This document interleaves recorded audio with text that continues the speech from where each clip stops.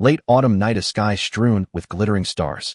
At the open-air campsite behind the ancient city, a group of students preparing for the college entrance examination are celebrating the 18th birthday of their class beauty and class monitor. On this particular night, Li Sitong is dressed so beautifully that the gazes of the boys around her are filled with the restless throbs of youth. Even those who had never secretly admired her before find their hearts surging as they see her tonight. Only one boy, Jiang Xia, sitting on a folding stool, looks at her with a gaze full of oddity.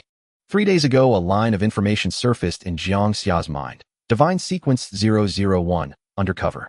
He has no idea what it means, but drawing on all the dramas and novels he has watched over the years, he infers that he has already stepped beyond the ranks of ordinary people. For now, the first change this information has brought him concerns Li Sitong. Ever since that line of text appeared, he has felt a strange sense of familiarity emanating from her. It is a feeling hard to put into words, as though one beast has encountered another, sniffed at the scent on its body, and thought, yes, the scent is right, this is my kind. It is baffling. In addition, for the past 3 days, Jiang Xia has been constantly ravenous. No matter how much he eats, even to the point of vomiting, his stomach swollen and tight, his entire body remains swept by the weakness that hunger brings. He has gone to the hospital for tests. The doctor said nothing was wrong. Tonight, Jiang Xia has eaten a great deal of grilled meat. No one has eaten more than he has. Yet now he finds even sitting to be an effort, his whole body utterly devoid of strength. He more or less understands that perhaps the line of information in his mind has triggered some kind of change in him. Yet no matter how he probes it, that message remains only a message, bringing no tangible transformation. If this continues, in a few more days, his little sister, who loves to attend banquets, might well end up feasting at her own brother's funeral table. Let's all raise our glasses and toast happy 18th birthday to our class monitor. May she be forever 18. Cheers. Cheers. Jiang Xia's eyes are dull, his expression suggesting he might faint at any moment. He lifts his beer cup and takes a light sip. The chilled beer flows into his mouth, bringing a brief, cool clarity to his head. Yet the next instant, as the beer enters his stomach, his body rebels. Sharp, stabbing pain erupts in his gut, almost intolerable. The sensation is bizarre and violence surging through him. Not wanting to disgrace himself in front of so many classmates, Jiang Xia rushes to his feet and bolts like the wind toward a dark, unlit corner in the distance, bending over as he retches loudly. A chorus of exclamations rises behind him. Damn, Jiang Xia, seriously. One mouthful of beer, and you're like this. Didn't you brag before that your alcohol tolerance was amazing, that you could drink while gazing heroically toward the open sea? With that kind of tolerance back in our countryside, you'd be seated at the children's table during New Year banquets. When Jiang Xia returns, one boy is standing before Li Sitong, trembling as he accepts the good guy card she is handing him. I'm sorry, Su Kuan. I'm not planning to date anyone yet. You're a good person. She adds gently, besides, we only have a few months left before the college entrance examination. This is the time we should be focused on studying. Li Sitong is wearing an off-white down jacket and a tightly wrapped red scarf around her neck. Below, loose jeans and white sneakers complete a clean, crisp look. Her outfit is neat and appropriate, her skin delicate and fair, her face bare of makeup save for a glossy layer of lip tint on her lips. She is every inch the campus goddess, a title well-deserved. Rejected, Su Kuan droops like an eggplant struck by frost, his head hanging low. He still refuses to give up. He lifts his head to look at Li Sitong, forcing himself to speak, his voice trembling. Li Sitong, I really like you. Ugh. Before his words fade, Jiang Xia lets out another dry retch and hurriedly turns away, sprinting back into the darkness. Su Kuan takes a deep breath, grits his teeth, and throws a resentful glare in Jiang Xia's direction. Jiang Xia feels as though he is about to die. This does not feel like drunkenness. His alcohol tolerance has never been this poor.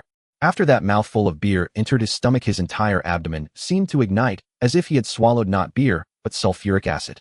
Only after 3 long minutes does the agony ease slightly. Jiang Xia wipes the tears from the corners of his eyes.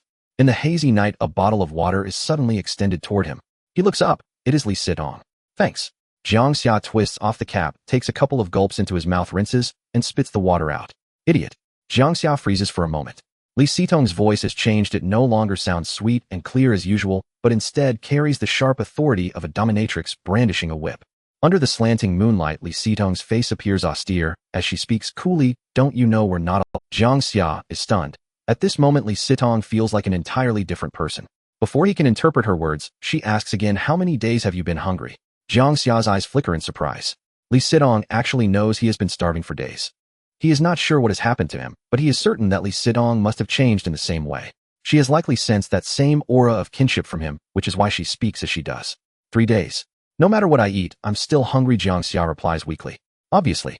Ordinary food will never make us feel full no matter how much we eat, Li Sitong says, pausing as her gaze circles around Jiang Xia with a strange look. It seems you still haven't realized what has happened to you, she finishes. Jiang Xia's expression tightens. He is certainly Sitong knows something.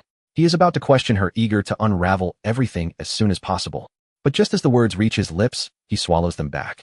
He remembers the line of information in his mind: divine sequence 001, undercover. He is desperate to obtain answers from this girl who seems to be just like him. Yet he knows the meaning of the word undercover. An undercover agent. One misstep and you plunge into an abyss from which there is no return. Li Sitong smiles faintly. It's fine. Not knowing yet doesn't matter. Once you've eaten your fill, you'll understand. How do I eat my fill? Jiang Xia asks the one question he believes might be safe. Even if it is dangerous, he has to ask. At this point, he urgently needs to be sated. If he doesn't fill his stomach soon, he feels he has at most 2 days left to live. Li Sitong does not reveal the answer directly. Instead, she offers a meaningful smile. When everything wraps up later, don't leave. Jiang Xia watches her back. As Li Sitong walks out of the darkness and into the light, she once again becomes the pure, sweet campus goddess she always appears to be. A strong sense of foreboding rises in Jiang Xia's heart. Faced with the unknown, the first emotions humans feel are always fear and unease. What in the world has happened? What is this undercover role? What is the method of filling his stomach? She said that once he eats his fill, he will know. Know what? And when she says we, what exactly does she mean? This year, Jiang Xia is a senior at Xinghano, one high school. He once had a warm, harmonious family and a younger sister, 6 years his junior, mischievous and full of quirks. Yet 3 years ago, a car accident shattered that happiness. During his father's convalescence in the hospital, the old man and a woman who was likewise hospitalized took a mutual liking to each other. Jiang Xia followed his mother, who was often away on business trips. As for that homewrecker, Jiang Xia loathed her to the core, and she had a son the same age as him, equally detestable. On his sister's 12th birthday, Jiang Xia took her out for a meal. As he waited downstairs for her to come down, he heard the homewrecker's son mutter nearby, "2 idiots. Instead of currying favor with your rich mom, you insist on staying with that old hag." The words were like a spark tossed into a powder keg. Jiang Xia lunged forward and launched into a brawl with him. Jiang Xia had barely fought before yet. That day, he was uncharacteristically fierce, like Lu Bu descended to the mortal world. He rained down blows on the fat boy with whatever means he could muster, and in the end emerged with a resounding victory. It was only after that fight, upon returning home, that a line of information suddenly appeared in his mind: divine sequence 001, undercover. The extreme excitement kept Jiang Xia awake for the entire night. He felt as though he had been chosen by a god. Judging from the first part of that information, it was as if some special power had been bestowed upon him. Yet the word undercover at the end left him utterly perplexed. He experimented in many ways, but none could evoke this so-called undercover ability. The only change in his body was an overwhelming hunger. No matter how much he ate, in 3 days he remained ravenous. Originally, he had not planned to attend Li Sitong's 18th birthday banquet tonight, because the hunger left him barely, but the aura on Li Sitong, so similar to his own kind, made him feel this might be a breakthrough, a chance to obtain answers from her. The words Li Sitong had just spoken to him made Jiang Xia feel that coming tonight had been the right decision. Yet though the answer seemed to lie just ahead, on the verge of being revealed, Jiang Xia's heart could not grow excited. Instead, a nameless panic welled up, a restless dread that something terrible might happen, a tremor before the unknown. At 11 p.m., the birthday banquet concluded smoothly, and everyone went home. Jiang Xia did not leave. Following Li Sitong's instructions, he hid in the dark and secretly stayed behind. The fierce hunger made him unwilling to move at all. He could not even think. His whole being grew hazy and muddled, as if he were about to ascend to immortality. He faintly sensed his life bar draining away bit by bit. If he did not eat soon, never mind 2 more days. He feared he might not even survive tonight. No matter what was truly happening at this moment, Jiang Xia had only one thought. He had to eat his fill. He had to eat his fill. Roughly 20 minutes after everyone left, Li Sitong finally appeared. The very first thing Jiang Xia blurted out was, "How can I get full? Jiang Xia, can you be my boyfriend?" Under the faint moonlight, Li Sitong blinked her lashes long, her eyes wide. Jiang Xia froze for a moment. On any other day, if the class beauty and class monitors suddenly confessed to him, his mind would be ablaze with thoughts. But now he could think of nothing else. His weakened brain could not support any other thoughts. "Tell me how to get full first. Promise me first. If you promise, I'll let you eat your fill." "Fine." Jiang Xia had never been this hungry before. Li Sitong's smile turned sweet, her expression a touch playful. "Then from now on, you're my boyfriend. You have to listen to me, okay?" All right, I'll listen to you." Right now, Jiang Xia's mind held nothing but ways to fill his stomach. Li Sitong chuckled softly.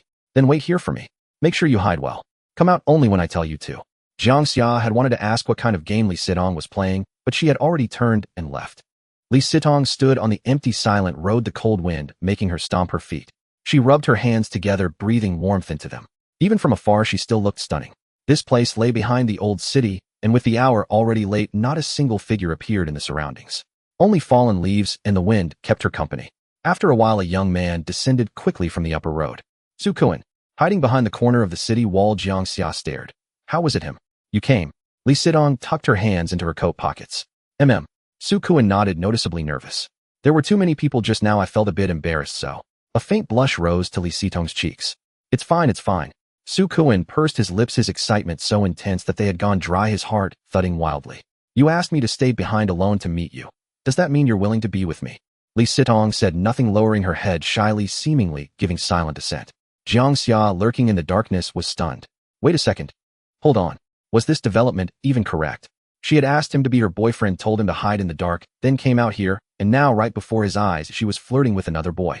Was she using him for thrills? Jiang Xia's heart clenched, a dizzying green cloud seeming to settle. No, I don't want to be with you. Or rather, I can't be with you anymore. Just a few minutes ago, Jiang Xia already accepted. Li Sitong raised her gaze to Su Kuan as if she had merely been toying with his feelings all along.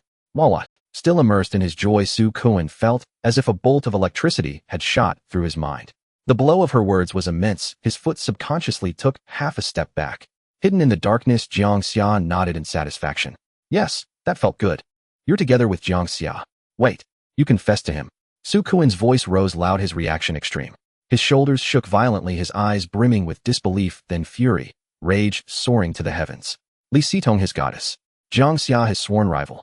And tonight, after rejecting his confession, his goddess turned around to confess to his enemy, then asked him to stay alone just to tell him this. He felt utterly humiliated. Then why did you call me back? Su Kuan could no longer suppress the anger in his heart, his roar spilling out into the night. Li Sitong spoke softly. I want to know just how much you like me. In that instant, Su Kuan felt as if he still had a chance. He vaguely sensed that Li Sitong being together with Jiang Xia was nothing more than a prank, a lie meant to deceive him. His eyes flashed. You're not really together with Jiang Xia, are you? Li Sitong smiled, faintly reaching out to gently stroke Su Kuan's face. I want to know how much you like me. Su Kuan's heart stirred. He was certain now. Li Sitong was not together with Jiang Xia. That hand on his face moved with great tenderness. He had never imagined she would make such a gesture. His heartbeat quickened even more. Very much. I like you very much. Li Sitong gazed deeply into Su Kuan's shining eyes. Thank you for liking me. As she spoke, a wicked smile curled her lips. She seemed once again to be playing with a boy's feelings. Suddenly, a black tendril shot violently out from Li Sitong's mouth, driving straight into Su Kuan's neck, like a blade piercing through his entire throat, stabbing out from the back of his neck as blood sprayed forth. Su Kuan's eyes bulged, and in the fleeting remnants of his consciousness, his gaze held only confusion at his sudden death. A low hum seemed to resonate. Jiang Xia's head felt suddenly heavy, his pupils contracting at terrifying speed. The scene that had just erupted before his eyes struck his unguarded soul like a thunderclap. The change had come too swiftly. Jiang Xia had no preparation whatsoever, no prior warning of any kind. He had worried that something bad might happen, but he was utterly unprepared, especially unprepared for Li Sitong to extend a tendril from her mouth and kill Su Kuan. Only after several seconds, when he finally reacted, did Jiang Xia turn to run. Yet whether from sheer hunger or terror, his legs felt weighted with lead. He had barely taken a step before his whole body collapsed to the ground like a heap of mud. Her tongue was like a straw, greedily sucking at that supreme delicacy. Delicious, so delicious. I haven't been this excited in so long. Li Sitong turned her gaze toward Jiang Xia, limp on the ground, her breathing heavy, her expression verging on madness. Jiang Xia, come and hold me. Jiang Xia's face contorted into a mask of pain, his scalp tingling. He braced both hands on the ground, trying to crawl away from Li Sitong. Yet he had scarcely crawled half a meter before a tendril whipped through the air, coiling around his leg and dragging his entire body back toward her. The overwhelming desire to survive made Jiang Xia grip the ground tightly with all 10 fingers, while Li Sitong's strength was immense, causing his fingers to rub against the ground until they bled. Reaching Li Sitong's feet, Jiang Xia saw the tentacle that had dragged him over was Li Sitong's right hand, which reverted to its original form after pulling him. Su Kuan stood stiffly in place, blood streaming down his face, and it was not until the 3 tentacles that had pierced his head withdrew that his body fell backward. Li Sitong's tentacle returned to her original tender tongue, her lips stained with blood, breathing heavily, her face flushed.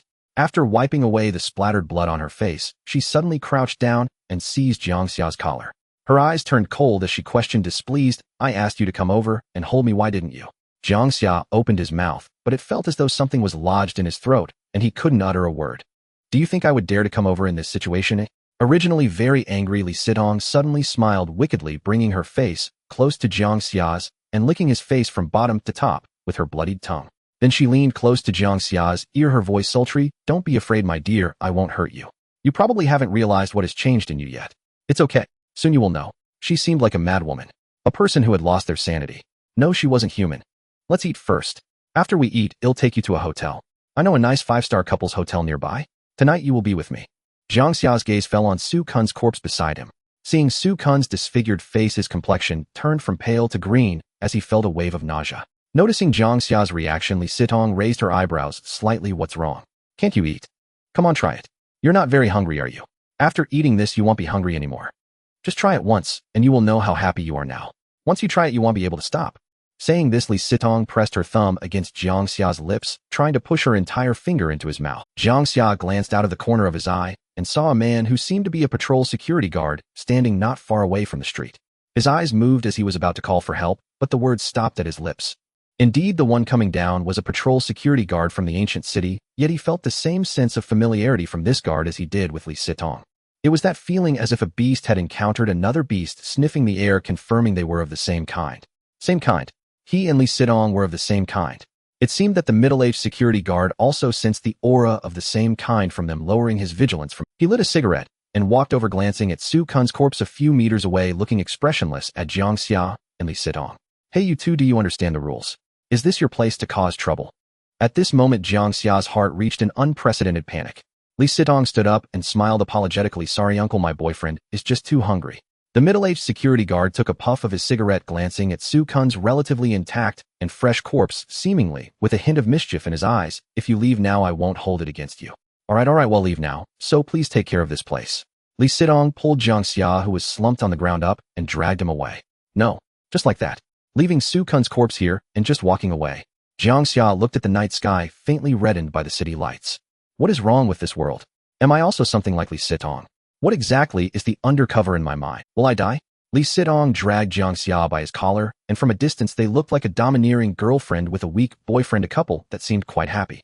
The night was deep, and there were hardly any people near the ancient city.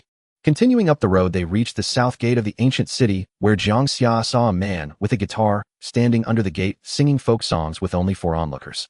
Yet from the 4 onlookers, Jiang Xia sensed that same aura of kinship. As they passed behind them, the 4 men and women turned to look at them, revealing different smiles before turning back to focus on the man humming the folk song. Li Sitong did not pull Jiang Xia into the ancient city, but continued to drag him up the road. On the roadside, a drunken young man waved to stop a passing taxi. Driver, New District, New World. The young man drunkenly opened the door and sat in the back, waving goodbye to his friends outside. Jiang Xia's gaze was fixed on the balding driver, and from this driver, he too felt that same aura of kinship. Young man, if you feel like throwing up, just let me know, and he'll pull over. The bald driver turned back and politely looked at the young man. Stop whining. If I throw up in your car, will you pay for the cleaning? The young man seemed to have a violent temper. All right then. The bald driver nodded, turned back, revealing a sinister smile, and lightly pressed the accelerator to leave. After walking another 500 meters, Jiang Xia was dragged into a 5-star hotel by Li Sitong. The 2 beautiful receptionists at the hotel greeted warmly upon seeing someone enter, extending their hands in a welcoming gesture. While Li Sitong registered, Jiang Xia's gaze was fixed on a couple entering the elevator. This couple was laughing and very affectionate, yet from that young man Jiang Xia sensed the aura of kinship. Jiang Xia had never shown such a terrified expression before, with his heart reaching an unprecedented panic. Jiang Xia had never shown such a terrified expression before, with his heart reaching an unprecedented panic, even more than when he had just witnessed Li Sitong's transformation. Sir, could you please scan the code to register your identity? The receptionist spoke politely, gesturing to the QR code with a warm smile. Jiang Xia withdrew his gaze to look at the 2 receptionists. They were also kin. They were everywhere. Why were there so many? Seeing Jiang Xia in a daze, Li Sitong waved her hand in front of his eyes. Jiang Xia, hurry up and take out your phone to scan the code for registration. Jiang Xia wanted to run, but he had a premonition that if he suddenly ran now or shouted loudly, Li Sitong would definitely kill him on the spot, making him die worse than Su Kun. Or perhaps all these kin around him would rush forward and kill him. I can't stand staying at the hotel. Can I go back? Jiang Xia said to Li Sitong. Stop talking nonsense, let's go. Li Sitong yanked Jiang Xia and nervously asked the receptionist, Miss, can we register his identity information later? This was clearly against the rules, but perhaps because everyone was kin, the beautiful receptionist did not refuse, nodding with a smile. That's fine. Here is your room card. Do you need us to take you 2 up? No need, sorry to trouble you. Li Sitong was very strong, and Jiang Xia was sure that even if several adults combined, they would not be as strong as her. In the hotel suite, Jiang Xia sat on the birdcage bed, watching the class beauty and monitor undressing under the pink ambient light. As she removed her down jacket, a white turtleneck sweater was revealed, accentuating her graceful figure. Although Li Sitong had just turned 18, her body had already developed, well, possessing all that one should have. Jiang Xia sat upright on the edge of the bed, his entire back soaked with cold sweat. His mind was racing, wondering what Li Sitong truly was. Was the original Li Sitong consumed by a monster, leaving this imposter behind? Or had a monster killed Li Sitong and assumed her guise? What about me? Am I the same kind of being as her? Li Sitong kicked off her sneakers, removed the red scarf from her neck, and placed her toes on Jiang Xia's chest, gently pushing him backward. Jiang Xia gripped the sheets tightly, his head ringing, as if a heavy hammer was striking it, producing a thud. This is bad. This is terrible. The class beauty and monitor was in the same room as him, and something indescribable was about to happen, which sounded incredibly tempting. The imagination ran wild. Yet Jiang Xia felt no interest at all. Heaven knows what kind of monster Li Sitong truly was. Did her body structure resemble that of a human? Li Sitong knelt on one knee at the foot of the bed, slowly crawling onto Jiang Xia, her eyes sultry and full of emotion as her fair hand slowly moved down his chest. Seconds later, her expression changed. Do you think I am a monster, which is why you can't muster any interest in me? No, I can't. It's just that I'm naturally not capable. Fearing that Li Sitong might feel offended, Jiang Xia had to momentarily abandon his male pride and blurt out nonsense. That's just nonsense. Li Sitong's gaze turned icy and she coldly replied, actually, I have ways to make you capable, but that would make me seem very cheap. She gently caressed Jiang Xia's cheek. Don't say that. Oh, I really quite like you. Ever since a long time ago when I was still a normal person, I had some feelings for you. So what exactly are we? Am I the same kind as you? Jiang Xia's breath grew heavy. He did not want to be a monster that harmed others like Li Sitong. However, from his Buddhist various reactions, it appeared he was, like Li Sitong, of the same kind. Li Sitong traced circles on Jiang Xia's chest with her fingertips. Anyway, you and I are no longer normal humans. The reason you're having difficulty accepting this is that you're just starting to change. Soon you'll become accustomed to it. Suddenly learning that he was no longer human, Jiang Xia found it hard to accept. What had happened? Why had he suddenly ceased being human? Especially the undercover in his mind. What was it exactly? He and Li Sitong were the same kind of monster, while in his mind there was an entry labeled God Sequence 001, Undercover. Did this undercover mean he was a hidden agent among the monsters? Jiang Xia asked. Why is this happening, and how many people around us are the same as we are? Many. On the way to the hotel, you should have sensed many similar auras. As for why this is the case, I cannot say for certain. Li Sitong changed the subject, continuing. You should feel fortunate. If you were still a normal human, sooner or later you would become food. So this was something to be happy about. From prey to hunter. Why do you want me to be your boyfriend? Jiang Xia seemed to have 100 questions, yet the issues troubling him were indeed many. Didn't I just say? I've had feelings for you for a long time.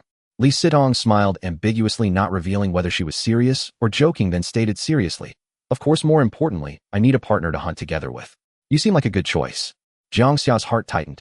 A partner to hunt together. Just like how she had treated Su Kuan earlier. I just ate a bit too much and feel quite sleepy. I'll rest now. Li Sitong yawned, resting a leg on Jiang Xia, her head leaning on his shoulder, holding him tightly, closing her eyes, while leaving Jiang Xia alone to slowly digest. Initially, Jiang Xia's brain was in a highly excited state. The extreme shock and panic made him forget his hunger. Although Li Sitong seemed unlikely to harm him, the sudden change in the world was hard for him to accept, both mentally and physically. With so many monsters around, would his family be in danger? His mother, sister, and that philandering father. Among them, could there also be kindred like him? Jiang Xia dared not think further. The mere thought of possibly having kindred among his family made his hands tremble uncontrollably. Gradually, in the midst of extreme fear, his head grew heavy from hunger, and before long, he fell into a daze. In the morning, a piercing alarm clock rang. Jiang Xia abruptly opened his eyes bloodshot. Li Sitong, who was resting on his arm, was as quiet as a little white rabbit. The alarm made her murmur, and her head burrowed into the blanket, snuggling into Jiang Xia's embrace. Jiang Xia gently lifted the blanket to take a look. No matter how he observed, she did not resemble a man-eating monster at all. 10 minutes later, Li Sitong got up and was washing up in the bathroom while on a phone call with her father. I'm at the hotel, just by myself. Dad, are you still not at ease? Jiang Xia stood weakly at the bathroom door, and after Li Sitong hung up, he asked, what will happen if I continue to feel this hungry? You will lose your rationality until you eat to fill your stomach. The first to suffer will be your family. But don't worry, you won't starve to death. Even if you don't eat anything for a month, you won't die of hunger. Jiang Xia's eyes flickered, his heart tightening. So if I keep starving, I will lose my rationality and first fill my stomach with my family. Not necessarily. By then, those who are related to you will be more tempting. Li Sitong put down the towel, walked up to Jiang Xia, and wrapped her arms around his neck. They were very close, their noses almost touching, both could distinctly feel each other's breath. Don't make our relationship public, and don't make a fuss that exposes our differences. Live as we used to, and if you expose yourself too, obviously those people will come after you. Who are those people? Jiang Xia asked. Li Sitong's hand caressed Jiang Xia's face. They are our top-tier food. Nothing provides us with more nutrients than them, and likewise to them we are also their nourishment. You can think of this as a game of hide and seek. If we find them first, they die. If they find us first, we die. Of course, you don't have to worry too much. Their numbers are not many, you could even say they are pitifully few. There might not even be one among 100,000, but still be cautious. As she spoke, Li Sitong stood on her tiptoes and gently pecked Jiang Xia on the forehead. To avoid being seen leaving this couple's hotel together, I will head to school first, you can come along slowly. Li Sitong exited the hotel room, and Jiang Xia leaned weakly against the bathroom door. He felt that he and Li Sitong should now belong to the category of monsters, or perhaps something even more sinister. Could those people she spoke of be similar to the demon hunters in movies? If he was an undercover hidden among monsters, did that mean he was in league with those people? Vaguely he thought he heard some sparse sounds. Looking down, his pupils rapidly contracted. It was his hand that was. His left hand began to transform from the fingertips, revealing sharp black claws. The palm resembled that of a lizardman covered in green scales with a white viscous liquid on it. The transformation continued from his palm up to his wrist, as if it were attempting to consume his entire arm. With the hunger in his abdomen growing stronger, the rate of change also increased. His whole arm had transformed into a green monster's arm, twice as thick as before. Feeling a slight itch on his face, Jiang Xia quickly rushed into the bathroom. Looking at his reflection in the mirror, Jiang Xia froze. In the mirror, his left eye socket had undergone a transformation, the eyeball had turned a ghostly green, and the red pupil was vertical like a cat's eye at noon. The area surrounding the eye socket displayed green scales, making it seem like a monster was hidden beneath human skin, trying to break free. At Qinghano, one high school, in the classroom of Class 3, Li Sitong sat in the front row of Group 2, looking as if she had just returned home, wearing a completely new outfit. Jiang Xia sat 2 desks away from her. He had missed the morning reading session and arrived before the first class. There were 39 students in the classroom, with only Su Kun's seat empty. Jiang Xia observed for a moment. Good news, he had just drunk a cup of the beverage that Li Sitong had placed on his desk, which restored a bit of his strength. He vaguely guessed what had been added to it, but he was simply too hungry. Even if his mind was uneasy, he had to quiet his stomach. Otherwise, if he lost control, he genuinely feared the monster hidden within him would emerge.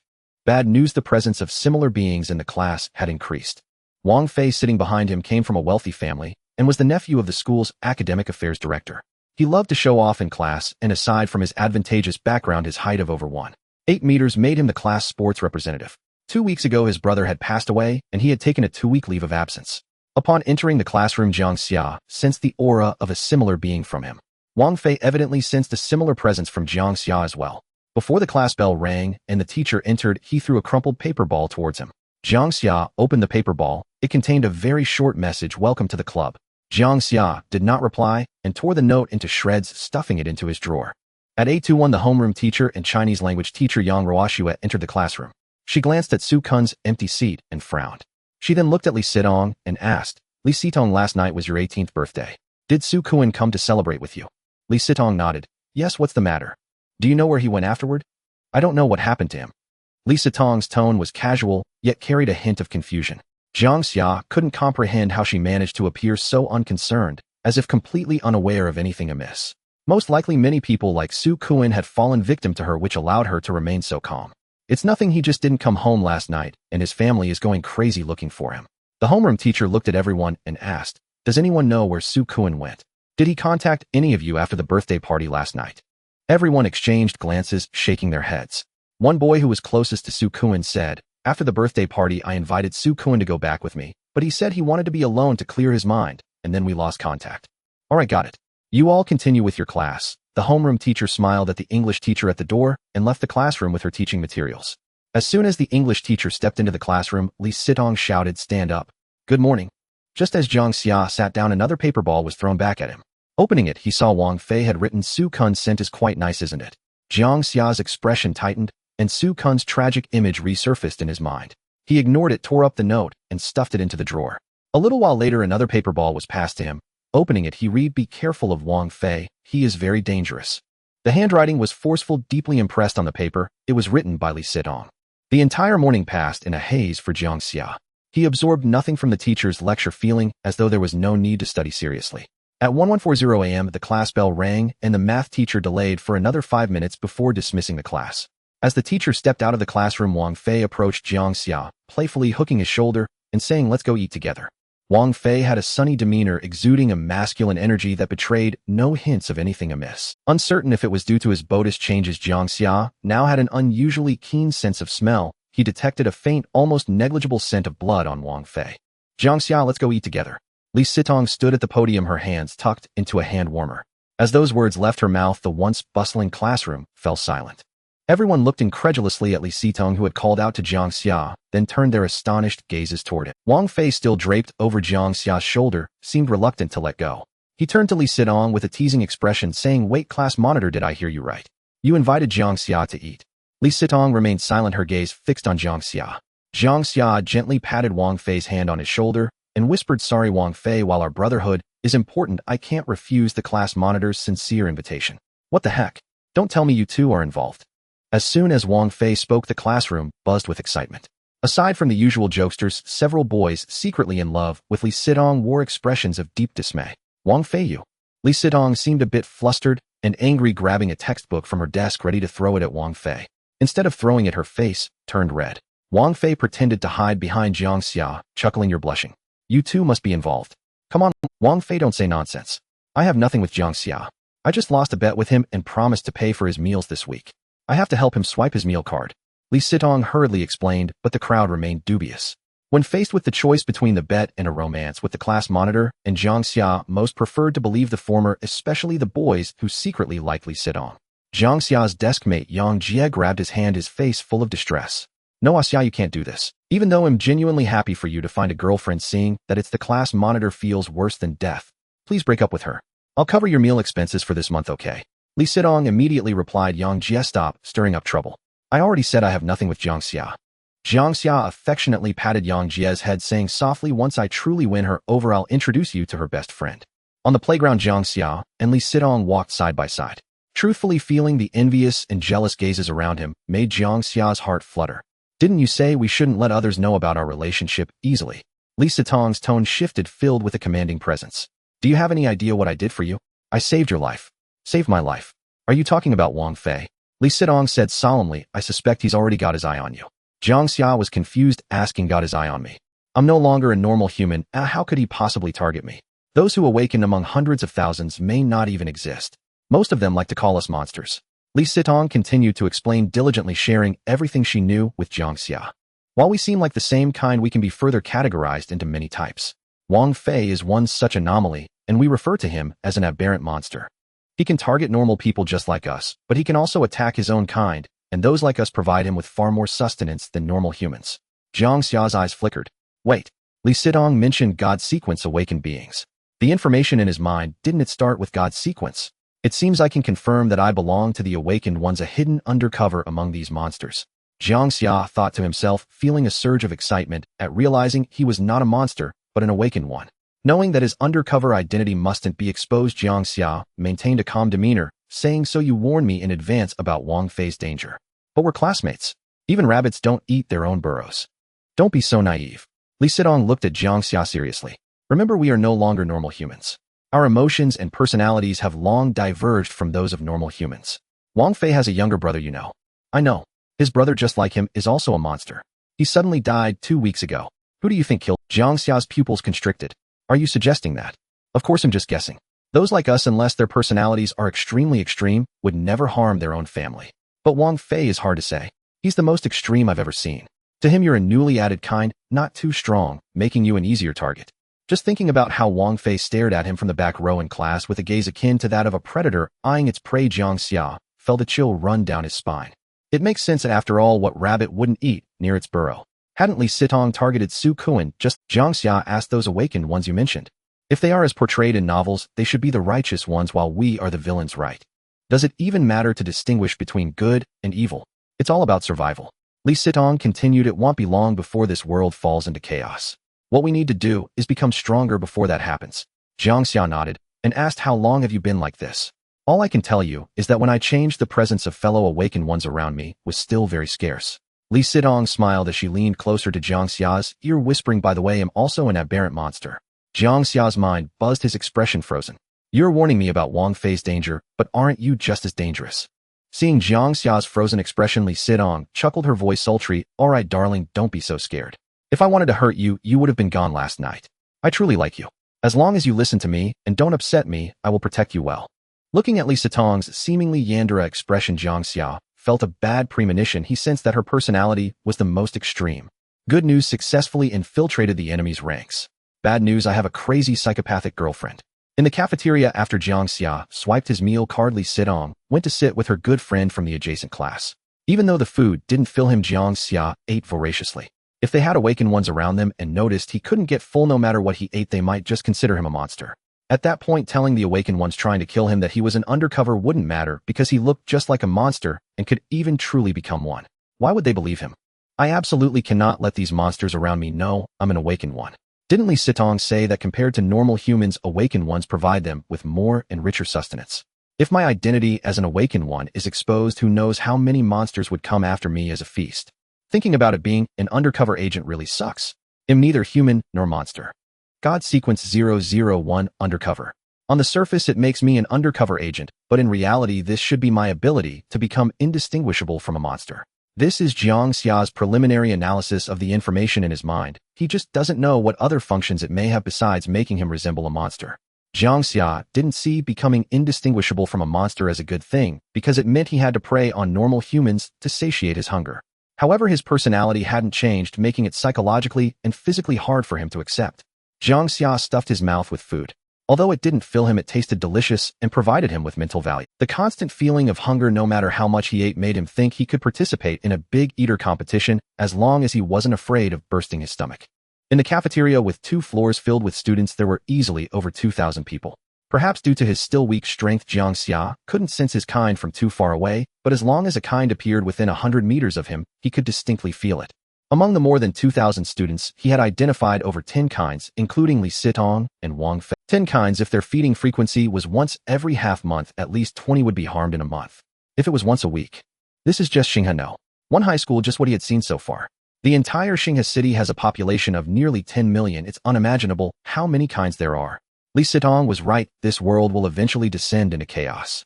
Perhaps it is already on the verge of collapse, but there must be a group of people striving to maintain order.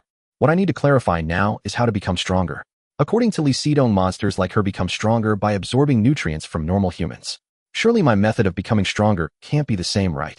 That wouldn't distinguish me from a monster at all. Even with the information about God sequence 001 Undercover in his mind, Jiang Xia couldn't even tell whether he was human or ghost. If I belong to the awakened ones, then my method of becoming stronger should be similar to theirs, right? Unless there's another way for me to fill my stomach, since I'm not truly a monster, just an undercover. At 9:00 p.m., after evening study was dismissed, Jiang Xia boarded the bus at the school gate, heading to where his sister currently lived. Compared to himself, he was more worried about his family now. But as soon as he got on the bus and found a seat, Wang Fei followed him. Clearly his route home was not this bus. The bus was mostly filled with students from the first high school. When Wang Fei expressionlessly sat down behind Jiang Xia, a shiver ran through Jiang Xia, and a layer of cold sweat broke out on his back. Jiang Xia was not frightened to the point of losing his courage. Rather, he felt a creeping unease. The thought that Wang Fei was following him to find a secluded place to deal with him made his hair stand on end. His mind raced as he pondered how to respond. According to Li Sitong, demons would not expose themselves in public, so Wang Fei would definitely not act on the bus. For now he was safe, but what about after getting off? Remaining still now was the most foolish course of action. Confronting him heat and later would also be unwise. Of the 36 stratagems, fleeing was the best option. Just before the bus doors were about to close, Jiang Xia immediately stood up, wanting to rush out. However, before he could fully rise, a strong hand pressed him back down. Wang Fei leaned over to Jiang Xia's ear and whispered, "Don't move. There are awakened ones on the bus." Jiang Xia's eyes flashed. Awakened ones. So Wang Fei was following him because of the awakened. After all, the nutrients provided by the awakened were greater than anything else. He can't be referring to me, right? Jiang Xia mumbled to himself. Buzz's phone screen lit up. It was a message. Students at Xinghai. One can carry phones, but they must be managed by the class monitor at school. Wang Fei, you might be targeted by that awakened one. Jiang Xia, who is that awakened one, and where are they? Wang Fei sitting at the front next to a woman with a bag of oranges at her feet. Jiang Xia looked up quickly. The woman was in her 30s, wearing a light pink dress with a cream-colored coat over it, fitting the mold of a devoted wife. Jiang Xia, she doesn't look like one. Wang Fei, awakened ones are better at disguising themselves than we are. If she looked like an awakened at first glance, she would have been dead long ago. Jiang Xia, how do you know she's an awakened? Wang Fei, I saw her about half a month ago. She killed one of our kind in a dark alley, then disappeared. I just saw her get on the bus with you, so I followed. Jiang Xia, what do you want to do, eat her? Wang Fei sent a sweating little yellow-faced idiot. Of course I'm helping you. What if she didn't accidentally get on this bus, but is actually targeting you? Seeing this message, Jiang Xia paused for a moment, then quickly typed, help me. Are you really that kind-hearted? Wang Fei, why does it sound like I'm not a good person? Did Li Sitong speak ill of me? Jiang Xia hadn't replied, yet when Wang Fei sent another message, I advise you to stay away from her. She's a demon. Do you know what a demon is? Jiang Xia, I know. She told me, but aren't you one too? Wang Fei, yes I am, but I'm different from her. I would never harm my own kind. Rather than fighting amongst ourselves, I prefer to hunt normal humans and awaken ones. And she is a lunatic. Haven't you noticed how she behaves like a pervert when alone with you?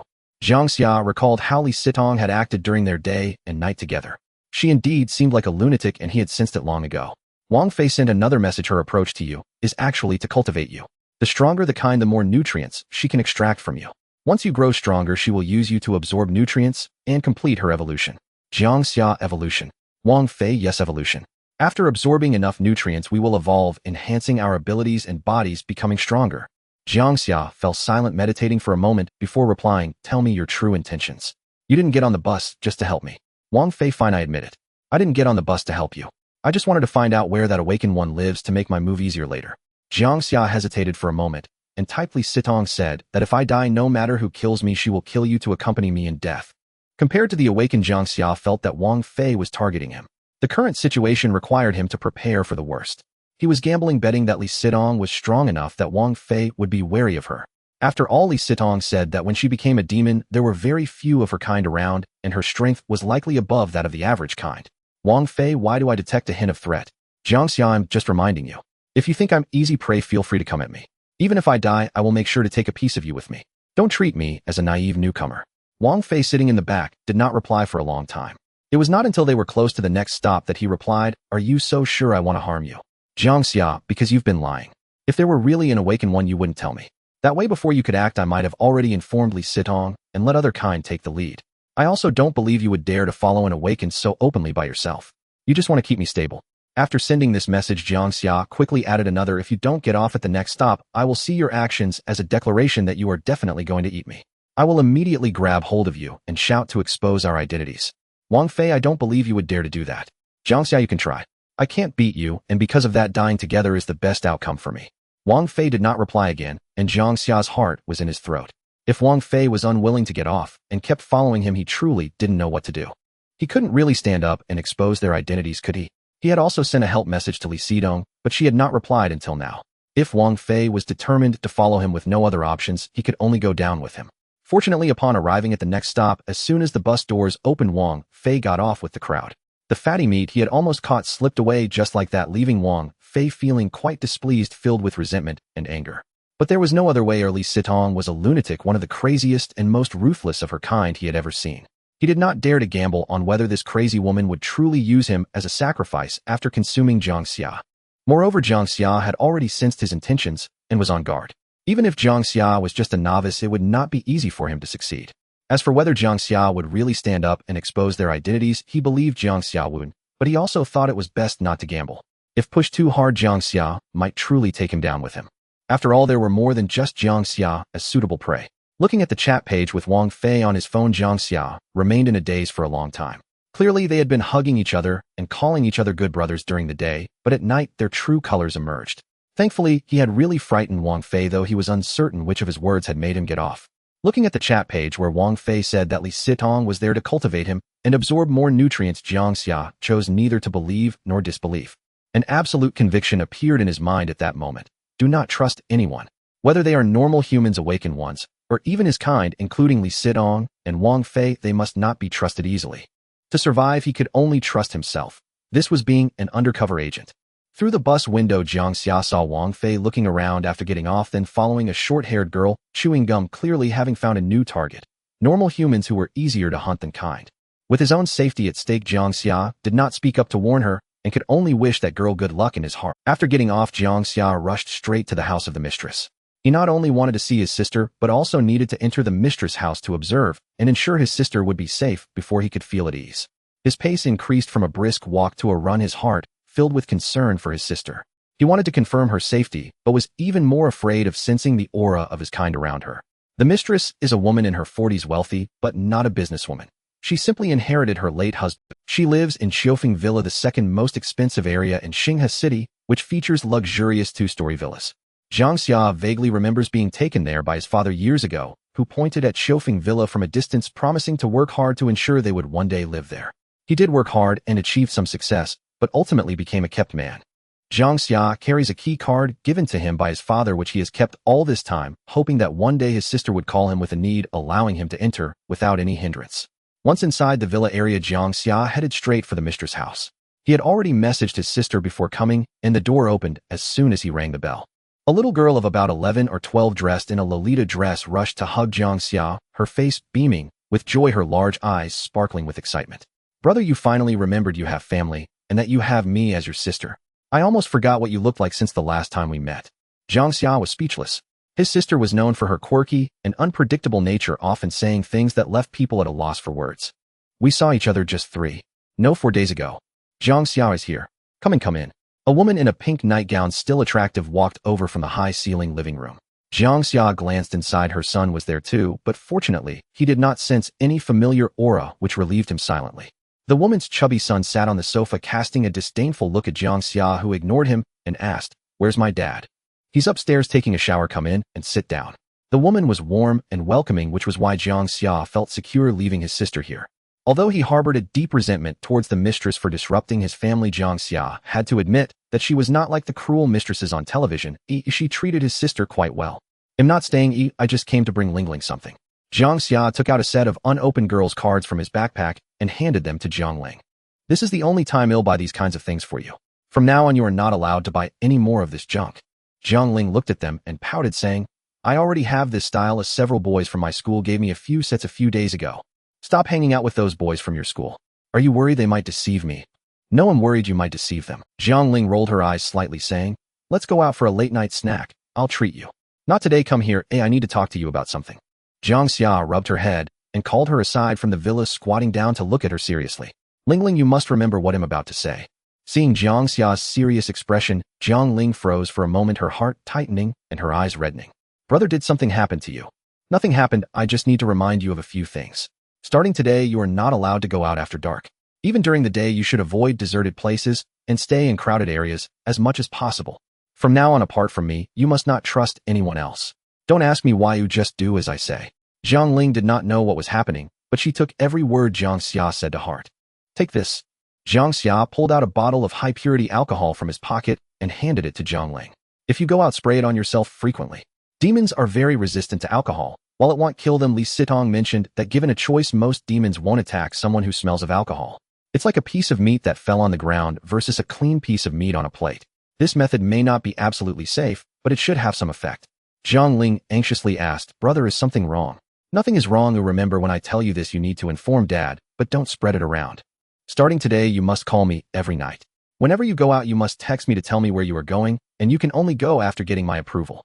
Jiang Xia wanted to keep Jiang Ling close, but that might not be the safest option. Keeping her here and not letting her wander around might be better. The security here is much better than in other places, with over 30 security guards, and there's a police station nearby. It's unlikely that any foolish demon would come here to hunt. Even if there are demons in this villa area, as long as no one is wandering around, the probability of an incident happening isn't high. After cautioning his sister, Jiang Xia did not linger and left, using the excuse that he needed to sleep early for a test the next day. However, he did not leave immediately. Instead, he wandered around the large villa area, trying to sense if there were any similar auras nearby and how many. The villa area is vast, and it's difficult to cover it all on foot in a short time, but to ensure his sister's safety, Jiang Xia was meticulous, willing to take as much time as necessary. Initially, he roamed for a long time without sensing any similar auras. Just when he thought this place might be safe, he reached an intersection where two similar auras appeared simultaneously. He focused his gaze on the villa on the right, where the lights were on, and a very distinct similar aura was present. As he turned to look at the left side, a figure suddenly rushed towards him, and Jiang Xia's heart skipped a beat. Before he could react, he was embraced tightly.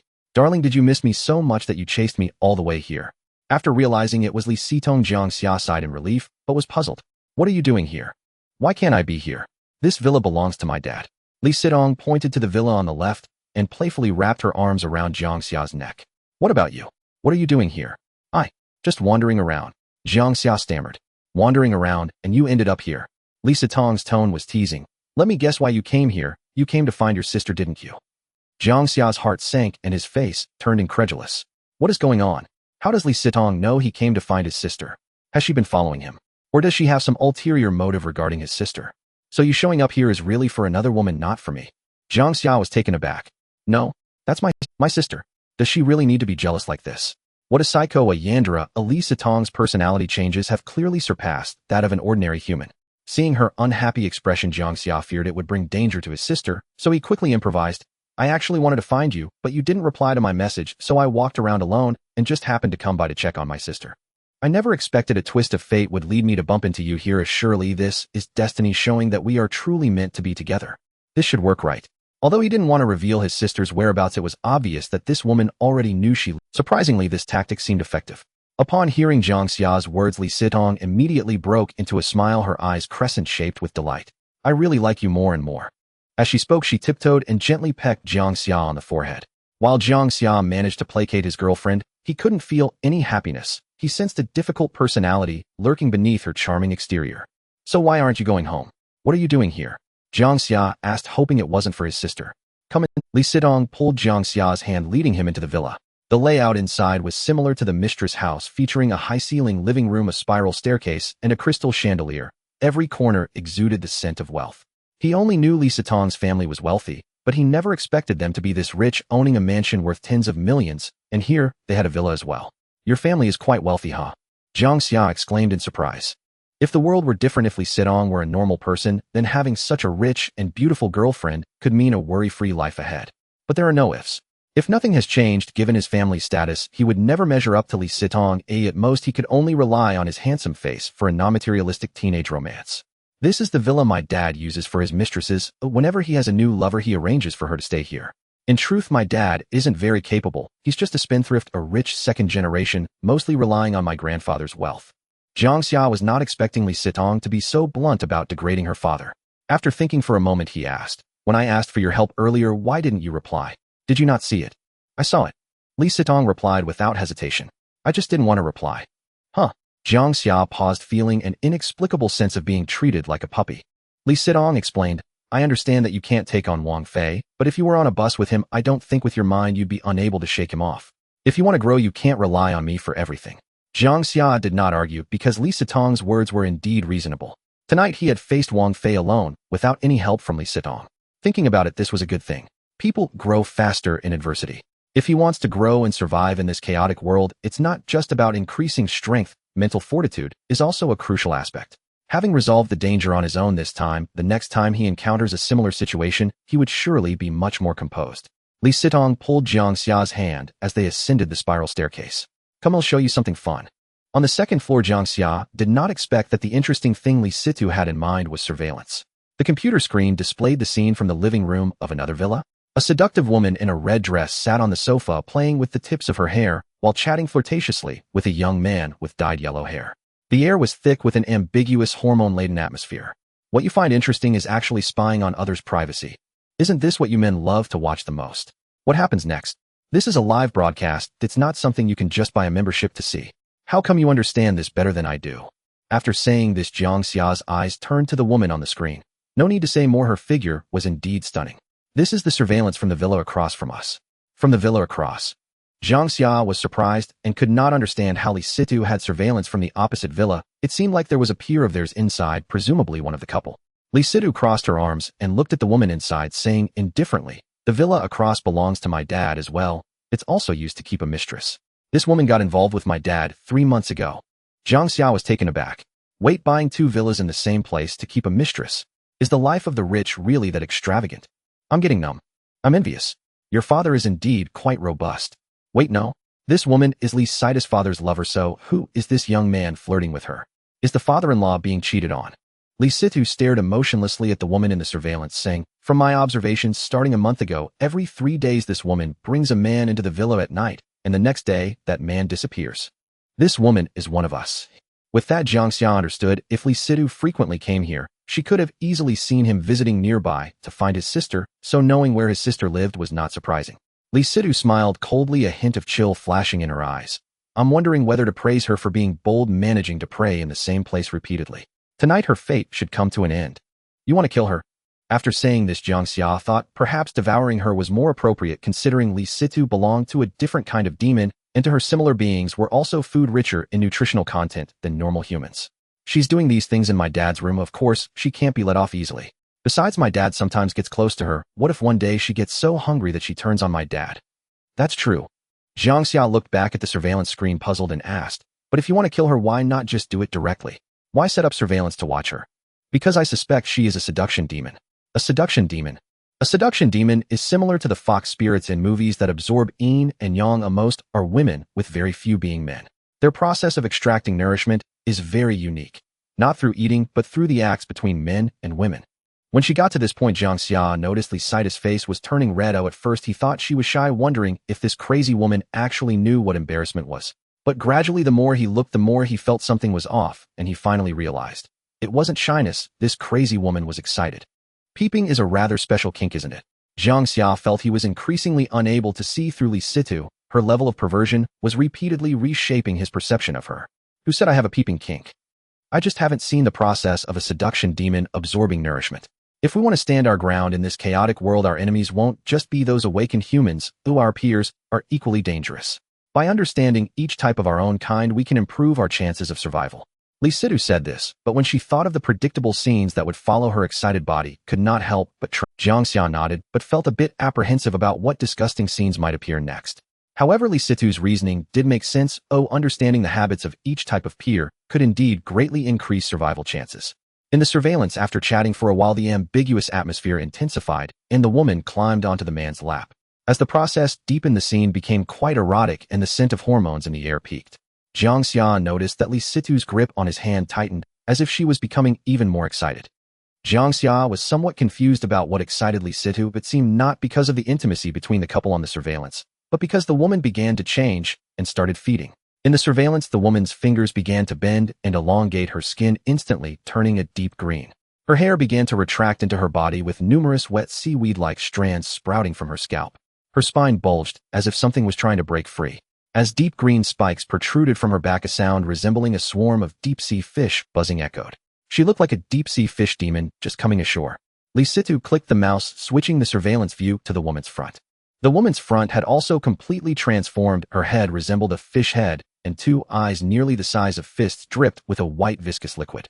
She split her upper and lower jaws, revealing a mouth full of neatly arranged white fangs tilting inwards toward her throat. No matter how Li Situ switched the angles of the surveillance, she could not see the young man blocked by the woman. Just as the stunned young man let out a sharp scream. That woman. No, more accurately, that fish-headed monster opened its massive mouth 180 degrees, swallowing half of the man's head from top to bottom. Its teeth resembled those of a meat grinder rotating in circles, and the sound of teeth grinding against bones was like nails on a chalkboard, sending chills down the listener's spine. Red liquid flowed from the corners of the woman's mouth, cascading down onto the man's entire body. The man's body trembled violently. He tried to break free, but his entire body felt like it was nailed to the sofa. The overwhelming force rendered him immobile, leaving him struggling with all his might. This scene was 100 times more frenzied than when Li Situ dealt with Su Kuan. Jiang Xia let out a dry heave, his face turning green. He didn't want to be outdone by Li Situ appearing less of a man than her, but he still found it hard to adapt to such a bloody and violent scene. But then he thought, what was he comparing himself to Li Situ for? This crazy woman was already mentally twisted. Besides, he had just been introduced to these matters, so it was perfectly normal not to adapt. At least it was good that he had prepared himself psychologically beforehand, so when the woman in the surveillance changed, the impact on his mind wasn't too great.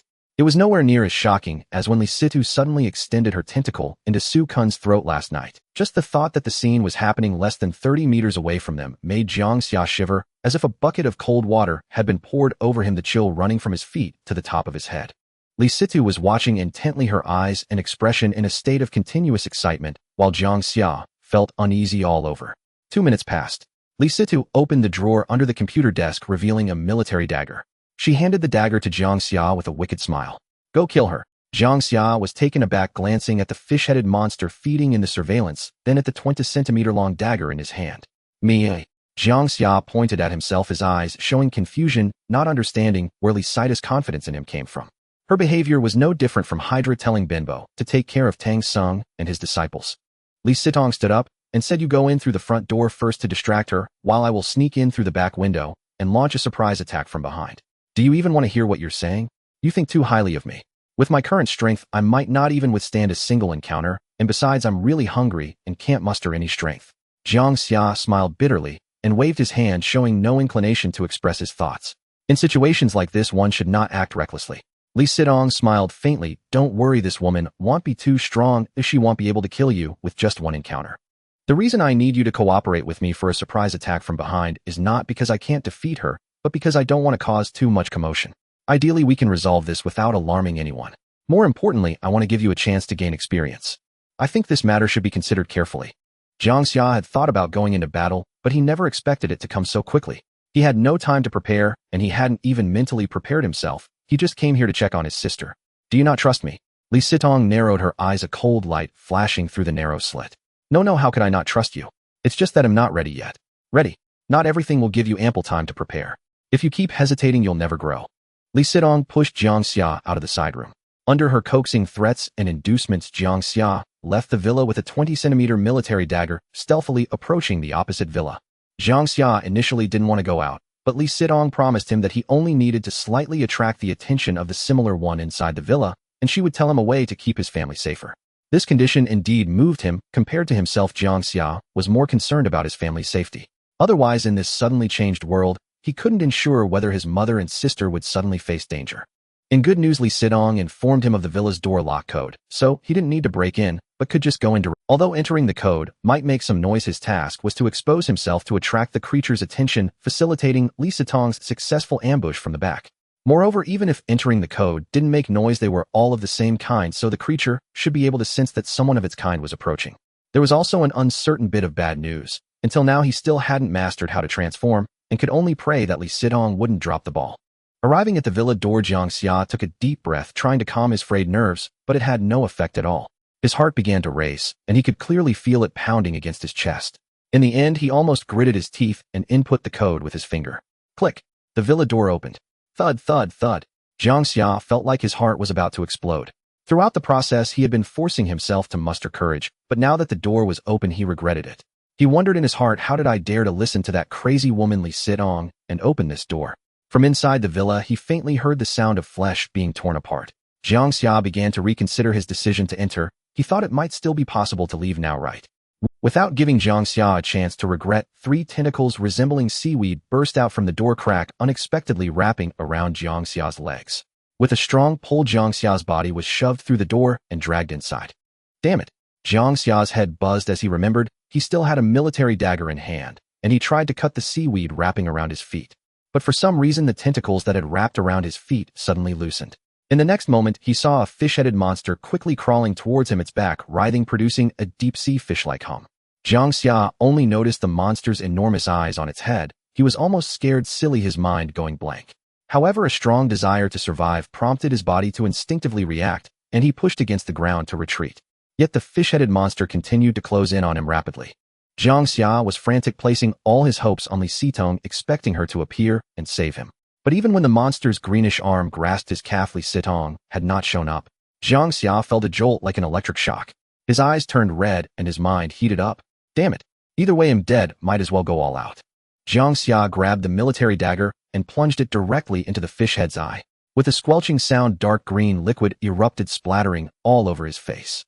With just one stab, the fish-headed monster stopped moving, its large head lying still on the ground. Jiang Xia stared blankly at the immobile fish head, unable to understand how he had resolved the battle with just one stab. Wasn't it supposed to be a life-and-death struggle? Suddenly, the fish mouth opened wide. A small black creature resembling a miniature octopus burst out from the fish mouth and swiftly covered Jiang Xia's face. Jiang Xia let out a startled cry as he grabbed the 2 tentacles of this creature. The soft flesh filled the gaps between his nails, but no matter how hard he pulled, he couldn't break free, as if thousands of tiny suckers were sticking to his skin. Most terrifying of all was that this thing seemed intent on burrowing into his mouth, as if it wanted to get inside his... Jiang Xia used all his strength to pull, distorting the skin on his face.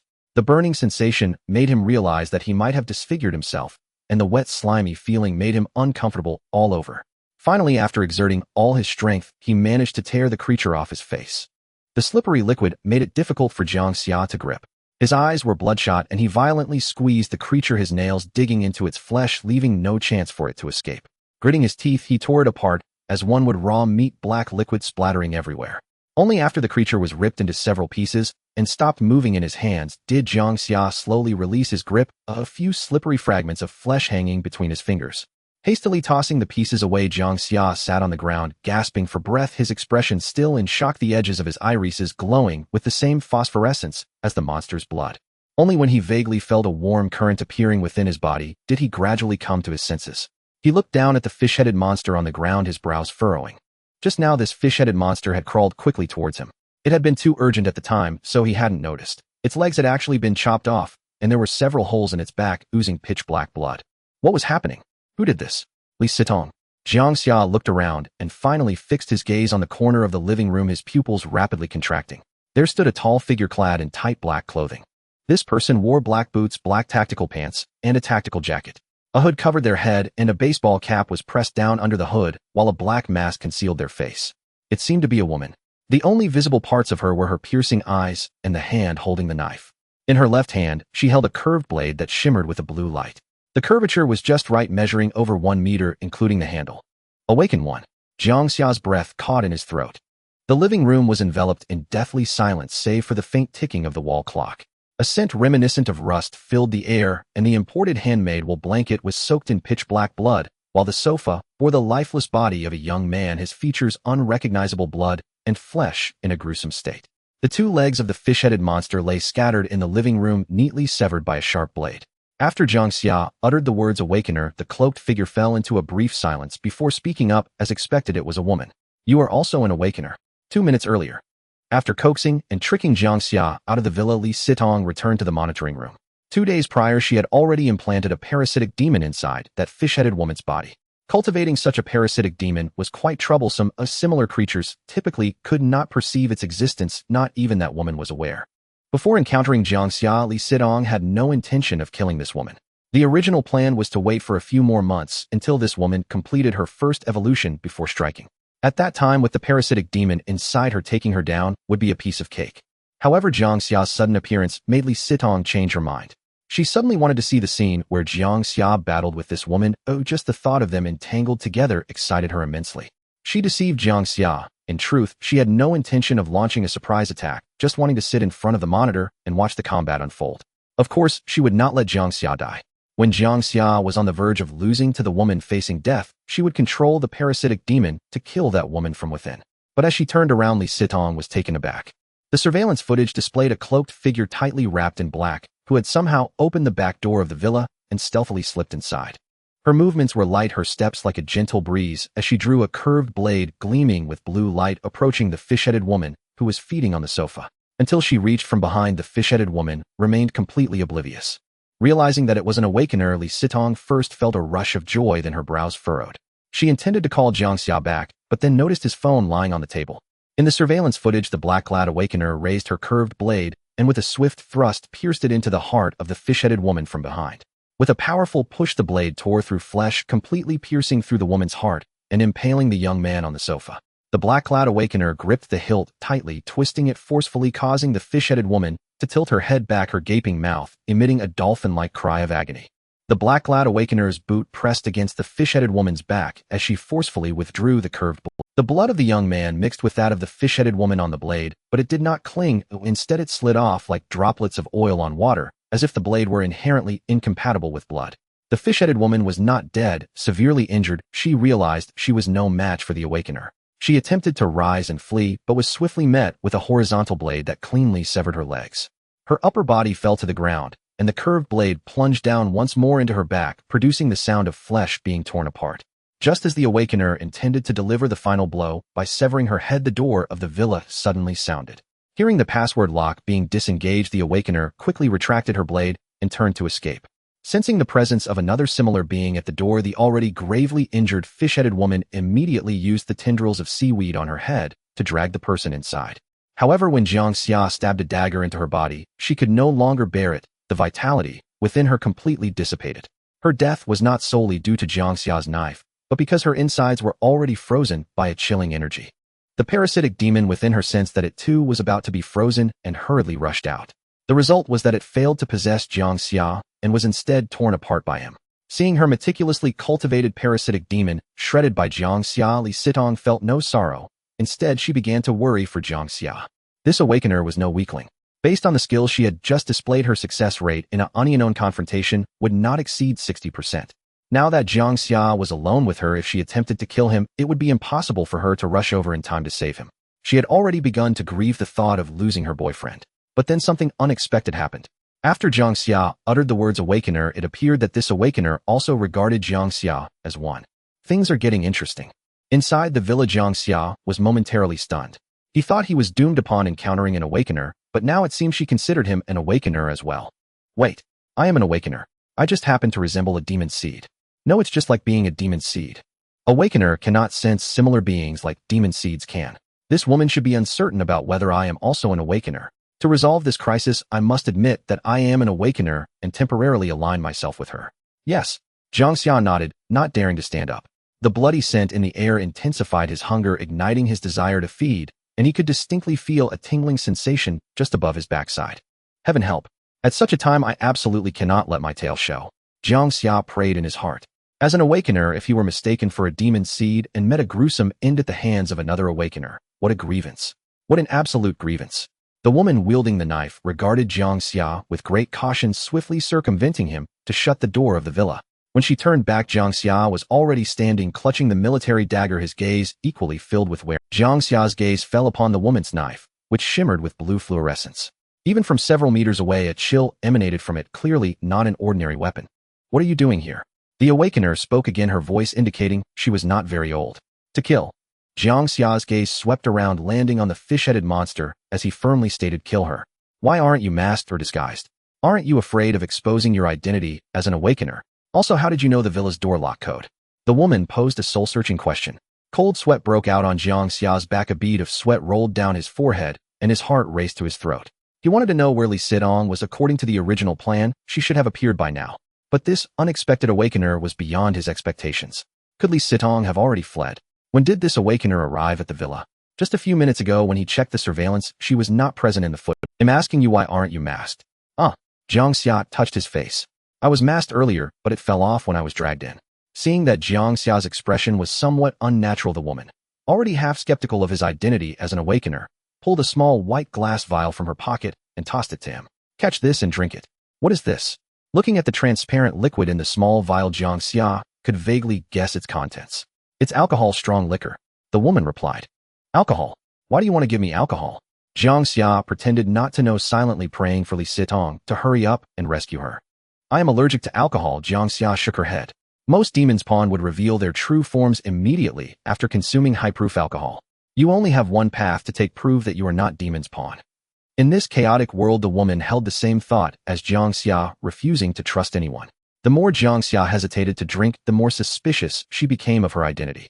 She raised her curved blade, pointing the tip at Jiang Xia, indicating for her to hurry and prove herself.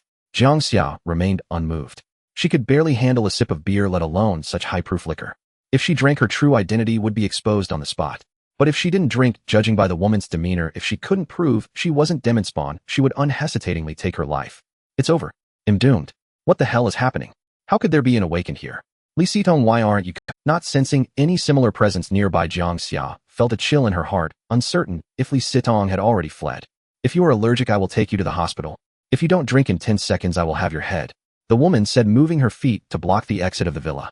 Hearing this, Jiang Xia realized that if she hesitated any longer, it would definitely arouse the woman's suspicion, and she might forcefully pour alcohol down her throat. The worst outcome would be if she took action directly. Jiang Xia preferred to take the initiative rather than be passive. As she opened the bottle cap, the scent of alcohol assaulted Jiang Xia's senses, as she felt that if she gulped it down, her true form would be revealed immediately. Looking at the blade pointed at her, Jiang Xia made up her mind. If I have to die, then let it be. Drink. Even if drinking would expose my true form, it might not necessarily be a bad thing. Transforming into a monster would undoubtedly enhance her strength. Her chances of survival in a direct confrontation would also increase. In such times, she couldn't place all her hopes on Li Sitong. Moreover, Jiang Xia didn't believe she needed to fight this woman to determine a winner of life and death within the villa. As long as she could burst out of the villa and reach the outside, there was a high probability that the woman wouldn't chase after her. Demon's Pawn didn't want to expose their identities, and awakened ones were even less willing to do so. A significant risk she had to bear was even if she ran away, her identity would still be exposed. But that would be a matter for after escaping and surviving. Let's take a gamble. Undercover. This is really frustrating. Jiang Xia once again cursed her ability in her heart. Holding the small bottle to her lips, she braced herself for the burning sensation as if her stomach were being scorched by sulfuric acid. Just as the high-proof liquor in the glass bottle was about to enter her mouth, the villa's lights suddenly went out, plunging everything into darkness. Immediately, Jiang Xia sensed a familiar presence rapidly approaching. The sound of a blade slicing through the air followed, and the blue blade traced beautiful arcs in the darkness. The speed of the strike was so quick that the blue light intertwined, resembling blue flowers blooming in the dark. Li Sitong. Jiang Xia felt a rush of joy in her heart, and quickly stepped back, grateful to Li Sitong's ancestors for this thrilling moment. Gradually adjusting to the darkness, Jiang Xia realized that her eyes seemed to have undergone a mutation. Subsequently, she could see everything clearly in the dark, as if her eyes were equipped with night vision. Tentacles. Countless tentacles were thrashing about. The gusts of wind they created whistled through the air. The source of these tentacles was in the villa's corner, where a humanoid monster stood, 3 tentacles extending from its mouth, the tips shaped like ice cones, sharp and deadly. Its arms transformed into 2 tentacles with blade-like ends, and 2 more extended from its back. The night vision ability of the awakened was evidently inferior to that of the demon spawn, especially when dealing with multiple tentacles in such a dark environment. Gradually, the awakened began to struggle. Accompanied by a loud bang, one of the tentacles swept across her waist, and her body crashed against the fish tank, shattering it. Glass shards were scattered across the floor by the rushing water. Soaked from head to toe, the awakened rolled on the ground, littered with shards of glass, dodging the tentacles attacking her from all directions. Unlike in the TV shows, she didn't simply jump up like a carp. Instead, she rolled first, then found an opportunity to kneel on one knee, her curved blade dancing up and down to block the tentacles, taking several steps to stand up. Her swordsmanship was exceptional, even making Jiang Xia feel a tinge of envy. At the same time, she secretly felt fortunate that Li Sitong had arrived just in time. Otherwise, even if she drank that high-proof liquor and transformed into a monster, she likely wouldn't have escaped under such remarkable swordplay. Help! The awakened shouted at Jiang Xia. Jiang Xia remained unmoved. If help was truly needed, it seemed that she should be helping Li Sitong instead. Jiang Xia wanted to be on the side of justice, to be like the protagonist in anime, who saved the world, but these were merely wishes, beautiful fantasies. She knew well that this battle would only be more advantageous for her if Li Sitong won. If the awakened won, the likely outcome for her as an undercover agent was death. She didn't believe she could explain her status as an undercover agent clearly. Knowing that she wouldn't be able to win in such an environment, the awakened began to retreat towards the villa door, paying the price of multiple injuries to her body, opening the villa door and rushing out. The tentacles that were flying in the air paused for a moment, seemingly not intending to pursue. Swish, swish, swish. After a few seconds, the tentacles retracted. Li Sitong's voice rang out. They actually let her escape. Her tone was somewhat resentful, mixed with a hint of anger, feeling displeased that the duck she had almost caught had flown away. After a few seconds, she said, "Close the door." When Jiang Xia turned around after closing the door, the villa was illuminated once again. Li Sitong stood in the center of the living room, savoring the blood on her hands with great delight, her breathing rapid like a starving beast that had finally tasted blood and flesh after a long time, her gaze filled with immense satisfaction. Exquisite. Indeed. Nothing compares to the awakened. Her crazed expression made Jiang Xia hesitant to approach, fearing that Li Sitong might use him to satisfy her cravings. How could there suddenly be an awakened? Jiang Xia asked from the doorway. Although the crisis seemed to have been resolved, the escaped awakened seemed to pose an even greater threat to her. Having survived a catastrophe, her lips felt dry with tension and her heart raced uncontrollably. It wasn't until Li Sitong licked the last drop of awakened blood clean from her hands that she reluctantly put them down, her gaze turning towards the fish-headed monster lying on the ground. At this point, the fish-headed monster had returned to its normal human form. The once near perfectly beautiful woman now appeared horrifyingly disfigured after Jiang Xia had stabbed her. "She came for her, but accidentally bumped into us," Li Sitong replied. "Then my identity was exposed. Will there be any consequences, eh?" Jiang Xia asked anxiously. Li Sitong looked at Jiang Xia, somewhat uncertain. "It depends on whether she keeps an eye on you. However, she has sustained serious injuries, so she shouldn't act in the short term." Saying this, she walked in front of Jiang Xia, took the high-proof liquor bottle from her hand, sniffed the pungent alcohol, and then raised it to her eyes to inspect. "She's a smart person and knows that no one can be trusted. Throw it away or it smells terrible." Jiang Xia covered her nose, unable to tolerate the stench of alcohol wafting from the bottle. Throwing it away would be such a waste. Li Sitong glanced at Jiang Xia, revealing a mischievous smile. Jiang Xia blinked, looking at the liquor, and then at Li Sitong's malicious grin, suddenly feeling a bad premonition in her heart. "I'm leaving first. Feeling something amiss, Jiang Xia turned to run, but was caught by Li Sitong, who tightened her grip around his neck. Darling, I'm your boyfriend, your legitimate boyfriend. You can't treat me this way. Jiang Xia struggled and shouted. Just take a sip. Just one sip. Do you want to hear what you're saying? Jiang Xia tried to pull Li Sitong's hand away, catching a glimpse of her smile from the corner of his eye. As he looked at the drink being held to his lips, an image of Pan, Jinglian feeding Wu Dalong medicine suddenly flashed in his mind. High-proof liquor like this can be deadly. What's wrong with this crazy woman? Darling, just one sip. How about you drink a sip, and I drink a sip, eh? No, Li Sitong said, somewhat displeased. Those little couples on the street, their girlfriends feed their boyfriends, and they never refuse. Why are you being so ungrateful? Jiang Xia pressed Li Sitong's hand down earnestly. Listen to me, don't harm each other. Put down the drink, and I'll treat you to milk tea, the one with huge pearls. Li Sitong huffed. That woman just now told you to drink, and you were ready to comply. But when I tell you to drink, you refuse. Am I not even as good as that woman? Jiang Xia stared at Li Sitong intensely. Can it really be compared like that? Why can't it? We're both women, and I'm still your girlfriend. Why do you listen to her, and not me? To be fair, when Li Sitong throws a tantrum, she does have a bit of that girlfriend vibe. I know what you want. You want to see what I look like after transforming. Jiang Xia articulated clearly. He felt he had somewhat figured out the pattern of Li Sitong's madness. This woman, while seemingly crazy, wouldn't suddenly go off the rails for no reason. I just like your cleverness. Don't you want to see what you look like after transforming? Jiang Xia was also curious. Let's be real, I'm quite eager to know, but isn't there any other way besides drinking? Li Sitong said. You belong to the type that cannot control your body autonomously. You need to undergo a complete demonization first before you can transform freely in the future. Hearing this, Jiang Xia looked at the drink in Li Sitong's hand, thinking, so I have to drink this bottle. Li Sitong continued, besides this, you must drink not just now, but regularly in the future. You need to make your body withstand alcohol to the maximum extent. At least within 5 minutes of drinking, you must suppress the intense discomfort alcohol brings to your body. You don't want to be easily dominated by alcohol in the future, do you? Jiang Xia felt it made sense, but just as he was about to drink, he thought it was inappropriate here. Let's find another place. It'll be a hassle if that awakener comes back with people. She wouldn't dare come back, but just in case. Li Sitong said, glancing at the woman on the ground who had been stabbed in the eye, murmuring, damn awakener, you've stirred up my appetite.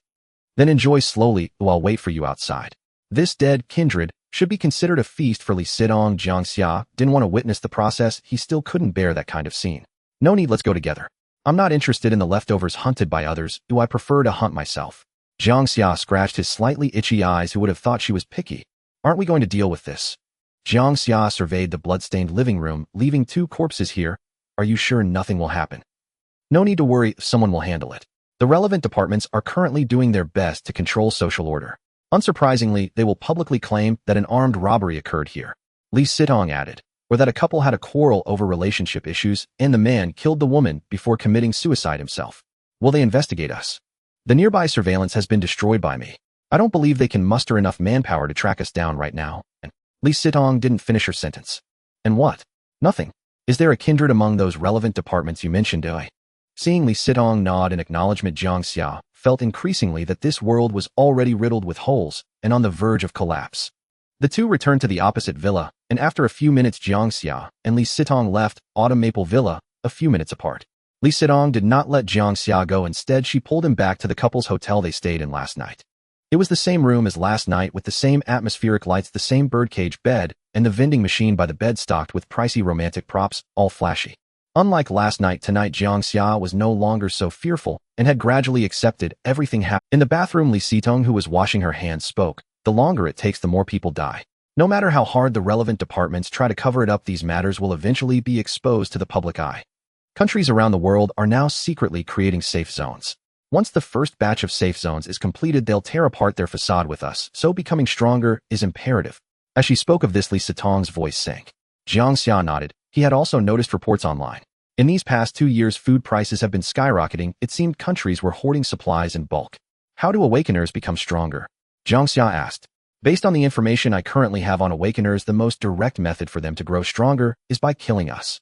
Li Sitong emerged from the bathroom, her face glistening with moisture. But not just any method will do. They must use their awakened special abilities to kill us for it to work. Jiang Xia's heart leaped with joy. Isn't this just like leveling up by defeating monsters? After he had just torn that small monster apart with his bare hands, he distinctly felt a warm current appear within him. The warm currents that appeared didn't vanish. Instead, they seemed to burrow into his cells, and his body's strength appeared to have increased significantly. It seems I, like other awakeners, also become stronger by killing demons. I just wonder if after killing enough demons I will evolve like them. Jiang Xia's eyes flashed, and he immediately realized the greatest benefit of his Divine Order ability.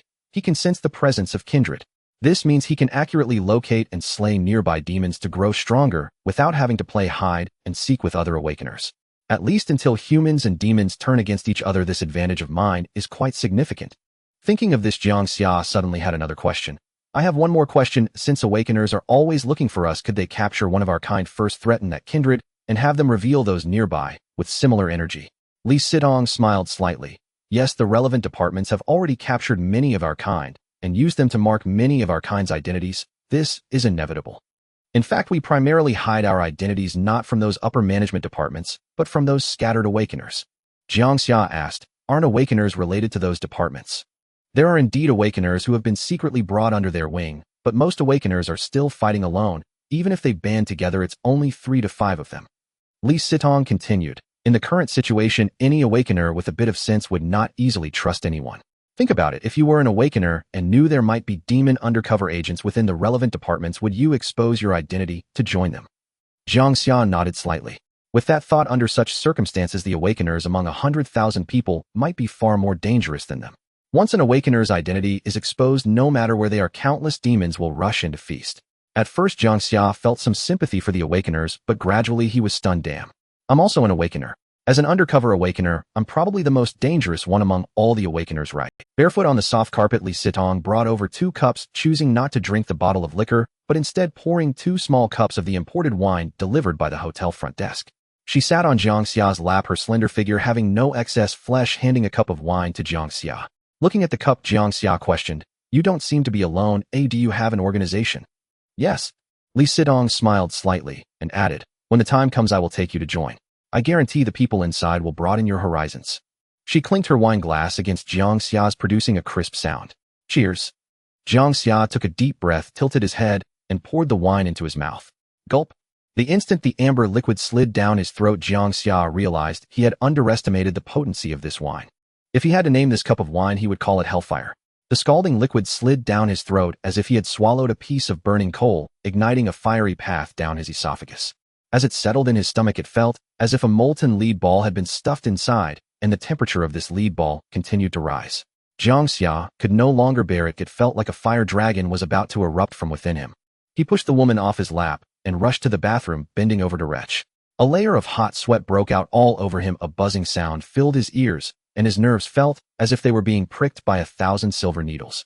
Jiang Xia felt as if one foot had already stepped into the gates of hell. He seemed on the verge of losing consciousness, and everything before him appeared to be shrouded in a thin veil, indistinct and surreal. The buzzing in his ears continued for a long time, and the burning sensation in his abdomen made Jiang Xia involuntarily cry out in pain. He hurried to the sink, turned on the faucet, and gulped down the icy tap water, hoping to extinguish. The buzzing in his ears continued for a long time, and the burning sensation in his abdomen made Jiang Xia involuntarily cry out in pain. He hurried to the sink, turned on the faucet, and gulped down the icy tap water, hoping to extinguish the flames rising within his stomach. He kept drinking and vomiting until a few minutes later the situation eased considerably. This hellish feeling was something Jiang Xia never wanted to experience again if he could help it. As everything gradually became clear before his eyes, Jiang Xia, supporting himself on the sink, was taken aback as he stared at his reflection in the mirror. In the mirror, his skin had turned a pale shade of green, and while his facial features had slightly changed, he still retained much of his original appearance. His eyes had transformed into a shade of eerie green with slitted pupils and tiny orderly arranged green scales around his eye sockets. His ears had elongated and sharpened, resembling those of an elven race. With his mouth slightly open, his jagged teeth were arranged in a way that suggested they could shred through flesh. The most noticeable change was the appearance of 2 black horns on his head, resembling dragon horns. Standing at the bathroom door, Li Sitong looked at Jiang Xia's appearance in the mirror and swallowed hard. Stunned for a moment, she finally spoke. So cute. Li Sitong could no longer contain herself, rushing in to tug on Jiang Xia's ear and pinch his cheek, her heart bursting with joy, as if she were a naive little girl who had just received her first plush toy. Little dragon person. Jiang Xia blinked, waves of shock surging within him. No, how can it be this adorable? Shouldn't he look fearsome and terrifying instead? Upon closer inspection, you do look a bit like a goblin, Li Sitong remarked. Jiang Xia abruptly turned his gaze toward her, reacting strongly. Where do I look like one? What I meant was the color of your face. Of course you look much better than a goblin, and upon closer inspection. Aside from his head, other parts of his body had also changed. His demonized hands were covered in deep green scales, orderly in size, and the front of his claws bore about 10-centimeter long black talons. From his back a green tail, tapering at the end, effortlessly pierced through his pants and stood upright behind him. He shed his jacket and tank top, revealing his transformed body. His chest muscles were firm and powerful with defined abdominal muscles below, and the sides of his waist were covered in scales, extending all the way to his back. At first glance his face was adorable. But overall, with sharp talons, chilling fangs, and the conical tail behind him, he exuded a strikingly aggressive presence. His elongated physique seemed as if it were born for battle. Li Sidong stood beside Jiang Xia, gazing at his reflection in the mirror, her eyes sparkling. No wonder I chose such a man. Even in his demonized form he captures my heart. Jiang Xia stared at his reflection in the mirror, feeling that he had not fully transformed yet. He attempted to control the power within him, and his face began to change again. His hair started to retract inward, his forehead lengthened, and his neck thickened. When the transformation stopped, his entire head had taken on a dragon-like appearance with blue scales shimmering with phosphorescence. Li Sitong examined him closely, pondering. You look a bit like a dragon warrior. The previous form looked better. The demonization lasted for several minutes until Jiang Xia gradually grasped the pattern and finally retracted his demonic form. Jiang Xia decided to buy a looser pair of pants tomorrow. His body had become stronger and more muscular after the demonization, and his current clothes felt tight. The good news was that his demonized form wasn't that of a tentacle monster. It didn't look gross at all, and instead it was. Jiang Xia then looked at Li Sitong in confusion, questioning, how can you handle alcohol so well? It's been so long and you're fine. I didn't drink. Li Sitong chuckled. You? Jiang Xia gritted his teeth, swallowing back the curse that was on the tip of his tongue. After seeing Jiang Xia's demonized appearance, Li Sitong seemed quite satisfied. After staying for a few more minutes, she decided to leave, saying she hadn't been home last night and had to go back tonight. Jiang Xia didn't want to stay in this hotel, which felt like a gathering place for demons, but it wasn't safe to go back alone at night. After taking a hot shower, he lay on his bed and called his mother. During the call, he inquired about how she was doing. Upon learning she would return the day after tomorrow morning, Jiang Xia urged her to be careful, using a very serious tone to advise her to stay in busy places and not go out at night. He also told her about the method of spraying alcohol on oneself that he had shared with his sister. When his mother asked what had happened, Jiang Xia chose not to reveal the truth. He didn't want to scare his sister with the truth, and he couldn't explain such matters clearly over the phone, or it might be taken as a joke. After all, he and his sister often joked about seeing aliens, and if he revealed the truth over the phone now, it would probably turn into a wolf is coming scenario. After receiving a firm response from his mother, Jiang Xia hung up the phone and fell asleep, utterly exhausted and deeply hungry. The next morning at 6:30, a light rain fell outside. The night before winter was especially long. Jiang Xia boarded a crowded bus, not rushing to school, but first going home to change into a fresh set of clothes, then headed to school to finish his morning classes as dawn broke. For the entire morning, Jiang Xia felt lonely with the seat beside him occupied by Yang Jia empty. This was because Yang Jia had been caught smoking in the bathroom during morning reading and was currently at the academic punishment station. Being punished for standing was not embarrassing, but what was embarrassing was that the teacher made him write 100 times, I will no longer pick up cigarette butts from the toilet to smoke. The most surprising thing for Jiang Xia was that after the rain stopped, Wang Fei unexpectedly invited him to play basketball. Jiang Xia didn't understand, was this guy really that good at pretending? Clearly last night he had followed him intent on devouring him, yet today he was acting as if nothing had happened and actively inviting him to play ball. Jiang Xia declined, not just to avoid giving face, but also because he was too hungry. Throughout the whole day, aside from eating and going to the bathroom, Jiang Xia remained seated, paralyzed by an intense hunger that made even moving his legs a challenge. He knew that Li Sidong had something that could fill his stomach, yet he hesitated to speak up, fearing that once he asked, he wouldn't. Jiang Xia still wanted to look for other ways to satisfy his hunger. After all, he wasn't a true demon. He was merely an undercover agent. He still deeply resisted consuming kindred food. It was Friday, and there was no evening self-study. At 4:20 p.m. school was out, and Jiang Xia boarded the bus heading to Autumn Maple Villa. Last night on the bus, he had passed a certain place and caught a whiff of a strange scent wafting in from outside the window. This scent was peculiar. It wasn't fragrant, but made his appetite surge, and it didn't resemble human blood. Jiang Xia vaguely felt that the source of this scent might allow him to fill his stomach. If it hadn't been for Wang Fei following him last night, he had planned to get off the bus to investigate when he first caught a whiff of that scent. On the bus, Jiang Xia sat by the window, and as they passed the stretch of road from last night, that peculiar scent infiltrated his brain once again. He hurriedly shouted for the driver to stop, and as soon as the door opened, Jiang Xia dashed out with his backpack. Beneath him was a crossroad. The area was not particularly bustling, and as far as the eye could see within a few hundred meters there were no tall buildings. Due to the narrowness of the road, traffic was extremely congested here. Every day after 5 in the afternoon, traffic police would come personally to direct the flow. Walking upwards led to the direction of Autumn Maple Courtyard, while going downwards to the right was towards Shiyun. Not very familiar with this area, Jiang Xia did not rush towards the source of the scent, but cautiously opened his phone map to check the nearby region. Following the direction of Shiyun district downwards was an industrial area with rows of factories resembling a steel forest, towering chimneys, like an elderly man smoking a pipe, slowly exhaling white smoke. The industrial area supported hundreds of thousands of working-class families in Xinhe City, and the scent was coming from this direction. Jiang Xia looked up, clearly sensing the direction from which the scent emanated. After confirming the direction, he zoomed in on the map with 2 fingers. Upon seeing the names of several factories displayed on the map, he furrowed his brow. Slaughterhouse. The map indicated that in the direction from which the scent came there were several livestock slaughterhouses. Could this peculiar scent I'm smelling be the blood and flesh of livestock?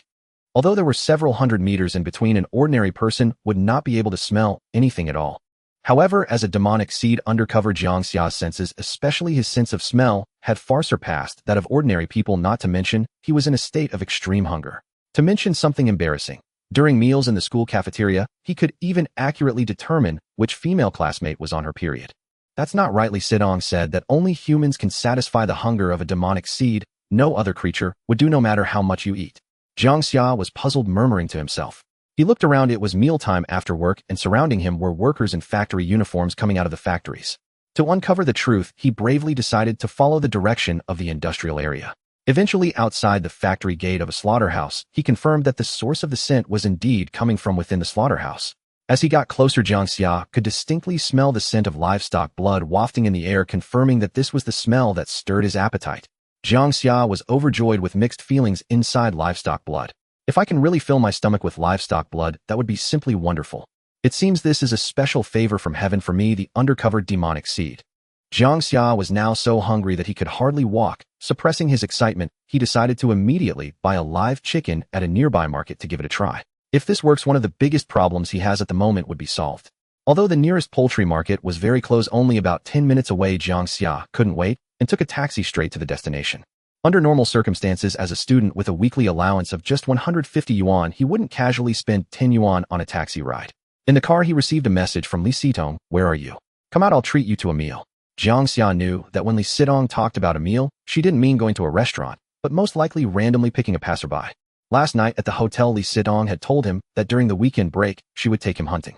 But it seemed Jiang Xia had no need for hunting now. No need. I will find a way to fill my stomach. Li Sitong, no way. You must let me teach you this precious first time. Jiang Xia joked, "Isn't it possible that we don't need to hunt? Your family is quite wealthy, right? I can partner with you to buy a blood donation vehicle. I'll contribute 100 and you can do the rest. Then we wouldn't need to harm anyone, and we could eat well every day, varying the flavors." Li Sitong, how did you come up with such a silly idea? Also, can you please avoid using such sensitive terms while chatting? Are you afraid the internet police won't find you, or what? Jiang Xia paused, realizing he had overlooked that chat records could be seen. But it didn't matter. Anyway, no matter how they hid, the relevant departments still had many ways to discover them.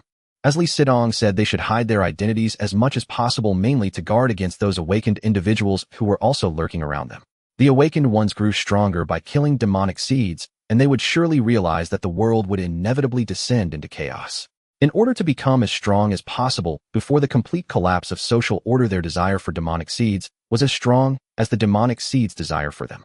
Jiang Xia, I'll contact you later. I have something to do now. Li Sitong, after buying a live chicken at the market for 100 yuan, Jiang Xia went home and started to prepare to kill the chicken. It was his first time killing a chicken. With little experience, feathers flew everywhere. After struggling, the chicken finally stopped moving, and Jiang Xia, unable to bear torturing it any longer, twisted its neck. He plunged a knife into its trachea and blood flowed in a stream into a bowl. The mouth-watering scent immediately enveloped him again. Jiang Xia dipped his finger in a drop, feeling both excited and anxious inside. He was very afraid that he wouldn't be able to fill his stomach. Fortunately, when his blood-stained finger reached his mouth, a gleam lit up in his eyes, as if savoring fruit juice. He did not miss a single drop. Sweet. Too sweet. It didn't taste as fishy as he had imagined. Instead, it was sweet like honey. Just a little made Jiang Xia feel invigorated. Jiang Xia was ecstatic, and without caring about being messy, he lifted the bowl to his mouth and gulped it down. The long-lost feeling of fullness allowed Jiang Xia to re-experience the taste of being alive, filling him with vitality. The long-lost strength returned to his limbs, and his muddled brain suddenly cleared. This feeling was like someone who had been trapped in a swamp for days finally clambering out. After downing a whole bowl in one go, Jiang Xia found himself slightly out of breath, supporting himself on the stove, his chest heaving up and down. Refreshing. So refreshing. Thump, thump, thump. The surging heartbeat declared Jiang Xia's inner excitement. He was thrilled, excited that he didn't have to hunt normal humans like a demonic seed. He could be a proper person. Heaven, thank goodness you didn't turn me into a real demonic seed. Jiang Xia wiped the blood from the corners of his mouth, savoring the remnants of the feast in his mouth. He didn't even spare the bottom of the bowl. Now that I'm full, the next thing to do is to find suitable demonic seeds to target and grow stronger, right? Just as he was content preparing to clean up the battlefield, the door suddenly swung open. Crack. Jiang Xia quickly looked out from the kitchen. His first reaction was that it was his mom, but as the door was pushed open a crack, he distinctly felt a familiar presence. Bao, are you there? A head peered cautiously through the doorway. Upon recognizing Li Sitong, Jiang Xia exhaled in relief. His suspended heart settled, his taut nerves finally eased. What brings you here? Jiang Xia asked again. How did you get a key to my place? Unlocking a door is hardly difficult. As for why I came, naturally because I missed you. Li Sitong stepped in with a bright smile, as if entering her own home, utterly unreserved. At the threshold, she slipped off her casual sneakers and swapped them for slippers. She strolled to the kitchen doorway and stared at the chaotic scene inside. What on earth are you doing? Slaughtering a chicken? Jiang Xia's eyes flickered, revealing his secret. That he could sate his hunger with animal blood was absolutely impermissible. If word got out, he might be seized for experimentation. Yes, slaughtering a chicken. I'm planning to cook it myself, make you a pot of tender chicken stew. Huh. Li Sitong blinked, intrigued and slightly skeptical as she studied Jiang Xia. You're cooking for me? Doubt me. Li Sitong fixed her gaze upon him as though sensing something amiss. She stepped forward, seized his collar, and leaned in close, inhaling near his lips. You're lying. You bought this chicken not to eat its meat, but to drink its blood. You wanted to test whether animal blood could satisfy your hunger. You deceived me. Her voice turned icy. Fine, I'll admit it, that was my original intent. But the moment I saw you arrive, I truly did decide to cook for you. Having been exposed, Jiang Xia abandoned pretense. All right, I'll reluctantly forgive you, Li Sitong murmured, then smiled faintly. So, how did the chicken blood taste? It didn't satisfy you, did it? No, it didn't, Jiang Xia replied, glumly shaking his head, careful to conceal any trace of unease from her watchful eyes. Stop experimenting aimlessly. Let me assure you, based on everything I know now, nothing besides human flesh can satiate our hunger. You said you'd prepare something delicious for me, so hurry up. Releasing his collar, Li Sitong began wandering freely about the apartment. She grabbed snacks from the table and ate them without hesitation, truly treating the place as her own. Yet to call her entirely unreserved would be inaccurate. Though she roamed the living space, she scrupulously avoided entering Jiang Xia's bedroom or his late mother's room, even stepping past the empty room reserved for his younger sister without crossing its threshold. Even when approaching the storage closet, she paused to ask Jiang Xia's permission before entering. In the pungent, blood-scented kitchen, Jiang Xia stood alone, plucking feathers, sweat glistening across his brow. He hadn't even considered cooking the chicken's meat. How had Li Sitong shown up so unexpectedly? Fortunately, though he'd never slaughtered a chicken before, he had cooked often enough to qualify as a modest kitchen adept, capable of preparing most standard dishes competently. After wandering briefly, Li Sitong kicked off her slippers, curled her knees onto the sofa, and immersed herself in it. She wore a white turtleneck sweater, loose denim jeans, and delicate white ankle socks. Her ink-black hair cascaded freely, unadorned by makeup, her beauty requiring no embellishment. Soon a fragrant, fiery stir-fried chicken dish emerged from the wok, and the two sat side by side at the dining table, savoring each bite thoughtfully. Li Sitong hadn't savored an ordinary meal like this in a long time. Ever since becoming a demon seed, she'd grown deeply averse to human food. She ate slowly, not to relish the flavors, but to savor the quiet intimacy of sharing dinner with her boyfriend. The chicken itself seemed to hold little appeal. Jiang Xia understood perfectly, though mundane food could not quell their ravenous hunger, its taste still bloomed vividly upon the tongue. Yet compared to true supreme delicacies, such fare was utterly insignificant. He'd realized this profoundly just moments earlier, when drinking that bowl of chicken blood, its exquisite essence eclipsing every other flavor known to mankind. Over dinner, Jiang Xia asked, "Last night you mentioned a way to keep my family safer. What was it?" "I'm uncertain how we became demon seeds, but I do possess a method to transform your family into beings akin to us. Not full demon seeds perhaps, but close enough." Li Sitong spoke casually. No. Her proposal was instantly rejected by Jiang Xia. He refused to let his family become monsters like them. Granted, such transformation would amplify their strength, rendering them largely immune to attacks by other demon seeds, provided they avoided awakened beings. Yet the cost was monstrous, losing humanity entirely and inviting peril from awakened hunters. He himself wasn't truly a demon seed. How could he condemn his family to that fate? His only recourse was to shield them fiercely before societal order collapsed entirely. Li Sidong had mentioned that nations worldwide were constructing secure zones. Once those were operational, he'd send his family there. Until then, keep them in crowded, lively places. Never let them wander alone. Li Sidong nibbled her chicken wing with meticulous care, fearful of splattering oil onto her freshly changed clothes.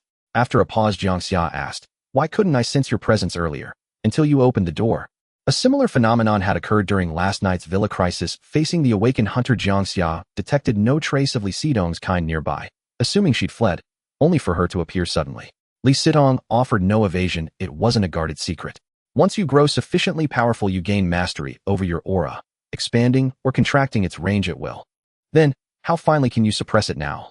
Within 5 meters. Beyond that, unless another demon seed possesses transcendent strength, they cannot detect my aura.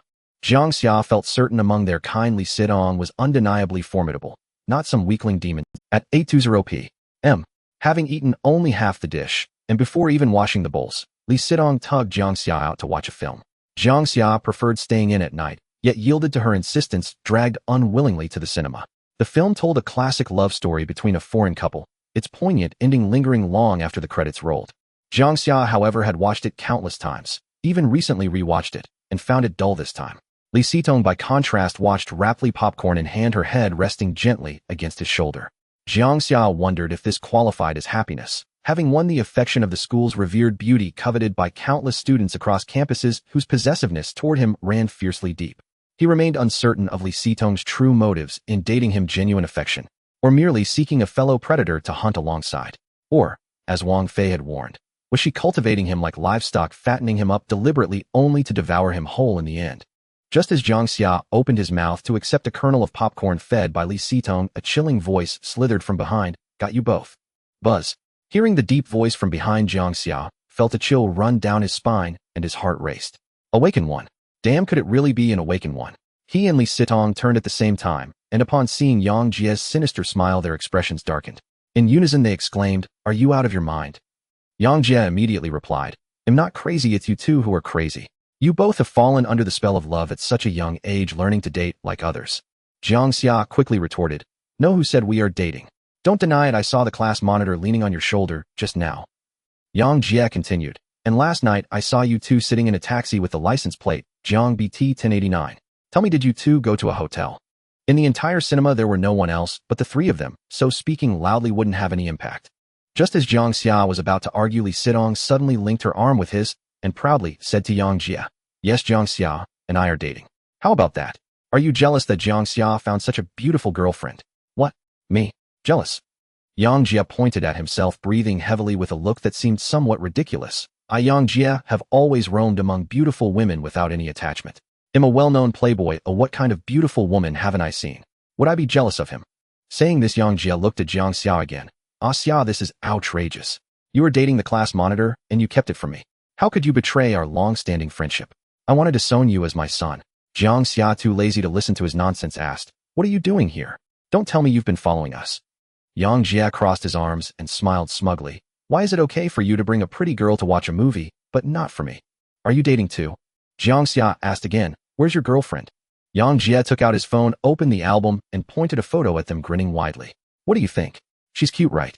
I've been chatting with her for half a month, and tonight I finally got her out to watch a movie." The woman in the photo was wearing a blue and white Lolita dress, standing in front of a mirror, showcasing her black stockings, holding her phone to cover her face with a petite, yet curvy figure. Li Sidong scoffed, "Online dating, huh? Is it reliable? Haven't you heard that online dating comes with risks?" "Risks?" Yang Jia sneered, patting his chest. "The woman I, Yang Jia, choose, how could there be any risks?" Saying this, he opened the chat records and clicked on the latest voice message.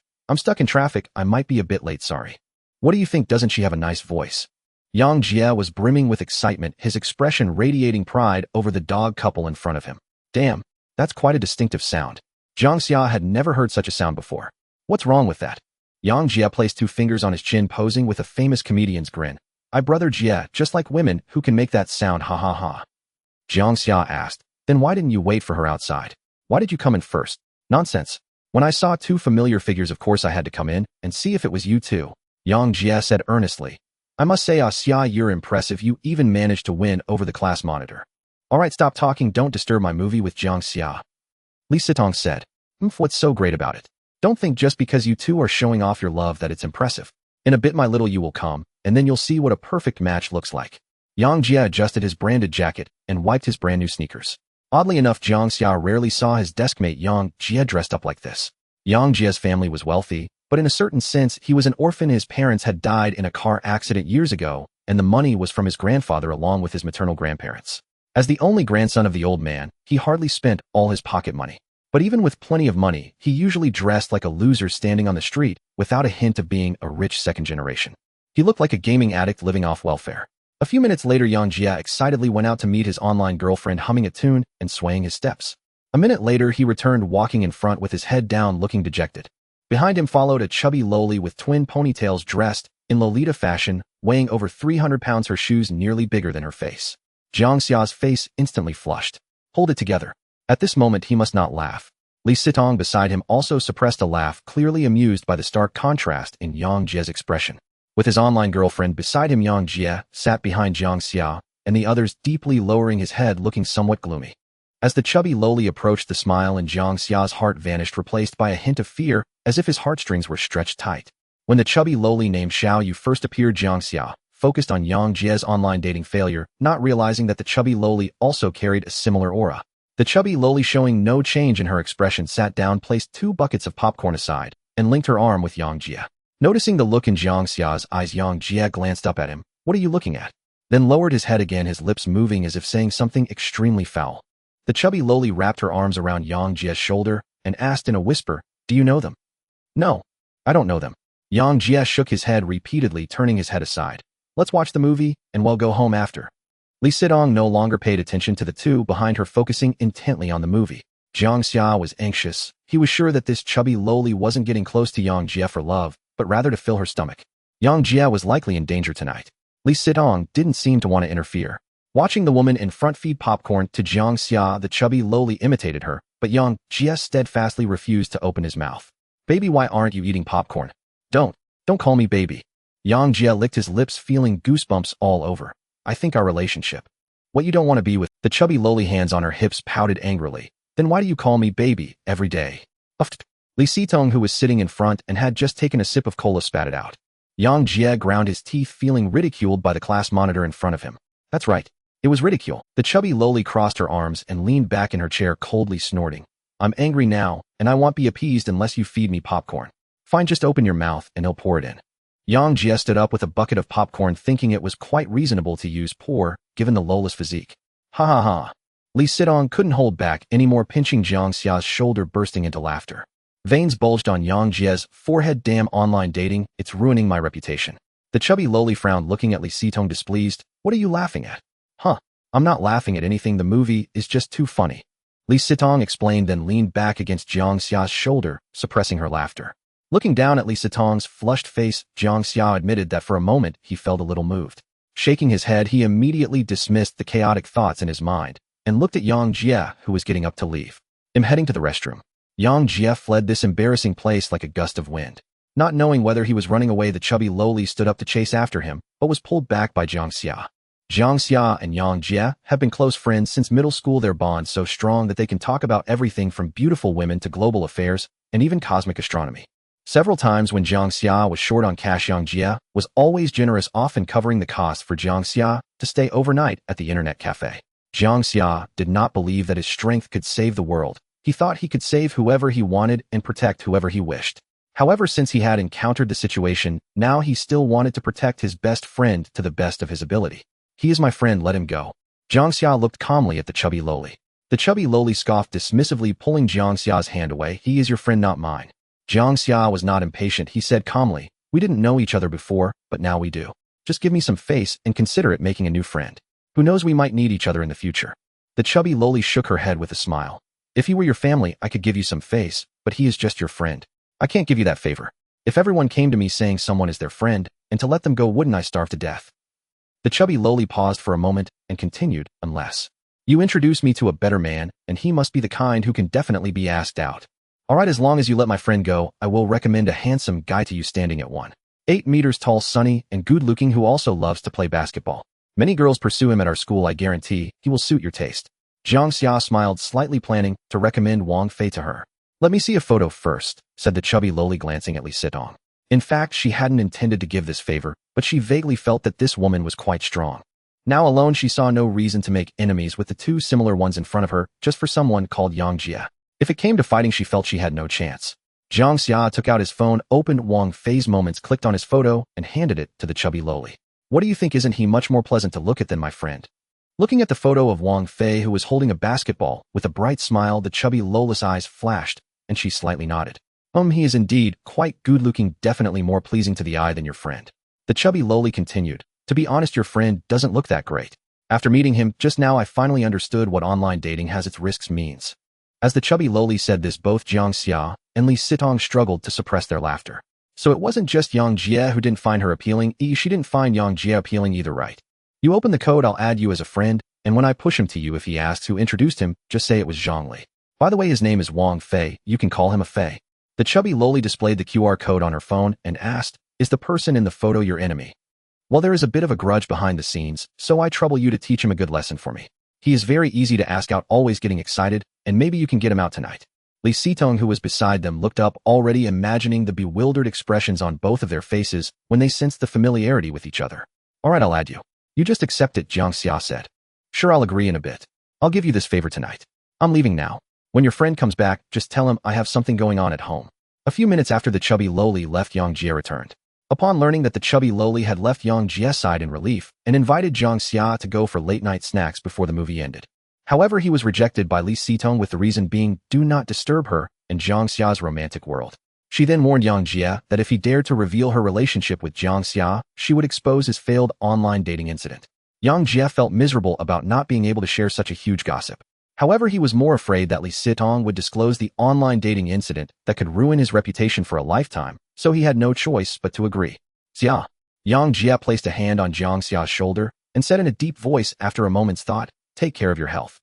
The movie finished close to 11 o'clock, but Li Sitong still did not let Jiang Xia go home. The two went for a walk in the nearby Qingshan Park. It was just about to enter winter, and the cold wind blew through the air. Apart from the two of them, the entire memorial park was empty.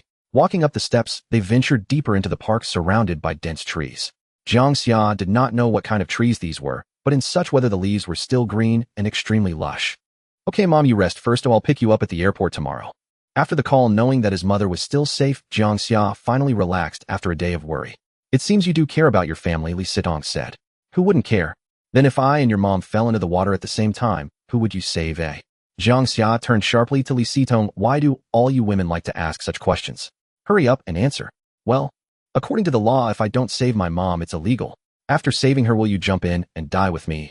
Li Sitong blinked her big eyes and smiled interestingly. Just as Jiang Xia was about to respond, a pleasant ringtone suddenly rang. It was Li Sitong's phone. She took out her phone and looked at the caller ID. Li Sitong hesitated for a moment before answering the call. A few seconds later, her expression tightened, and she hurriedly said a couple of "I'll be there soon" before hastily hanging up. Without waiting for Jiang Xia to ask what was going on, she hurriedly left. I have something to go back to first. You return on your own. I originally wanted to take you out hunting tonight, but it seems we'll have to wait until tomorrow. Looking at Li Sitong, who blinked and ran to the distance, Jiang Xia paused. Wait. Is this a joke? You're leaving me here alone? In such a place and environment, Jiang Xia was afraid to be alone and hurriedly planned to follow Li Sitong's pace to leave. But after just a few steps, he felt something was off. Vaguely, a similar aura was approaching. Jiang Xia's brow furrowed. Is there danger? He first slowed his pace to confirm it was a familiar aura, and after making a decision, he quickly took off running. No matter if it was a similar presence passing by or something else, the safest thing was to leave here as soon as possible. After running for a short distance, Jiang Xia slowed down again, and amidst the bleak autumn wind vaguely heard a whistling sound. Listening closely, it was indeed a whistling sound coming from the nearby woods with the cold wind, and there was another similar aura. The familiar whistling sound made Jiang Xia sense trouble. He quickly decided to leave this dangerous place at the fastest speed. But just a few steps forward, a person suddenly rushed out from the woods ahead, blocking his way. The clear whistling sound came from Wang Fei's mouth. He was whistling a tune he often played at school with both hands. The whistling abruptly stopped as he smiled at Jiang Xia. Sorry, Jiang Xia, but this time you can't run away.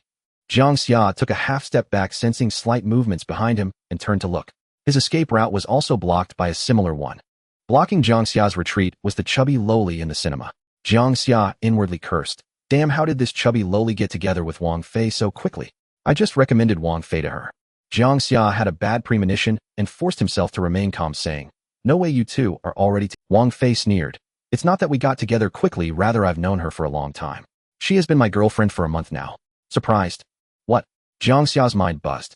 He never expected that this chubby lowly had already known Wang Fei before. So when he recommended Wang Fei to her, although he saved Jiang Xia, did it inadvertently expose his own position? No way. This is very wrong. Jiang Xia realized this was a trick to lure the tiger away from its mountain. Li Sitong was most likely deceived. This was a hunt aimed at him. Moreover, when did Wang Fei's taste become so unusual? Jiang Xia glanced at the chubby lowly behind him and asked, "How did you meet her?" Jiang Xia planned to buy some time and find a way to escape. The strengths of Wang Fei and the chubby lowly were unclear. Regardless of whether they were strong or weak, he was certain that he had no chance of winning against two. He had just begun his journey of becoming stronger, while Wang Fei had already devoured who knows how many people of his kind. Jiang Xia did not think running into the woods on either side was a wise choice. Wang Fei must have rich hunting experience.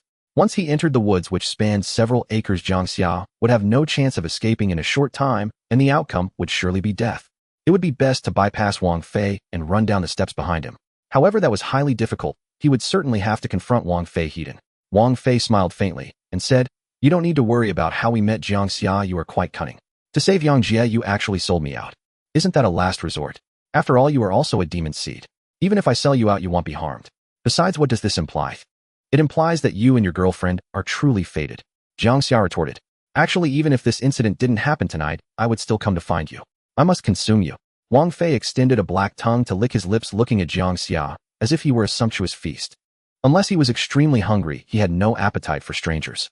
In contrast, when it came to someone he knew and was familiar with, a strong desire to feast would surge within him. The death of his younger brother pained Wang Fei deeply, but he truly could not control himself. Jiang Xia remained silent for a few seconds and finally said, "Wang Fei, with so many demon seeds in Xinghe City, why are you fixated on me? We are all classmates, there's no need for such mutual slaughter, right?" Jiang Xia, Li Sitong should have told you a lot. You should realize that the world has changed. Nowadays there is no such thing as camaraderie, it's only the survival of the fittest. Besides, our relationship doesn't seem to be that good either. Seeing he was unlikely to escape tonight, Jiang Xia decided to try bringing up Li Sitong. "Aren't you afraid of Li Sitong if you eat me?" Her. Wang Fei smiled and shook his head, seemingly not taking Li Sitong seriously. In the next second, his gaze suddenly turned cold and he lunged towards Jiang Xia. Jiang Xia's mind exploded. No? Is he really going to make a move so decisively? Can't we talk a bit longer? Jiang Xia was panicking to his core, even feeling his legs tremble, but no matter how terrified he was, he had to fight. He quickly mobilized the power within his body to begin his demonic transformation, his limbs instantly covered in azure scales, and as Wang Fei approached, he struck out with both claws. The sound of breaking air rang out several times, and then Jiang Xia felt a sharp pain in his chest, as if he had been struck by a large truck, causing him to fly backwards. Jiang Xia fell to the ground, and Wang Fei a few meters away sneered, "I love hunting weaklings like you. Surrender, don't resist, and perhaps I'll give you a quick death." Jiang Xia clutched his chest, his face flushed. It wasn't that he hadn't guarded against Wang Fei's hands, but rather against the two black claws that had sprung from Wang Fei's waist. Good news, the chubby lowly behind him made no move, seemingly planning to watch the battle. Bad news, Wang Fei was very strong. Even unknown, he had no chance of winning. Just as Jiang Xia struggled to stand up, Wang Fei charged again. At the critical moment, a tentacle suddenly shot out from the nearby woods, striking like a whip and repelling the attacking Wang Fei. Seeing the tentacle, Jiang Xia's heart leapt with joy. Li Sitong hadn't left. He initially thought the one coming to his rescue was Li Sitong, but when the owner of the tentacle walked out of the woods, it turned out to be a man. The newcomer was about 1.7 meters tall, with short hair, wearing a black t-shirt and a red cape hanging from his back. He wore a black leather eye mask that covered half of his face while revealing his eyes. This outfit was quite peculiar. So peculiar that Jiang Xia, Wang Fei, and the chubby lowly all froze simultaneously, rubbing their eyes, thinking they must have seen it wrong. The tentacle was the man's left hand, resembling a black leather whip. However, strangely, despite displaying the characteristics of a demon seed, the three did not sense any trace of kinship from him. Wang Fei's expression turned vigilant. Not sensing any aura from this person made him uneasy, preventing him from acting rashly. If this person was indeed a demon seed, his ability to conceal his demonic aura so seamlessly indicated that his strength must be formidable, certainly far surpassing Wang Fei. "Who are you?" Wang Fei asked, taking a step back, feeling that the aura of this person was very familiar. The newcomer coldly smiled, walked in front of Jiang Xia, and stared at Wang Fei. A hero who happens to see injustice and intends to lend a helping hand. His voice sounds familiar, doesn't it? Not only did Jiang Xia feel this way, but Wang Fei and the chubby lowly also noticed. Jiang Xia furrowed his brow and took out his phone, dialing a number. As the ringtone from the newcomer's phone sounded, Jiang Xia confirmed his identity. Jiang Xia, what is going on? Jiang Xia is also a demon seed. The newcomer took out his phone, glanced at the caller ID, clicked to hang up, and said ungraciously, I'm busy right now. How many times do I have to say it? Don't bring me projects under 10 billion. Standing a few meters away, Wang Fei heard the familiar voice and his eyes flickered as he whispered, I think I've heard your voice somewhere before. Do we know each other? The newcomer smiled slightly and said, you might have heard my name, but someone like you, a small fry, I wouldn't know. This familiar voice and arrogant tone made Wang Fei increasingly convinced that he recognized it, but he just couldn't recall who it was. He dared not act rashly, feeling no kinship aura from this person, which made him think that the opponent must be incredibly powerful. Although he didn't feel fear in his heart, Wang Fei thought it would be better to be cautious. If the opponent's strength truly exceeded his by too much, it could very well lead to his demise. Wang Fei cautiously surveyed his surroundings before looking at the newcomer. Friend, in this world, it's enough to take care of oneself. Interfering in others' business will only bring you trouble. Trouble? Ha ha. The newcomer laughed heartily, hands on his hips, head thrown back. I fear nothing more than trouble. I'll give you 10 seconds to leave immediately. If you run fast, you might still survive my hands. Wang Fei's gaze fell on Jiang Xia, filled with resentment and unwillingness. He had let Jiang Xia go last night due to a lack of a good opportunity to strike. Tonight, Jiang Xia should have been doomed, yet unexpectedly a Cheng Yaojin appeared out of nowhere. After pondering for a moment, Wang Fei nodded. Fine, I'll give you this face. Shall you, let's go. He released Jiang Xia, feeling quite displeased, yet still thought it wise to be cautious. As the saying goes, caution makes for a long-lasting ship. But just as he was about to turn and leave, he caught a glimpse of the newcomer's legs, which appeared to tremble from panic. In an instant, Wang Fei understood the situation, grinning broadly. Bluffing. Without giving the newcomer a chance to react, he moved swiftly, transforming his hands into claws as he charged forward. Damn! Wang Fei's sudden move caught the newcomer off guard, causing him to retreat repeatedly. Think carefully, you will die if you fight me. At the same time, the chubby lowly also launched an attack, preventing Jiang Xia from stepping aside. Fortunately, Jiang Xia sensed something was off and quickly dodged to the side, escaping the shadows devouring. Not far from where the chubby lowly had stood was a huge man-eating flower, standing nearly 2 meters tall, composed entirely of a black fleshy mass, with roots resembling giant octopus tentacles sprawling across the ground, coated in a viscous black liquid. A red blood-like vine connected to the flower with a spiral abyss at its center filled with 6 layers of interlocking, rotating serrated teeth, while the outer layer featured numerous red eyeballs exuding a terrifying aura. The enormous mouth of the man-eating flower opened and closed, capable of engulfing an entire person, grinding them into pieces with its inner teeth. The giant flower's mouth rushed towards Jiang Xia like a heavy hammer, and driven by an intense will to survive, Jiang Xia dodged left and right. In this first battle, he felt neither excitement nor danger, but rather a sense of helplessness. A scene flashed in his mind, a mouse dodging and hiding under human attacks, having nowhere to escape, cornered from one side to another. Jiang Xia felt just like that mouse, lacking the power to retaliate, forced to evade continuously. He wished to unleash extraordinary strength and counterattack the chubby lowly, but this was his first battle, and lacking any combat experience, simply surviving felt like a considerable achievement. He couldn't help but wonder if Jiang Xia was a match for Wang Fei. In this critical moment, Li Sitong did not appear to save him. Instead, Jiang Xia showed up, completely beyond Jiang Xia's expectations. He anxiously looked towards the direction of Jiang Xia and Wang Fei's confrontation, originally intending to gauge Jiang Xia's strength. But he saw Jiang Xia kneeling, looking up at Wang Fei, sincerely saying, I was wrong. What the hell? Jiang Xia gasped inwardly. No? Is this a joke? I can still hold on, and you're already surrendering. Wang Fei looked down at the man kneeling before him, scolding, Damn, I knew you were just a paper tiger. The kneeling man's tear-filled eyes peeked out from beneath his mask. Forgive my earlier tone, it was a bit arrogant. We are all educated people. Killing each other is beneath our dignity. Can we let this matter go? You must be Jiang Xia, right? Wang Fei was certain that the person kneeling before him was Jiang Xia's deskmate, Jiang Xia. What? Jiang Xia. Jiang Xia's breath became heavy. Are you talking about the Jiang Xia from Xinghua High School Class 1 of Senior 3? I had a brief encounter with him, and he appeared quite impressive. Since you know him too, we're on the same side. Wang Fei looked speechless, reaching out to yank off the mask covering Jiang Xia's face, cursing, Damn, I knew it. Wang Fei, we're classmates. You sit behind me. Why must we harm each other? Considering I have some standing in our class, can you let both me and Jiang Xia go? Wang Fei smiled faintly. I really don't understand how your mind works. You fear death, yet dare to come out to die. Your self-destructive attitude makes me somewhat reluctant to kill you, but unfortunately. Before he could finish, a tentacle suddenly pierced into Wang Fei's abdomen. Wang Fei froze for half a second, completely unprepared for this guy who was still begging for mercy to suddenly ambush him. Furious, he was about to kick Jiang Xia away when Jiang Xia quickly retreated, creating distance. Wang Fei, it's surprising you, an experienced hunter, would let your guard down at a time like this. Jiang Xia grinned, a glimmer of malice flashing in his eyes. Wang Fei's eyes were bloodshot, fury boiling over his facial muscles twitching.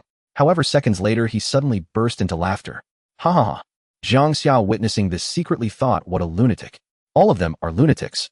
Jiang Xia couldn't afford to worry about Jiang Jia's situation. He was in the most perilous position. His feet and body were entangled by several blood-red vines, and the enormous mouth of the man-eating flower was about to swallow him whole. He could only grasp the edges of the giant mouth with both hands, desperately holding on. The thick black liquid dripping from the man-eating flower's mouth fell onto his face, foul and nauseating. Even though his hands were tough and thick after being corrupted, they were still sliced by the teeth within the flower's center. The blood seeping from his claws was quickly absorbed by the flower's core. In the next moment, the entire man-eating flower began to tremble violently. The chubby loli was not an otherworldly demon if she could only absorb nutrients through normal humans. But now Jiang Xia's blood, just a few drops, provided far more nutrients than a normal person could offer. Originally intending to kill Jiang Xia after tasting his blood, the chubby loli firmly resolved to. The nauseating putrid odor emanating from the flower suffocated Jiang Xia. He felt he could barely hold on any longer. The black liquid dripping from the flower's mouth seemed to have a paralyzing effect, as if he had been injected with anesthetic, gradually rendering him powerless. As despair began to surge within him, a figure appeared beside Jiang Xia, accompanied by a unique fragrance. Jiang Xia recognized this scent. It was Li Sitong. He struggled to hold onto the giant mouth of the man-eating flower, laboriously looking to his right. Indeed, it was Li Sitong. In that moment, Jiang Xia felt exhilarated. He had never so desperately wanted to see Li Sitong. Help me! Help me! The heart of the man-eating flower emitted a chilling laugh. No one can help you. Li Sitong beside him remained motionless. When Jiang Xia looked again, something strange happened. Li Sitong had actually doubled, appearing like a pair of twin sisters. At first glance at Li Sitong, Jiang Xia felt that he could escape unscathed this time. However, when Li Sitong before him blurred and split into two, Jiang Xia realized this was merely a hallucination induced by the venom of the man-eating flower. That fleeting hope of survival shattered like a bubble. Swish, swish, swish. The man-eating flower spat out several thorny blood vines, entangling Jiang Xia's face. Thorns pierced his skin, and the blood vines sucked at the blood seeping out. The entire mass of the man-eating flower trembled violently.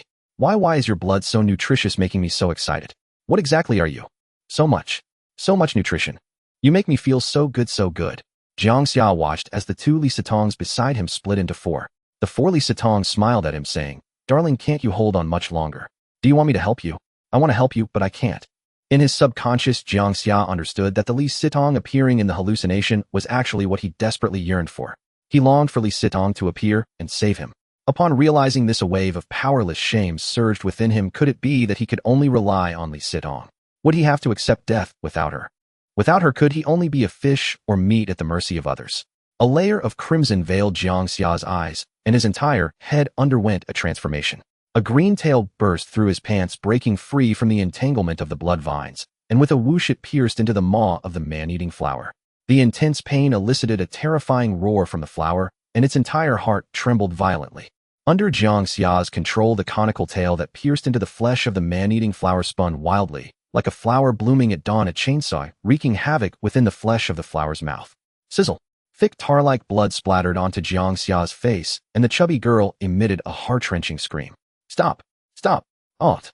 Jiang Xia's claws gripped the mouth of the man-eating flower tightly, using all his strength to prevent it from retracting, while the saw at the tail spun rapidly, wreaking havoc like a meat grinder. Jiang Xia fell into a frenzy. Unable to bear the unbearable pain, the blood vines that had coiled around him loosened on their own. In just a few seconds, the entire mouth of the man-eating flower was shredded into countless pieces of flesh. The man-eating flower's body, that massive black mass of flesh, writhed painfully on the ground. Jiang Xia extended his claws, sprinting forward with two swift strides, tearing through flesh as chunks of black meat flew into the air under the violent and frenzied tearing. Aren't you going to eat me? Come on, come on. In this moment, Jiang Xia's fear dissipated, replaced by a disregard for life and death. Only after completely destroying the black mass, reducing it to a pile of minced meat, did Jiang Xia stop, panting heavily. The black pieces of meat seemed to still have some vitality, twitching like freshly cut beef, before gradually losing their life force after struggling for a while. Warm currents surged within Jiang Xia's body, dispersing into thousands of threads, penetrating every cell in him. His muscles became more solid, and the scales on his body shimmered with a green glow like ripples. If there were levels to this, after killing the chubby girl, Jiang Xia felt that he had at least leveled up. He did not flee, but turned to join the battle alongside Jiang Xia and Wang Fei. When the dragon-shaped warrior appeared beside him, a bruised and battered Jiang Xia revealed envy in his eyes. Damn, why is he so impressive after transforming? Seeing the chunks of meat on the ground not far away, Wang Fei was first surprised by Jiang Xia's strength, then he smirked coldly. You actually destroyed the food I cultivated for so long, but in a way it's for the best. With her hideous appearance, I wouldn't want to eat her anyway. Eating the two of you wouldn't be so bad. As soon as he spoke, Wang Fei's ribs swelled, accompanied by the sound of sticky, writhing. Two slick black claws burst through his clothing. The growing claws were about 1.5 meters long, and the 6 demonic claws lunged simultaneously. But facing his 6 claws was Jiang Xia's entire body. Wang Fei had rich combat experience, and facing him the odds were not in Jiang Xia's favor, so he adopted this reckless approach. He wanted to live. But at such a moment, if he was still afraid of death, neither he nor Jiang Xia could survive. Wang Fei never expected Jiang Xia would charge at him like this, knocking him to the ground like a fierce tiger. Just as he fell, a sharp tail aimed at his brow. Panicked, he trembled, and as death approached, he hurriedly caught the tail with both hands. Damn! Seeking death. Wang Fei roared, intending to impale the creature, pinning him down with his claw. But just as he was about to move, dark purple tentacles suddenly shot out, ensnaring his other claws, and though they were about to pierce Jiang Xia's body, they were forcefully pulled away. Jiang Xia, kill him! Jiang Xia shouted, veins bulging on his forehead. Jiang Xia extended his claws, not bothering with any formalities. His sharp claws greeted Wang Fei's face and head, each strike taking away chunks of flesh. Wang Fei's head immediately transformed, resembling a hairless black dog head, yet the claws swinging at his face had no effect. The piercing pain made Wang Fei scream in agony, and the only part of him that could move was his hands, which gripped tightly onto the conical tail spike suspended above his brow. Until Jiang Xia tore Wang Fei's entire face apart, he realized that Wang Fei's skull was unusually hard, and it was not easy to burrow into his head. His gaze shifted to the location of Wang Fei's heart, and Jiang Xia brought his claws down hard, piercing through flesh with a splat. Jiang Xia distinctly felt his fingertips touch that scorching heart. With just a little more pressure, it seemed he could take Wang Fei's life. However, with a strong desire to survive, Wang Fei somehow managed to tighten the flesh of his chest around Jiang Xia's claws. Wang Fei, with the claws hovering over his heart, no longer dared to be defiant. I lost. I lost. Jiang Xia's eyes were bloodshot, his chest heaving violently, panting heavily. Wang Fei's face was a horrific sight, with not a single part from forehead to jaw remaining intact. His left eye was burst and oozing tar-like liquid. Though his right eye narrowly escaped, the flesh around the eye was almost entirely taken by the claws, and his face's pallid skull was faintly visible between the black and red, looking extremely grotesque and terrifying. His voice was hoarse, barely above a whisper. I was wrong. Let's end this tonight. Wang Fei weakly pleaded, not expecting that the two would cooperate in such a way to defeat him. If he didn't submit soon, he felt he would die at Jiang Xia's hands. Kill him. A cold voice echoed from the near. Li Sitong emerged, arms crossed, her cold gaze fixed on Wang Fei. Her presence filled Wang Fei with despair. He knew Li Sitong's nature. If she wanted him dead, there was no way he would live. It was futile to plead for mercy from Li Sitong. The only hope lay with Jiang Xia. He hurriedly pleaded with Jiang Xia. Jiang Xia, we're all classmates. I sit behind you in class. Even if our relationship isn't great, there's no need to go to such extremes. I promise to keep my distance from you in the future. Huh. When I just mentioned this to you, why didn't you have this awareness? Jiang Xia spat out a mouthful of blood. Li Sitong walked over to Jiang Xia's side, coldly stating, he is no longer human, and neither are you. The nature of your relationship has long changed. If you let him go tonight, one day you'll die by his hand. No, that won't happen. Jiang Xia, I promise if you let me go, I will leave Xinghe City tomorrow and never appear before you again. Wang Fei clung to his last hope, like a drowning man grasping for a straw. Jiang Xia remained silent for 2 seconds, taking a deep breath. Suddenly his gaze sharpened, and his claw struck down fiercely. Puff! Jiang Xia exerted more force, and his claw completely pierced into Wang Fei's heart, feeling the scorching heart thumping wildly, repelling and compressing against his claw. Contrary to expectations, Wang Fei did not resist fiercely. He struggled only twice before his pupils dilated, and he became utterly still. Numerous warm currents appeared within him, surpassing those that emerged when he killed the chubby lowly. Jiang Xia withdrew his claw, slowly standing up and gazing at Wang Fei's corpse for a long while, filled with mixed emotions. In truth, even without Li Sitong's words, he would not have spared Wang Fei, knowing full well that if Wang Fei survived, he would surely attempt to take revenge. Well done. Li Sitong patted Jiang Xia's shoulder, a hint of admiration in her eyes. Wow, that was thrilling. Absolutely exhilarating. Jiang Xia, with a face of relief, looked at Wang Fei on the ground and said, This guy is stronger than I imagined, we were lucky to escape unscathed. Jiang Xia, putting away his demonic form, asked Jiang Xia, why are you also a demon seed? Me. Jiang Xia sighed. I initially wanted to interact with you as an ordinary person, but the result was estrangement. I had no choice but to reveal my identity and blend in with you. Even after having fought together, Jiang Xia still found it hard to believe that his good buddy was also a demon seed. Li Sitong circled around Jiang Xia saying, you are a demon seed, yet there's no trace of a similar aura. You're a hidden demon, right? Hidden demon? Jiang Xia asked, puzzled. A hidden demon is one who can completely conceal the aura of their demon seed such that even those of the same kind nearby cannot detect them. Li Sitong smiled slightly as this was her first encounter with a hidden demon. What a pleasant surprise. From now on you shall be our slave along with Jiang Xia. What? You want me to be Jiang Xia's slave? Jiang Xia, hands on his hips, lifted his red cloak. I am Jiang Xia, the renowned Jiang Xia from Xingheno. One high school. Even the street sweepers have heard my name. How can I become a slave to you two? What will I do for my reputation? You can either be a slave or die. Choose one. Li Sitong said with a smile, though her tone revealed a murderous intent. Jiang Xia frowned slightly, his expression shifting as he chuckled, rubbing his hands together. Just give me a holler if you need anything. Jiang Xia turned to the truly Li Sitong beside him. When did you come back? I came back as soon as Wang Fei appeared, hiding in the woods all along. Clearly Li Sitong had known from the start that this was a scheme to draw the tiger from its den. Why didn't you come out earlier? Jiang Xia wiped his hands with Jiang Jia's red cloak, then his face. If I had come out earlier, would you have had such a great opportunity to grow? As she spoke, a hint of viciousness flashed in Li Sitong's eyes as she gazed at Wang Fei's corpse, seemingly filled with resentment, and she stepped on Wang Fei's chest. Wang Fei, already dead, was further tormented, opening his mouth to spout a surge of fresh blood. He's dead, there's no need to desecrate the corpse anymore. Jiang Xia remarked. He is dead, but the crisis is not over yet, Li Sitong said. What do you mean? Jiang Xia asked. You two head back first and wait for my call tomorrow morning. Seeing the look in Li Sitong's eyes, it seemed she was plotting something significant. Jiang Xia was unaware of the conspiracy and felt quite exhausted, truly wanting to return and rest. Jiang Xia did not go home, but came along to Jiang Xia's house. After a comfortable hot bath, Jiang Xia sat tiredly on the sofa. The self-healing ability of the demon seed appeared to be quite strong. The small wounds on his body had surprisingly healed, and the slightly larger ones would likely return to normal by tomorrow morning. When did you become a demon seed? Jiang Xia asked, leaning against the sofa, looking at Jiang Xia, who had just come out of the bath. About 4 months ago. At that time, there were very few similar auras in the school. Gradually they increased until a few days ago when I discovered that you also had a similar aura. Jiang Xia stood by the dining table, grabbing a piece of cold spicy chicken and tossing it into his mouth. What was your goal in having an online relationship with that chubby lowly? Did you want to eat her? Jiang Jia's hand paused as he chewed the chicken, then seriously replied, if I said I hadn't eaten a single person so far, would you believe me? Not to your taste. Jiang Xia laughed, and Jiang Jia soon joined in the laughter.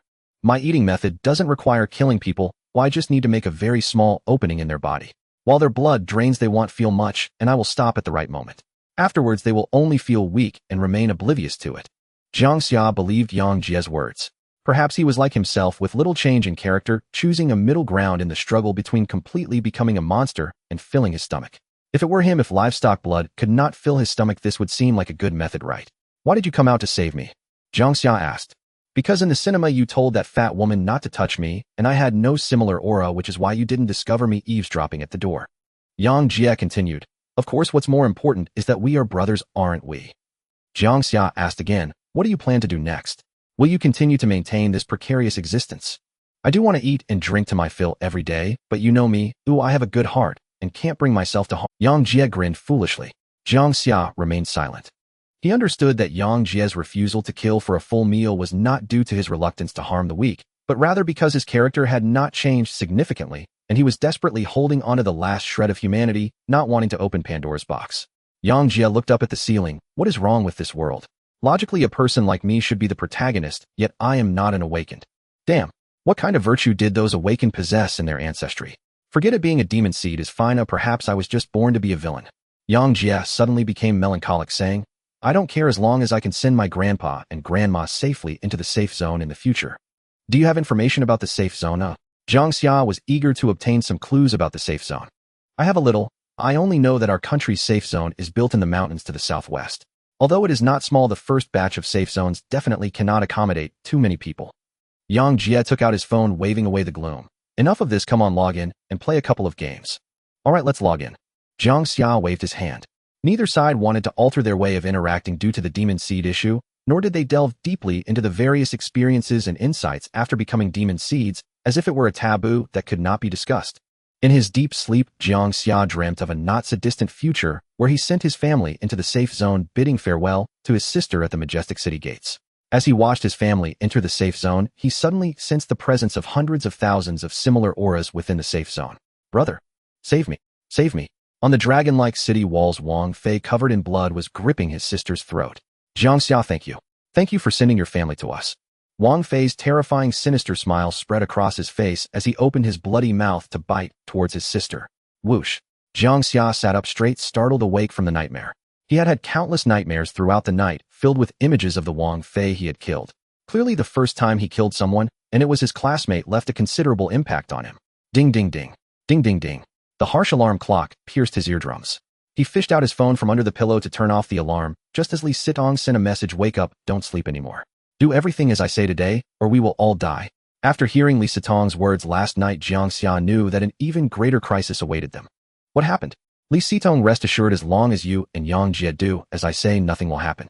Li Sitong still did not say anything, just sent an address: "You must arrive at room 801 of the Dreaming Drunken Hotel before 10 o'clock. The Dreaming Drunken Hotel is that couple's hotel, which seems to be a gathering place for demonic beings. At 10, my mom's flight seems to be arriving at the same time." As Jiang Xia was contemplating how to explain to his mother that he couldn't pick her up, his mother called. She said the weather was bad and the flight was delayed. She might arrive tonight. Coming out of the room, Yang Jie, who slept on the sofa, was already awake, curled up in a blanket, playing games, cursing under his breath. "You guys must have poorly developed brains. I've told you countless times to rush C1 as C1. C2 is either your dad or your mom. I seriously suspect if you're bots. That tank at the street corner is going crazy. Can't someone go blow it up?" Jiang Xia usually enjoyed gaming, but under the current circumstances he found it utterly uninteresting. However, looking at Yang Jie, his passion for games seemed undiminished. As demonic beings, their wounds healed quickly. After just one night, the injuries on both Jiang Xia and Yang Jie were nearly invisible. "Let's go," Li Sitong said. "There's something to do today. We'll listen to her arrangements." "Where to?" Yang Jie glanced up, then looked intently at his phone screen. "I won't go if it's something harmful. If she says that if this matter isn't handled well, we will all die." Yang Jie paused, perked up his ears, and put down his phone. "Then we have to go." The weather today was very cold, and the sky was a dull gray. Pedestrians on the street were wrapped up in thick autumn clothes. There were noticeably more police patrol cars on the street than usual, clearly intentional. Jiang Xia increasingly felt that the day of societal collapse was not far off. More and more people were going missing, and even if the authorities tried to cover it up and stabilize order, it would eventually explode on the internet. After all, so many people were going missing every day due to demonic beings, and not a single one was found. It simply did not make sense. The two bought a cup of soybean milk. Although it didn't fill them up, it warmed their bodies considerably. At 9:00 a.m., Jiang Xia arrived outside the Dreaming Drunken Hotel an hour early. Just as he was about to walk over, he noticed Yang Jie hadn't moved. Jiang Xia turned back and asked, "Let's go." He thought Yang Jie didn't trust Li Sitong, and thus didn't want to go together. But Yang Jie's reasoning was quite peculiar. "You go ahead, I'll come later." "What's wrong?" "You know what's wrong. That's a couple's hotel, and only men and women come in and out. If I go in with you two big men, how can I face others if it gets out?" "You're crazy." Jiang Xia rolled his eyes. "This isn't crazy, it's about my dignity. You go first, I'll come up." Jiang Xia could not stand Yang Jie's reluctance, and entered the hotel first, retrieving the room card that Li Sitong had placed in the pot at the end of the corridor. But strangely, there were two room cards. One was for 801, the other for the adjacent 802. When he messaged Li Sitong, she told him to take both cards and go to 801 first, not to go to 802 unless she contacted him. Entering 801, it was empty, no one inside, just like the room from the previous few nights. This familiar environment felt like coming home. A few minutes later, Yang Jie also arrived, sneaking in through the door, and the room's decor left him in awe. Wow, it's no wonder this hotel costs over 2,000 a night. The atmosphere is indeed impressive. Yang Jie licked his lips and walked over to the vending machine in the corner. Wow, so many props. People coming here must be having a lot of fun. "You don't seem nervous at all." Jiang Xia observed Yang Jie. Clearly what was about to happen would concern their lives, yet he acted as if nothing was wrong. "Nervous? What's there to be nervous about? Worst case scenario, we just die?" Yang Jie walked over to the cage bed, threw himself back, and assumed a comfortable position. "What do you think Li Sitong wants to do? She's your girlfriend. If you don't know, how would I know?" Saying this, Yang Jie became curious, sitting up straight. "Do you trust her that much? Whatever she tells you to do, you do it." Jiang Xia did not answer. He would not easily trust anyone, including. However, since he had just stepped into this new world, he felt it was not wrong to temporarily follow Li Sitong. Otherwise, wandering alone like a headless fly would only be more dangerous. Actually, I don't trust her, but I trust you, Jiang Xia said. Jiang Xia smiled. Maybe I'm deceiving you too. Jiang Xia reclined again, appearing nonchalant. It doesn't matter. I've had enough of being alone. Rather than guessing and doubting this and that all day, it's better to have company with you guys. If we die, we die. Not being the protagonist living doesn't mean much. Jiang Xia looked at the top of the cage bed where there was a hanging device that seemed to be able to suspend a person. What kind of position is this? Jiang Xia focused his gaze. At 9:26 a.m. Li Sitong sent a new message. Following the message instructions, Jiang Xia opened the TV drawer and took out 2 black hoods, putting one on himself and one on Jiang Xia.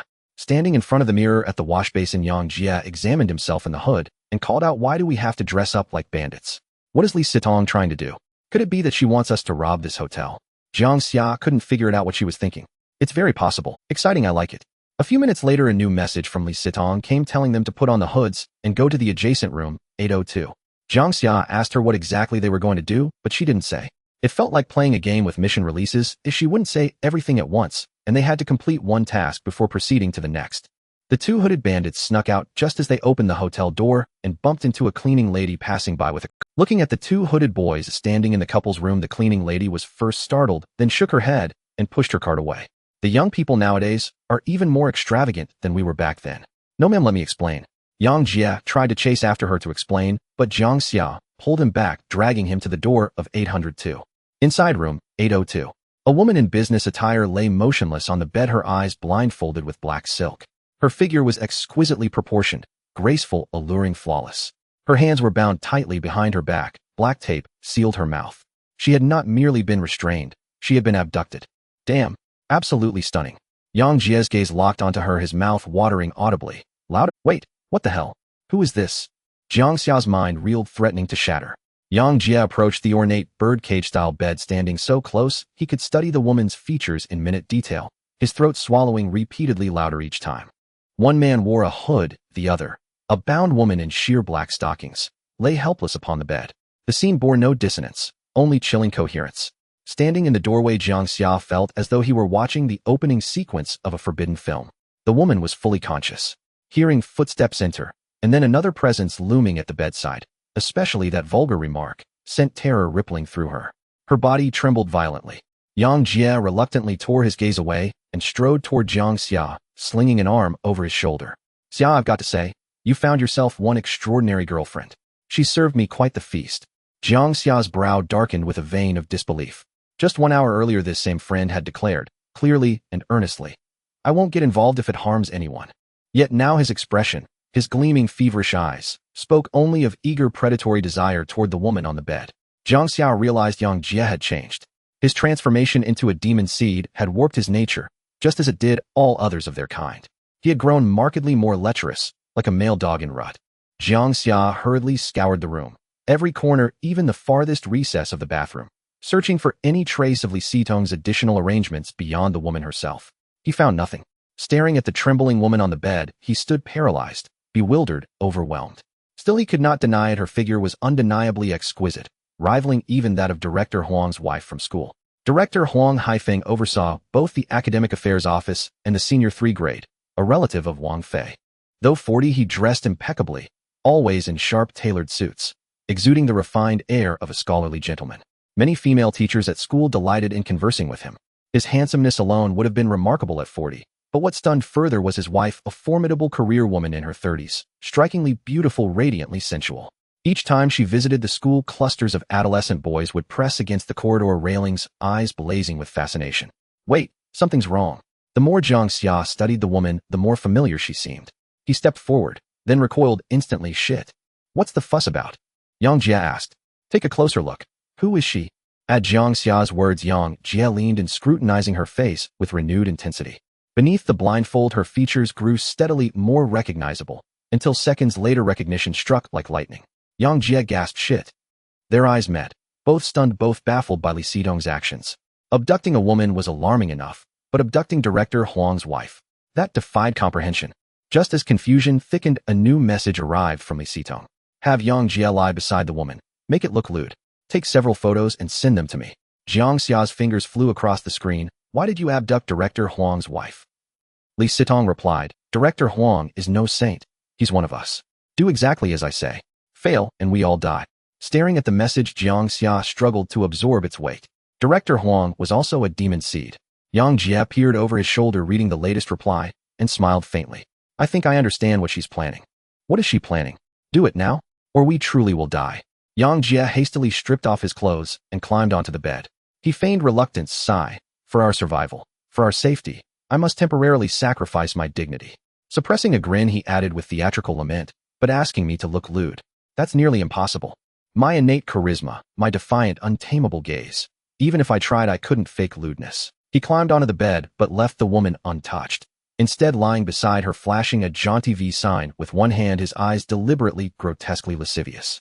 Holding the phone, Jiang Xia felt an uncanny sensation, as if he were a director filming a clandestine. Though Li Sitong's intent remained opaque, Jiang Jia's urgency left no room for hesitation. Jiang Xia adjusted angles, carefully snapping multiple shots, then selected the most fitting and sent them to Li Sitong. Okay, wait for my next instruction. Do not touch her.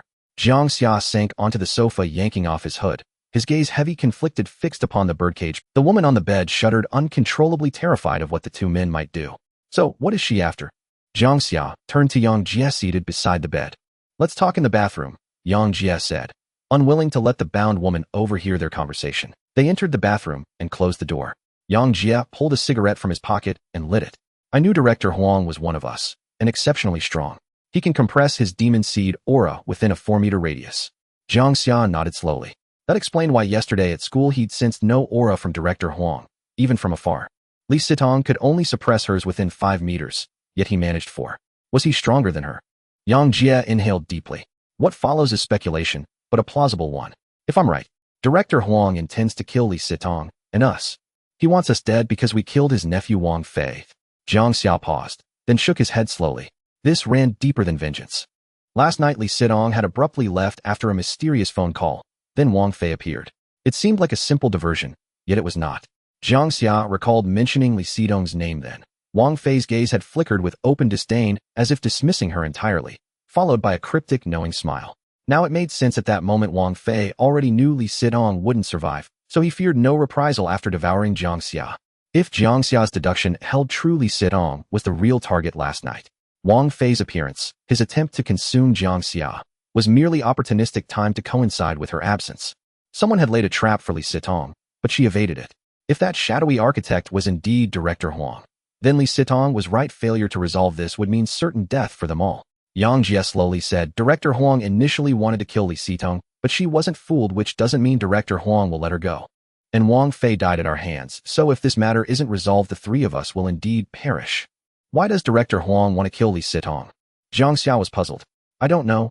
Jiang Jia also had no clue about the intricacies, not even knowing what relationship Li Sitong had with Director Huang. Jiang Xia squinted deep in thought, gradually realizing, so she captured Director Huang's wife to threaten him.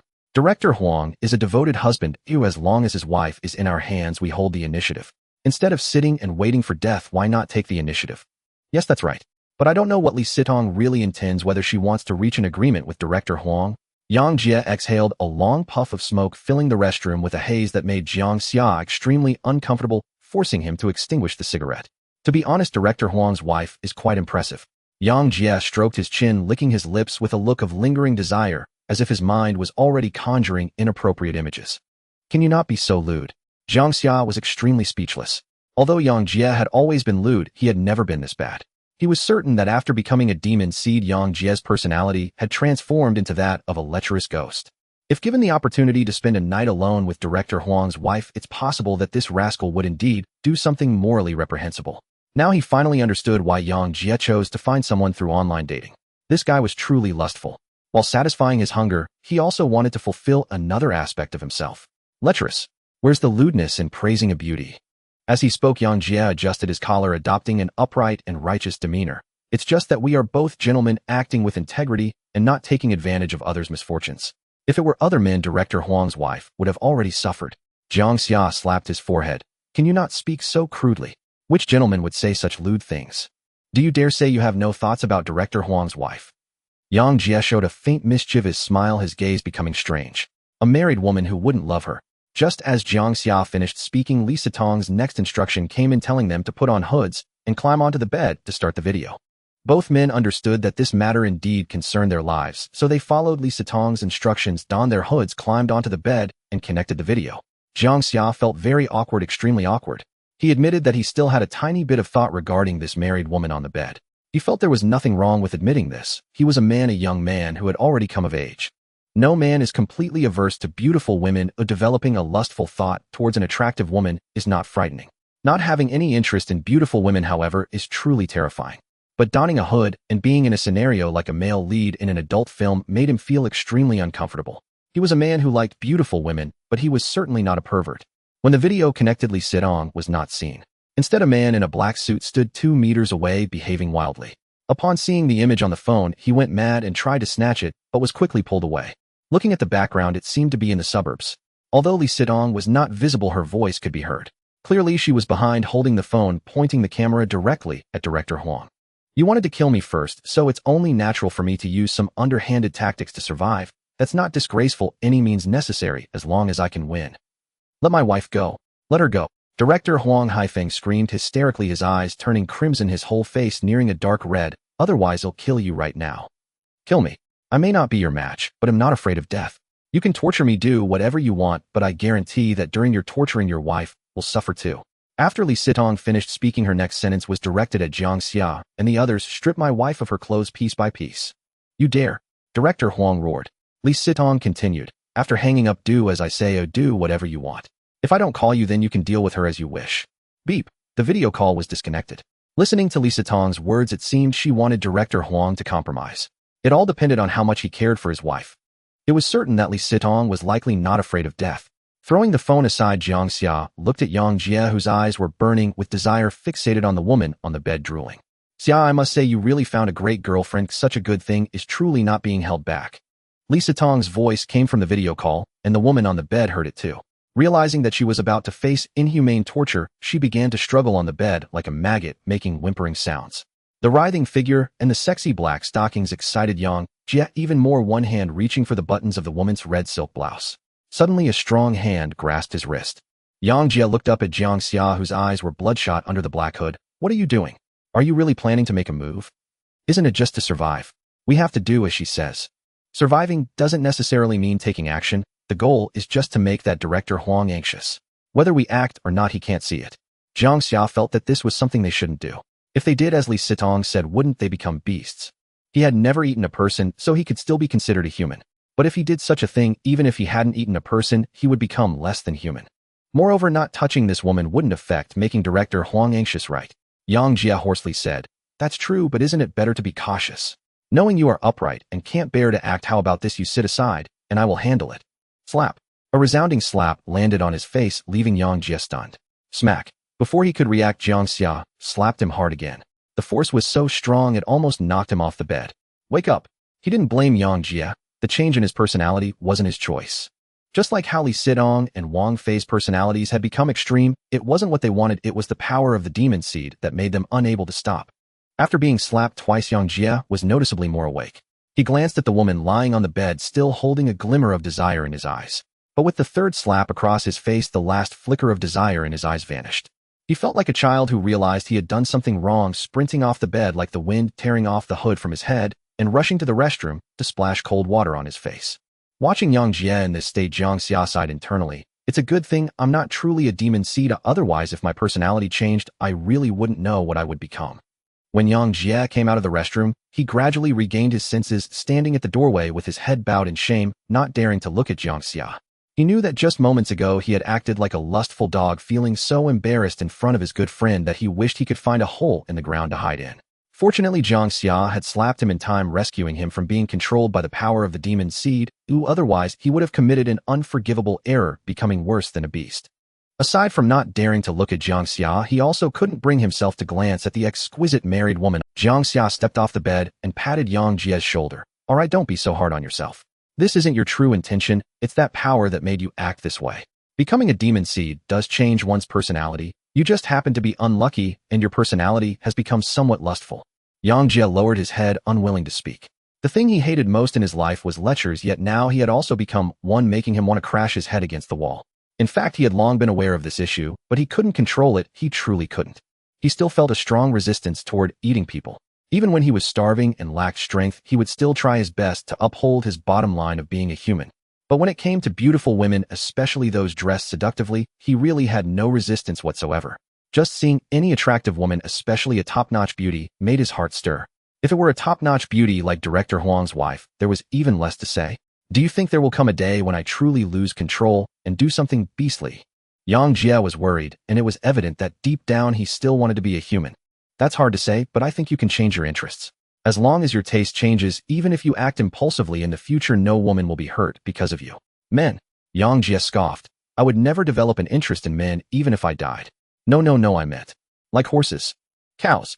Jiang Xia was earnestly trying to give advice. Jiang Xia suddenly raised his head to stare at Jiang Xia, biting his lip and hesitating to speak several times. Xia, I always thought you were a cultured person. Can such words really come from a human's mouth? Oh, I almost forgot. Oh, Jiang Xia isn't a normal human anymore. But compared to himself, Jiang Xia seemed quite normal. Thinking about it, Jiang Xia suddenly realized that he hadn't noticed any change in Jiang Xia's personality. Or is it because Jiang Xia has been a demon seed for a short time, so he hasn't shown any changes yet? Just as he was curious and wanted to ask Jiang Xia if he felt any changes in his personality, a sound of unlocking at the door caught their attention. Beep, beep, beep. Click. The doorknob turned. The two exchanged glances. Jiang Xia quickly donned his hood. They warily eyed the door, sensing that the one entering was not one of their kind. They were only 4 or 5 meters from the door, yet they felt no aura of their kind. With a key card, could it be hotel staff? Whoosh. As the hotel door opened, a masked figure in black entered, quickly locking the door behind her. Buzz. Jiang Xia's mind exploded.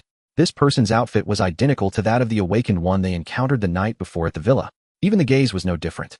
The awakened one had a cold gaze, first scanning the woman on the bed, then looking at the 2 demon seeds with hoods on them. Who are you? Jiang Xia stammered. What awaited him was a curved knife glinting with blue light. The woman merely extended her hand, and a chilling blue curved knife appeared out of thin air, as if she possessed spatial abilities. The same attire, the same curved knife, it was undoubtedly the awakened one from that night. At the moment the knife struck, Jiang Xia realized this woman was an awakened one, and quickly dodged to the side, narrowly avoiding the blade aimed at his throat. However, he barely managed to dodge one strike. The next attack from the awakened one was even faster, forcing Jiang Xia against the wall, and with no way to evade, he was slashed down the shoulder. The sharp blade tore through flesh. Jiang Xia had no time to cry out in pain, as the knife aimed at his heart prompted him to react quickly, and his hands transformed into several dark purple tentacles that instantly wrapped around the blade. He exerted all his strength to control the tentacles tightly around the blade, believing that as long as he held the blade firmly, everything would be fine. But the awakened one looked at him with a glint of playful amusement in her eyes, and suddenly the blue curved knife wrapped in tentacles vanished. Jiang Xia's tentacles, which had been wrapped tightly, suddenly grasped at nothing. In the next second, the awakened one grabbed again, and the blue curved knife that had disappeared reappeared in her hand, the sharp tip aiming for Jiang Xia's throat, coming at him so fast that he couldn't react. At the critical moment, Jiang Xia shouted, "Stop!" Whoosh. The curved knife suddenly halted just a millimeter away from Jiang Xia's throat. Jiang Xia pressed tightly against the wall, cold sweat pouring down his forehead, his chest heaving up and down. In extreme panic, he gulped down saliva. His rolling Adam's apple made intimate contact with the knife's tip, cutting a fine line, but before blood could flow from the cut, the small wound was frozen by the chilling aura, turning the blood that reached the wound into red ice crystals. The awakened one slowly turned around, one hand still gripping the knife aimed at Jiang Xia's throat. "Stop!" Jiang Xia stood by the birdcage bed, one hand demonized, gripping Director Huang's wife's throat. Upon first seeing this awakened one, Jiang Xia thought he was doomed. After all, this woman was very powerful, and he had witnessed her knife skills as she lost to Li Sitong that night due to environmental factors. If the environment had been different, it was uncertain who would win between her and Li Sitong. Given his and Jiang Xie's abilities, it was likely they wouldn't last even 10 moves against her. Initially, Jiang Xia couldn't understand why an awakened one would come here to kill them. Even if she was in a hurry to gain experience, there was no need to come during the day, right? Moreover, she came to the Drunken Dream Hotel, a gathering place for demon seeds. By night, the hotel would probably be filled with hundreds of demon seeds, and even during the day, the number was still in. It was unlikely that any awakened one would be foolish enough to hunt demon seeds in broad daylight. But if she was targeting the woman on the bed, Director Huang's wife, then everything made sense. In the hotel room, filled with an atmosphere of impending danger, silence reigned, and even the sound of a falling needle could be heard. Each person's heartbeat resonated differently, their inner thoughts varied. Jiang Xia, it seems my guess was right. This woman is targeting Director Huang's wife and wants to negotiate.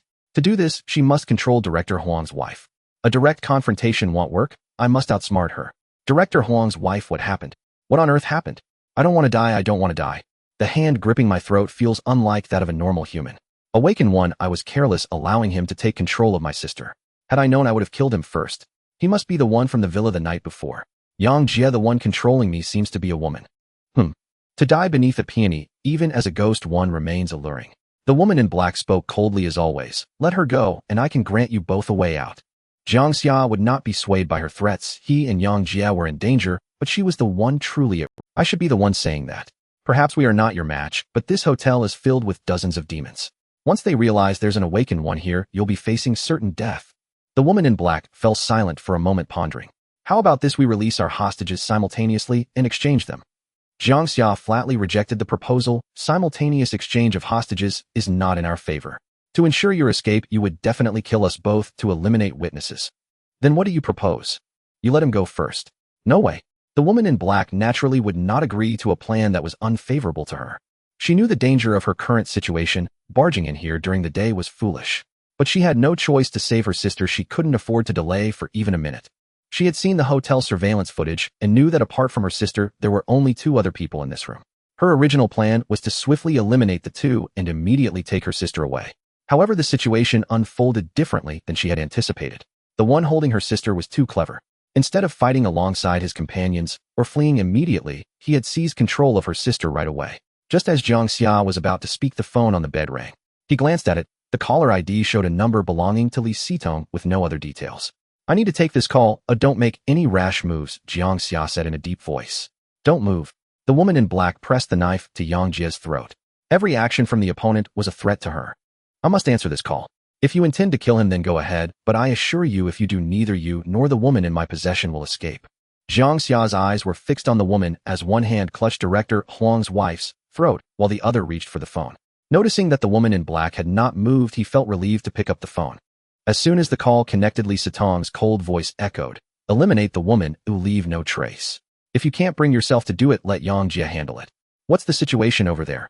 Jiang Xia asked. It's been handled, though. Everything is fine. I'll be there shortly.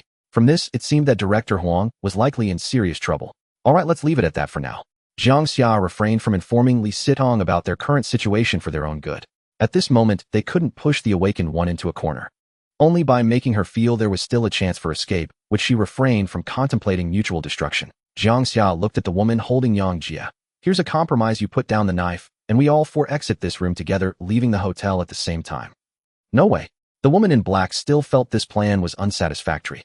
Jiang Xia said sternly, this is the best plan. We all go out together. If we make any move, you can instantly kill us. If you make any move, you won't escape either.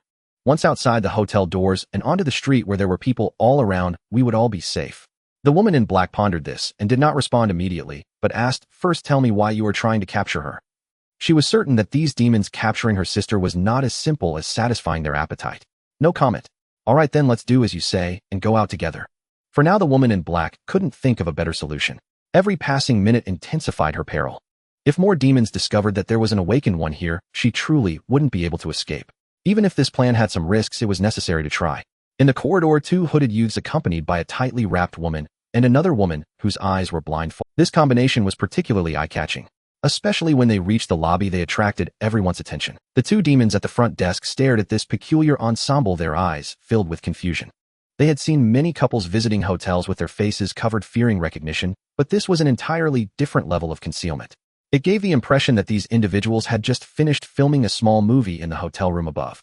Only after exiting the hotel and seeing the bustling street did both sides breathe a sigh of relief. In this public setting, whether awakened or demon, neither dared to act recklessly. Jiang Xia pushed Director Huang's wife toward the woman in black. All right, you can leave now. Without saying a word, she waved for a taxi, quickly taking her sister away. Director Huang's wife had long recognized that her savior was her younger sister, and after confirming her safety, she tore off the black satin covering her face. Seeing the woman in black beside her, though heavily wrapped, she recognized her sister at a glance. Your brother-in-law might be in danger. The woman in black looked at her sister, shook her head, signaling her to remain silent for now, and to speak only when they were completely safe. Back in the hotel room, Jiang Xia was exclaiming about the thrill. An awakened one, it's actually an awakened one. This is exhilarating, truly exhilarating. It's my first encounter. Having only heard of awakened ones before, Jiang Xia was more thrilled than fearful this time. But before the excitement could settle, Yang Xia gasped sharply, his face instantly pale, as he collapsed onto the bed, cold sweat beading on his forehead. Jiang Xia then remembered that Yang Xia had been stabbed and hurriedly lifted his jacket to inspect. The wound was long, stretching from his shoulder to the opposite chest, at least 20 centimeters. Yet it hadn't bled much. The cold aura from the curved blade was chillingly intense.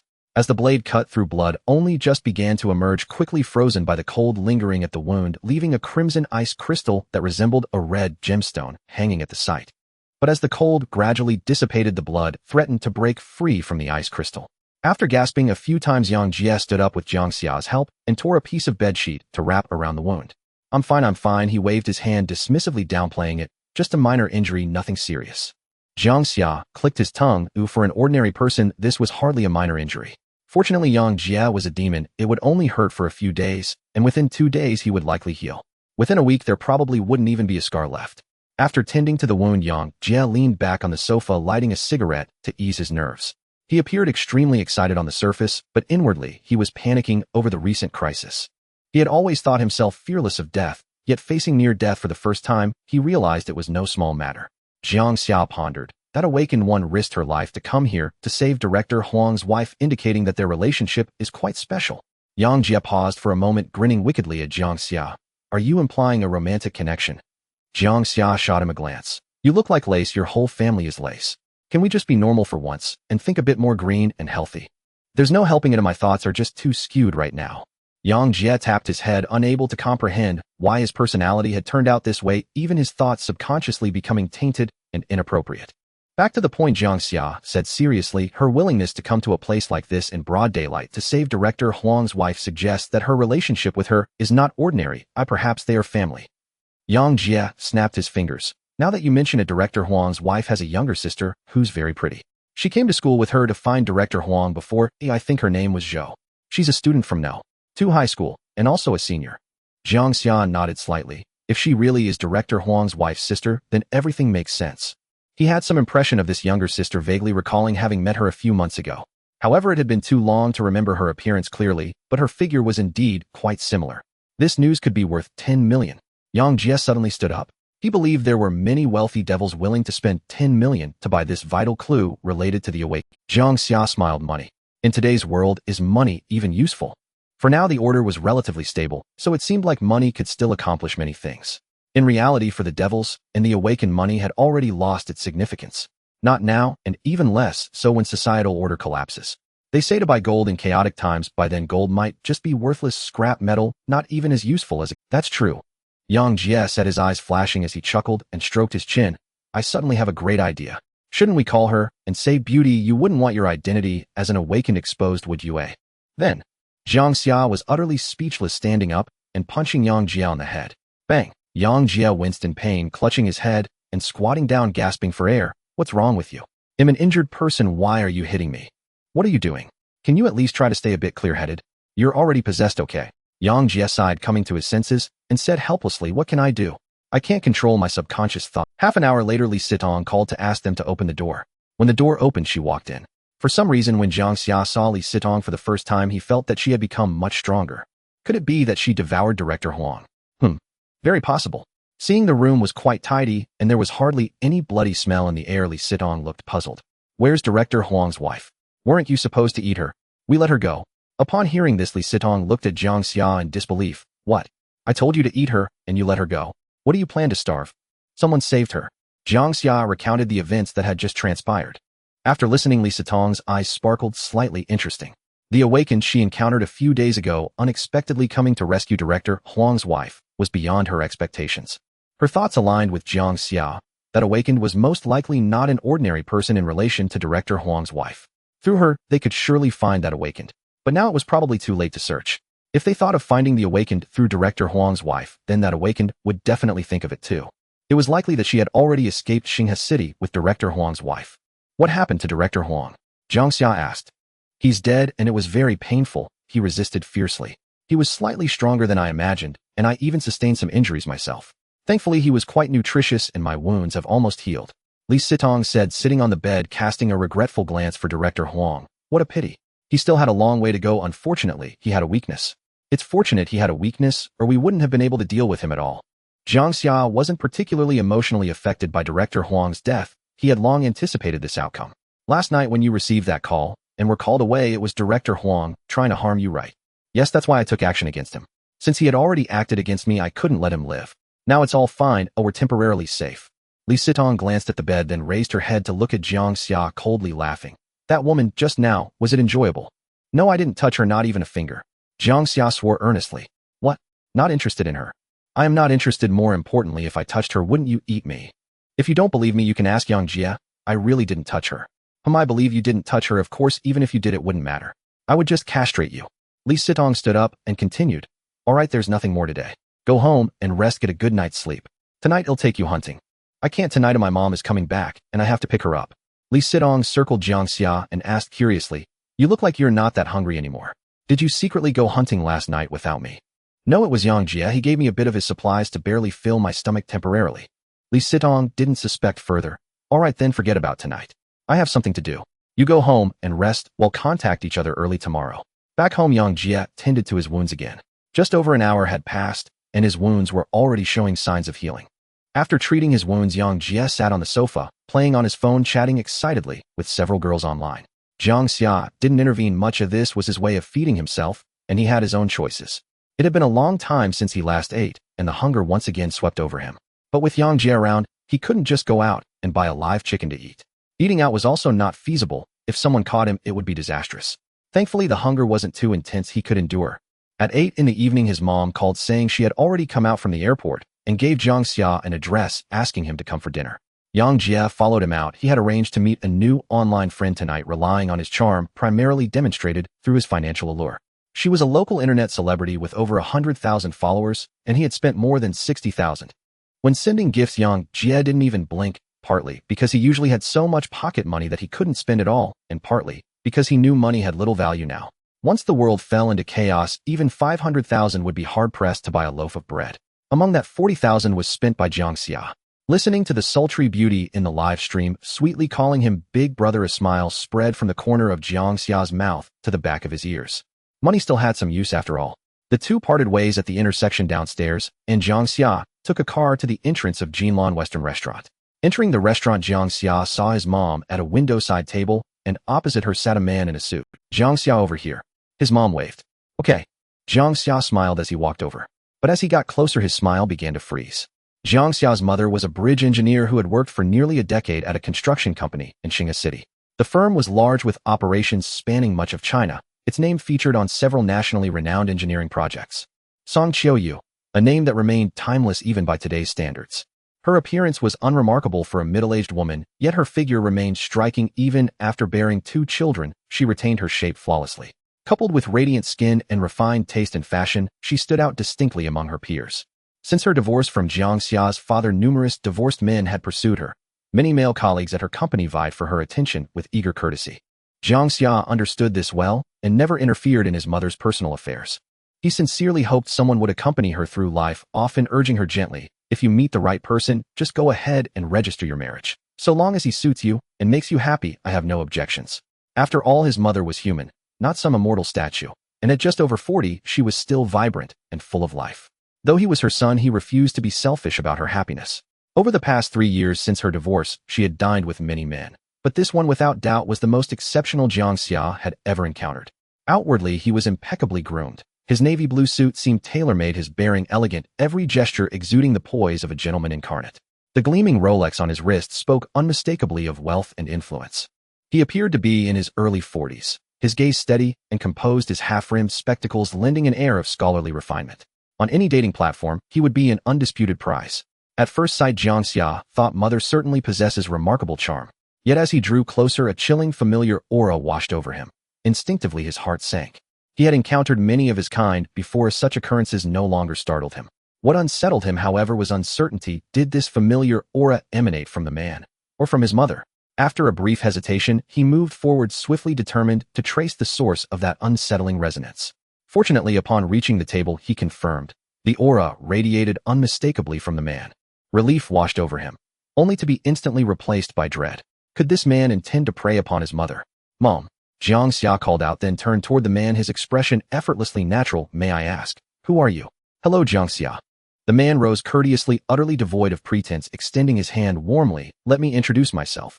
I'm Chin Kai, though my English name is Jace. Hello, hello. The man displayed no hostility, only humility and grace. Jiang Xia knew he too must respond with equal decorum. To bare one's fangs prematurely, before gauging intent, was sheer folly. I've heard so much about you from your mother, the man continued smoothly. Seeing you in person, I must say, you truly embody excellence. Surely many young women at your university admire you. His words were polished, laced with subtle flattery. Yet Jiang Xia knew well elegance could be a mask and perfection a performance. He'd first sensed that familiar resonance from 4 or 5 meters away, and only upon approaching confirmed it originated from the man himself. His strength likely rivaled Li Sidong's, proof that his victims numbered no fewer than hers. Perhaps Li Sidong was a heteromorphic demon who preferred hunting her own kind over ordinary humans. As she once explained, a single kin yields far richer sustenance than dozens of humans. When given a choice, why waste time? Hunting kin is efficient, economical, inevitable. If this man were not a heteromorph himself, his formidable power implied he'd slaughtered vastly more humans than Li Sidong ever had. That alone proved he was no benign presence. Seeing how smoothly Jiang Xia and Chen Kai's first meeting unfolded, his mother smiled warmly. A small token for our first meeting. I hope you'll like it. Chen Kai presented a beautifully wrapped rectangular box, its contents concealed beneath elegant paper. Jiang Xia politely declined at first, much as he'd done as a child accepting red envelopes during Lunar New Year, until overwhelmed by the man's earnest insistence, he reluctantly accepted. At Chen Kai's invitation, he opened the box. Inside lay 3 concert tickets. Though indifferent to celebrity culture, Jiang Xia instantly recognized them as front row seats to a domestic megastar, surnamed Zhou. Front row center stage, the very seats that during the star's last tour in East China had fetched over 30,000 yuan on the scalper market. 3 tickets, worth 100,000. In pure monetary terms, this was unquestionably the most valuable gift Jiang Xia had ever received. This is far too generous. I truly cannot accept it. Jiang Xia offered a courteous refusal. Chen Kai gently pushed the box back. Please take them. A former business partner gifted them to me. I prefer quiet settings and have never attended a concert. To keep them idle would be wasteful. Better they go to spirited youth like yourselves. 2 are for you. You may invite a friend. The 3rd is for your sister. After expressing gratitude, Jiang Xia set the box aside and seated himself beside his mother. Brief conversation revealed Chen Kai hailed from Xinghai City, but had spent years abroad as an executive at a publicly listed multinational corporation. He was divorced with a daughter living overseas with her mother. He'd recently celebrated his 40th birthday, slightly younger than Jiang Xia's mother. Months earlier, he'd resigned from his overseas post to launch his own venture and had begun collaborating with his mother's construction firm. Their meeting itself bore the hallmarks of cinematic serendipity. Over a month prior, after working late, his mother had been accosted by several drunken men outside her office building. Chen Kai happened upon the scene and intervened. The next day, while negotiating their partnership at the firm, they met again. Conversation flowed, familiarity deepened. Officially, theirs was still a platonic friendship. Yet Jiang Xia doubted a mere friend would bestow such an extravagant gift upon another's son. Clearly the man harbored ulterior motives. Yet observing his mother's demeanor, Jiang Xia concluded, tentatively, that her relationship with Chen Kai might indeed remain purely friendly. As Chen Kai raised his wineglass to toast his mother, Jiang Xia's pupils contracted faintly. He watched impassive as the man drank deeply, then set the glass down with casual nonchalance. Inside, Jiang Xia began counting seconds. Minutes passed, 7, 8. Yet the man showed no sign of distress, even finishing the entire glass. Another 7 or 8 minutes elapsed, during which he drained half a second glass, before finally rising to excuse himself to the restroom. Jiang Xia followed without delay. In the last stall, Chen Kai retched violently, as if attempting to expel his very entrails. After several minutes, his breathing steadied. Emerging, he passed Jiang Xia, silently paused at the sink to rinse his mouth, splash cold water on his face, and carefully adjust his appearance. I've always loved wine, past and present. Once I cherished the euphoria it bestowed upon the spirit. Now I savor the exquisite agony it inflicts. The longer I endure each sip, the greater the triumph I feel. Jiang Xia regarded him coolly, arms crossed. Few possess such extraordinary tolerance for alcohol, I imagine. I once knew one who surpassed me, whose endurance dwarfed mine. Alas, he is dead, slain by your... Chen Kai's gaze settled upon Jiang Xia, and he smiled, faint, knowing, unfathomable. Chen Kai's words left Jiang Xia feeling puzzled. Who died at their hands? Wait. No, why does it feel like this man knows me so well? Who? Who else? Aside from him, did anyone else die at your hands today? Are you talking about that person with the surname Huang? Chen Kai glanced at the mirror again, adjusting his tie. He was an excellent companion. His hunting abilities are among the best I've ever seen.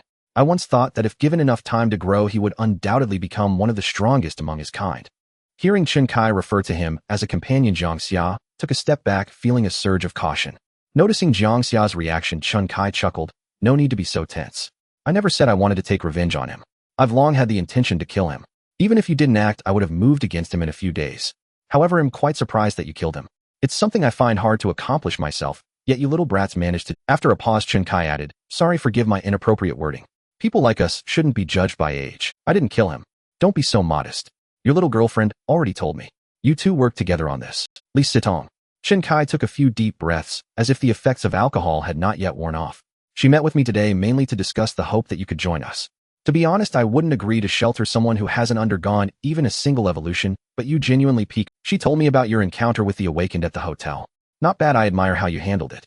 Most people would have panicked, but you managed to calmly analyze the situation and find a solution in such a short time. I really like your cleverness. Jiang Xia responded calmly. Thank you for the compliment. Rather than knowing what your organization is about, I want to know your intentions in approaching my mother. Chen Kai replied calmly. I only have a normal friendship with her. After all, even if we aren't normal people, we still have the right to make friends. I can't shake the feeling that your intentions toward her are not pure. Chen Kai smiled slightly. You really underestimate me. With my abilities, I can catch prey from anywhere. I don't need to spend so much time befriending someone just to satisfy my hunger. Maybe you have some special preferences. Jiang Xia's tone and gaze were filled with distrust toward Chen Kai. Any demon, especially a strong one, would certainly have some abnormal traits. He couldn't trust his mother to be friends with such a person. Chen Kai answered without hesitation. Your mother is a confidant. We have many common topics. She enjoys studying history, which I also like. I genuinely want to be friends with her. Moreover, to ensure the longevity of our friendship, I will protect her. Of course, rest assured, I only have the intention of being her friend. If you could keep your distance from her, it might be better. Chen Kai laughed, placing a hand on Jiang Xia's shoulder. You may have the right to prevent your mother from making friends, but you can't stop it. I can tell her what you are. Tell her. How will you convince her that what you say is true? Are you going to show her your demon? Let her know that her son is also a monster, so she lives in fear every day until she ultimately loses her sanity. She isn't from this world. Why drag her into it? At the very least, I can let her know that this world is dangerous. And what if she knows? If there's danger, there will still be danger. Does knowing that this world is perilous allow her, an ordinary person, to avoid all crises? Rather than letting her live in constant fear, it's better to let her have a peaceful life. As long as you're strong enough, aren't you afraid of not being able to protect her? Jiang Xia fell silent. He understood that without sufficient strength to back him, he had no right to negotiate with others. If he were to say something like, if you don't stay away from her, it'll make you regret it, he would just be a joke. You should leave for now. Don't keep your mom waiting. We'll meet again tomorrow to discuss further. After drying his hands, Chen Kai stepped out first. At 10:30 p.m., back home, Jiang Xia was torn about whether to tell his mother the truth of the world. But how can he convince her? He can't just show her his demonized form as Chen Kai suggested, can he? And even if he were to tell her, would it be a good thing for his mother? With such questions in mind, he asked Li Sitong and Yang Jia on his phone, wanting to see how they handled it. Li Sitong quickly replied. She hadn't told her parents the truth about this world for a simple reason. How do I know if my parents are awakened? What if they learn about my identity as a demon and turn against me? It's better to let things unfold naturally.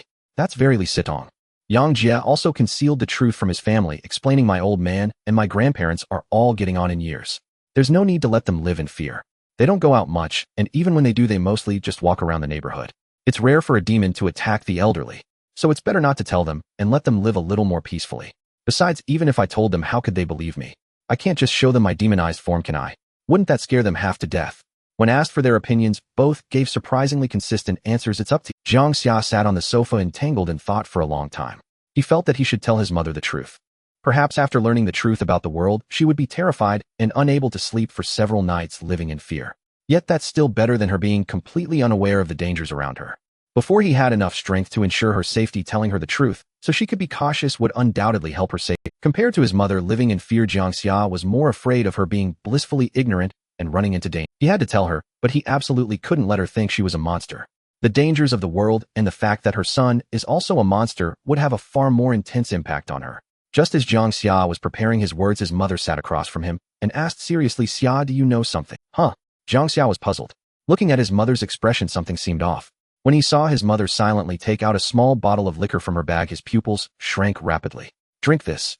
In just a few days, Su Kuan Wang Fei and the grade director Huang Haifeng had all perished, three familiar faces that had either a direct or indirect relationship with him.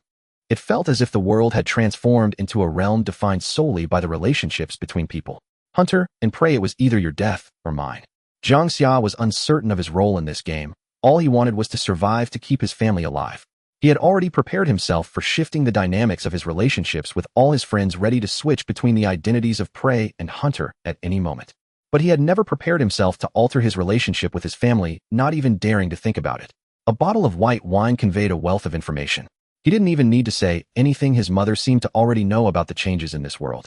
She bore no scent of kin, and she was not like them, nor could she be a hidden demon. If she were a hidden demon, she wouldn't need to test her son's identity with a bottle of wine. Her identity was likely that of an awakened. Awakened individuals are not only more alluring to demonic species, but also possess better means of self-preservation. This seemed to be a cause for celebration. Jiang Xia was indeed a bit happy, but that joy quickly gave way to worry. He was an undercover agent, a being almost indistinguishable from the demonic species, yet heaven had shown him grace, granting him a small privilege to fill his stomach with livestock blood. Otherwise, he would be no different from a demonic species. At present, he did not believe he could clearly explain to anyone, I am actually an awakened, an undercover agent hidden among the demonic species. Once he drank that bottle of wine, his demonic form would be revealed. How could he explain that? If he couldn't clarify, how would his relationship with his mother change? Why are you suddenly making me drink? Didn't you always forbid me from drinking? Jiang Xia feigned ignorance. Don't you know what drinking represents? It represents celebration. Did something good happen? Did you get a promotion? Or did you snatch custody of my little sister? From his mother's expression, Jiang Xia was certain she knew the truth about this world and had begun to suspect his identity. If you drink this bottle, I will tell you afterward. Seeing her increasingly serious demeanor, Jiang Xia felt heavy-hearted, his gaze fixed on the wine bottle on the table. Jiang Xia appeared tense, but in reality the woman sitting across from him was even more anxious. The more hesitant her son was, the greater the turmoil in her heart. After a long hesitation, Jiang Xia grasped the wine bottle on the table and slowly twisted the cap open. Click. Whether he drank or ran away, it was a direct answer. Having come this far, he decided to drink. He didn't want to raise even a hint of suspicion with his mother. He didn't want to change his relationship with his closest person, nor did he want to distrust those closest to him. If he did, there would be no one left to trust in this world. Regardless of how his mother would react after he drank, he would strive to explain. Whatever the outcome, he would let it unfold naturally. If he couldn't explain it clearly, he could even accept his mother turning against him. Of course, the best approach would be to run before his mother turned against him. Run as far as he could if survival came first. Yet somehow Jiang Xia felt a deep confidence that even if his mother wasn't awakened, even if he couldn't clarify things after turning demonic, she would not harm him. This was an unconditional trust in his biological mother. Taking a deep breath, Jiang Xia brought the wine bottle to his lips, but just before the bottle touched his lips, his mother suddenly reached out and snatched the bottle away. I just wanted to see if you usually drink. You seem hesitant, so you probably don't drink. Remember what I told you, you must not. Holding the wine bottle, his mother returned to her room saying, It's getting late, you should rest early. I'm quite tired after sitting on a plane all day. Jiang Xia sat quietly on the sofa for a long time, staring at the closed door. He understood the reason his mother suddenly took the wine back. Clearly, she was not ready to change the way she interacted. Even though she might have anticipated something, she was not prepared to break through that barrier. As long as he didn't drink the wine, he would always remain her son in her eyes. Taking a long breath, Jiang Xia leaned back on the sofa, his gaze drifting to the brilliant night sky through the balcony. This seems to be the best outcome. Even if she has guessed something, I can explain it to her slowly later. So, is my mother truly an awakened? Ding ding ding. The raucous alarm blared, piercing through his eardrums. Getting up and leaving his room, his mother happened to be heading out to see his little sister. After washing up, Jiang Xia ate the buns and soy milk his mother had bought, and then went downstairs to the market a few hundred meters away to buy a chicken temporarily, solving his hunger for the day. After bagging the chicken's carcass in a black plastic bag, he went downstairs to throw it in the trash, and then followed the address Li Sitong had sent him to the meeting place. Walking side by side along the lakeside path, the morning sun slanted down, shimmering across the lake. Jiang Xia told Li Sitong about his encounter with Chun Kai the night before, inquiring about the role this Chun Kai played. But he did not mention his mother's insistence on him drinking. This matter concerned whether his mother was an awakened. He absolutely could not tell anyone else. Li Sitong stroked the railing by the lake as she walked. The basic information you have is correct. His English name is indeed Jace. He has a daughter and an ex-wife abroad, but both are deceased. However, he is not a high-level executive of a foreign-listed company. He owns a restaurant, and his culinary skills are exceptional. How much do you know about him? How did you meet? Jiang Xia asked. He is quite serious about his work, especially regarding food. He meticulously selects every ingredient, waiting for the right moment after choosing a target to bring it back to his kitchen. Even when starving, he wants to eat in a casual environment. Many in his circle refer to him as the elegant gourmet. As for how I met him, it dates back to the day I joined the organization. Organization? What exactly does this organization do? Jiang Xia was quite interested in the mysterious organization behind Li Sitong. In the near future, the world will descend into chaos. If we remain isolated, what awaits us is extermination by the human military or death at the hands of our own kind. Li Sitong paused before continuing. You can think of this as an organization for mutual support working together to form a resilient shield when the apocalypse arrives. After all, we absolutely cannot enter a safe zone, or we can only wander outside. Then this organization must have a leader. What role do you and Chun Kai play in it? I don't have a significant identity in the organization. I'm just an ordinary member. They will notify me when there's something going on, but otherwise I have little connection with them. Chun Kai, however, has a rather special role in the organization. He is the public affairs agent. Public affairs. So who is behind the scenes? I don't know. The identity of the person behind the organization is very secretive. Nobody knows who he is except for Chun Kai.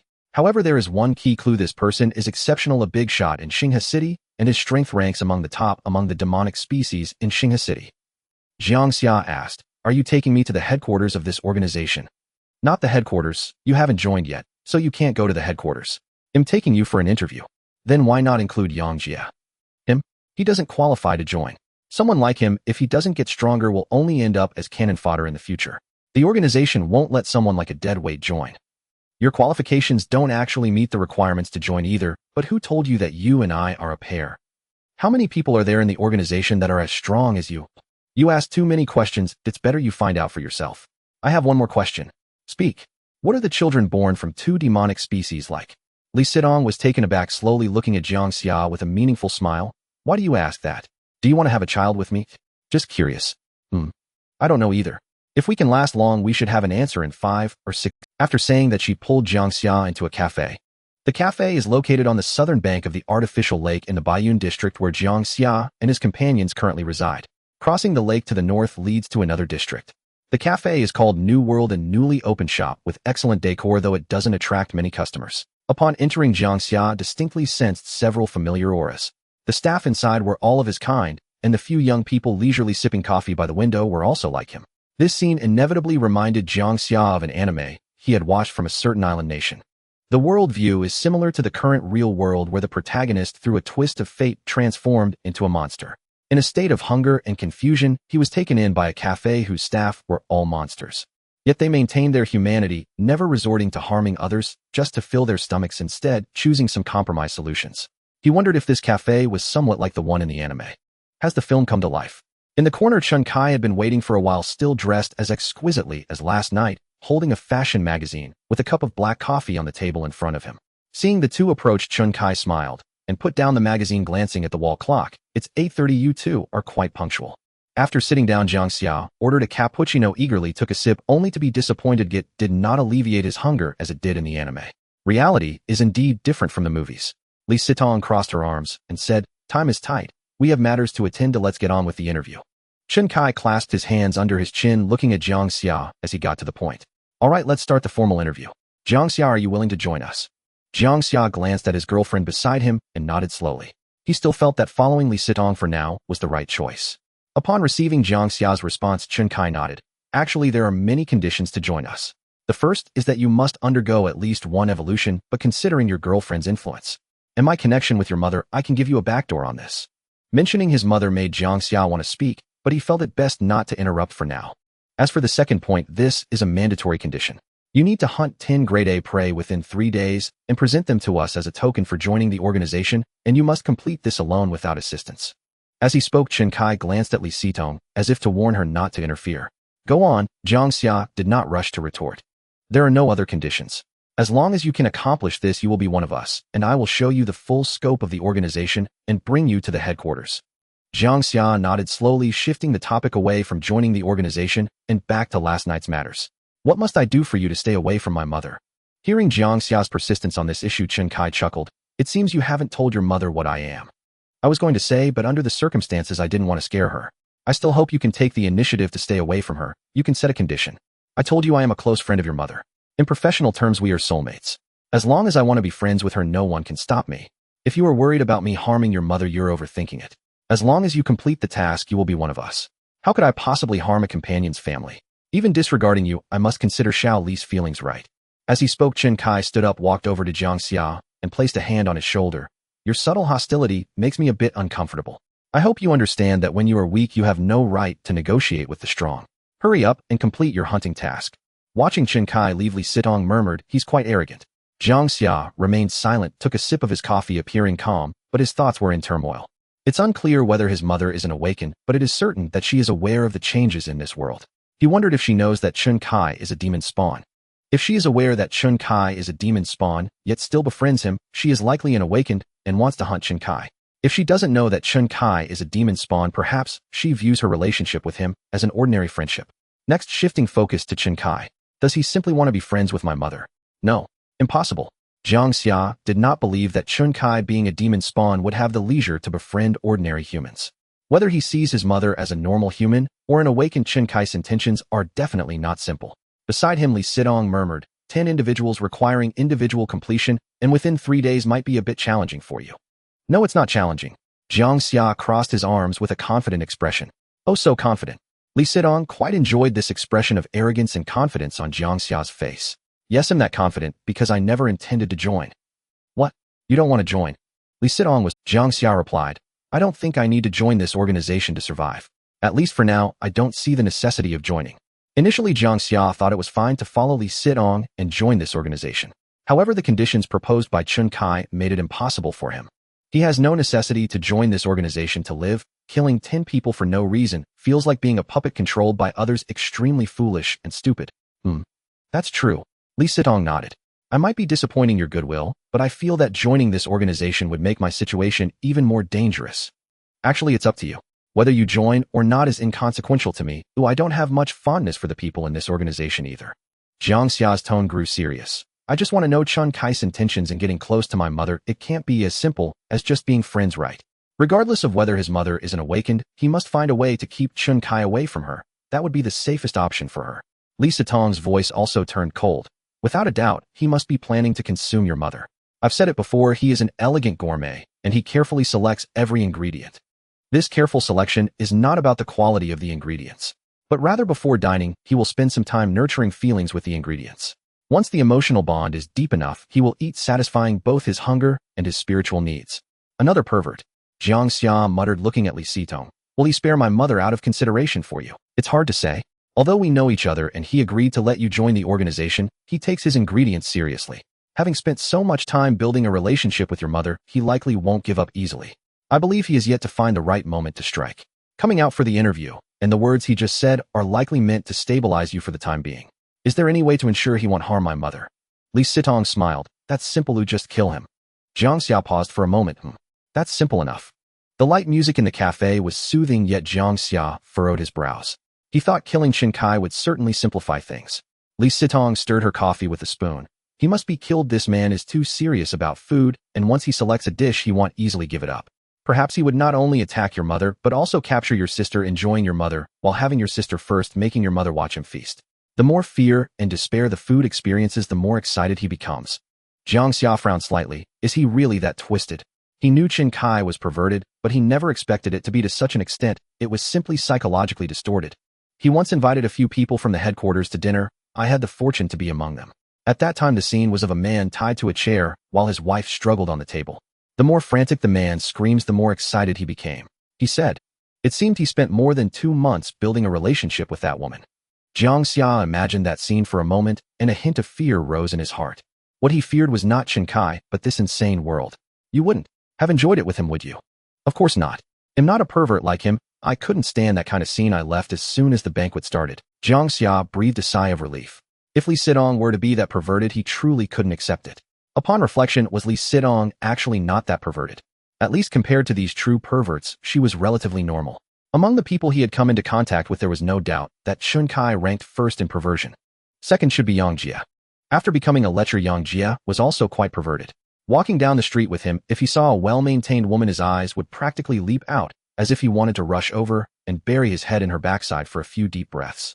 Jiang Xia thought for a moment and continued, if he were to attack my mom, wouldn't that mean he would kill me too? It's possible. After all, if he eats your family, you would definitely seek revenge on him, and he wouldn't leave himself any hidden dangers. Exiting the cafe, the two strolled along the lakeside road. From Li Sitong's words, he learned that the cafe was actually a slaughterhouse behind the scenes. They didn't just sell ordinary coffee, they sold things that could satisfy the hunger of demonic beings. Selling food was just one aspect. Behind the scenes, it was actually a large intelligence station. Any demonic being could purchase the information they wanted here with rewards. For example, if they wanted to investigate someone's identity, they would help if given enough compensation. Even information about awakened ones was available. However, information about awakened ones was special. It was sold through an auction system only to one person. Even secrets from some countries as well as information from other cities and even abroad could be obtained. The compensation they required was certainly not the mundane thing of money, but fresh blood. The higher the value of the information, the greater the compensation required. Li Sitong said that just a few days ago an unidentified demonic being used the blood of 50 young men to buy accurate information about an awakened one. Of course, it was not possible to pay for the 50 rewards all at once. It was paid in installments to be completed within 10 days. At this point, Jiang Xia was somewhat surprised. He truly did not expect that the currency of the new world was Li Sitong smiled, hugging her arms. Actually, we could sell the information about that black-clothed awakened one to them.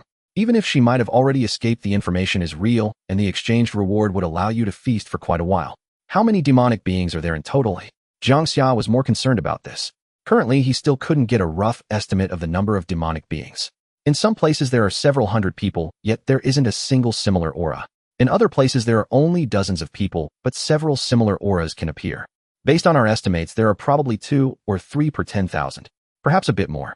Jiang Xia looked up at the blue sky. So in Xinghe City with nearly 10 million people, the number of demonic beings is at least 2 to 3,000. Then our school's hit rate is quite high. With over 2,000 people, there are at least 10. That's because most of those who become demonic beings are young people, a very few elderly, especially those in their 70s or 80s, become demonic beings. That's right, Li Sitong replied. Jiang Xia estimated in his heart. Even if there are 3 demonic beings per 10,000, it doesn't sound like much. But with 8 billion people globally, then the number of demonic beings, that's an astronomical figure. Even if each demonic being only fed twice a month, there would be millions of people becoming nutrients for demonic beings every month. Li Sitong continued, last night, I received news that in the northern hemisphere, in a small country with a population of 600,000, the existence of demonic beings has already been exposed to the public, causing a great social panic. The human army has already launched its first confrontation with the demonic beings there, and the United Nations has sealed off the information. What's the situation? Are the demonic beings a match for the army? In Jiang Xia's current understanding, he felt that demonic beings should not be a match for the army. After all, they have guns and cannons. Ordinary demonic beings should not withstand a Gatling gun's barrage, right? Li Sitong said, ordinary demonic beings are certainly not a match. There's no need for heavy weapons. An ordinary automatic rifle could turn them into a sieve. But there are rumors that one demonic being wiped out several military units and grew stronger through devouring. Especially after several awakened ones went up to offer their heads, he completed another evolution. By the time the military tried to use nuclear weapons against him, it was too late. Even 2 small nuclear bombs couldn't break through his defenses. Nuclear bombs can't break through his defenses? Jiang Xia blinked, unable to imagine how strong that must be. Of course, that's just a rumor. The truth is uncertain. Anyway, there are definitely no such powerful demonic beings in Xinghe City. Li Sitong exclaimed. If even nuclear bombs can't break through his defenses, how much nourishment would he need to evolve to that point? If I could eat him, I would be set for life. Li Sitong fell into a fantasy. But can you withstand rifle bullets? Are you underestimating me? Li Sitong came back to her senses and asked again, have you thought about how to kill Chen Kai? I slightly shook my head. With my strength, I probably can't kill him. It's not probably, you definitely can't kill him unless you use some strategy, like luring him into a warehouse full of explosives. But with his current strength, even if you could get a warehouse of explosives, I doubt it could kill him. Can you help me kill him? Jiang Xia looked at Li Sitong earnestly. Killing Chen Kai was urgent. He couldn't wait until he became stronger to take action, as his mother might already be in trouble by then. He felt that Li Sitong could kill Chen Kai. A few days ago she might not have been able to, but after devouring Director Huang, her strength had greatly increased, and she must have the ability.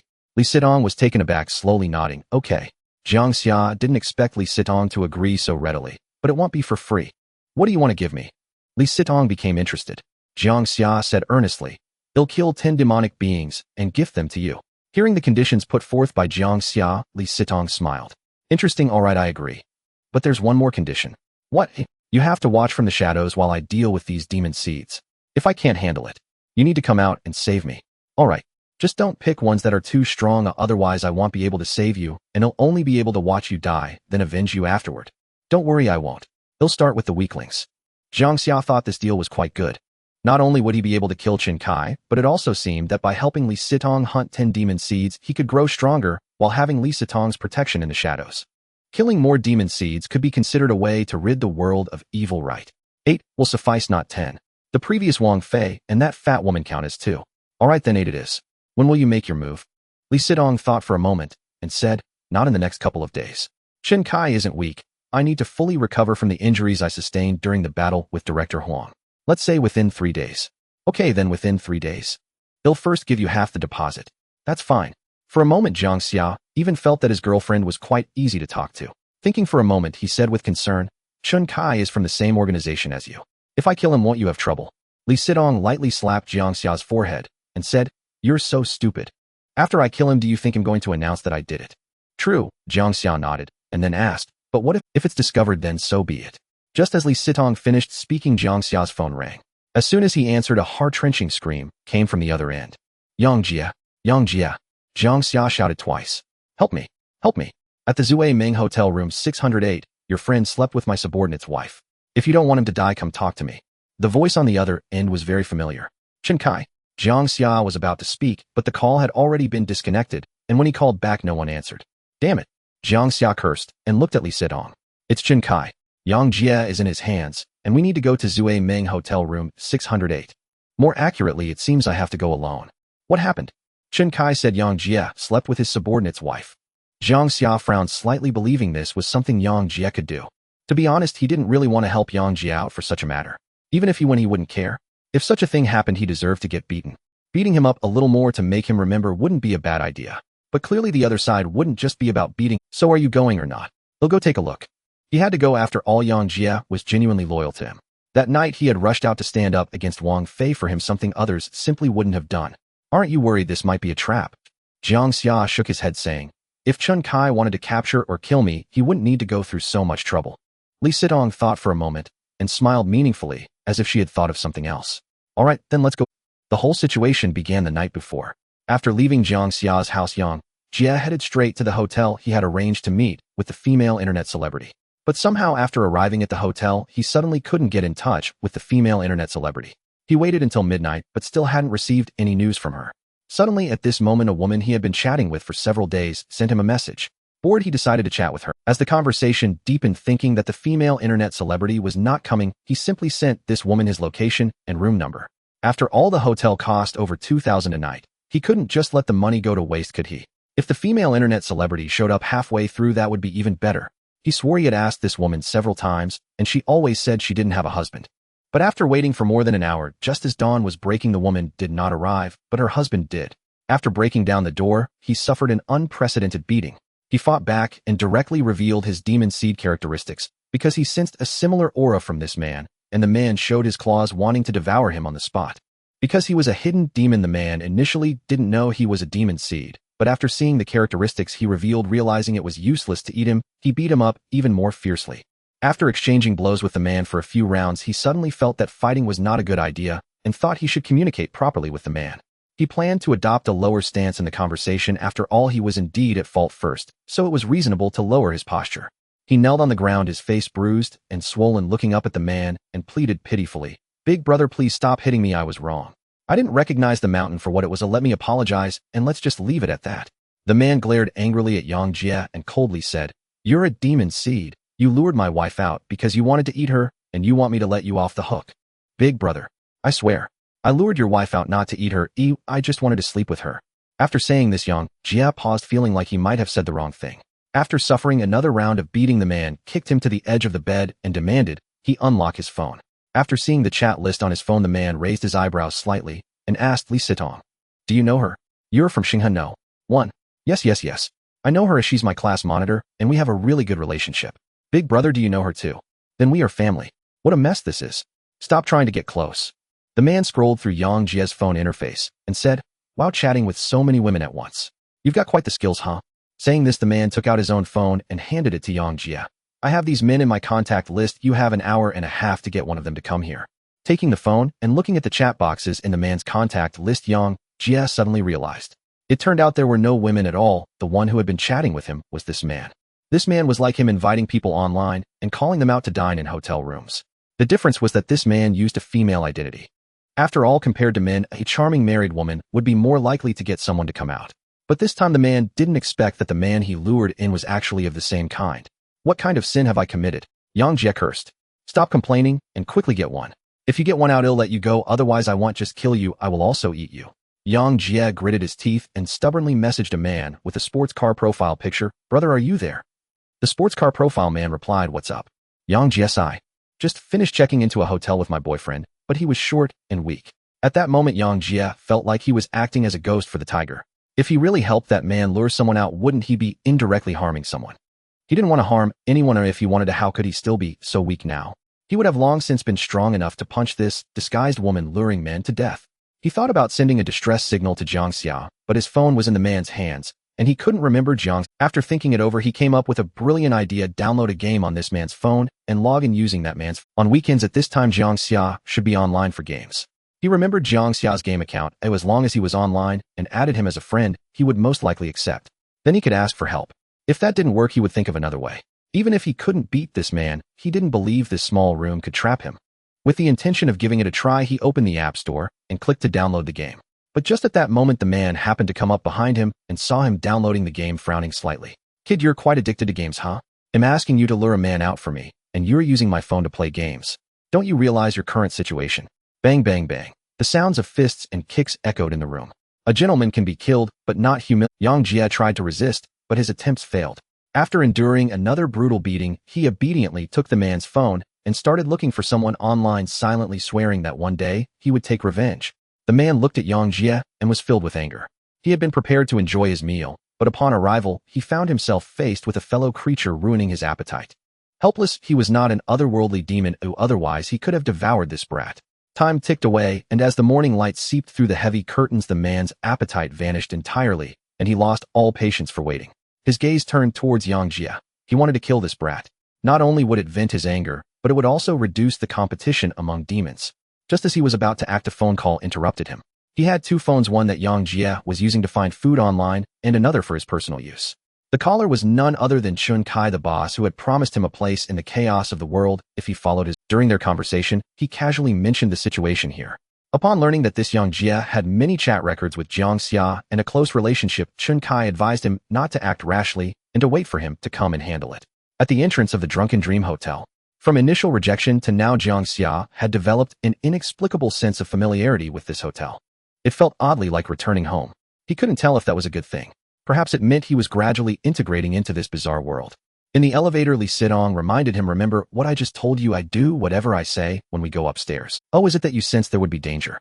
At that moment, Li Sitong felt like a prophet to Jiang Xia, as if she already knew what would happen in the hotel room next. "As long as you listen to me, there will be no danger."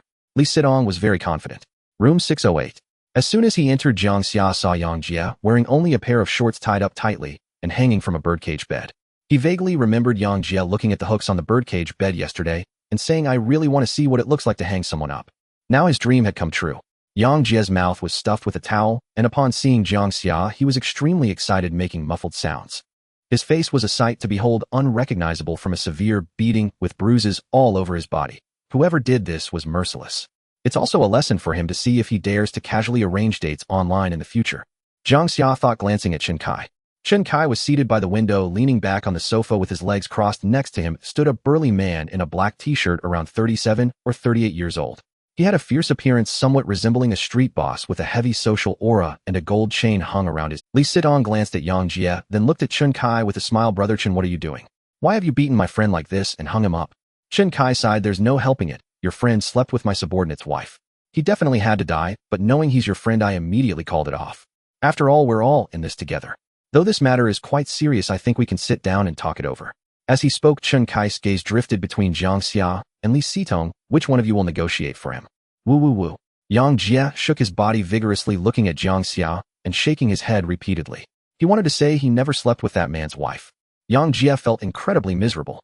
He thought of himself as a good person, right? Even after becoming a monster, he never had the heart to harm others. His way of feeding had always been cautious, without taking lives or scaring anyone. But why do good people never get good rewards? He knew his lecherous behavior was like what Jiang Xia said, akin to a lustful male dog. But it wasn't his fault. It was the power of the demon seed that made him unable to stop. And he hadn't forced any woman. He had only charmed them with his own abilities. Li Sitong sat down on the sofa beside her.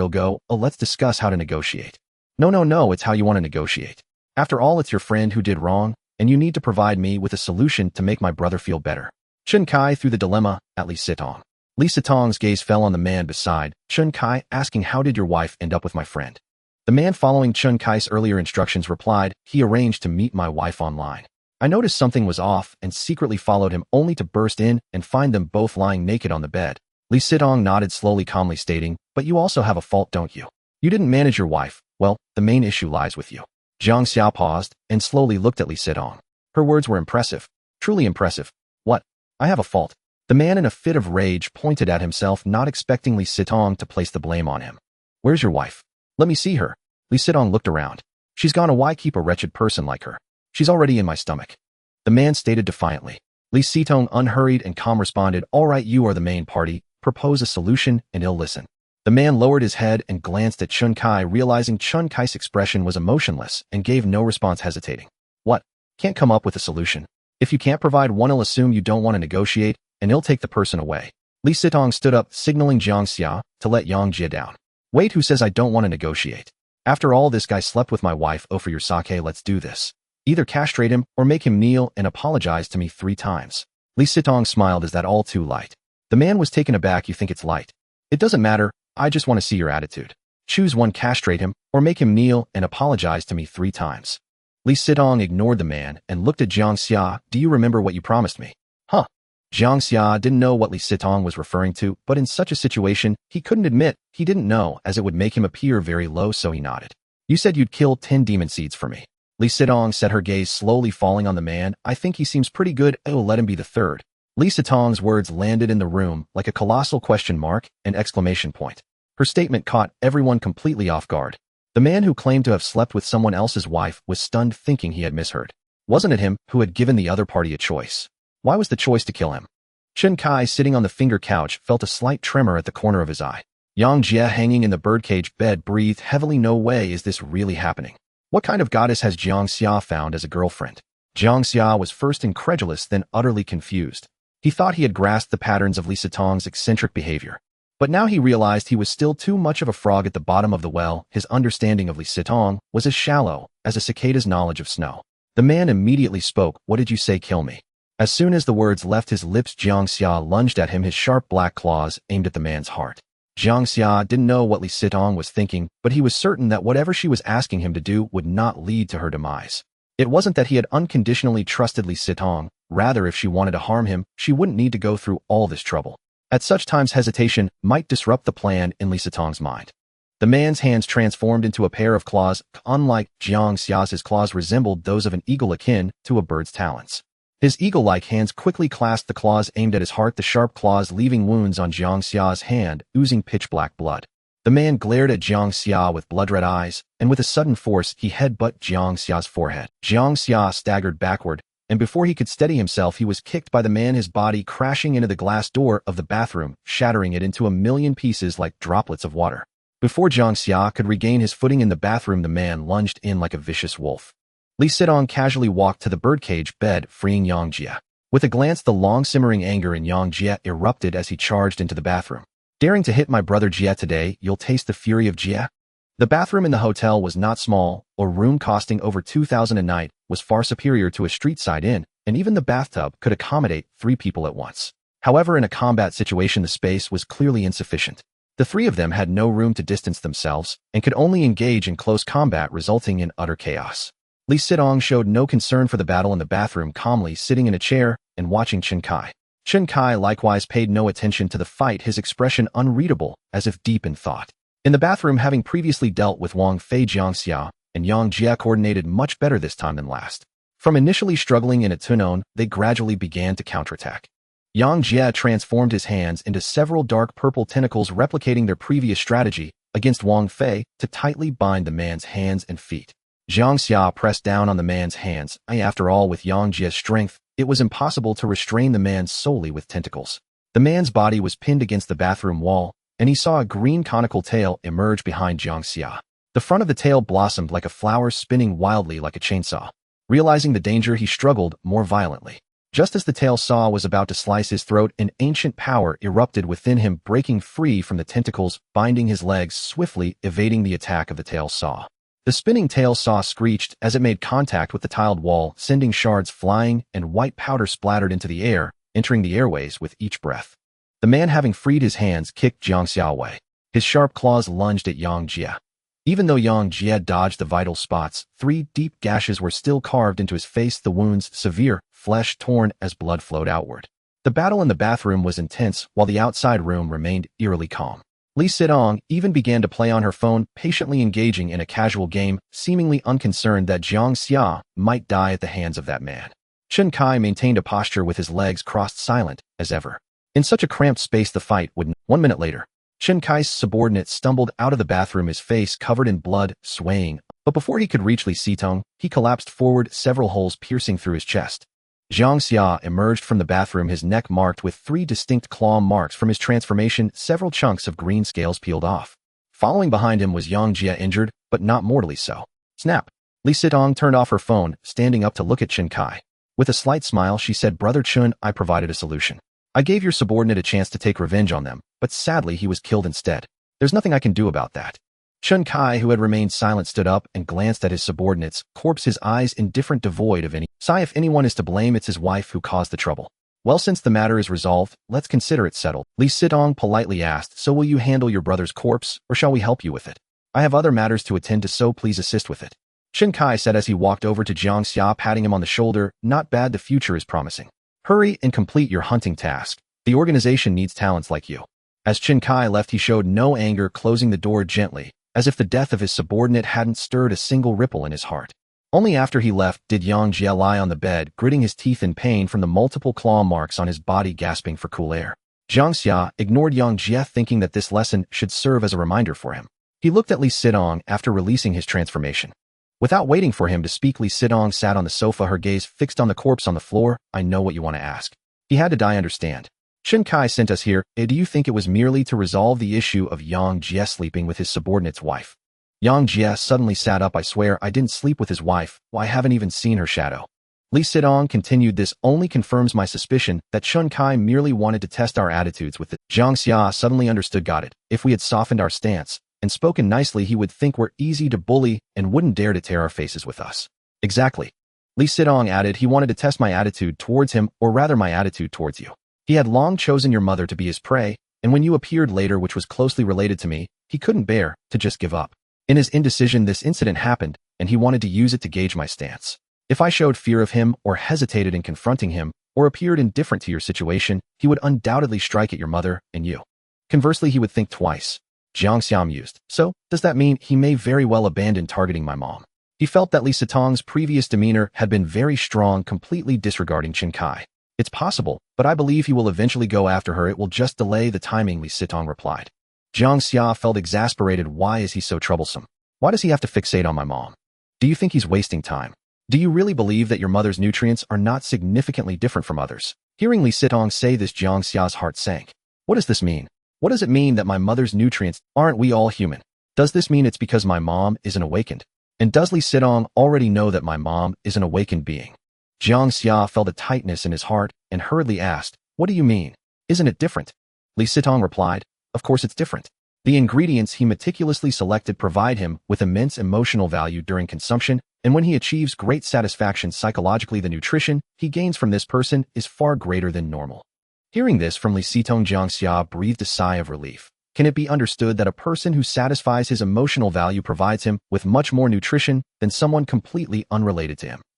That's one way to understand it. The time he spent cultivating feelings with your mother and building a friendship means that when he consumes her, his twisted psychology excites him to the extreme. Besides satisfying his emotional value, it also provides him with nutrition far exceeding that of several people. I can't explain why. I believe he won't easily give up hunting your mother.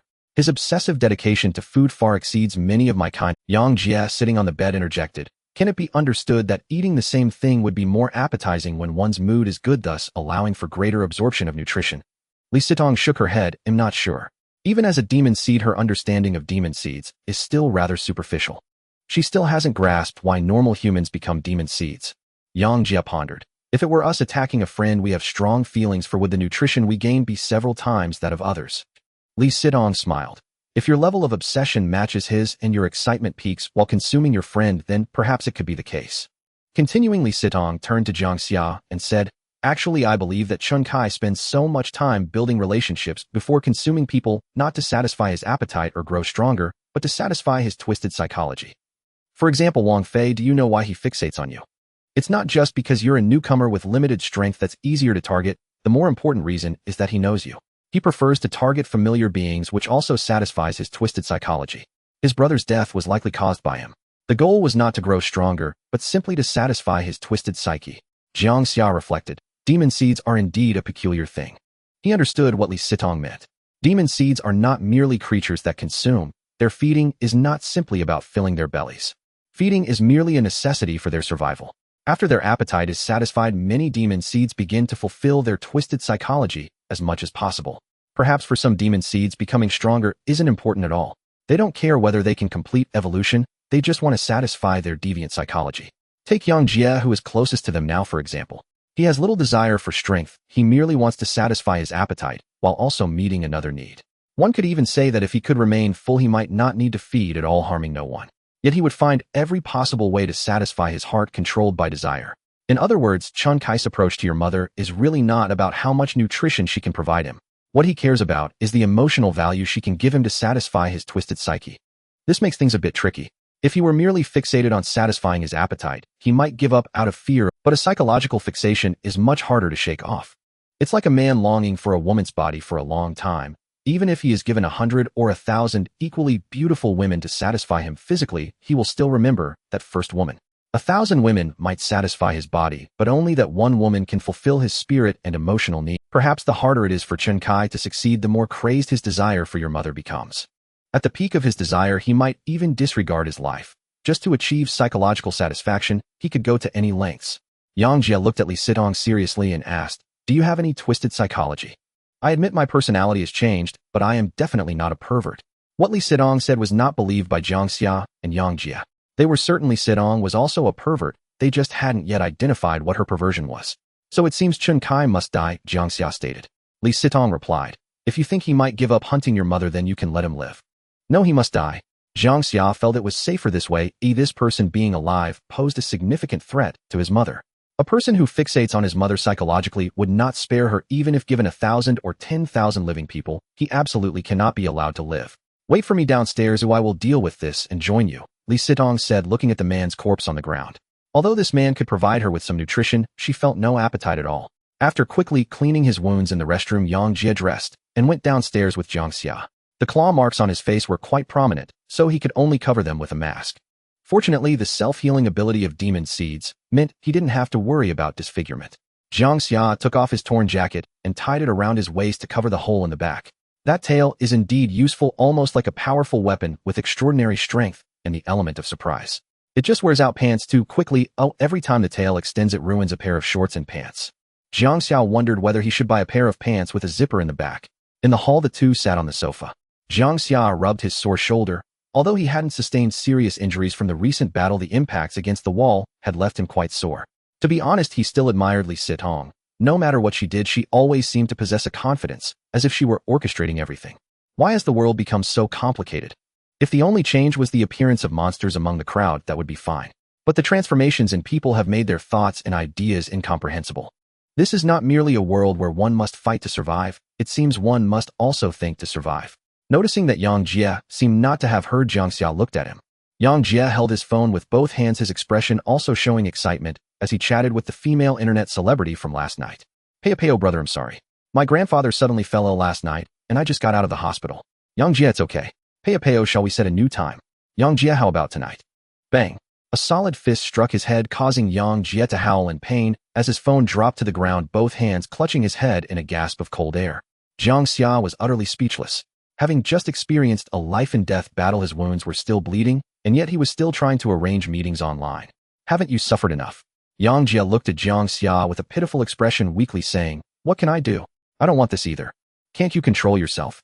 "I want to control it, but it's just not something I can manage." Jiang Xia sighed in. He knew that Jiang Xia truly could not control himself.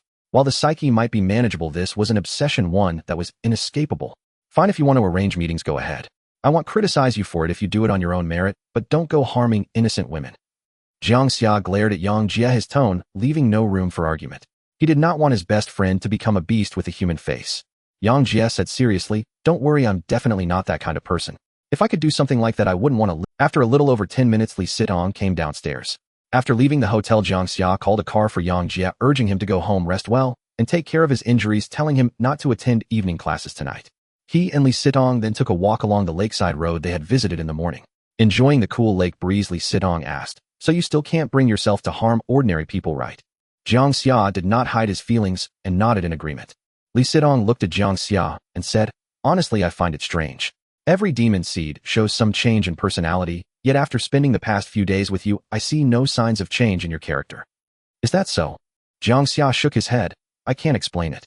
Maybe it's because I haven't been a demon seed for very long." "Well, let's not talk about that. I have another question for you." Li Sitong stopped in her tracks, looking intently at Jiang Xia. "Why do I feel like your strength has increased compared to before? You seem much stronger than when you fought that overweight woman at the beginning." "This?" Jiang Xia scratched his head. Having killed 3 demon seeds, his strength had undoubtedly increased, but how could he explain that to Li Sitong? Perhaps it's due to the experience gained from those 2 fights. Li Sitong remained silent. Perhaps that was one reason. Yet she sensed that Jiang Xia's increase in strength was not solely due to battle experience. His power had significantly improved compared to the time he fought that overweight woman 2 days ago. This could only mean one thing. He had secretly absorbed the nutrients from several people while hiding from her. "Have you been secretly hunting without me knowing? Did I not just tell you that I couldn't bring myself to harm ordinary people? How could I possibly hunt without you?" Li Sitong looked into Jiang Xia's eyes, appearing thoughtful. "That is indeed quite strange." Jiang Xia did not wish to continue along this topic. Li Sitong was far too clever. She was the smartest woman he had ever encountered, even more so than his own quirky sister. One wrong word could expose him. He decided to change the subject. "You want me to join your organization, but surely there's another reason behind it." "No." Li Sitong continued walking ahead. Jiang Xia insisted, "No, there has to be. Otherwise you wouldn't suddenly want to recommend me to join your organization without any reason. Come on, our relationship isn't that of strangers anymore." Li Sitong smiled. "I must say you are indeed quite smart." Jiang Xia did not think himself particularly clever. He was simply forced to think more due to the current situation. "But why? Do you have something you want to accomplish?" Li Sitong calmly replied, "I've always been curious about who the leader behind our organization is. This person is elusive, and so far I've only seen him once. So you want me to join the organization to help you uncover the identity of the leader?" "Exactly. And then, it can't just be to satisfy your curiosity, can it? He is very strong, and I relish the challenge of facing strong opponents." Li Sitong looked at Jiang Xia. "If I had to say what could provide me with immense satisfaction, it would be challenging the strong." Jiang Xia crossed his arms and pondered. "Rather than saying you want to challenge the strong, it would be more accurate to say you enjoy devouring those stronger than you." Indeed, that was the case. Li Sitong had already exhibited this mindset once. Earlier, while walking along this lakeside road, she mentioned the conflict between the demon seeds of that small nation in the northern hemisphere and the military. When she referred to that powerful demon seed capable of withstanding nuclear bombs, didn't she say something like, "How wonderful it would be to devour him"? Li Sitong said, "If someone is weaker than me or has similar strength, I simply have no interest. I am drawn to the strong with an obsession akin to Chun Kai's obsession with your mother." Jiang Xia's face turned dark. "Can you not use my mom as a metaphor?" Li Sitong said earnestly, "The truth is I want you to join the organization so that we can work together to uncover the identity of the leader. He is one of my goals." Li Sitong said, her tone growing excited.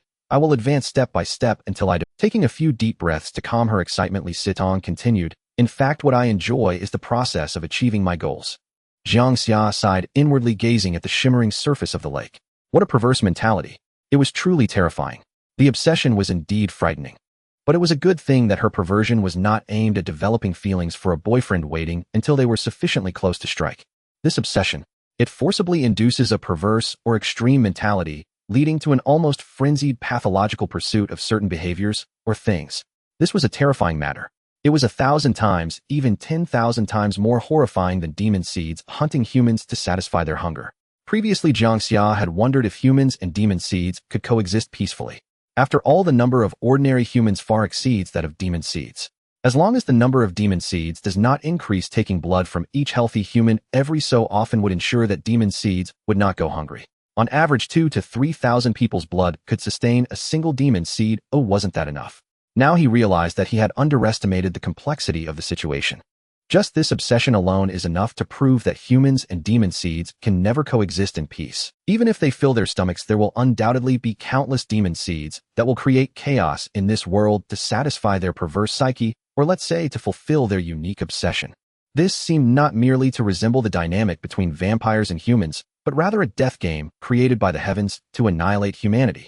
Having calmed her inner excitement, Li Sitong asked, "Just now in the hotel, when I asked you to act, you did so swiftly. Aren't you afraid I might betray you?" At that moment, I didn't think too much, or I just felt that there must be a reason for you asking me to do this. Li Sitong appeared quite satisfied. I like your trust in me. Jiang Xia walked, suddenly furrowing his brow. Wait, I suddenly feel like something is off. What seems off? Jiang Xia looked at Li Sitong.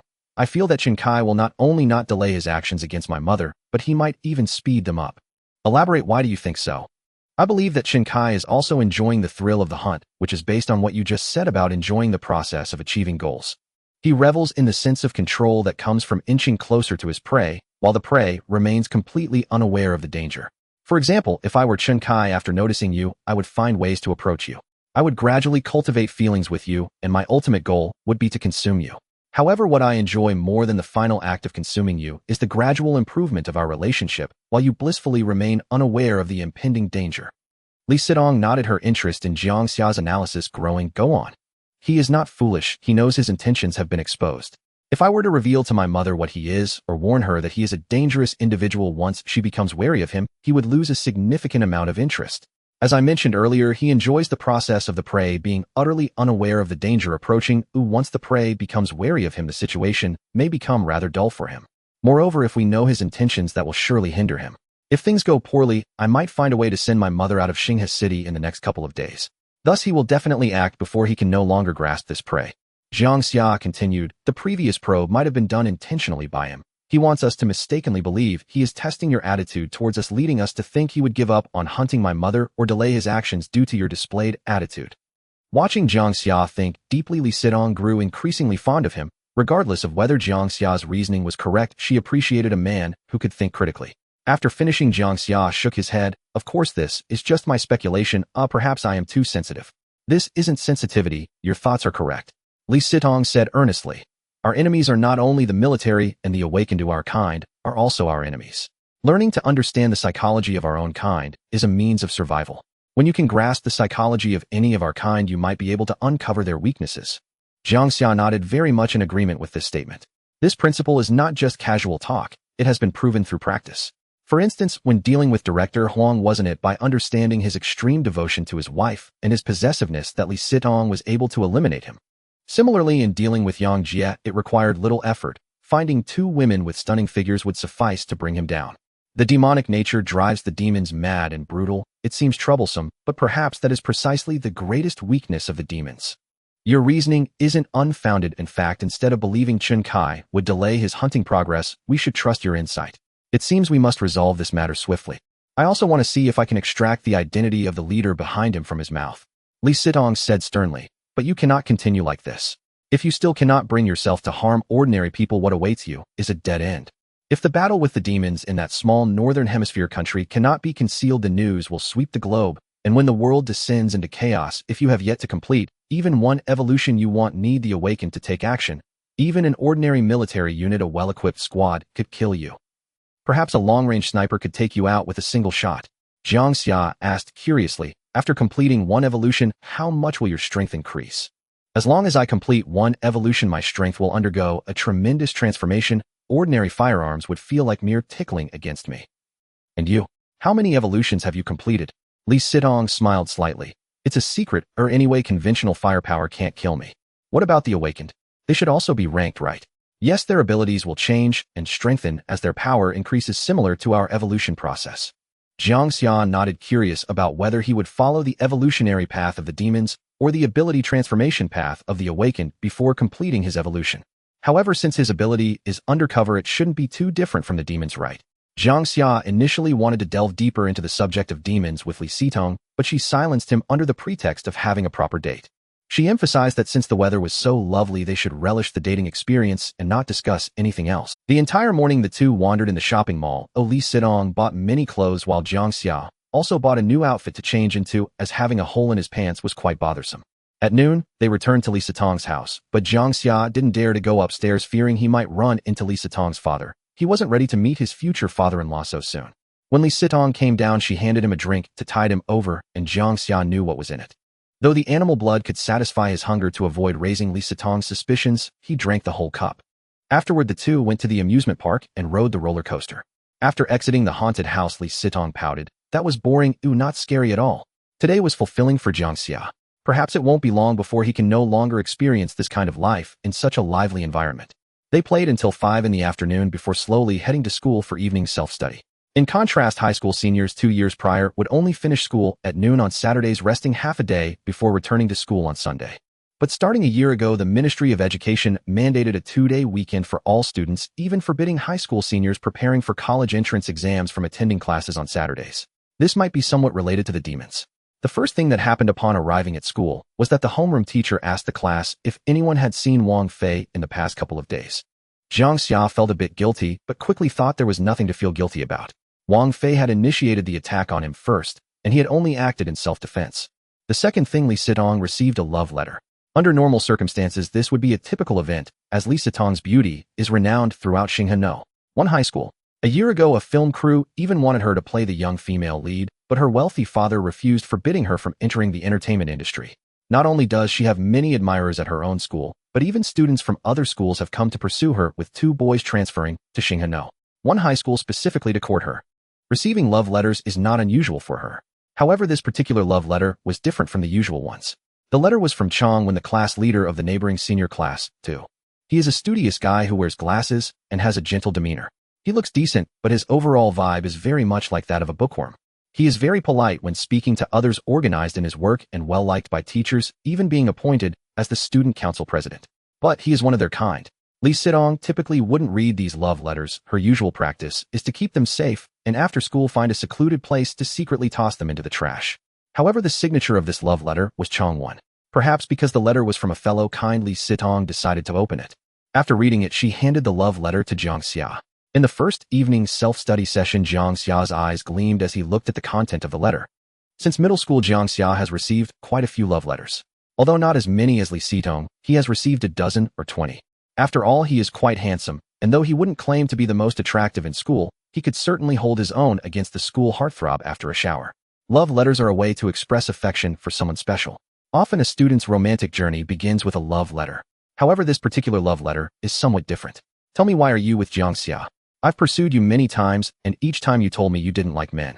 I almost believed it, but can you explain why today at the amusement park you were holding Jiang Xia's hand? You even kissed him.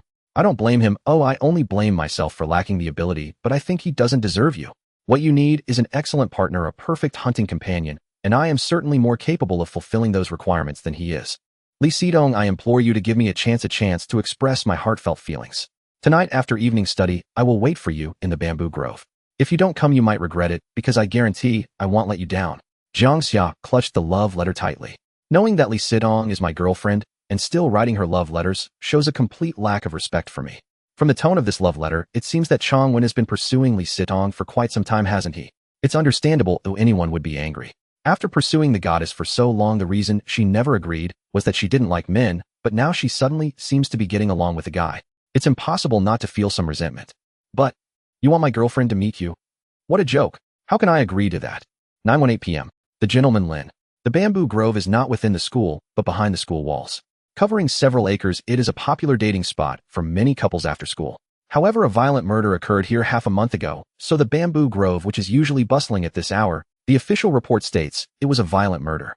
In hindsight, it should have been a recent incident where a magical creature fed in this bamboo grove, and the body wasn't cleaned up properly.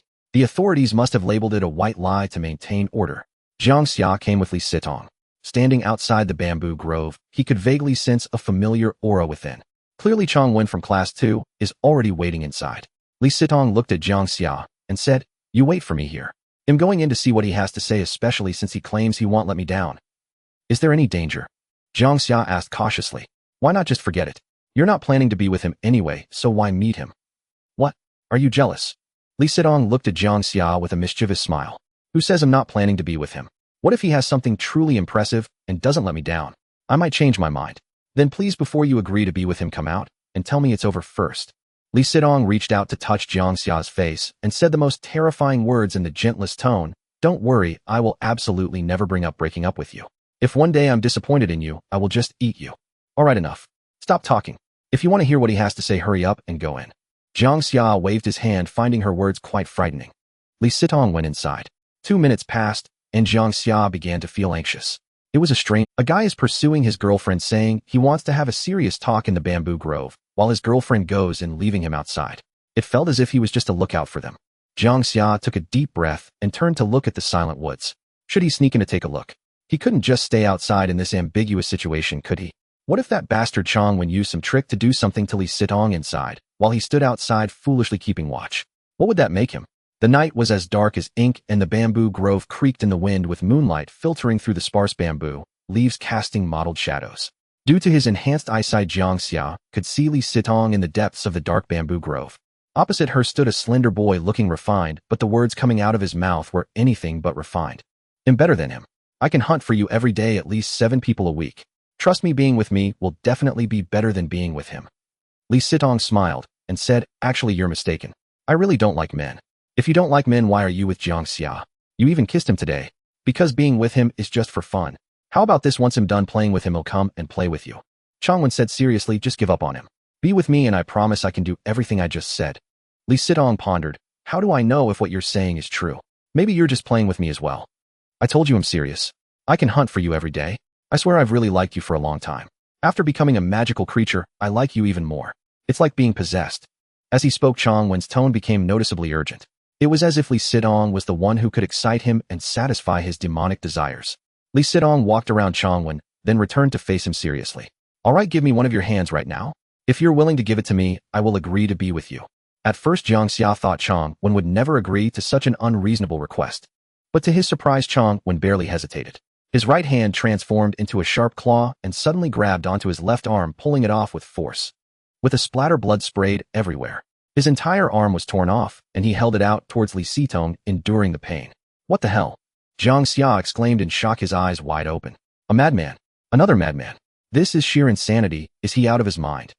Oh no. I've been outdone. How can I even compete with that? Jiang Xia felt as if his worldview had been shaken once more. Although he knew that most magical creatures were insane and perverted, with many having personalities that couldn't even be classified as normal, it was just because of a single sentence. Just because of Li Sitong's one sentence, Chong Wen tore off his own arm. The level of madness is entirely beyond his imagination. In the dimly lit bamboo forest, Chong Wen seemed to feel no pain at all, expressionless, as he held up his left arm with blood dripping from the severed end onto the bamboo, leaves resembling a faucet that had not been tightly shut. Li Sitong was momentarily stunned, reaching up to touch the hot blood droplets on her face, her gaze tinged with disbelief. Not only she and Jiang Xia couldn't believe it, but anyone witnessing this act would find it utterly unbelievable. A model student who had always been well-behaved at school had turned into a demonic seed capable of such madness. Just because the goddess casually mentioned something, he unhesitatingly tore off his own left arm. Even if the self-healing ability of a demonic seed is strong, and perhaps this arm could grow back one day, this was not something an ordinary person would do without hesitation. This hand is now yours. You belong to me, right? Chong Wen's tone shifted from calm to a barely contained. Li Sitong snapped back from her surprise, slowly turning toward Jiang Xia, calling out, Jiang Xia. Jiang Xia steadied himself from the storm within and walked over with an expressionless face. From the very beginning, he could not be considered a peeper. Even if he walked lightly, the aura of the demonic seed on him had long been exposed in front of Li Sitong and Chong Wen. Seeing Jiang Xia approach, Chong Wen merely glanced at him before shifting his gaze back to Li Sitong. In front of Chong Wen, Li Sitong clung to Jiang Xia's arm, saying, this way, if Jiang Xia agrees to let me be with you, I will go with you tonight. I agree, Jiang Xia responded. Huh. Li Sitong suddenly looked at Jiang Xia, her eyes first filled with confusion, then surprise followed by anger, as she immediately exclaimed, what did you just say? Jiang Xia sighed, looking at Li Sitong with a helpless expression, saying, he's too powerful. I truly feel I can't compare to him at all. You. Li Sitong gritted her teeth. She initially thought Jiang Xia would say she couldn't leave, but never expected him to agree without hesitation. However, upon reflection, she felt that Jiang Xia must be joking. She affectionately clung to Jiang Xia's arm, completely ignoring the arm raised in the air, smiling at Chong Wen. Sorry, Chong Wen, Jiang Xia can't bear to part with me, so I can't go with you. He said he agrees. Chong Wen coldly replied. He said he disagrees. Li Sitong retorted, reaching out to pinch the soft flesh at Jiang Xia's waist. Oh, yes, I disagree. How could I possibly agree? Jiang Xia grimaced in pain, saying, Li Sitong is my girlfriend, so please stay away from her from now on. Chong Wen took a deep breath, somewhat angry, not even looking at Jiang Xia, but staring intently at Li Sitong, saying, you said if I tore off my arm you would be with me. Huh, did I say that? Hmm. You must have misheard. How could I ever let you do something to harm yourself? Li Sitong said with a beaming smile, completely unwilling to adhere to her own promise. Changwen looked at Jiang Xia, then turned to Li Sitong and asked, "Are you really just playing with him?" Li Sitong sighed helplessly, saying, "Please stop bothering me." Waving her hand, Li Sitong forcefully twisted the flesh on Jiang Xia's arm, pulling him away. Incredible, just incredible. Not only did you not let me down, but I also am not disappointed in him.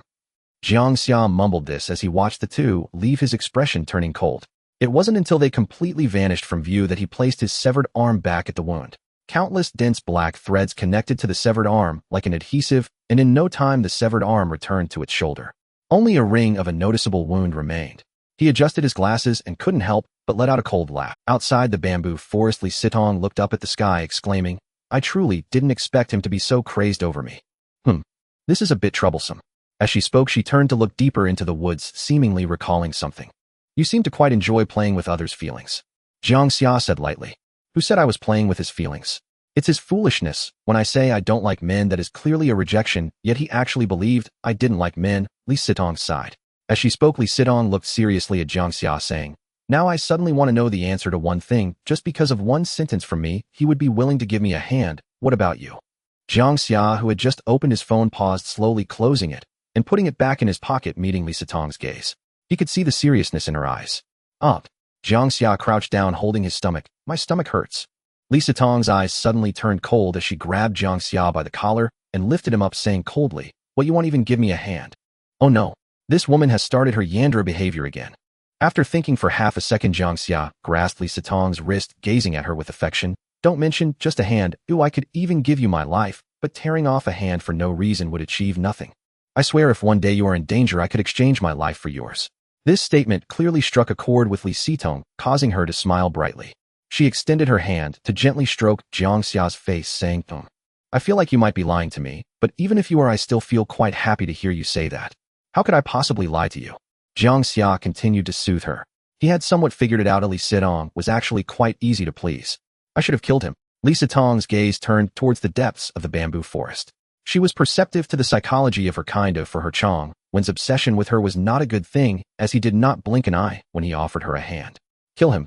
Jiang Xia thought carefully. From a safety perspective, perhaps killing Changwen would indeed be better. After all, a man who was so obsessively crazy about her might do something unexpected to obtain her. If he were to kill him, it would be best to deal the fatal blow himself, which would also allow him to become stronger. But it is getting late. If we don't go soon, it will be too late. Where to? Jiang Xia asked curiously. He had originally planned to start hunting the demonic seeds tonight. To be precise, he intended to identify suitable targets tonight, as he already had a few candidates in mind and would act once a suitable target was confirmed. At this moment, he was extremely eager to become stronger. "He'll take you to a fun place, let you see the world. Call your good friend Jiang Xia. With him around, you might feel safer. Oh right, have him prepare a mask." Jiang Xia did not know where Li Sitong was planning to take him, but he felt she was right about one thing. With Jiang Xia around, he indeed felt somewhat safer. It felt as though no matter what happened, as long as this randy dog was around, he would stand on the same side as him. At 2156, in a silent, deserted intersection, watching Jiang Xia sneakily pull out a mask from his pocket and put it on, Jiang Xia felt a dark cloud pass over his face, wishing he could kick him into the ditch. "Jia, are you out of your mind? You asked me to prepare a mask. What do you need this for? What, isn't this a mask?" Jiang Xia removed the purple lace mask covering half of his face, which even had a red feather stuck to it, appearing quite serious. Jiang Xia, feeling utterly defeated, held his forehead, saying, "I meant to take you to see the world, not to participate in some illegal gathering." The city shed its elite facade after 10 o'clock, with 3/4 of the office buildings extinguishing their lights, and the sparse traffic on the elevated road was occasionally pierced by the blue light of an ambulance. The night breeze was gentle, signaling the imminent arrival of winter. In the dimly lit alley, the dripping water from the old tenement's window ledge heightened the surrounding silence. Urgent footsteps echoed through one alley after another. "Don't follow me." Jiang Xia halted and turned to look at Jiang Xia. "What's wrong with me? You brought me here, and now you tell me not to follow you. Where am I supposed to go?" In the dark alley, Jiang Xia's purple mask appeared particularly grotesque. Jiang Xia placed a hand on his shoulder, taking a deep breath. Jia, people can change, but they shouldn't become grotesque. Trust me, throw away that mask, or at least wear your underwear on your head if it comes to that. Can you all stop making a fuss about my mask? I think it has a certain charm. Purple, it highlights my unruly... Jiang Xia stood with his hands on his hips, looking quite smug. He wanted to say something, but Jiang Xia swallowed his words. He vividly remembered how Jiang Xia had dressed when he came to rescue him from Wang Fei a few nights ago. With a leather eye mask on his face and a red cloak draped behind him, perhaps for Jiang Xia this bizarre outfit was a way to satisfy some peculiar psychological need. Let him be a little grotesque, as long as he doesn't impose it on others. Forget it, just take that off your face and throw it away. I'll give you one. Jiang Jia's mask also made Li Sitong uncomfortable. Like Jiang Xia, she felt that having this guy follow them while wearing that mask was simply embarrassing. If someone were to see Jiang Jia's mask, they might think the three of them were headed to participate in some bizarre event. Li Sitong regretted letting Jiang Xia call him. Alright, I'll keep this for now. Who knows, the one you give me might not be as nice as this one. Jiang Xia was still quite fond of the mask on his face and carefully tucked it away. Li Sitong took a deep breath, feeling her taste had been insulted. She led the two of them down the right alley to an old bathhouse where she retrieved 3 masks from a storage locker. The 3 masks were not ordinary plastic. They seemed to be specially crafted from some animal's hide. 2 of the black styles resembled those of Batman, perfectly covering the upper half of the face. Jiang Xia's assessment: very cool. Imagining how handsome one would look wearing them was exhilarating. The remaining one was animal-themed, lifelike. Jiang Xia immediately pointed at the animal mask. I want this one with the elephant trunk on it. Jiang Xia's face darkened again, speechless. That's an elephant. Haha, just kidding. I know it's an elephant. Actually, I prefer those 2 black styles, but since they're the same, you 2 lovebirds can take them. Jiang Xia donned the elephant mask, playfully tugging at the trunk, marveling at the great feel. Alright, stop chatting, put on the masks, and follow me. Li Sitong picked up a black mask and put it on. The 3 of them walked in single file through the narrow alley, and their masks made them look like bandits about to commit a major act. Eventually, the 3 stopped in front of a pool hall. This area was in the old city surrounded by tenement buildings, and the pool hall had a very vintage facade. Stepping inside, the space was small, containing only 3 pool tables, and the environment was quite worn down, with only a bald owner in his 40s as the sole customer. This was normal. The pool hall was simply too outdated, giving the feeling of having suddenly traveled back to the 80s. To put it nicely, it had a retro vibe. To put it bluntly, it was a shop that had been running for decades, and the owner hadn't made much money or renovated it even once. As expected, the pool hall's owner was of the same kind as them. Upon their arrival, the owner ignored them entirely, leisurely lying in a rocking chair, while playing on his phone, sipping from a cup that seemed to have been drained, the straw poking around in the paper cup with a fizzing sound. Red liquid from the drink lingered at the corner of the owner's mouth. Li Sitong didn't say a word to him, leading Jiang Xia and Jiang Jia through a small door. Behind the small door was a partition resembling a secret room. Jiang Jia gradually grew excited. I like this kind of environment. Li Sitong walked to the corner of the partition and stepped on a hidden panel on the ground, causing a cabinet against the wall to suddenly open, revealing a downward passage. Red light spilled out of the passage, resembling a gateway to hell. Wow, this is quite impressive. Jiang Jia continued to marvel, as if his very presence was just to enhance the atmosphere. Jiang Xia looked at Li Sitong, uncertain about what they would see by going down, worriedly saying, if it's just to see the world, why not another day? I know what you're worried about. You're concerned that Chun Kai might act against your mother tonight. But rest assured, Chun Kai won't have time tonight. He will definitely be down there. Li Sitong said this, and was the first to walk down the passage. Jiang Xia exchanged glances with Jiang Jia before following Li Sitong down the stairs. After descending dozens of steps, they arrived at a small space where a steel-cast door blocked their way. Li Sitong placed one hand on the door's wheel handle. It seemed very heavy, and the sound of turning it suggested that without several tons of strength, it wouldn't open. As the door opened, countless similar auras rushed toward them, as if Pandora's box had been opened. Jiang Xia remained relatively calm. However, beside him, Jiang Jia took a half step back, immediately frightened by the overwhelming number of similar auras. The sheer volume of similar energies sent a wave of unease through them. Let's go. Li Sitong entered first. Jiang Xia observed the environment inside, feeling as though he was truly stepping into a world connected to the demonic forces. His footsteps hesitated for a few seconds, but seeing that Li Sitong had already fully entered, Jiang Xia hurriedly followed. Wait for me, wait for me. Fearing being left behind, Jiang Jia rushed to keep up with Jiang Xia, the elephant trunk on his face swaying. Passing through the door, they found themselves in a large space filled with the vibrant lights and sounds of a hidden On the central stage, a dozen women dressed provocatively and wearing masks danced sensually, leaving Jiang Jia stunned. The booming music assaulted their eardrums, elevating their spirits and emotions. At a glance, there were no fewer than 200 people, almost all wearing masks, while only a few seemed unconcerned, showing their faces without a care in the world. Some had no masks, but exhibited demonic transformations. Li Sitong found an unoccupied booth in the corner and gestured for Jiang Xia to sit beside her. Stop staring. Jiang Xia pulled Jiang Jia, who was fixated on the women on stage. Jiang Jia gulped, obediently sitting across from Jiang Xia, his curious gaze fixed on the fruit platter on the table. The fruit platter contained cut apples, watermelon, and cantaloupe, but each piece was coated with a thick layer of red juice resembling thick strawberry jam.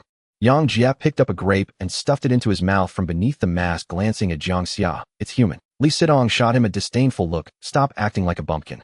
If it weren't for the fact that you're a somewhat obedient slave, I wouldn't bother bringing you here. You always call me a slave. This really hurts my pride. Jiang Xia sulked.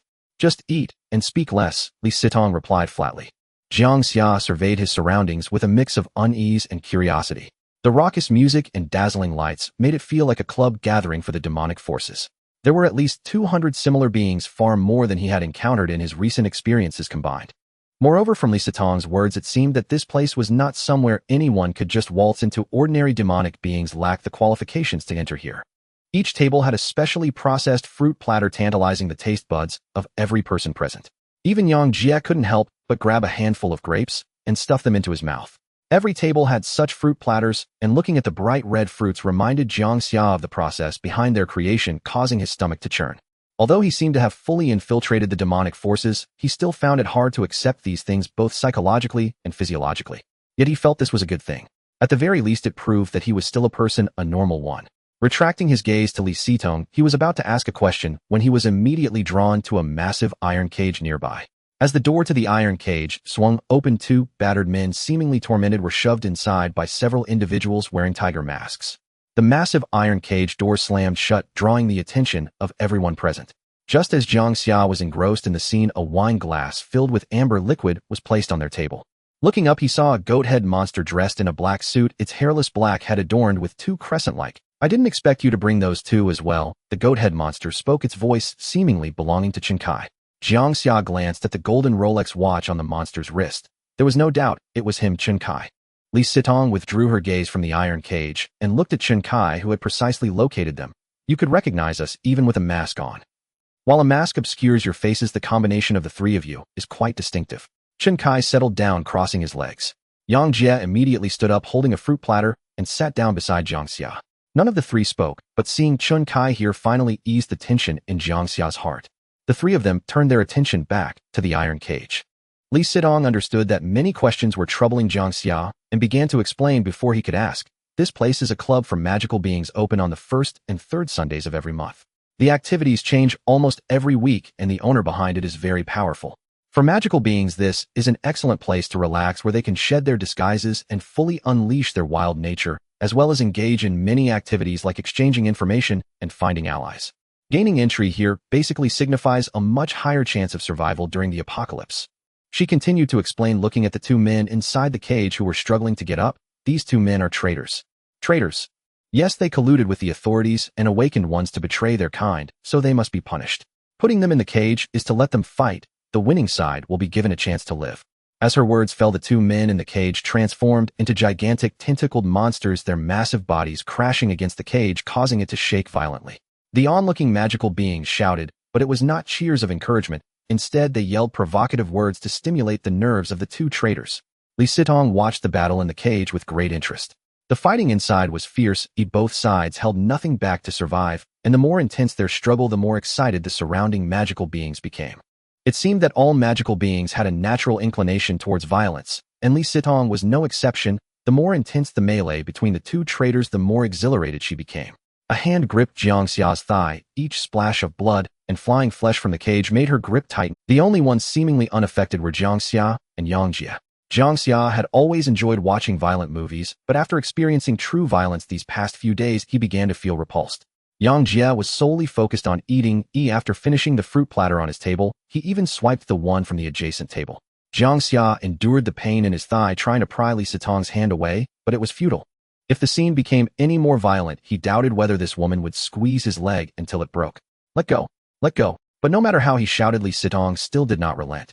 Jiang Xia could only divert her attention with another topic. That Changwen, he seems to treat you well. Upon hearing this topic, Li Sitong's grip on his leg loosened slightly, and she responded to Jiang Xia.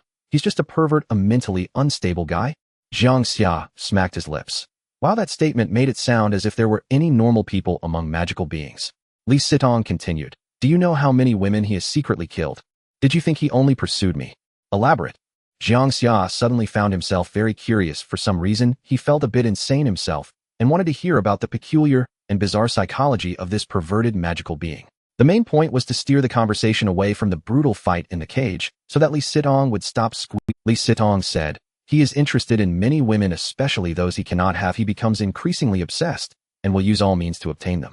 But once he has them, he loses interest and starts to torture them before moving on to the next target. Jiang Xia nodded slowly. I see. When he spoke so passionately in the bamboo forest, I thought he truly loved you to the point of obsession. At first he felt a bit of sympathy for Changwen, but now knowing the truth, Jiang Xia regretted why he had felt that flicker of sympathy back then. For someone like this pervert, he should be played with ruthlessly. Killing him 100 times would still be too lenient. Okay, now the pervert ranking has been updated. Changwen takes the first place, Chen Kai is second, and Yang Jie drops to third. As for Wang Fei, who could even harm his own brother, he might also contest for the third spot with Yang Jie. He may truly love me to the point of obsession now, but he has done this to many women before. Without exception, all those women have been tortured to death by him.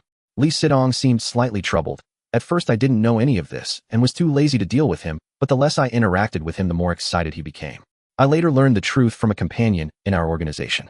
Jiang Xia asked in confusion, you should be stronger than her, right? Why?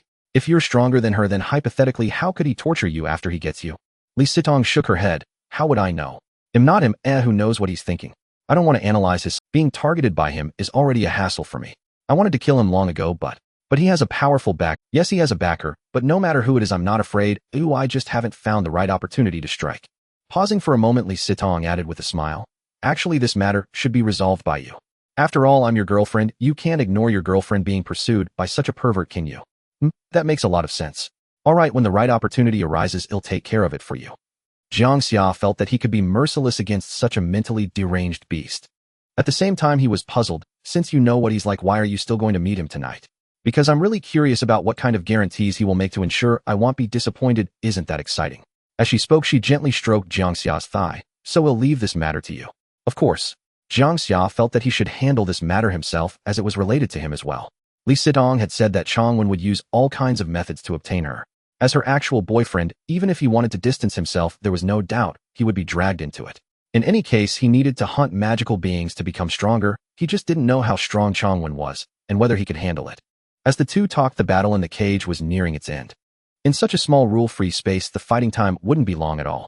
Often, as soon as one side suffered a fatal injury, they would completely fall into a disadvantage, becoming the slaughtered lamb. Chunks of flesh pulled apart by the tentacles flew out from the gaps of the cage, and more than half of the magical beings present reached the peak of excitement. Even Chen Kai was no exception. His eyes sparkled with excitement, glowing with an eerie red light, as he trembled, pouring the remaining half-glass of strong liquor down his throat. The chunks hanging on the cage along with the pitch-black blood emitted a pungent smell of rust that was so strong it made Jiang Xia's brain recoil, yet the other magical beings around him seemed to love it. Some even unabashedly gulped it down, savoring the violent atmosphere, shoving handfuls of fruit covered in thick juice into their mouths, without a care for their image. I've seen enough of this scene, let's go. Jiang Xia looked at Li Sitong, not wanting to stay a second longer in this bloody and violent place.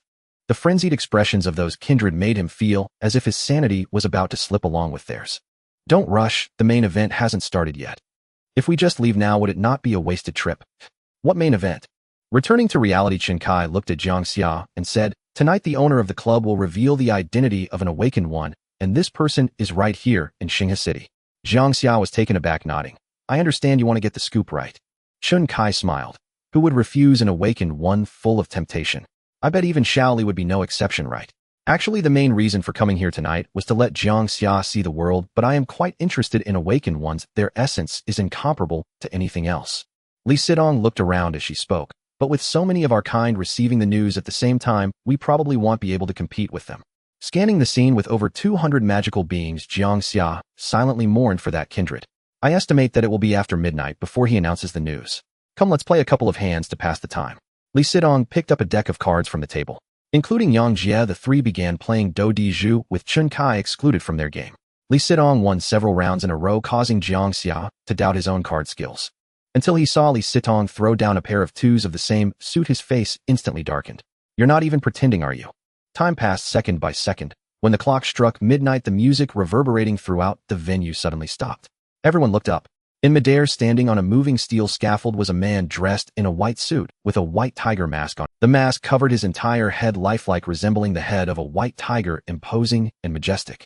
Li Sitong whispered in Jiang Xia's ear, this man is the owner of this club codename, White Tiger. Jiang Xia's mind generated a new question. Since he knows the identity of the awakened one, why not act himself and enjoy it? Why share it? Li Sitong replied, he is a person who enjoys excitement, otherwise he wouldn't be bored enough to run this club. He reveals the identity of the awakened one, just to stir up some excitement.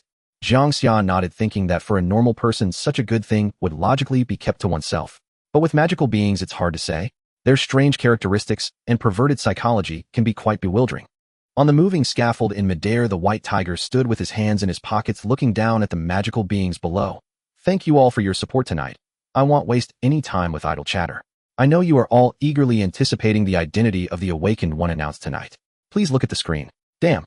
Looking at the photo of his mother displayed on the screen, Jiang Xia cursed aloud. The woman on the screen, Li Sitong, seemed very familiar. Upon further reflection, wasn't she Jiang Xia's mother? She slowly turned to Jiang Xia, her expression becoming complex. Oh, what the hell? Jiang Xia, sitting nearby, tossed aside the fruit plate and leapt to his feet, his eyes filled with incredulity. Seeing the woman in the photo was the ingredient he had nurtured for a long time, Chen Kai couldn't help but chuckle. Interesting. Too interesting. As he noticed several magic creatures stirring restlessly, Jiang Xia hurriedly fished out his phone. Damn. Still no signal. Damn. Looking up at the photo of his mother still displayed on the screen, Jiang Xia felt his heart racing wildly. He quickly stood up and dashed toward the door at lightning speed. As Jiang Xia moved, countless similar beings surged like a tide, rushing towards the exit with him. Jiang Xia wanted to be the first to rush out and deliver the message. He was already so close to the exit, but suddenly a tentacle struck at him, wrapping around his leg and pulling him down to the ground. Damn it. Jiang Xia grabbed an ashtray and smashed it on the head of the man who had knocked Jiang Xia down. The man winced in pain, quickly releasing the tentacle that was entangling Jiang Xia, and turned to glare at Jiang Xia. Just as he was about to strike, Li Sitong stepped in front of him, coldly stating, "Get lost." Li Sitong exuded an overwhelming aura, momentarily intimidating the man into hesitance, causing him to grit his teeth and swallow his anger. Jiang Xia looked at the countless magic creatures surging towards the door and shouted urgently to Li Sitong, "Quick, stop them." The revelation of the awakened identity as Jiang Xia's mother shocked Jiang Xia as well. He was equally concerned as Jiang Xia. Usually Jiang Xia's mother treated him well, though every time he visited Jiang Xia's home during the holidays, Aunt Song treated him like her own son. This was especially comforting for Jiang Xia, who had lost his mother. Li Sitong looked at Jiang Xia. "Stop them. How can we stop so many restless beings?" The revelation of the awakened identity as Jiang Xia's mother was also unexpected for her. At the exit, dozens of magic creatures obstructed each other, none wanting another of their kind to take the lead, as if this awakened feast was first come first served. And indeed it was the case. Some magic creatures abandoned the main exit and began searching for a back door to leave. After all, a confined underground space couldn't possibly have only one exit. The accurate intelligence regarding the awakened identity forced them into a frenzy. This was far more tempting than 100 healthy and strong humans. Especially for some magic creatures stuck at the evolutionary bottleneck, they desperately needed the awakened's blood filled with immense energy to complete their evolution. Jiang Xia wanted to be the first to go out, but clearly he couldn't do it. The exit was too chaotic, with countless black tentacles thrashing about. Chen Kai approached Li Sitong and crossed his arms, watching the frenzied beings at the door. "I really didn't expect Jiang Xia's mother to be an awakened one." Li Sitong looked at Chen Kai. "Shouldn't you rush out like them? I dislike such crude hunting methods. They lack elegance, just like a bunch of pigs only knowing how to eat. What a waste of my carefully nurtured ingredients." A hint of disappointment and anger surfaced on Chen Kai's face. Li Sitong smiled meaningfully. "Don't say that. Since Jiang Xia's mother is an awakened one, she might know you are a magic creature and develop a friendship with you. Perhaps she has other motives. Who knows who the real prey is?" That makes sense. Chen Kai agreed. Looking at the anxious Jiang Xia, Li Sitong also wanted to help him, but in such a chaotic scene, she couldn't do anything. She couldn't stop so many of her kind. In the end, a tentacle as thick as an arm opened the revolving door. "Crazy, I like it." The white tiger on the platform looked down at the extremely chaotic scene below, quite satisfied with his creation. Originally, his plan was to capture this awakened one, set up a stage, and let all the guests compete. The winner would gain exclusive rights. But this method had already been used once. At this time, he wanted to do something different. If possible, he hoped the guests tonight could create a big commotion, ideally plunging the entire Xinghe city into chaos. He loved the excitement. He relished this excitement that he had created himself. After finally making it outside, Jiang Xia rushed out of the billiard hall, urgently dialing his mother's number. "Pick up. Hurry up and answer." Beep, beep, beep. Jiang Xia was anxious, as if he were an ant on a hot pan, his head ready to explode like a boiler. Finally, the call connected. But the voice that came through was broken and accompanied by crackling sounds. "Damn, what a terrible signal." Jiang Xia cursed, nearly smashing his phone in frustration as he waved the device in the dark alley searching for a spot where the signal could be restored. Only when he saw the signal bars restore did he stop panting heavily as he dialed his mother again. This time the call connected smoothly. "Hello Xiao, why aren't you back so late?" His mother's voice came through the phone. Before coming to this club, Jiang Xia had already messaged her saying he might be late returning tonight. "Mom, run. Hurry up and run. What happened? Your identity as an awakened one has been exposed. Many magic creatures are heading to our home. They want to hunt you." The other end of the line fell into a deathly silence. "Hello? Can you hear me?" Jiang Xia's hands trembled with excitement. "Xiao, let me ask you something. Are you a magic creature?" Jiang Xia immediately replied, "No. I can't explain everything right now. Oh, just hurry and leave. Get out of Shen City. Don't worry, I will protect Ling Ling." "Okay." Hanging up the phone, Jiang Xia leaned against the wall, breathing heavily. He felt that coming here with Li Sitong tonight was the best decision he had made in the past 18 years. If he hadn't come here with Li Sitong, he wouldn't have obtained first-hand intelligence and wouldn't have been able to notify his mother in time. The consequences were unimaginable. As time ticked away, leaning against the wall, Jiang Xia felt his emotions on the verge of breaking down. He silently prayed to the heavens if they could ensure his mother's safety, he would gladly exchange 50 years of his lifespan. During this time, Li Sitong called him. After saying a couple of sentences, Jiang Xia immediately hung up, fearing his mother might call and occupy the line. 20 minutes passed, and his mother's call came. "Hello Xiao, I'm safe now." Jiang Xia let out a long sigh, feeling his limbs go weak. "Where are you now?" "I'm leaving Shen City. Don't worry, they can't catch up to me. It seems I won't be back for a while. It's fine, safety is what matters. I will take good care of Ling Ling. And you? How's your situation?" "I'm fine, don't worry, I'll take care of myself. By the way, Mom, where are you heading next?" "Don't worry, I have a place to go. Once I arrive, I will call you again. Once I'm settled, I'll bring you all over. You can rest assured about me. Just take care of yourself over there." The two kept repeating reassurances, not wanting to work. After exchanging a few more words, Jiang Xia ended the call in the last second before the battery died, not wanting to delay his mother's escape. Leaning against the wall, Jiang Xia still found it hard to believe what had happened. He had learned about his mother's identity as an awakened one in such a manner. He didn't blame the White Tiger for exposing his mother's identity, but rather seemed to feel grateful to him. If the White Tiger hadn't acted this way and had chosen to attack his mother directly, things might have been 100 times worse. Looking at his phone that wouldn't turn on no matter how he pressed it, Jiang Xia quickly left. He needed to charge his phone immediately to ensure he could receive any calls from his mother. At an alleyway entrance, Jiang Xia came to a halt. In the alley directly ahead, a figure exuding a similar aura approached him step by step, whistling a cheerful tune. The familiar sound of the whistle made Jiang Xia's hair stand on end and his scalp tingled.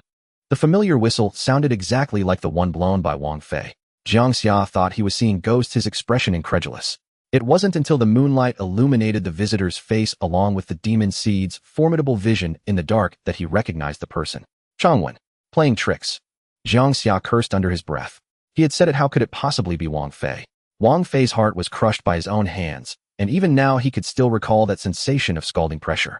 Moreover, after killing Wang Fei, energy surged into his body as an awakened one. This proved that Wang Fei must be dead. "You killed Wang Fei, didn't you?" Changwen stood a few meters away, one hand in his pocket and the other adjusting his glasses. "Who told you that? Is there anything else?"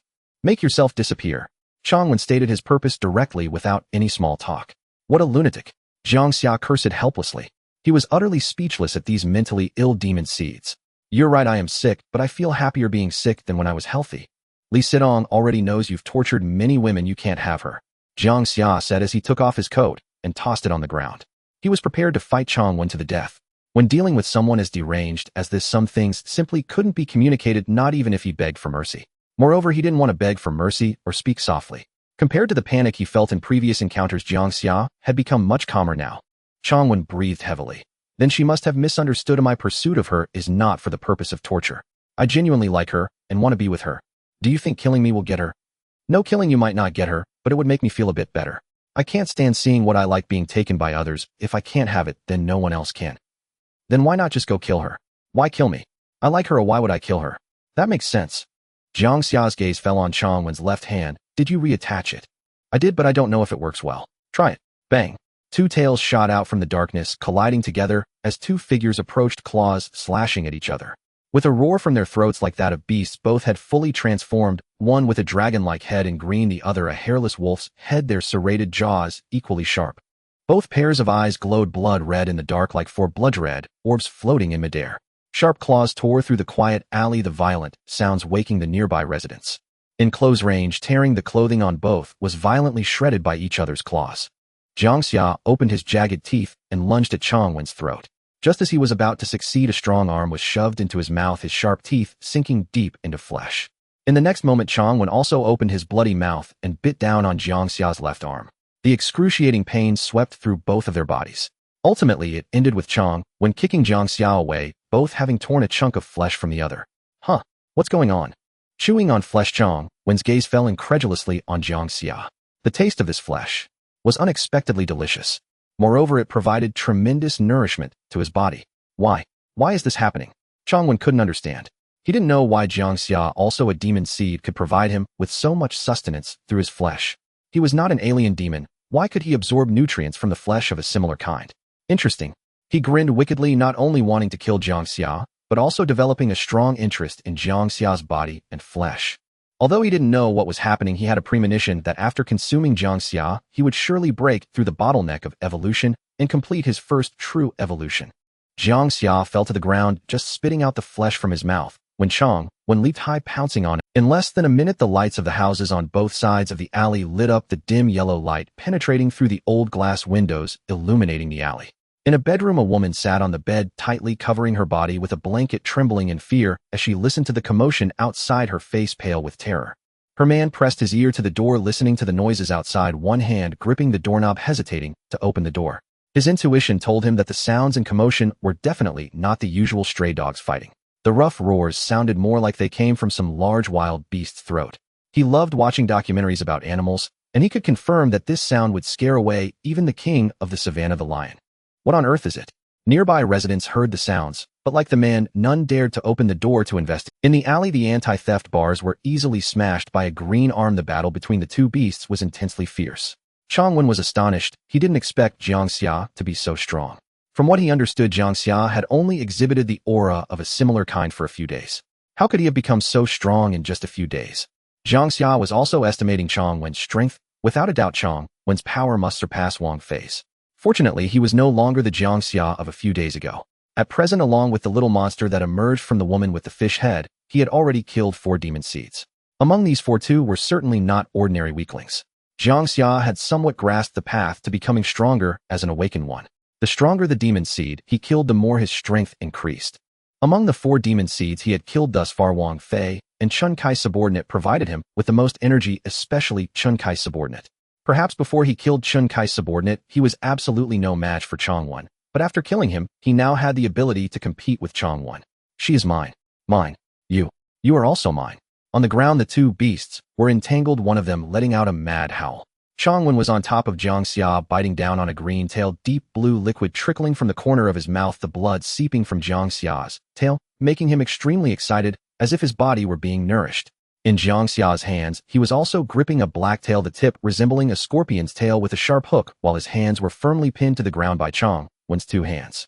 In the previous room, the man trembled as he stood behind the bedroom door, taking out his phone with shaking hands to call the police. I want to report a crime. In the alley at No. 66, Haishi Lane, something was fighting outside like a wild beast, the sound more terrifying than lions or tigers. I am sure I did not mishear. That is not a stray dog. No stray dog could make such a sound. And there are voices of people too. You must send someone quickly. After hanging up, the man looked around, trying to find something in the bedroom for self-defense, but listening to the terrifying roars outside, it seemed that even a gun would be useless. In the alley, blood surged. The 2 beasts in the fray gradually entered a frenzied state. Jiang Xia roared and forcefully threw off Chang Wen, who was on top of him. His once proud tail, the front segment, already in Chang Wen's mouth. Chang Wen, having been thrown off, immediately lunged at Jiang Xia, again his speech unclear as he chewed on Jiang Xia's tail, but his tone was filled with excitement. She is mine. Mine. You are all mine. His tail had also sustained heavy injuries. The entire tail had been torn off by Jiang Xia. Jiang Xia stood up, grabbing a parked electric bike nearby, and with all his might, he swung the heavy vehicle weighing around 200 pounds like a heavy hammer, crashing down onto Chang Wen. With the heavy blow from the electric bike, Chang Wen's body slammed against the wall, several bones seemingly breaking. Before he could steady himself, a black claw lunged towards his heart. Chang Wen's eyes shifted, his 2 claws quickly grabbing the sharp claw aimed at his heart. It was successful, but another black claw suddenly lunged towards his throat. Even though he dodged quickly, his neck was still slashed open by the claw, a large wound gushing deep blue blood, making his already wounded body feel even more viscous. This wound on the major artery should have claimed Jiang Wen's life, yet it did not defeat him. Instead, it made him even more violent, crazily pouncing at Jiang Xia. Jiang Xia realized that a fatal injury to an ordinary person might mean nothing to some demon seeds. But no matter how ferocious Jiang Wen was, Jiang Xia still did not entertain thoughts of fleeing. He knew that in such a battle, once he entertained the thought of retreat, he would definitely lose. The fight between the two shifted from one alley to another, ultimately crashing through a rolling shutter door and tumbling into a restaurant. On the second floor of the restaurant, the owner and his wife trembled as they listened to the fighting below, the owner clutching a cleaver at the bedroom door, trembling as he opened his phone. He pressed the emergency number several times before finally managing to input 3 numbers. Faced with the operator's questions, he stammered, nervously unable to speak due to the roaring sounds of the two beasts below, which terrified him to the extreme. Below, tables and benches were scattered everywhere. One of Jiang Wen's claws gripped Jiang Xia's throat, the sharp claw breaking through the hard scales on Jiang Xia's neck. He tried to gnaw at Jiang Xia's flesh again, but as soon as his sharp teeth got closed, Jiang Xia swiped him away, tearing off half the flesh from his mouth. Jiang Wen could clearly feel the excruciating pain, yet it seemed he didn't care about the pain at all, his entire being in a state of losing rationality. Mine, go to hell. Jiang Xia kicked Jiang Wen in the abdomen. Bang! Jiang Wen's body flew out of the restaurant, crashing heavily against the alley wall, with Jiang Xia following, his sharp black claws striking directly at Jiang Wen's heart. Jiang Wen, quick as lightning, grabbed the black claws with both paws, but another sharp claw lunged toward his throat just like before. This time the claw pierced straight into his throat. Ugh! Jiang Wen emitted an uncomfortable sound from his throat. With all his strength, he kicked Jiang Xia away, both claws pressed against the flood of deep blue blood pouring from his throat, but the wound was just too large, and the amount of blood was too much leaking out from between his claws. Realizing that he could not stop the blood gushing from his throat, Jiang Wen no longer cared about it. He showed no signs of panic. Instead, he looked at Jiang Xia with a sinister, eerie smile. Seeing that he was still alive, Jiang Xia had no idea what means to use or which part to attack to finally kill the roar. The two once again entangled their wild bodies, colliding, sharp claws tearing at flesh on each other, both seemingly losing all sense of pain in their extreme frenzy. Compared to Jiang Wen, Jiang Xia, with his scaled body for protection, had much higher defense. Under the same level of strength, the injuries Jiang Wen's claws inflicted on Jiang Xia were far less severe than those Jiang Xia inflicted on Jiang Wen. But even the severe blow to the throat didn't kill him. What use were the wounds Jiang Xia's claws left on Jiang Wen? On Jiang Xia's body, the neatly arranged green scales, once resembling fine craftsmanship, were now in tatters under Jiang Wen's frenzied attacks. Bang! Jiang Xia seized the opportunity and delivered a heavy punch from below, smashing it up against Jiang Wen's chin. With this punch's force, Jiang Wen's entire head was thrown backward, and then Jiang Xia kicked him again, sending him flying against the wall. A sharp claw quickly lunged at his head. Jiang Wen hurriedly dodged the black claw, striking the cement wall, sending fragments flying, and leaving several clear claw marks. After that heavy punch, Jiang Wen's mouth lost its combat capabilities, his wolf jaw distorted, barely able to open. He seemed fierce, but in reality he was already exhausted and severely injured. As for Jiang Xia, relying on the protection of his green scales, he had sustained far lighter injuries compared to Jiang Wen, though he was still gruesome and bloodied. Jiang Wen seized the opportunity, using his madness and brutality to tackle Jiang Xia to the ground, his claws swiftly aiming for Jiang Xia's heart. But the hardness of the scales covering Jiang Xia's chest exceeded his imagination. The claws managed to penetrate the scales and flesh, yet most of the force was negated by the scales. As he attempted to thrust his claws deeper into Jiang Xia's chest, his body was suddenly thrown off by Jiang Xia. Breathing heavily, Jiang Xia realized that Jiang Wen's claws had nearly touched his heart. This was the closest he had been to death.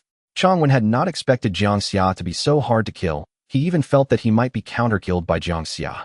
Yet the more it was like this, the more crazed he became in his desire to kill Jiang Xia. His twisted psychology stimulated his nerves, driving his madness to an unprecedented height. He had to kill Jiang Xia and then devour him.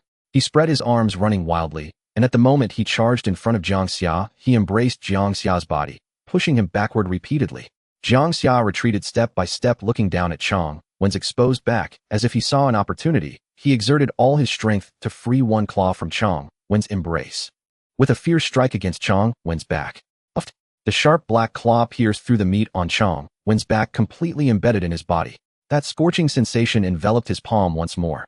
Jiang Xia was overjoyed, gripping that hot, throbbing heart and squeezing hard. Ugh! Jiang Wen's throat emitted a sound of pain. Yet his steps did not stop. He continued to charge forward, crashing into Jiang Xia. Jiang Xia felt utterly hopeless. He had already crushed this guy's heart, yet he still wouldn't stop. At that moment, Jiang Xia had lost the ability to fight any longer. His exhausted state, combined with severe injuries, made him feel unable to tear Chang Wen apart. Gradually, however, the strength with which Chang Wen clung to him lessened, and after pushing him back 2 meters, Chang Wen's hands suddenly went limp, and he knelt down on the ground. A torrent of pitch-black blood gushed from his mouth. How is this possible? Chang Wen's eyes were filled with disbelief, as if he couldn't believe he would lose to Jiang Xia. He raised his head, his face twisted and terrifying, the sharp, elongated wolf-shaped mouth, with half its flesh torn away by Jiang Xia's claws exposing its chilling fangs. You?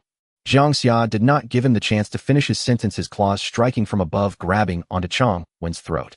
In the reflection on the wall, a wolf-shaped head was violently torn off by 2 claws. A torrent of warmth surged into Jiang Xia's body. Gurgle, Jiang Xia tossed aside the head in his hand, as if it were garbage, watching it roll to a nearby trash bin. Leaning against the alley wall, he exhaled deeply, his entire body covered in countless wounds from head to toe. His chest was covered in crisscrossing claw marks, dense and numerous, each one tearing flesh. Several chunks of flesh were missing from his back and arms, and the vertical wound on his chest, aligned with his heart, was especially lethal. He could even feel the cold wind rushing in through the wound, unsure if it was just his imagination. The battle ended, and excruciating pain enveloped his entire body, impacting Jiang Xia's mind, causing him to grit his teeth and hold on to avoid collapsing. This battle was far more intense than the one against Wang Fei. Completely drained of strength, he felt as if he couldn't even leave. My mom should have escaped from Xinhe City by... Jiang Xia murmured, raising his head, his gaze passing through the buildings on either side as he looked up at the dazzling galaxy in the sky, his chest rising and falling as he gasped heavily. Rustle, rustle. In the distance, a set of footsteps faintly sounded. About 10 meters away, under the dim light, a man dressed in a white coat and wearing a white mask walked over steadily. In the man's hand, he held a revolver gleaming with white light. This is an exceptionally long chapter. I kindly ask everyone who has read this to place it on their bookshelf. The plot continues to escalate with fierce battles, and all sorts of demon seeds are emerging. I also request everyone to give a 5-star review. Please. Jiang Xia was exhausted. If given a quiet place, he could fall asleep instantly. Too many events had In the morning, he killed Chen Kai's subordinate at the hotel, and in the evening, he witnessed his mother's identity as an awakened being exposed at the Demon Seed Club. His heart raced with anxiety, and his head felt heavy from overwhelming tension. Just now, he had engaged in a life-and-death struggle with Chang when leaving his body covered in wounds. After much effort, and at the cost of serious injuries, he dealt with Chang Wen, but to his dismay, the awakened had arrived. In an instant, Jiang Xia, nearly collapsing from fatigue, felt a sense of despair rise within him, resigning to whatever the awakened intended. But deep down, he knew he could not die. Upon seeing the silver revolver in the masked man's hand glowing with white light, Jiang Xia hesitated not a moment and turned to run, trying to escape. The masked man chuckled coldly, raising the silver revolver that radiated white light, aiming at Jiang Xia. The silver revolver in his hand could fire 6 bullets with different effects: intimidation, disarm, arrest, confinement, interrogation, and execution. Except for execution, the other 5 bullets were specifically designed for the demon seeds. He did not pull the trigger immediately, instead waiting until the demon seed was almost at the next alley before making his move, as if intending to give this demon seed a glimmer of hope before snuffing it out. Bang! As the trigger was pulled, a blue light bullet shot from the barrel, transforming into a massive blue light net that rushed toward the fleeing demon seed like a giant hand. This bullet was the arrest. As long as it touched the body of the demon seed, it would ensnare it, much like a fish caught in a net unable to escape. He did not plan to kill the seriously injured demon seed immediately. Instead, he intended to arrest it first, and then extract useful information through interrogation.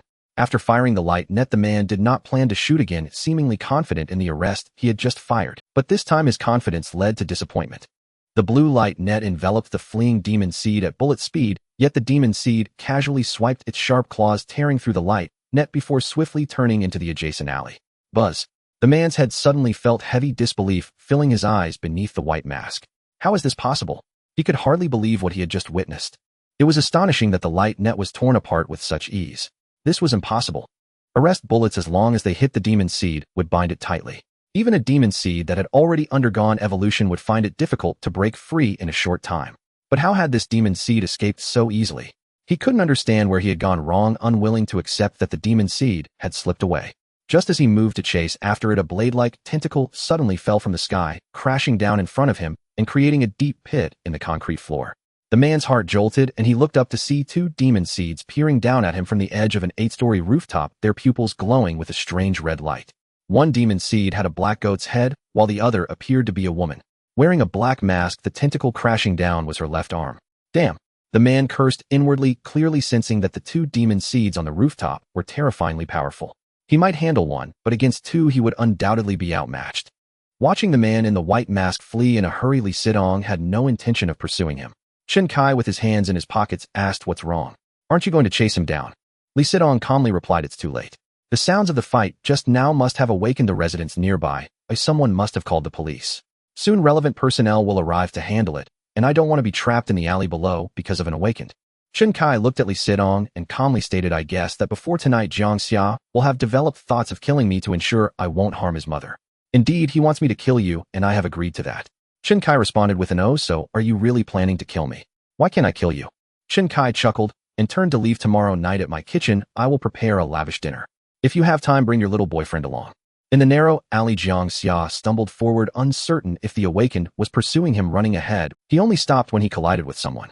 It's me. In the darkness, Li Sitong supported Jiang Xia's body, struggling to open his eyes. Once he confirmed it was Li Sitong, Jiang Xia's weary mind could no longer hold on, and he collapsed onto something soft, losing consciousness. Li Sitong gently called out a couple of times, Hey, stinky man, this is intentional, isn't it? In his dream, countless tentacles waved around, resembling a chaotic dance of demons. Gruesome faces with bloodied expressions flickered through his mind. Su Kuan, the chubby lowly Wang Fei, Chun Kai's subordinates Chongwen. They all grinned their throats, emitting chilling laughter. The next second, a surge of red blood flowed in like waves, and as Jiang Xia tried to escape, his legs felt as if they were leaden, making movement difficult, soon engulfed by the crimson ocean. Gasp! Suddenly opening his eyes, excruciating pain swept through his body, causing Jiang Xia to gasp in shock. The first thing that came into view was the white ceiling. Looking around, he found himself lying on a soft double bed, gentle morning light streaming through the window, casting a warm glow at the foot of the bed. Li Sitong sat by the window, engrossed in her phone, the sound blaring loudly. Jiang Xia was sure that what had awakened him was not a nightmare, but the loud sounds from the phone. He thought about how during that nightmare, he vaguely heard someone say, "Get the pot ready for oil." I used to enjoy watching these food videos before becoming a demon seed, Li Sitong said, without looking up, but she knew Jiang Xia was awake. With effort, Jiang Xia sat up, examining his body.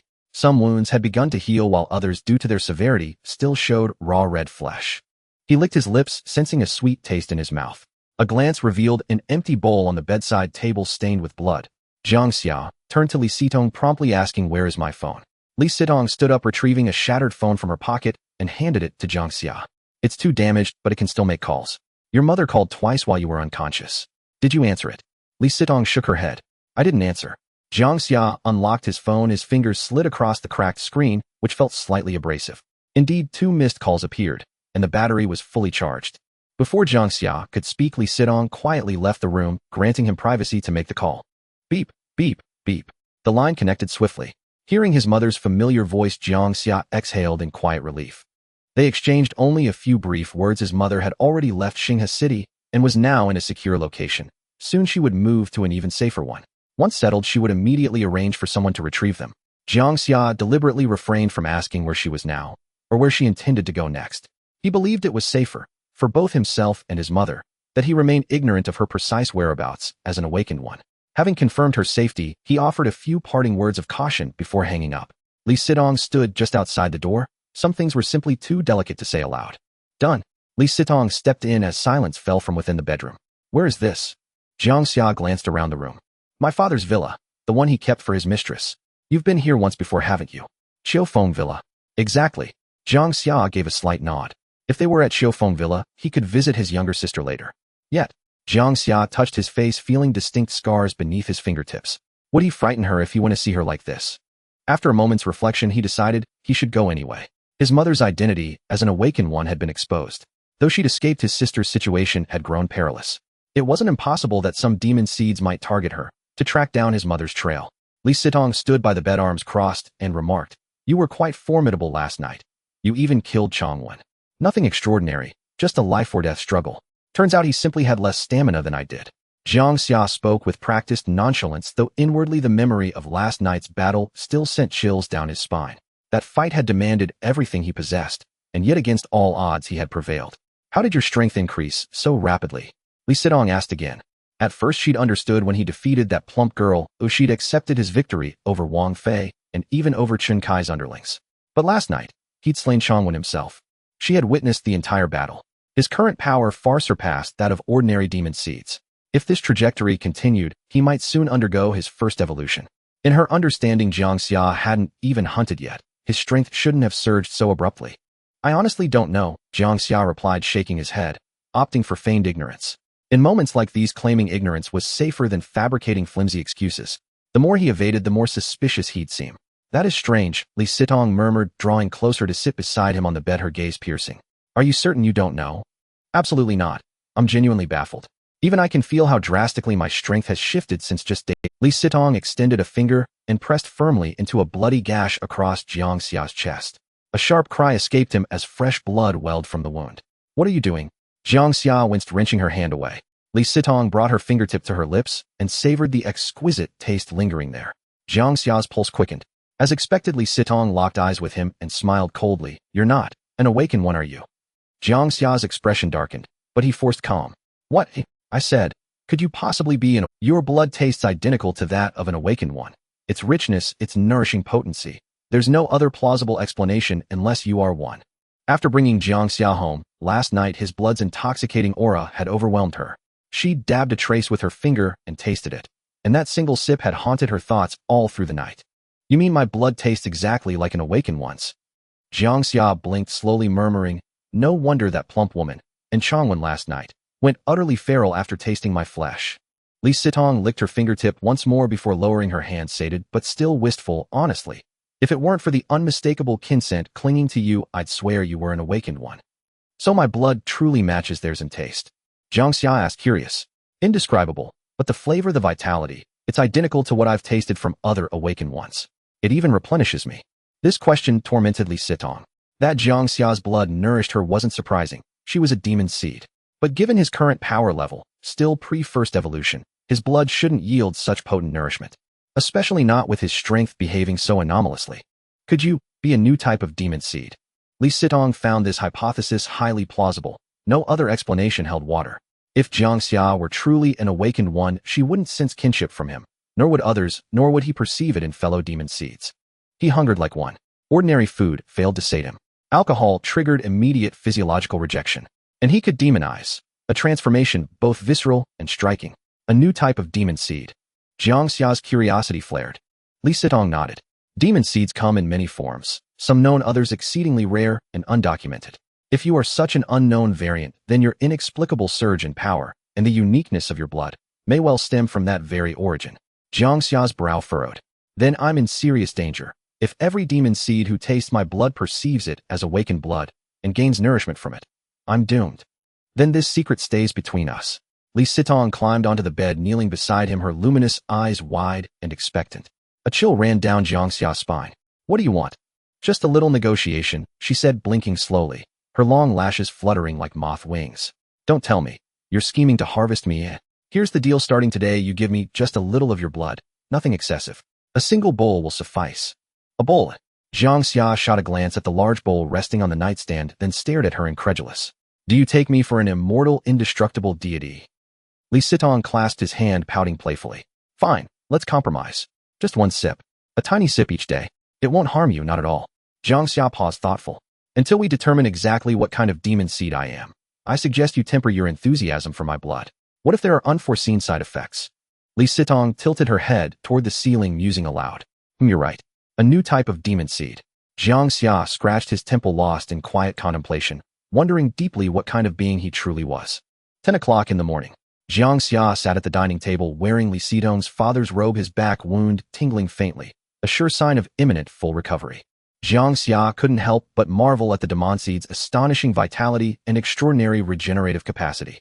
He wondered whether awakened individuals possessed similarly formidable self-healing abilities. Is the heart the demon seed's fatal weak point? Jiang Xia asked, seeking to gather as much intelligence on demon seeds as possible, including Chang when he had already slain 5. 2. The small octopus-like creature and the overweight woman had been utterly reduced to fragments. The other 3, Wang Fei, one of Chun Kai's subordinates, and Chang Wen, were killed only after their hearts were pierced. Not necessarily.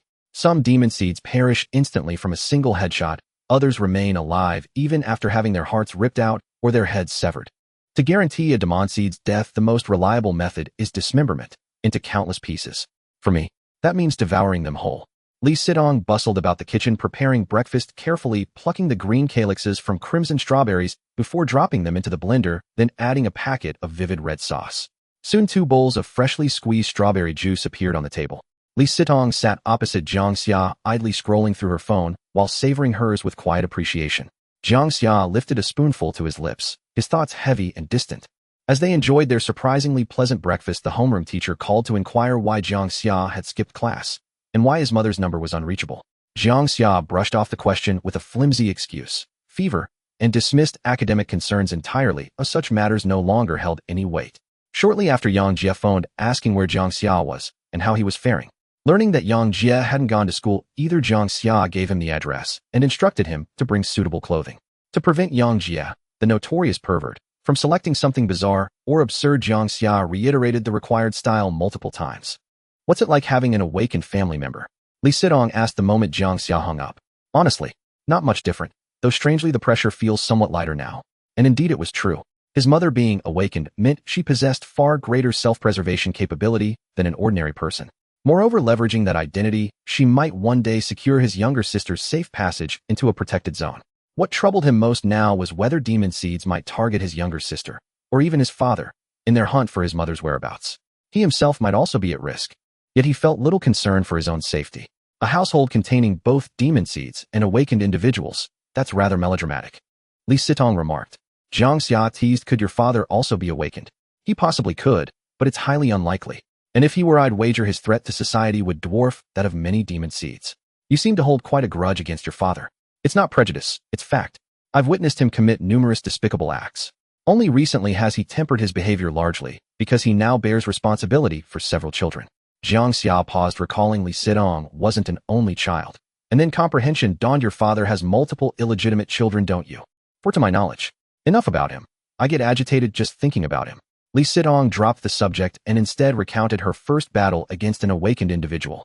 Half an hour later, Yang Jia arrived bearing a complete outfit for Jiang Xia, top trousers and shoes. Matching closely the description Jiang Xia had given, modern black casual wear favored by youths today. Seated at the table, Yang Jia immediately inquired about Jiang Xia's confrontation with Chang when the previous. After Jiang Xia emerged from the Demon Seed Club, Yang Jia had followed, but in an instant Jiang Xia vanished.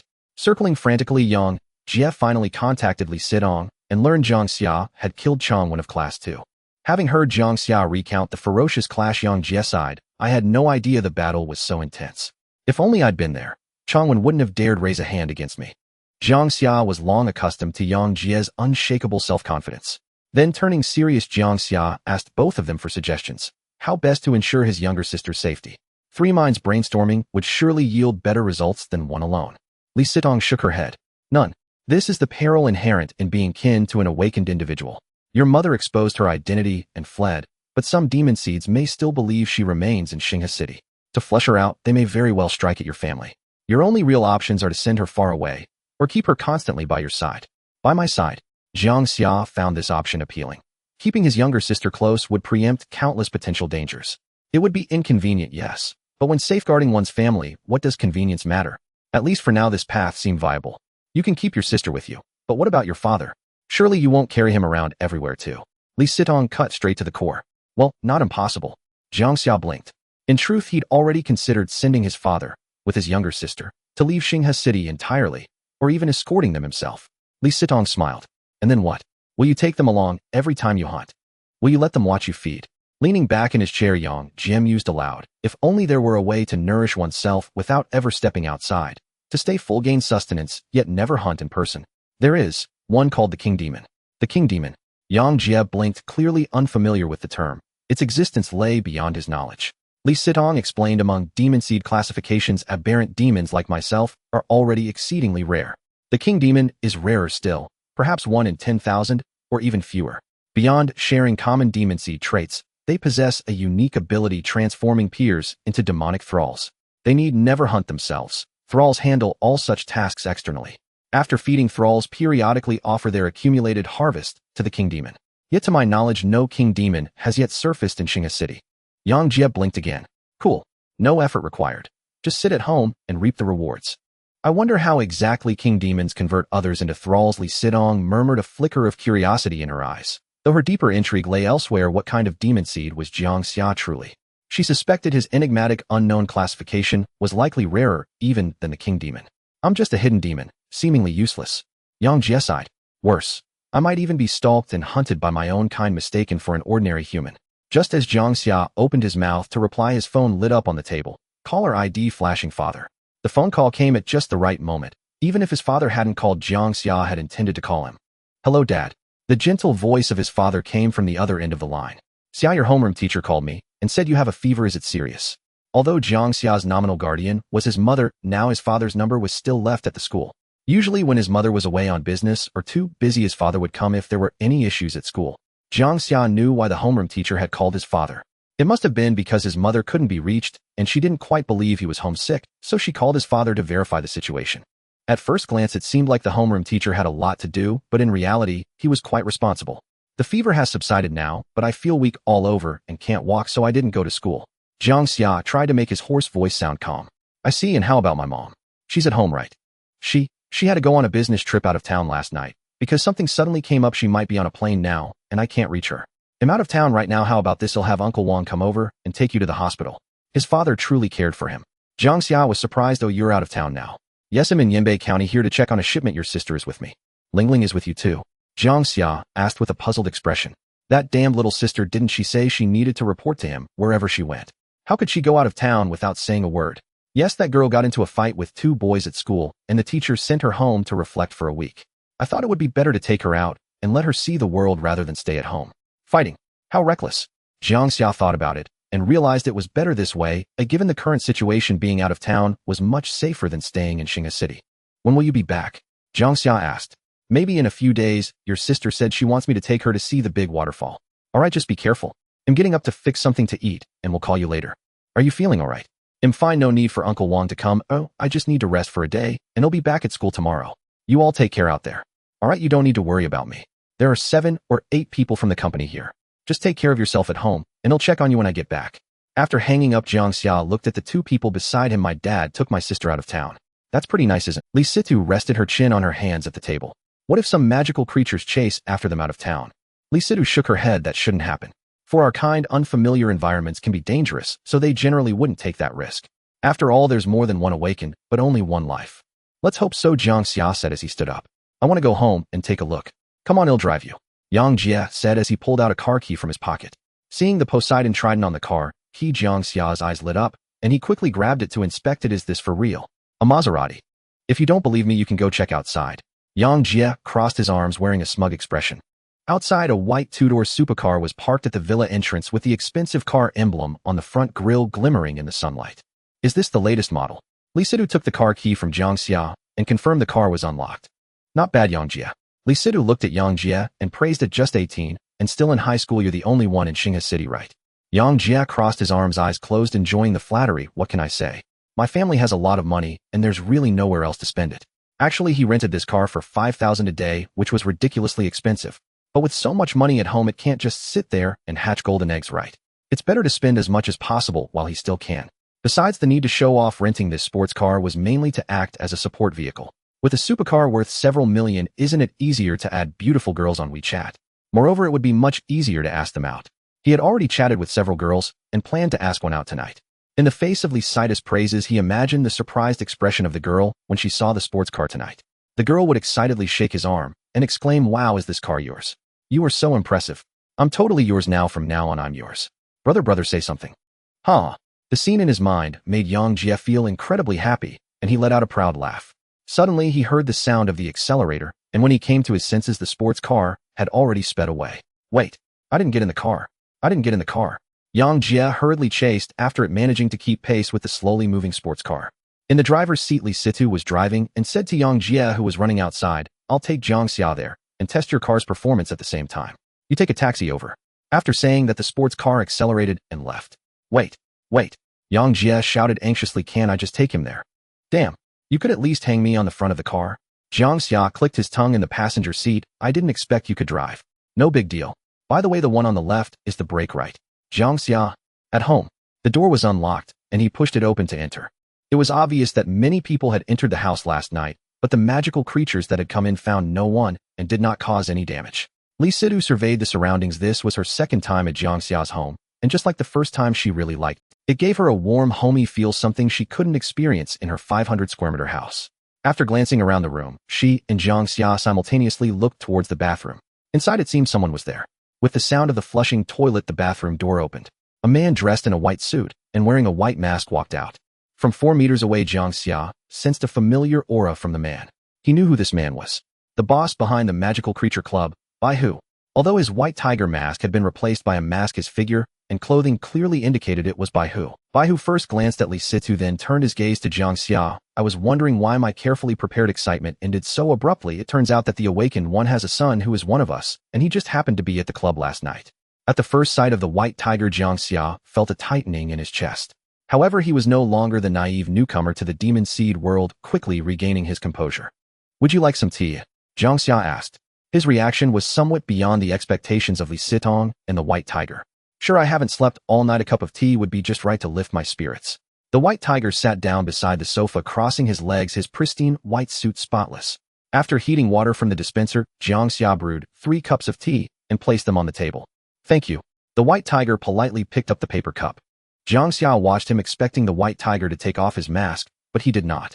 Instead, a black tentacle resembling a straw extended from under the mask, unafraid of being scalded as it dipped into the paper cup.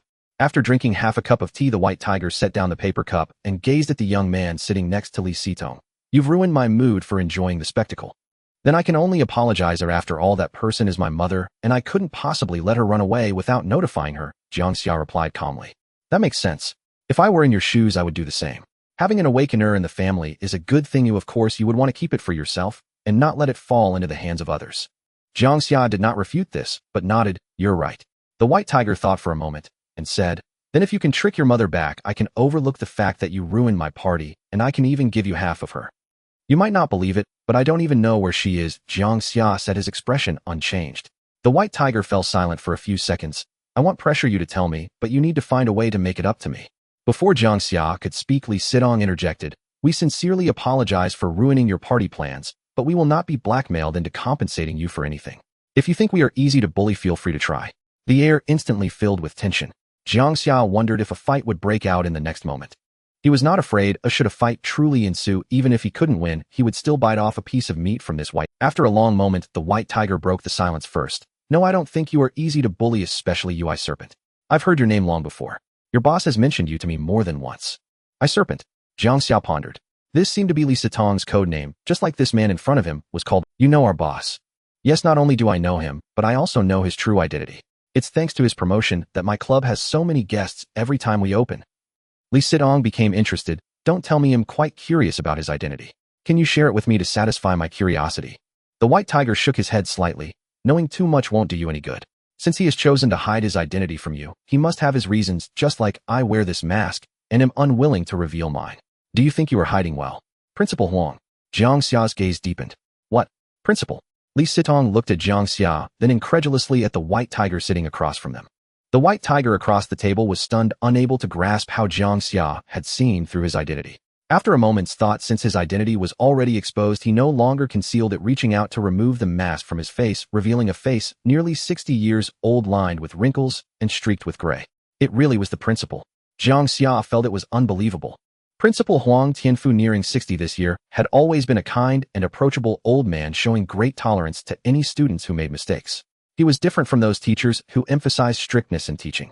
Behind the scenes, he would mingle with the students, often organizing activities to relieve their academic pressure.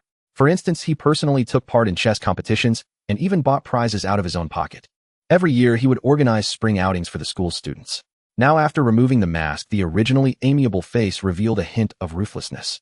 Rather than being a principal beloved by students, it would be more accurate to say he resembled a cunning villain who had done bad things all his life. Huang Tianfu looked at Jiang Xia in puzzlement. How did you know my identity? Jiang Xia replied lightly. Your voice sounded somewhat familiar, and your gaze felt familiar too. Most importantly, the way you just held the cup. What was special about my way of holding the cup? Huang Tianfu did not feel that his way of holding the cup was any different from that of an ordinary person. No, it was the cuff of your shirt which seemed to have chalk dust on it. That indicated you were most likely a teacher at the school, combined with the sound of your voice and your gaze. That's how I linked it to you. Of course, just based on these points, I couldn't confirm your identity. I was merely speaking casually, but I didn't expect it to really expose you. Li Sitong looked at Jiang Xia with satisfaction.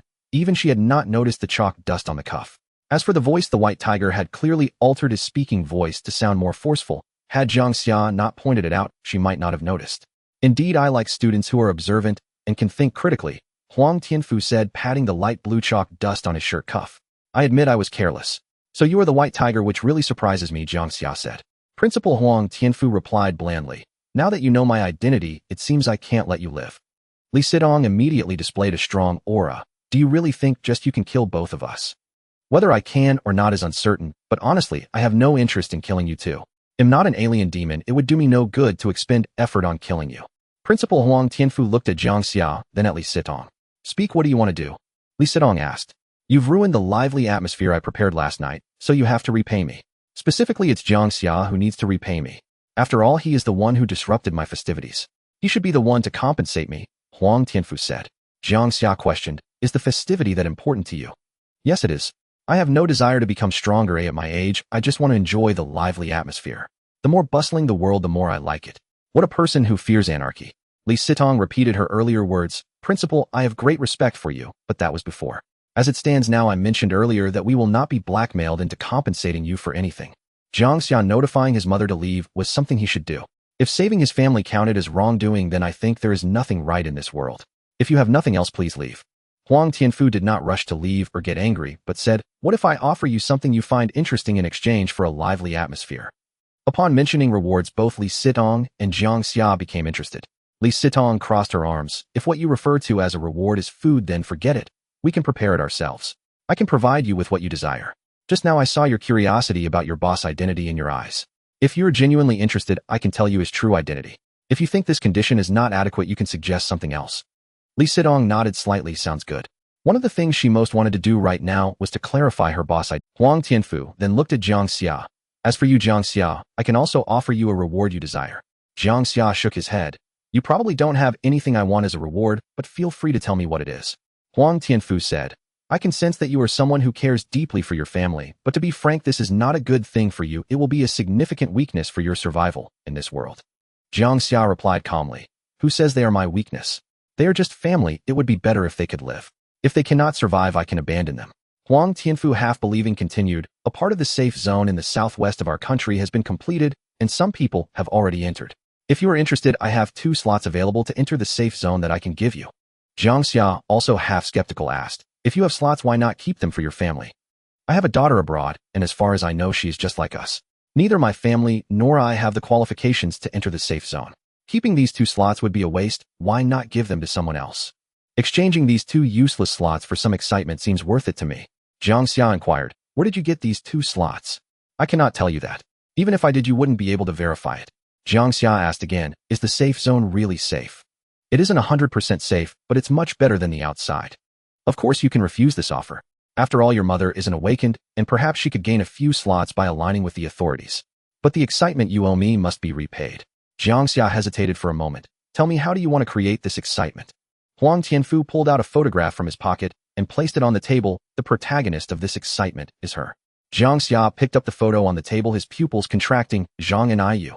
The young and beautiful woman in the photo is a very popular idol singer skilled in both dancing and singing. She is indeed a star of the moment. Was she a student at Xinghano? One high school before. Jiang Xia looked up at Huang Tianfu, remembering that when Zhang Yu first rose to fame, he had heard Yang Jia mention that she was also from Xinghano. One high school. Indeed, she was a student at Xinghano. One high school 10 years ago. At that time, I was the vice principal and her homeroom teacher. Among all the students I've taught over 30 years, she may not have achieved the highest accomplishments, but she is undoubtedly the most famous. Li Sidong asked in confusion, what do you want to do? Principal Huang Tianfu replied calmly, her hometown is in Yinbei County.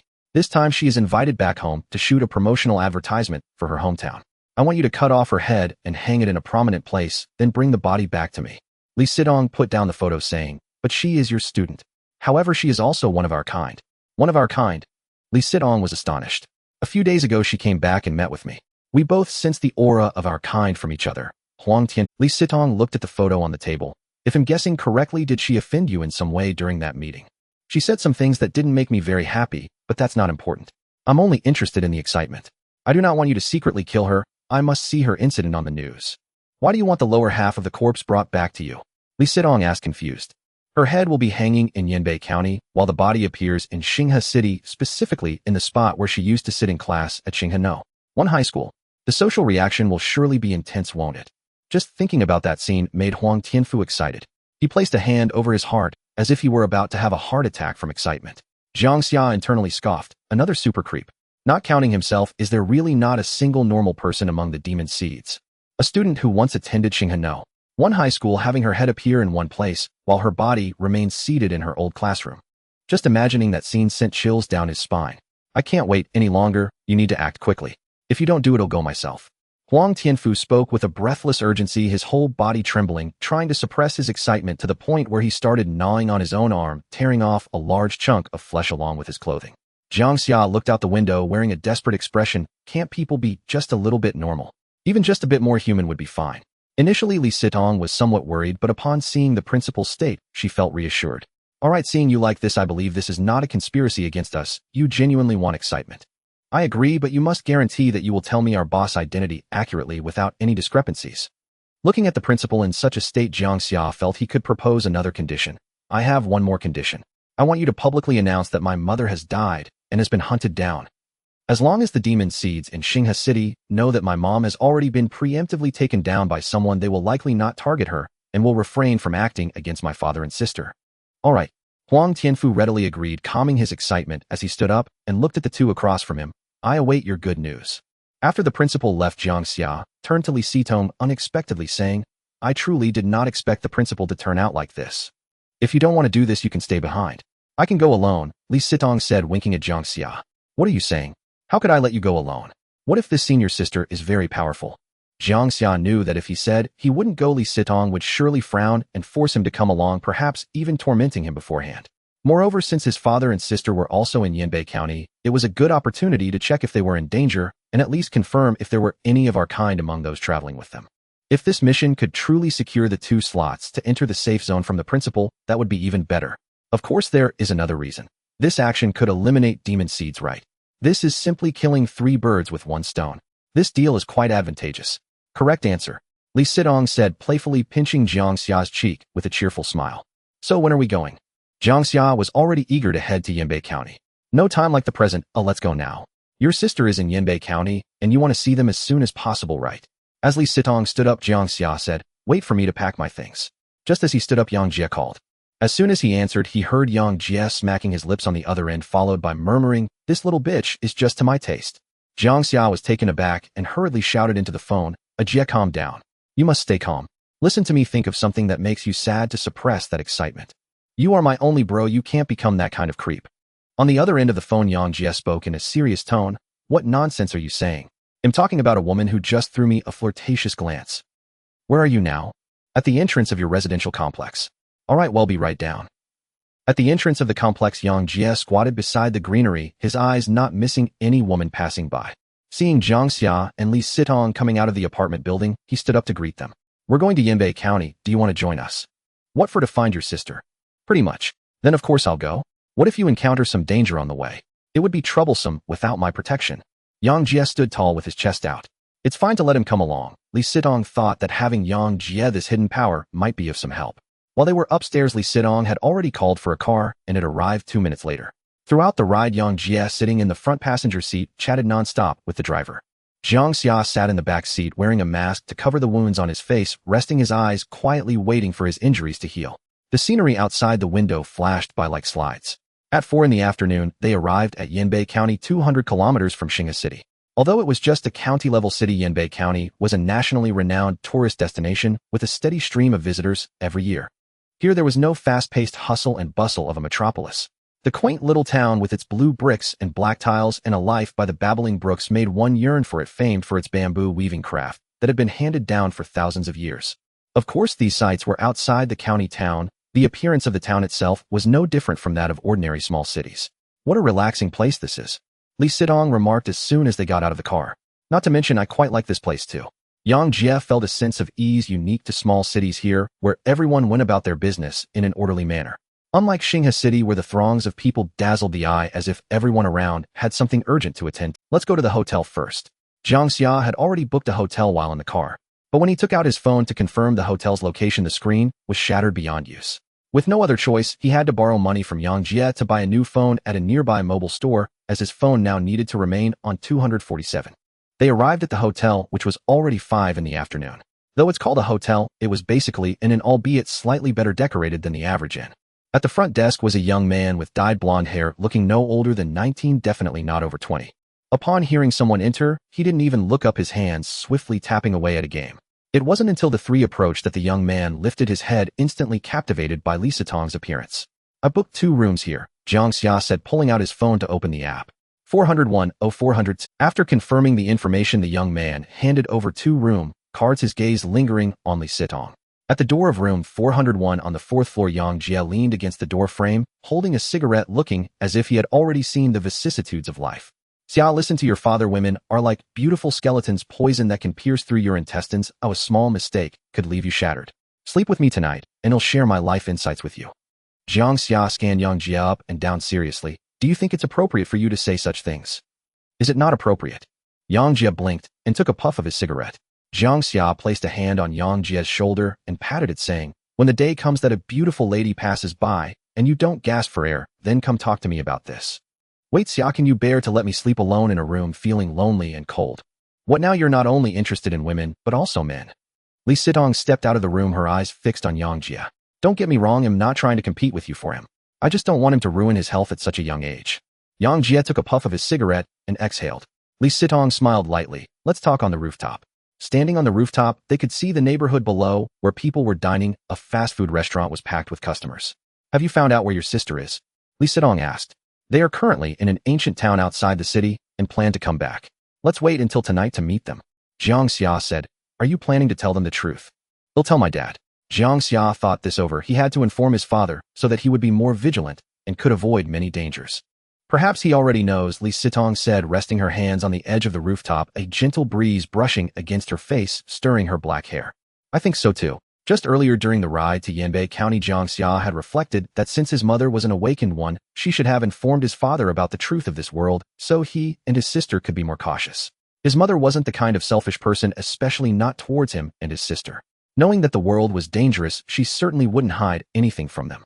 But if his father knew the truth of this world and understood the dangers, how could he still leisurely take his sister out to play? Actually, the truth of this world isn't exactly a big secret. It's almost impossible to keep hidden any longer. I just saw a post on my phone where someone exposed the truth of this world, but within seconds of me reading it, the post was deleted. Didn't the principal say that people have already started entering the safe zone? The day of chaos in the world should not be far off. What principal? Jiang Xia asked, confused. Jiang Xia hadn't mentioned what they were here to do or the identity of the principal on the way. The reason for this was that there was still a driver in the car. After listening to Jiang Xia explain the ins and outs of the situation, Jiang Xia finally understood. Cool. So does that mean the 3 of us are assassins this time? Jiang Xia thought this operation was pretty cool, traveling all the way from Xinghe City to take out a big star, feeling like they were filming a movie.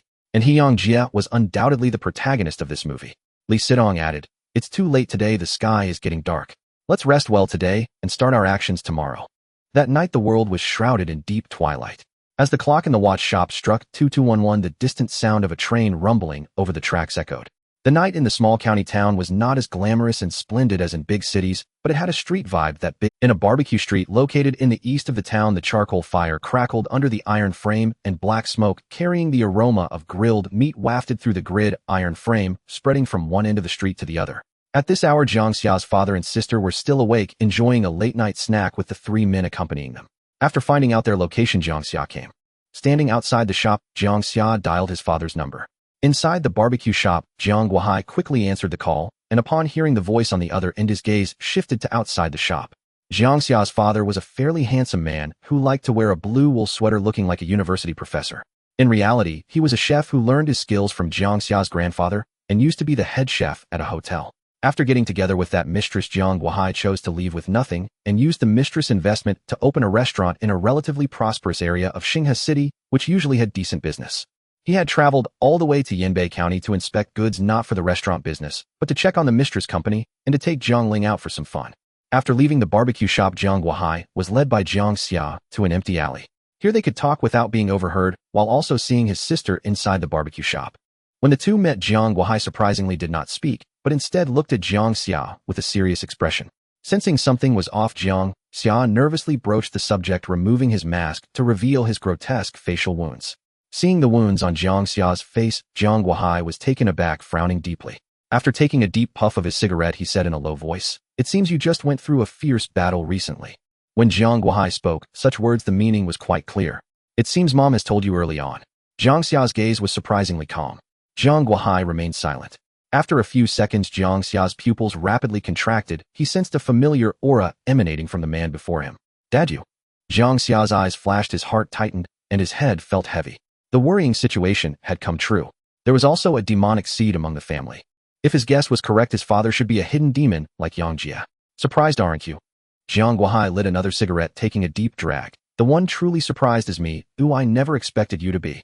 Jiang Xia's mood turned heavy. His father was a demonic seed, and he didn't know if this should be considered good news or bad. His mind felt like it was about to explode. Although he had somewhat prepared himself, it was still hard to accept.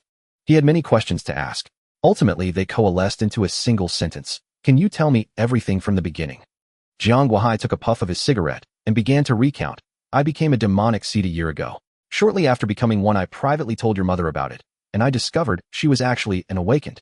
I made an agreement with her to protect you and Lingling as much as possible. The reason I didn't tell you the truth about the world is that you were still young, especially your sister. If you two were to learn the truth, you wouldn't be able to handle it.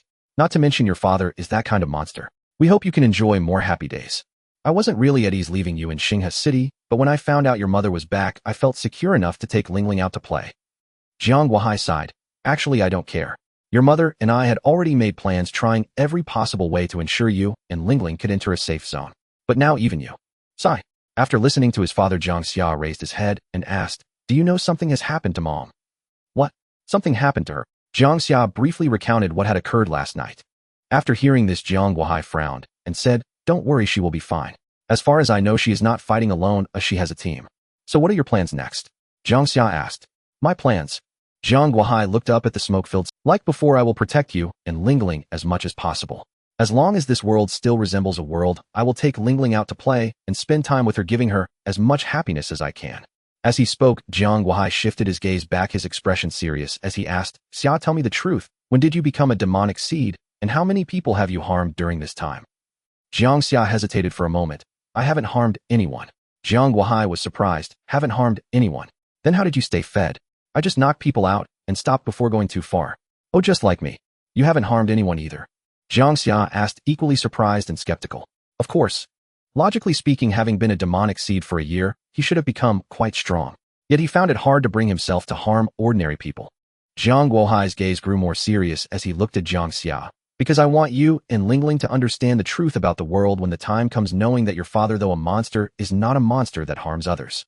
Not far away, Li Sidong watched the father and son standing at the alley's mouth, the middle-aged man's gaze filled with peculiarity. "So does this mean that after the world descends into chaos, we can stay together outside?" Jiang Xia joked, trying to lighten the heavy atmosphere. "That's right." Jiang Guohai placed a hand on Jiang Xia's shoulder, seemingly wanting to provide him with a sense of security. After a few seconds of silence, Jiang Xia said, "Then for now, I'll leave Lingling's safety in your hands." "What? You're not going to stay with us?" Jiang Guohai replied seriously, "Since your mother is away, she won't be back in a short time. You should move in with me so I can better watch over you and Lingling." Jiang Xia shook his head. He needed to grow stronger. In this world, only by becoming stronger could he survive, and only by becoming strong enough could he protect his family. If he stayed with his father and sister, he would have fewer opportunities to become stronger. He couldn't bring them into fights. "I am an aberrant demon. Ooh, I need to grow stronger. I want to grow stronger too." Jiang Xia lied. He didn't want to be seen by his father as a monster that relied on harming others to gain strength. "Aberrant demon."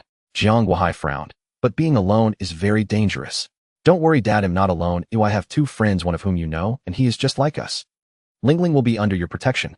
If anything happens, call me. Don't worry, I will be careful and pay attention to safety. If there's any life-threatening danger, I will definitely run faster than anyone else." Jiang Guohai remained silent for a long time, his eyes complex, and finally nodded. "All right, I won't stop you from doing what you want. The world has already become this way. It's indeed time to grow stronger.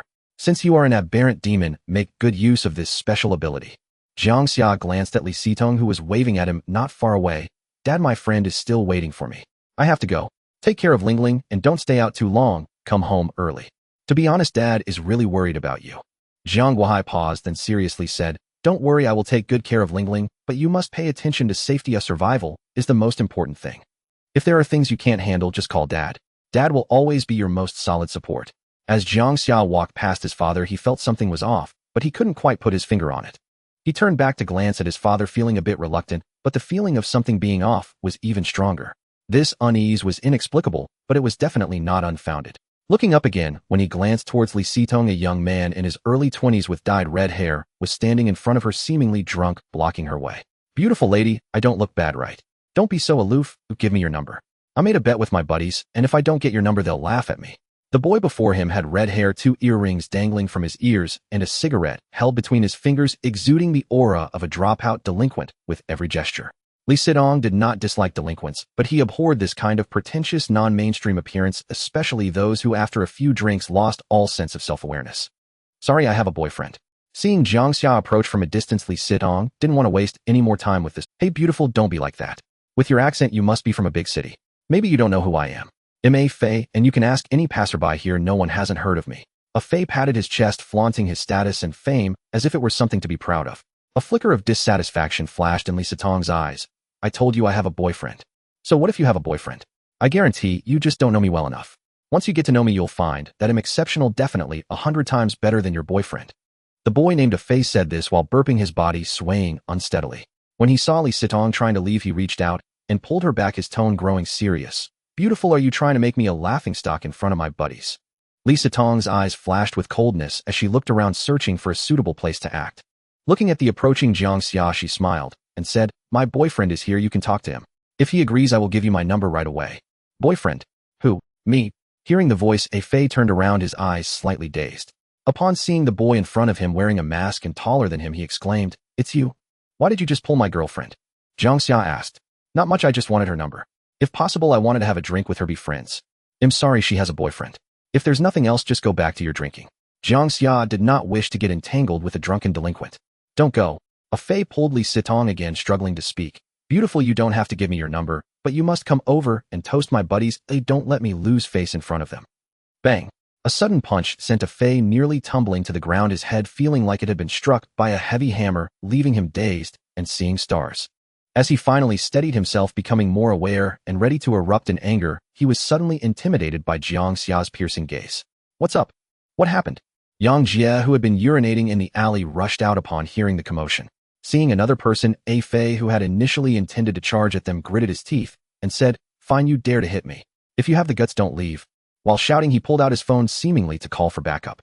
Let's go. It's just not worth it to fight with such a little punk who's barely grown up. Li Sitong pulled Jiang Xia along, feeling quite pleased with Jiang Xia's earlier punch. Xia, did you tell your dad? Jiang Xia glanced at a Fei who was on the phone, not taking it seriously, and kept pace with Jiang Xia. Behind them, the delinquent a Fei was still shouting, demanding they not leave. The three paid him no mind. In truth, Jiang Xia was also reluctant to engage with such an aggressive delinquent. However, it was clear that the other party had been drinking, and his tone was filled with provocation and hostility.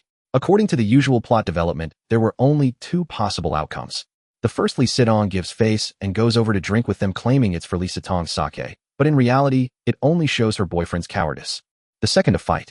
Clearly, Jiang Xia chose the second option, skipping the arguing and pulling process. Jiang Xia did not reveal that her father was a hidden demon, as she still felt something was off about her dad. But when she thought about it, she couldn't quite articulate what was wrong. If I'm not mistaken, your dad is like us, one of our kind, Li Sitong said. Jiang Xia remained silent. Since Li Sitong was merely guessing, she surely couldn't sense the aura of their kind from her dad from such a distance. No way, Xia, your dad is one of us. Jiang Xia was immensely shocked. Oh my god. This plot development is truly unbelievable. Jiang Xia is a demon seed, her mother an awakened, and now her father is also a demon seed. How can this family coexist peacefully in the future? How did you figure that out? Jiang Xia looked at Li Sitong, feeling there was no need to keep hiding anymore. Just as Li Sitong was about to speak, they heard footsteps approaching from behind, and she pulled Jiang Xia to run. Behind them, the delinquent A Fei was chasing with 3 others, each holding a bottle of alcohol. They shouted and cursed as they ran. They only stopped when they reached a dark street with no one around, not even a streetlight. Where the hell is everyone? A Fei cursed, frustrated that he had failed to flirt with a girl and got beaten up. If he didn't regain face tonight, he wouldn't be able to show his face in this city anymore. Just as he was about to turn on his phone's flashlight, one of his buddies patted his shoulder. A Fei followed his buddy's gaze and saw a figure standing in the center of the dark street, or rather a shadow. Bro, you shouldn't have chased us down here, Jiang Xia said helplessly. The four young delinquents sensed something was off. For some reason, they felt as though a pair of eyes were watching them from the darkness, making them feel like prey being stalked by a fierce beast. It sent chills down their spines.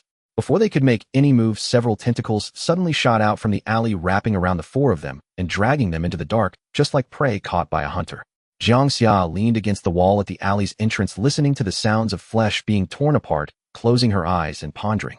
Jiang Xia stood not far away, looking up at the gray sky, lost in thought. After a long while, he finally spoke. Not a single star in the sky. Oh, it looks like it's going to rain tomorrow. 2 minutes later, Li Sitong walked out of the alley, spitting out a mouthful of bright red blood in disgust. The taste was mediocre. Maybe I drank too much, and now I have no appetite at all. Li Sitong said as she looked at Jiang Xia, who was leaning against the wall. If you're too hungry, you can try it. The taste isn't great, but it will definitely fill you up. No need. Oh, I'm not hungry right now, and I also hate the taste of alcohol. Jiang Xia pressed down Li Sitong's hand and asked with curiosity, so how did you figure it out? I'm full and a bit sleepy. Let's talk about it when we get back. Back at the hotel, the attendant was still that yellow-haired guy sitting in a chair playing games, seemingly obsessed with gaming. But when he saw Li Sitong enter, his gaze immediately shifted from the game to her, staring intently at her until she stepped into the elevator, reluctant to look away. A gem. The yellow-haired guy sighed in his heart again. He had been captivated by Li Sitong's beauty when he first saw her in the afternoon. Still one of us, oh I like. Glancing at the time on the clock hanging on the wall, the yellow-haired guy exited the game interface and sent a message to a friend. They are back. We can act now. In the room, Li Sitong conducted another meticulous inspection, confirming there were no hidden pinhole cameras. Sitting on the edge of the bed, Jiang Xia called out to Li Sitong, who was brushing her teeth in the bathroom. How did you figure out my father is one of us? Intuition. The way you two spoke struck me as off. Most importantly, I think I saw your father at the Moat Club, or rather his back silhouette. That night the club had hosted a ring match. The man wore a mask, and he was terrifyingly strong. In under 3 seconds, he slaughtered another evolved moat before my very eyes. The moment I saw your father, that same silhouette flashed back into my mind. The Moat Club. Jiang Xia frowned in disbelief. His father had personally told him he harmed no one. So why would he go there? Only the most formidable moats dared set foot in such a place. And if that man truly was his father, then how monstrously powerful must he be? Are you certain it was him? Not certain, just a hunch. Perhaps it was merely a resemblance of posture. Jiang Xia lowered his head in silent contemplation. Li Sitong emerged from the bathroom. What did your father tell you? Nothing much, just that he hadn't expected me to be a moat either. We chatted idly. I lied and told him I was an alien moat, asked him to look after my sister Lingling, and said I needed to grow stronger, fast. Anything else? Like, how strong is your father exactly? Li Sitong sat beside Jiang Xia. He claimed he'd never harmed anyone, and that his strength was unremarkable, but something about it feels wrong. I just can't quite put my finger on it. If even you sense that dissonance, then something's almost certainly amiss. Maybe he was the man I saw that night, but only you can uncover the truth. Honestly, I feel sorry for you. Your mother's an awakened one, your father a moat. How will you navigate life between them, especially with your mother? What they are doesn't matter. They're still my family. Jiang Xia had pondered this too, only to find his thoughts spiraling into unbearable tension, so he'd abandoned them entirely. No matter what they were, they remained his parents. Parents who cherished him deeply. Rather than waste energy on such gnawing existential fatigue, he'd rather forge ahead and grow stronger. After all, strength alone grants voice in chaos, doesn't it? Li Sitong rested a hand on Jiang Xia's shoulder and smirked. What if your father has unusual appetites, and one day suddenly devours your sister? Jiang Xia whirled toward her, face grim. After a pause, he shook his head. I don't think he would. But what if he— Stop scaring me, please. Li Sitong's words had been harmless, until they weren't. Now a cold thread of dread coiled through Jiang Xia. After all, moat nature was inherently unpredictable. Yet so much time had passed. If his father's moat instincts were truly predatory, he'd have acted long ago. Jiang Xia's intuition whispered that his father genuinely cared, for both him and Lingling. Perhaps his father possessed some unique strain of moat nature, but one that spared those closest to him. His mother, an awakened one, had known his father's true nature for years. If he'd ever intended harm, how could she still be alive? Then again, if his mother trusted his father enough to leave Lingling in his care, perhaps that concern was unfounded. Get some rest. Tomorrow we move. I've already squeezed our target's whereabouts from that sleazy pickup artist.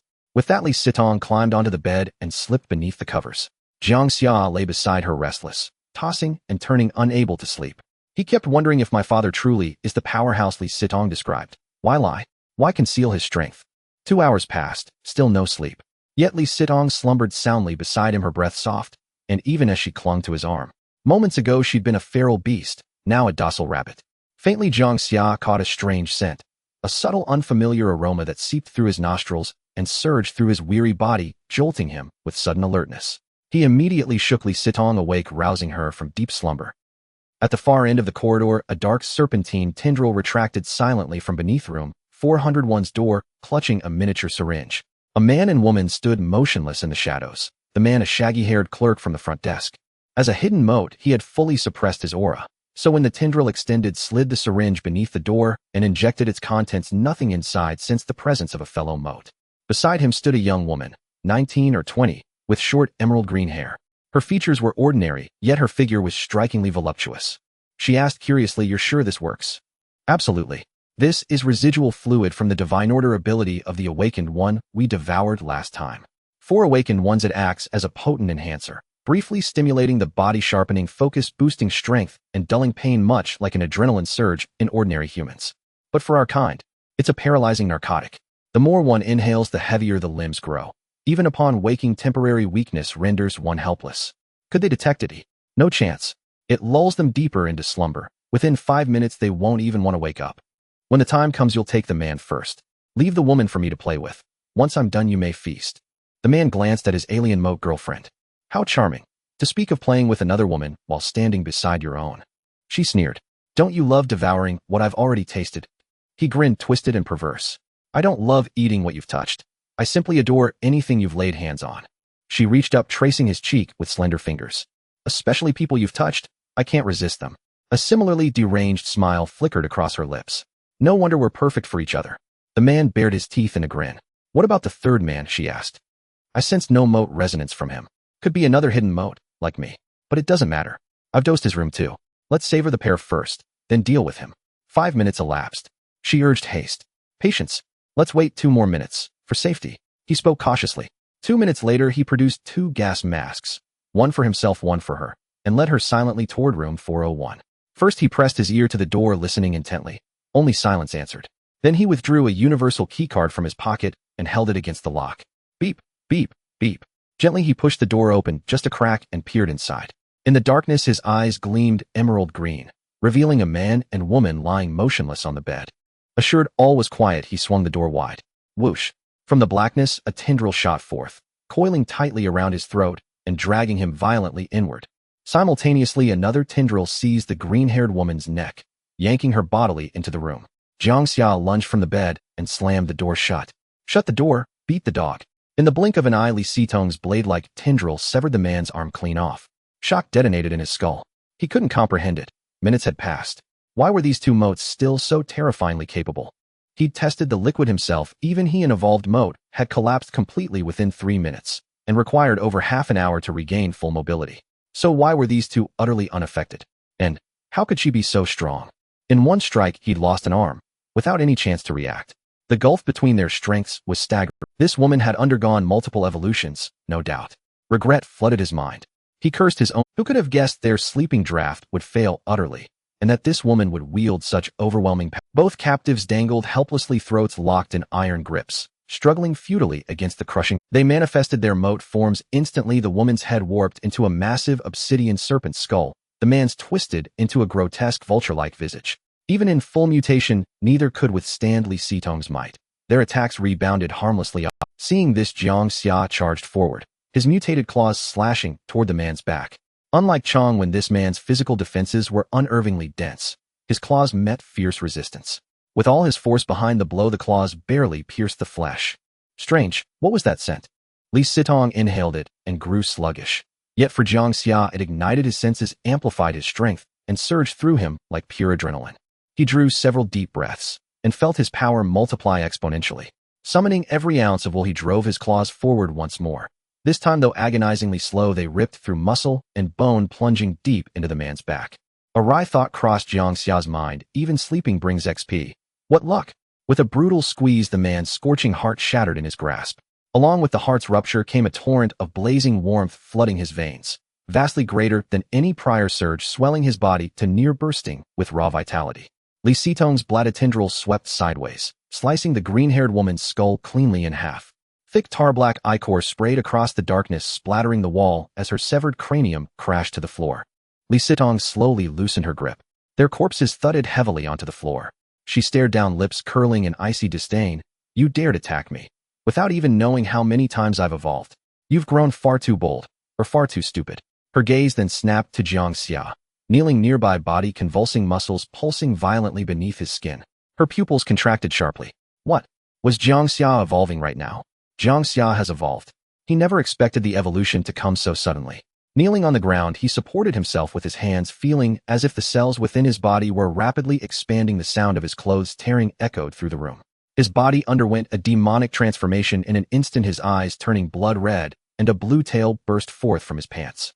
The front part of the tail retained a conical shape, but the tail's end split into 6 petal-like sections, revealing a bloody mouth lined with rows of tiny red fangs.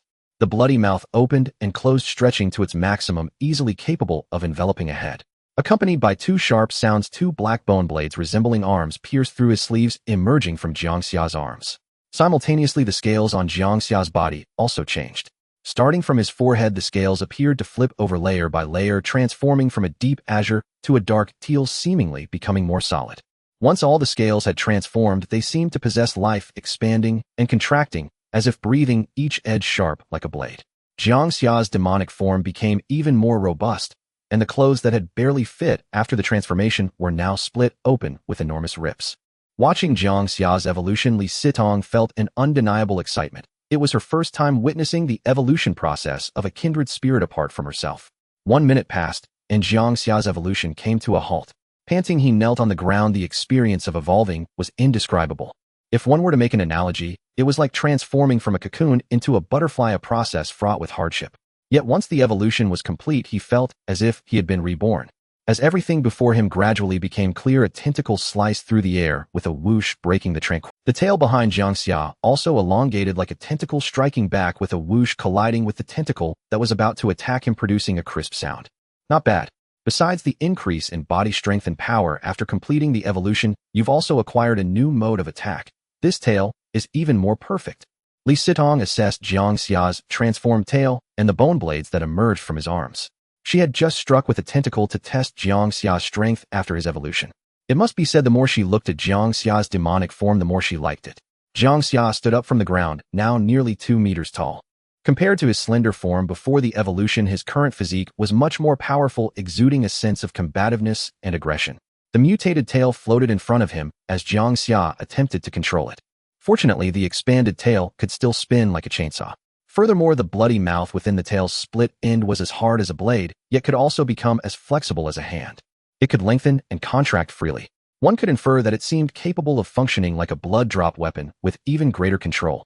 After carefully inspecting his evolved body, Jiang Xia retracted his demonic state. Li Sitong also reverted her demonic appearance and walked toward him step by step. Now let's discuss why you evolved after killing that demon seed. Jiang Xia's heart tightened as he looked up at Li Sitong, equally puzzled. I want to know too. From what I know, any demon seed evolves by absorbing nutrients, yet you hardly absorbed any nutrients, and now you've evolved so quickly, especially after killing a demon seed. It seems this is the case.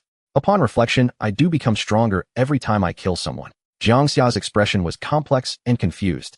Li Sitong circled around him, then returned to face him. Your flesh is rich in nutrients like an awakened one, yet you seem to grow stronger by killing demon seeds similar to an awakened one. What? Do you think I am an awakened one? Li Sitong shook her head and softly said, It's strange, you clearly are a demon seed, yet you appear to possess some characteristics of an awakened one. Jiang Xia smiled wryly and joked, I wish I were truly an awakened one to avoid becoming some twisted being with special demonic traits, neither human nor ghost. Li Sitong's gaze deepened. She was curious about what Jiang Xia truly was. The taste of his flesh was similar to that of an awakened one and very nutritious. Moreover, his method of growing stronger seemed to also be through killing demon seeds. Li Sitong asked, Can you tell me if your body had any special reactions when you killed our kind? Jiang Xia thought carefully and shook his head. No reaction. He paused as if recalling something. Wait, there seems to be a bit of a reaction, but it wasn't during the kill. Oh, rather when I exhibited my demonic state in battle, my body would feel a bit warm, especially when I attacked the opponent and broke through their flesh. That feeling was particularly intense. Initially, I thought this was a reaction to entering a combat state, but upon reflection, it seems not. As for what kind of feeling it is, I cannot clearly articulate it now. This was not something Jiang Xia came up with on the spot. He had thought about how to address this situation beforehand. Li Sitong appeared skeptical. Extend your hand. What is it? Jiang Xia raised his right hand. Demon eyes. As his palm transformed into a claw, Li Sitong suddenly grabbed his wrist, and without hesitation stabbed it into her own arm. Uffed. Li Sitong dropped all her defenses, and the sharp claw sank deep into her arm. Does your body feel warm? She maintained a neutral expression, as if she felt no pain at all. Jiang Xia shook his head. This answer left Li Sitong silent. It seems that feeling only arises when fully entering a combat state. What exactly are you? After pulling Jiang Xia's claw out of her arm, Li Sitong racked her brain, but couldn't come up. She felt Jiang Xia must be some unknown type of demon seed. The first thing to clarify was what exactly Jiang Xia's method of becoming stronger was. He could absorb nutrients like a normal human. But aside from that, did he have another method of becoming stronger? Was this method related to combat? Moreover, this alternative method seemed to yield rapid results. I also want to know what kind of demon seed I truly am. Being too different doesn't seem to be a good thing sometimes. Jiang Xia helplessly pouted, and then looked at Li Sitong's arm, changing the subject with concern. Are you okay? I'm fine, just a small injury. Li Sitong's gaze fell on the two corpses on the ground. Eating them will full. Alright then, take your time. I'll go check on Jiang Xia first. Jiang Xia planned to slip away. Wait. Li Sitong stopped Jiang Xia. You said that feeling only appears during combat. Why don't we have a spar to see if that reaction occurs again? She was eager to understand Jiang Xia's method of becoming stronger. Why did his body heat up during battle, and why did his strength inexplicably increase? Was it real? Or was Jiang Xia deceiving her? Facing Li Sitong's challenge to fight, Jiang Xia chose to refuse. Let's skip it. I can't enter the state when fighting you. Instead, next time I'm in battle, I'll pay close attention to what that feeling is and tell you later, and you can analyze it for me. Having said that, Jiang Xia did not immediately slip away, but advised Li Sitong to eat quickly so her arm could heal as soon as possible. Watching Jiang Xia exit the room, Li Sitong did not stop him, but instead her interest in this man grew. The door closed gently. Li Sitong's gaze fell on the two sumptuous dinners laid out on the ground. However, she did not rush to eat. Instead, she squatted down first to open their phones, learning the sequence of events from the brief chat history, which finally put her mind at ease. In room 402, Jiang Xia chose the most brute force method. With a whoosh, his tail pierced through the room door, controlling it to open from the inside. Upon entering, a peculiar smell filled the entire room. The lights turned on. Jiang Xia was sprawled on the bed, motionless as if he had been drugged. Jiang Xia walked over and placed his hand on Jiang Jia's chest. Fortunately, he was still alive. Pushing Jiang Jia, the guy remained completely, still seemingly unconscious. Sitting on the edge of the bed and contemplating for a moment, Jiang Xia's eyes flashed, as if he was about to do something. He turned around and stripped Jiang Jia of his clothes, leaving him completely naked, only covering him with a corner of the blanket. After doing all this, Jiang Xia started to shake his body vigorously. Ajay! Ajay! In a daze, Jiang Jia opened his eyes, looking at Jiang Xia with a confused expression. Even speaking took a considerable effort. Xia. Ajay, are you alright? Jiang Xia spoke urgently, his face filled with concern. Jiang Jia tried to move, but his body felt like a lump of mud, completely powerless. What happened to me? Why do I feel so weak? Jiang Xia knelt beside the bed, looking at Jiang Jia with a grave expression. After a moment's thought, he gritted his teeth and avoided making eye contact with Jiang Jia. Nothing's wrong. Nothing's wrong. Then why do you look like that? Seeing Jiang Xia's complex and heavy expression, Jiang Jia felt a bit anxious. Just tell me, did something bad happen? Where's Li Sitong? You were drugged, to be precise, by one of our kind, the blonde guy at the hotel reception.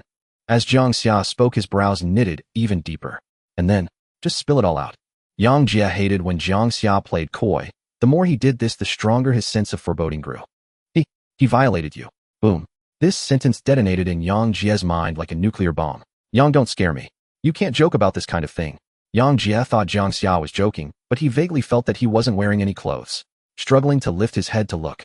Indeed, all his clothes had been stripped away, leaving him completely bare. Xia, are you kidding me? You're teasing me, right? Jiang Jia was nearly in tears, as he was always the one playing tricks on others, but tonight he had been played. His first reaction was to try to feel if there was any pain in the back. No sensation. Jiang Xia pointed at his ragged clothes and the pitch-black liquid. Would I joke about this? Look at my clothes and you'll know I'm not lying. Noticing Jiang Xia's tattered clothing and what appeared to be blood from their kind, Jiang Jia froze, lying on the bed motionless, his expression as if struck by lightning. Ajay! Jiang Xia reached out and shook Jiang Jia's face, but Jiang Jia remained completely still, as if he had been rendered senseless. 5 minutes later, Li Sitong finished her meal, coming out from next door, stating they couldn't stay there any longer and needed to find another place. Jiang Xia returned to room 401 and changed into the spare clothes he had brought from his backpack. After coming out, Jiang Xia helped the still unsteady Jiang Jia into the elevator. Upon learning the truth, Jiang Jia's voice, though still weak, was filled with curses. Upon arriving downstairs, Li Sitong turned on the computer and wiped the surveillance footage clean. By the time they arrived at another hotel, it was already past 3 in the morning. compared to the previous in this hotel was far superior in standard and quality, almost on par with the large hotels in Xinghua City. In the room, Li Sitong kicked off her shoes, took off her coat, and planned to take a hot shower. Jiang Xia said, Jiang Xia isn't in good shape right now. Oh, I'll share a room with him tonight. Sure. I'm quite curious though, how did you sense something was off in the air back at the hotel? I wasn't sleeping, just thinking about things. As I pondered, I felt something was off, as if there was a peculiar scent in the air which woke you up. Li Sitong didn't pick up on anything amiss and smiled. Thanks to you being unable to sleep and waking me up, otherwise, even if I didn't end up like Jiang Xia, my combat capability would have likely suffered greatly. As she spoke, Li Sitong approached Jiang Xia and pecked him on the cheek. That's your reward. In the adjacent room, Jiang Xia lay on the bed, still somewhat dazed and feeling weak, all over his expression reflecting a sense of surviving a disaster. In the bathroom, Jiang Xia shed his clothes and turned on the shower, feeling the warm water flow over his skin. Even without transforming into a demonic state, he could clearly feel that his body's strength had significantly increased after the evolution. This was not just a minor enhancement, but felt as if his entire body had transcended to another dimension. Especially his defense had risen greatly, with the dark teal scale armor seemingly capable of withstanding a bullet's impact.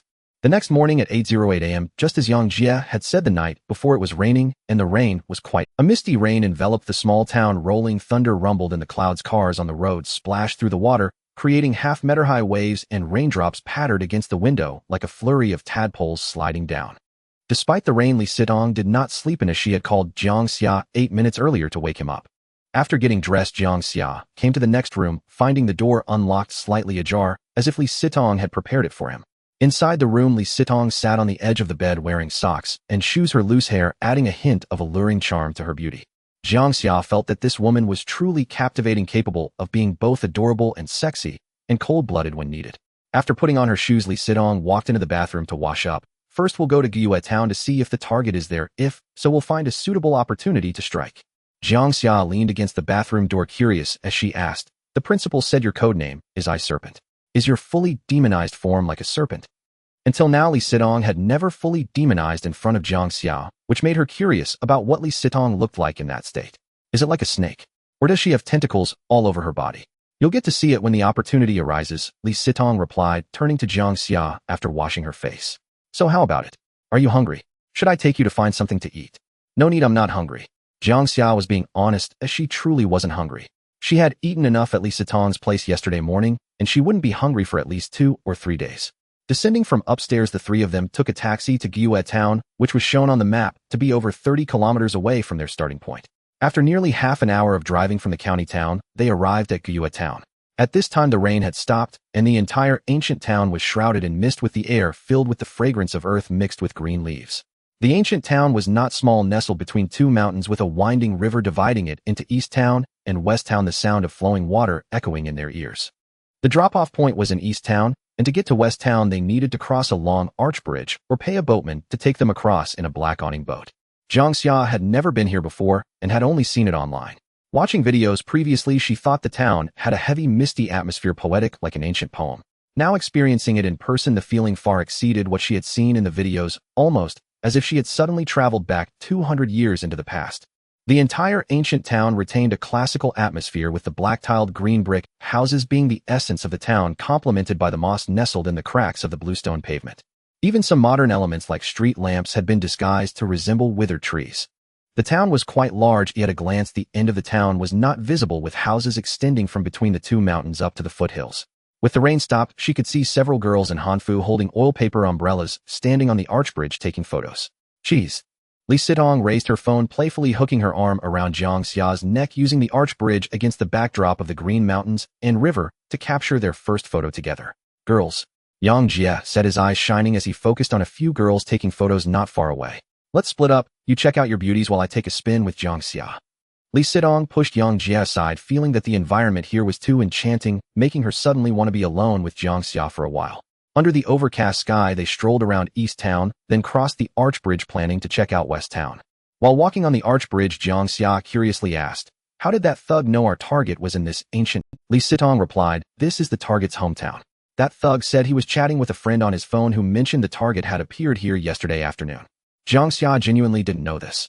On the way here, he had searched for detailed information about the target online, but it only stated that the target was from Yanbei County, without specifying exactly where. Do you think the target might have already left? Jiang Xia asked. It's quite possible, but I don't think she would leave so soon. Li Sitong looked around. Did you see all these tourists? For her, this is a natural prime hunting ground, as long as she is a bit diligent. Hunting a few tourists from out of town, or even foreigners in one night, isn't difficult at all. Jiang Xia also noticed that this place was indeed very suitable for hunting. Watching a man in his 30s walking towards them, Li Sitong tugged at Jiang Xia's sleeve. He looks like a local. Just say you're a fan of the target, and ask him if he knows where her family's house is. Jiang Xia walked up to the man just as he was about to speak. He swallowed his words. The demonic beings had an exceptionally keen sense of smell, especially sensitive to blood. A powerful demonic being could even smell blood from over a kilometer away. The man approaching was wearing a black down jacket, appearing to be in his early 30s, slightly thin, with well-defined features. He had a 5-centimeter scar on the left side of his face, barely noticeable unless looked at closely. There was a distinct scent of blood about him, and Jiang Xia was sure that this was not animal blood. As the man drew closer, the smell of blood became even more pronounced. As he passed by, Jiang Xia did not sense the aura of a demonic being on him. Could he be an elusive demon? Noticing that Jiang Xia had not approached the man, Li Sitong was puzzled, but as the man came closer, she too caught the same scent of blood. Her experience told her that the blood smelled very fresh. Watching the man leave, Li Sitong turned back to Jiang Xia, saying, the scent of blood is very fresh. To dare to hunt in broad daylight means this is indeed an excellent hunting ground. Are there really that many elusive demons? Jiang Xia finally withdrew his gaze after the man had completely disappeared from sight. Upon reaching West Town, Jiang Xia found a guest house and inquired with the owner if the star Zhang Niyu's family lived nearby. The owner was a woman in her 40s, and this guest house was converted from her own house. When faced with Jiang Xia's inquiry, she said, you two look like you're still in school. How did you end up chasing stars all the way out here? Jiang Xia sighed, his eyes filled with sadness. My brother is a devoted fan of hers, and he recently fell seriously ill, feeling very down, which has even affected his condition. He listens to her songs every day as a source of emotional support. I heard that she seems to have returned to her hometown these days, so I thought maybe I could get a signed photo to take back to encourage my brother and lift his spirits. After hearing Jiang Xia's words, the owner was somewhat moved and eagerly shared what she knew. She indeed comes from around here. 20 years ago, her parents made some money from business and moved her to the city. I did hear that she returned yesterday afternoon, but I don't know if she is still at her old house. If only you had come yesterday afternoon. Where is her old house? The owner pointed outside. Over there by the East Town River bend, there's a very thick willow tree at the entrance. That's her old house. The tree is very large and obvious. If you stand on the bridge and look towards East Town's bank, you can see it. Thank you. I'm going over to take a look right now. Jiang Xia's tone was filled with deep gratitude. After leaving the guest house, Li Sitong crossed her arms and smiled. You have quite the storytelling ability. It's a story anyone can make up, Jiang Xia replied casually. Exiting West Town, the two of them returned to the arch bridge, and indeed they easily spotted a very thick and tall willow tree. Opposite the willow tree stood an old house with green bricks and black tiles, which was clearly renovated within the past year. That should be the one. Jiang Xia's gaze was fixed on the courtyard about 300 meters away. Creak. A door in the courtyard opened. A woman wearing a white down jacket and knit hat and a black mask stood by the door. Although the woman's face was heavily concealed, her striking red hair was too noticeable. Coupled with her figure, it was almost certain that this was the target Zhang and Yu. The woman did not exit the courtyard, but picked up a package placed at the door and closed it. It seemed she had no intention of leaving in the short term. It must be the target, no doubt about it, Li Sitong said. How should we proceed? The action is quite simple, Li Sitong pondered, but am not clear on her strength. It's too far away to gauge whether she is strong or not.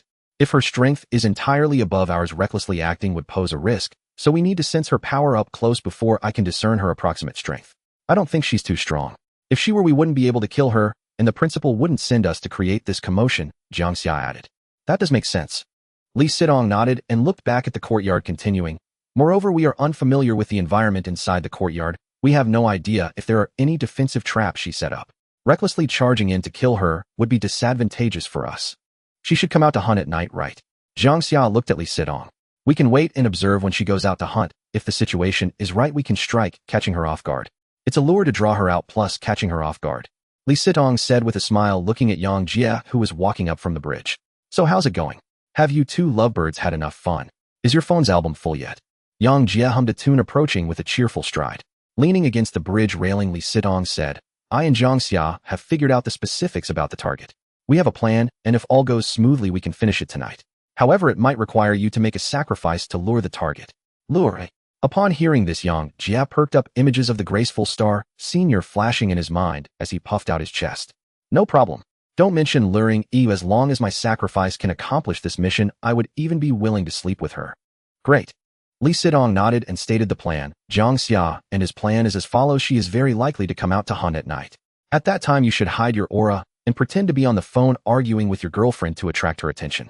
Once you confirm she is focused on you, you can pretend to head back to the inn. Wait. Jiang Xia immediately interrupted. Is this luring? Aren't you just using me as bait?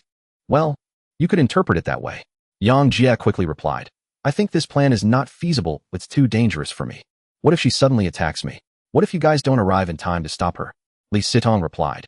If she were to attack you, and we couldn't stop her in time, wouldn't it be fine for you to let her see you as one of her kind? What if she's an evil creature? Wouldn't I be dead? Jiang Xia strongly opposed this plan. Before I kill her, I can give her a chance to breathe, and once you're done, I'll take her out. Li Sitong said with a smile. She's a big star after all. Many men dream of having her, but can't.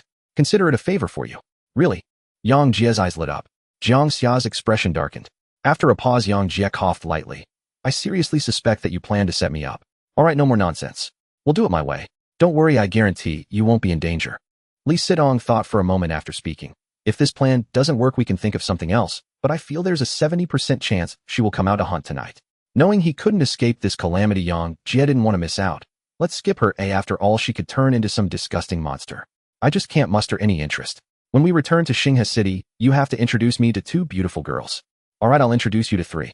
As long as you can win them over, it's all yours. Li Sitong teased Jiang Jia. But it wasn't entirely teasing. If Jiang Jia performed brilliantly in this mission, she could indeed introduce him to 2 decent-looking women afterward. Jiang Xia suggested, let's walk around a bit. Staying here too long might raise the target's suspicion. Li Sitong agreed with Jiang Xia that they should wander around first and act at night. Jiang Jia didn't join them, saying he would go turn around West Town alone and meet back when it got dark.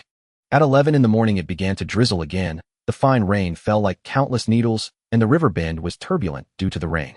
At a restaurant by the river bend, they ordered several dishes, sitting by the window on the second floor. Li Sitong sipped on steaming papaya chicken soup, alleviating the chill in her body. Jiang Xia picked up a piece of blood sausage, tasted it, and found it disappointing. It didn't satisfy his hunger, but the flavor was somewhat acceptable. Brother Chun. A man walked up the stairs and enthusiastically called out to a man at the neighboring table. Upon closer inspection, it was the hidden demon they had met on the arch bridge that morning. Hey, don't call me that. By seniority, I should call you Grandpa.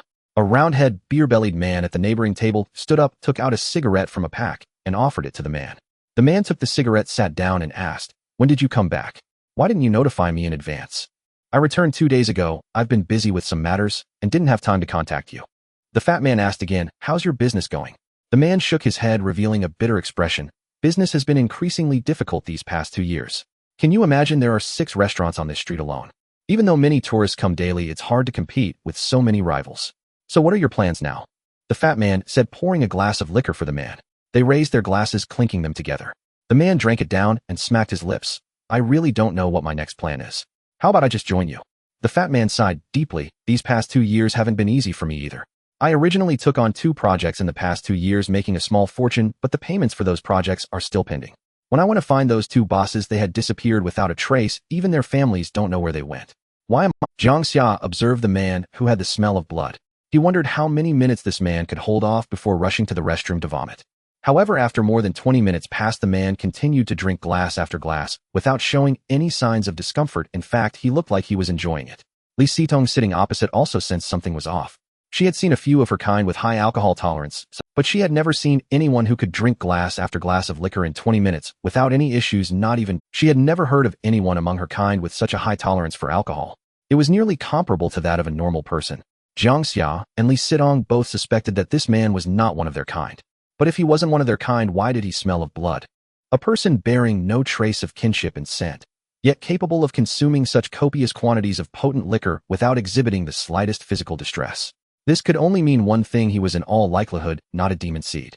The faint aroma of human blood upon him was easily explained. Perhaps a wound had bled through his clothing.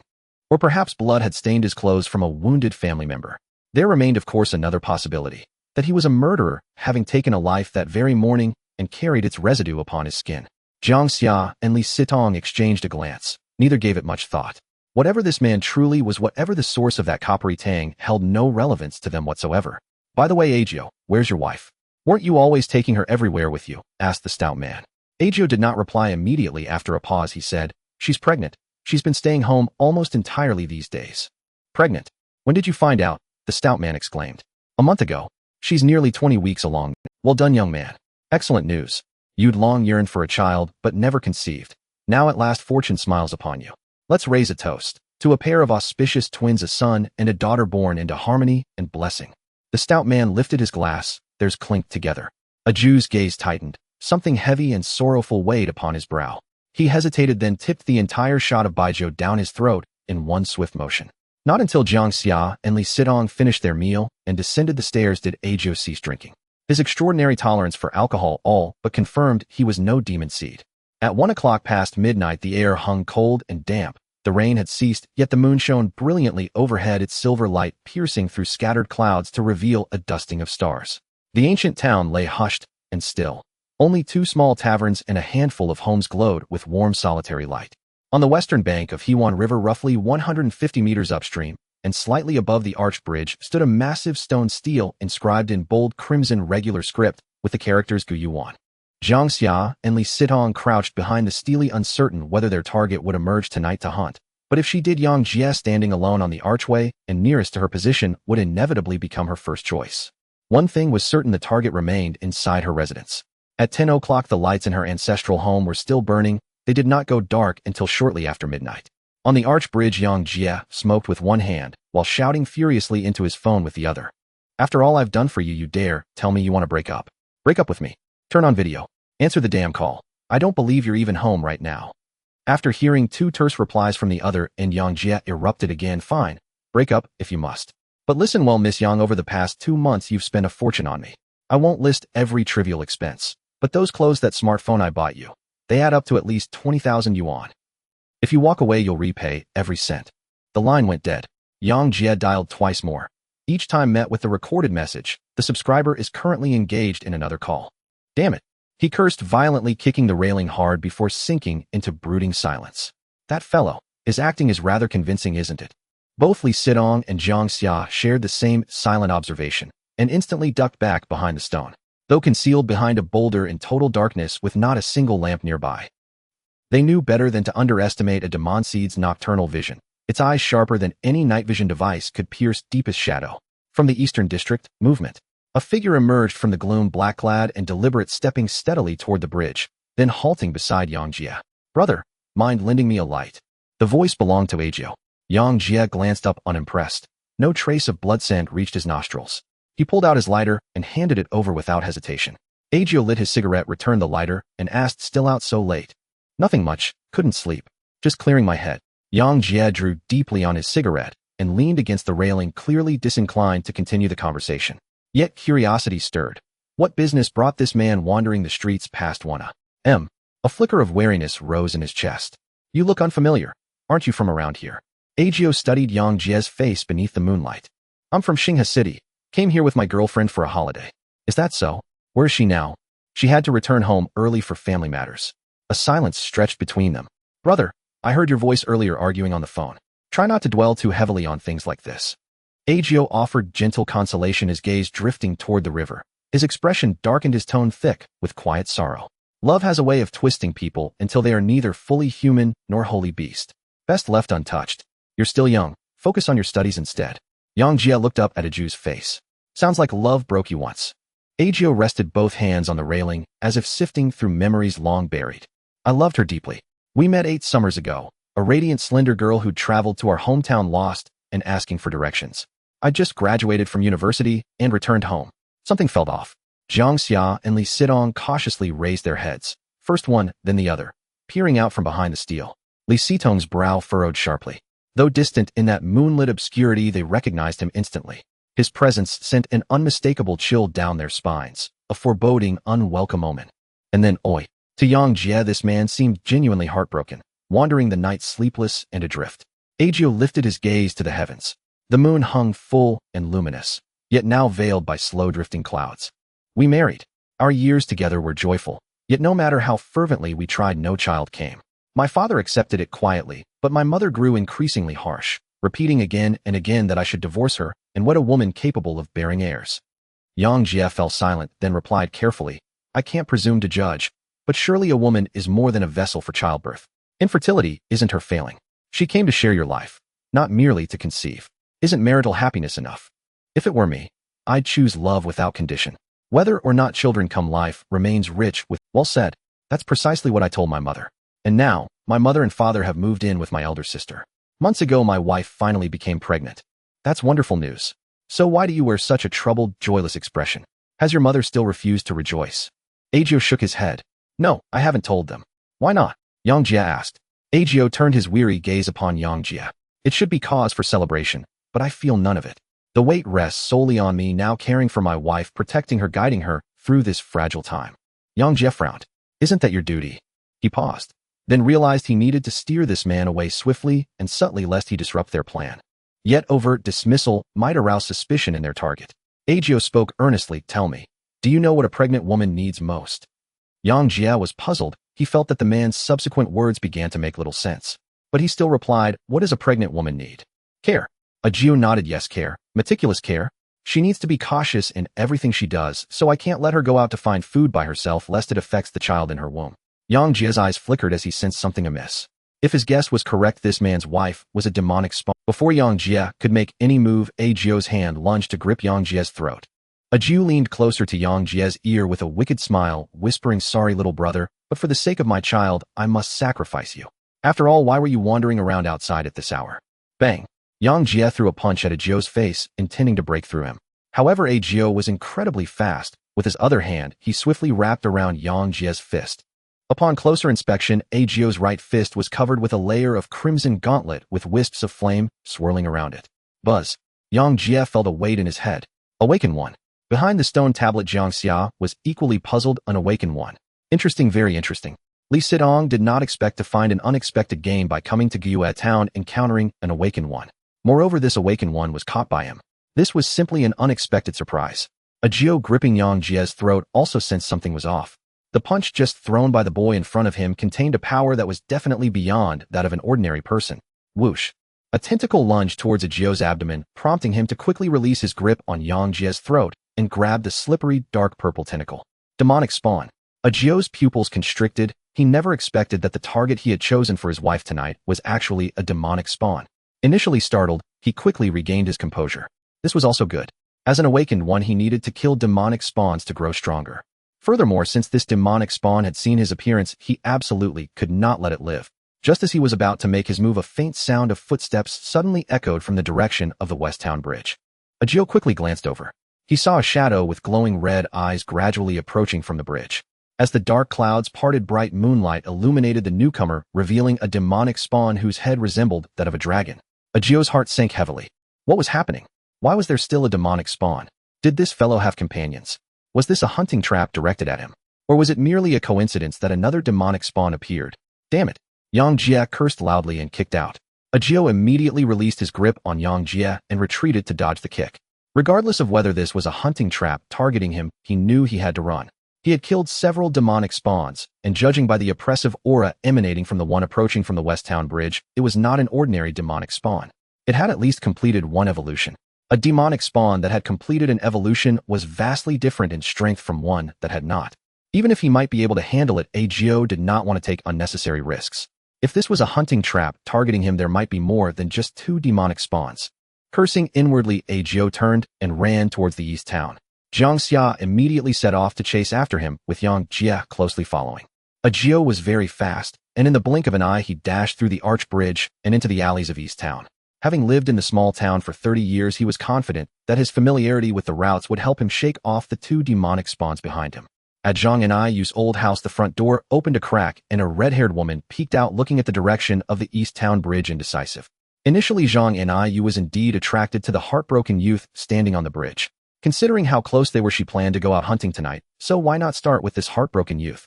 But suddenly an awakened one appeared out of nowhere, and that heartbroken youth turned out to be of the same kind, followed by yet another of the same kind. This seemed to be a hunting trap aimed at this awakened one. She wondered if she should participate and get a piece of the action, or perhaps take it all for herself. If these two of the same kind were not very strong, she could wait for them to severely injure each other in battle and then swoop in to reap the benefits.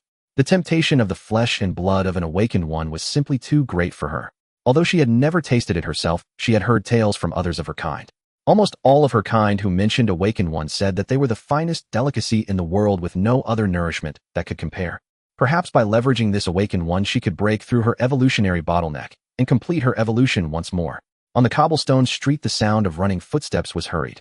Jiao ran for his life. Before he could escape, he did not want to face off against those two demonic spawns. Utilizing his familiarity with the terrain, he turned left and right, running down alley after alley, crossing a street and entering another alley. After 5 minutes of fleeing, he had nearly led those two demonic spawns around half of East Town. In a dark alley, Jiao leaned against a blue brick wall, panting heavily. After catching his breath, he tried to make no sound at all. The sound of running feet was loud. He had already dizzied the two demonic spawns, and now he could not run any further lest the noise attract their attention. Damn it! Going out to find food for my wife, and how did I end up encountering two demonic spawns? Jiao cursed inwardly, clearly feeling his heart racing wildly. He believed that his identity had not been exposed before, so how could he be targeted by the demonic spawns? No one else knew about his family matters. Now that his identity was exposed, he could not stay here any longer. He needed to quickly return home and take his wife and the child in her womb away from this place. A gentle breeze blew through the alley, and when another patch of dark clouds drifted away from the moon, silver moonlight slanted down onto the blue brick wall of the alley. A light, ethereal voice rang out, "Got you." Buzz. Jiao's head sank as he suddenly looked towards the alley's entrance. More demonic spawns. Seeing a drenched girl standing at the alley's entrance, Jiao's pupils rapidly constricted and his heart leaped to his throat. He could even distinctly sense that this woman's strength was greater. Whoosh. Li Sitong swung her hand, and a tentacle shaped like a blade sliced through the air, aiming for Jiao's head. Jiao quickly dodged. The blade-like tentacle struck the wall, sending debris flying with half of the tentacle embedded in the wall. This revealed that the power of this blade-like tentacle was even more terrifying than a bullet. Jiao did not want to fight in such a narrow alley. He turned and ran. Even if he could not escape and had to fight, he hoped it could be in an open area, not in this confined alley that severely restricted his movements. However, just as he turned and took a few steps, a pair of blood-red eyes blocked the other end of the alley. Soon after, another pair of blood-red eyes appeared, panting heavily. "You can run pretty well. Do you think we're dogs to be walked?" Jiang Xia said, panting, still not having completed a single evolution, and his physical condition could not compare to the already evolved Jiang Xia. In the alley filled with the aura of death, beads of sweat dripped from the forehead of the awakened one. Jiao. He had fought against the demonic seeds before, even having killed several. But this time it was a 1 against 3. Not to mention 1 against 3, he had never even tried 1 against 2. Moreover, among these 3 demonic seeds, 2 exuded a very strong sense of oppression. "I want to know how my identity was exposed." In Jiao's view, this was a hunt specifically targeting him. These guys knew what had happened at his home and were aware that he would come out at night to find food for his wife, which was why they had set the trap to lure him in. But how was his identity as an awakened one exposed? Logically, only his wife knew. He didn't believe she would betray him. "Does that matter?" Li Sitong asked. Jiang Xia said, "With you an awakened one helping to find food, your wife is quite fortunate. I'm more curious whether she knows you're an awakened one. If she knows, has she ever had thoughts about eating you?" Jiao fell silent. After learning that his wife was a demonic seed, he had harbored murderous thoughts more than once. He could not bear to see his wife turn into a man-eating monster. Neither human nor ghost. But his wife was pregnant. He couldn't kill her, and he certainly couldn't bring himself to kill the child he had longed for. In the end, he could not bring himself to do it. He couldn't bring himself to harm a woman who had diligently accompanied him for. The final result was that after helping his wife find food dozens of times, he also became neither human nor ghost. He even personally killed another awakened companion, just to ensure his wife could obtain sufficient nutrients. He did not feel that becoming an awakened one was a blessing. Instead, he deeply hated this miserable world. Since heaven chose him to become an awakened one, why did it allow his wife to turn into a demonic seed and let this demonic seed carry the child of an awakened one? "I don't want to fight you. If you let me go, I can tell you 2 pieces of information about awakened ones. With this information, if you have the ability, you can find more awakened ones. You tell us first. If the information is indeed reliable, we might consider letting you go," Li Sitong said, pushing her wet hair behind her ear. She had quietly crossed the river to reach East Town. The reason they did not ambush this awakened one on the bridge was that there was too much room to escape on the arch bridge. If a fight broke out, this awakened one could jump into the water and possibly escape. Jiao said nothing. He felt his own foolishness. What use was it to discuss these matters with demonic seeds? He was already being targeted. No, he was surrounded. Even if he provided them with more information, how could they possibly let him go? To them, information without concrete evidence was far less reliable than a ready-made awakened one. After a moment of silence, Jiao suddenly looked up at the sky, his body angled as he jumped, stepping against The physical attributes of awakened ones were indeed impressive, and their jumping ability far exceeded that of ordinary people. He could indeed rely on the walls to leap out of the alley, if it weren't for the tentacle gripping his leg. Swish! A dark purple tentacle wrapped around Ajio's leg, pulling hard, causing him to fall. Just as he steadied himself, a tail resembling a blood drop lunged at his head. Ajio quickly dodged his head, but the blood drop landed on his shoulder. In the next moment, he felt countless sharp teeth pierce into his flesh. The moment the blood mouth on the tail tasted Ajio's blood, Jiang Xia's eyes turned even redder. The taste of an awakened one was indeed an unparalleled existence. Moreover, the nutritional value was unmatched by anything else. Ajio inhaled sharply, both fists enveloped in fiery red gauntlets, gripping the tail in front of him, enduring the pain, and pulling hard.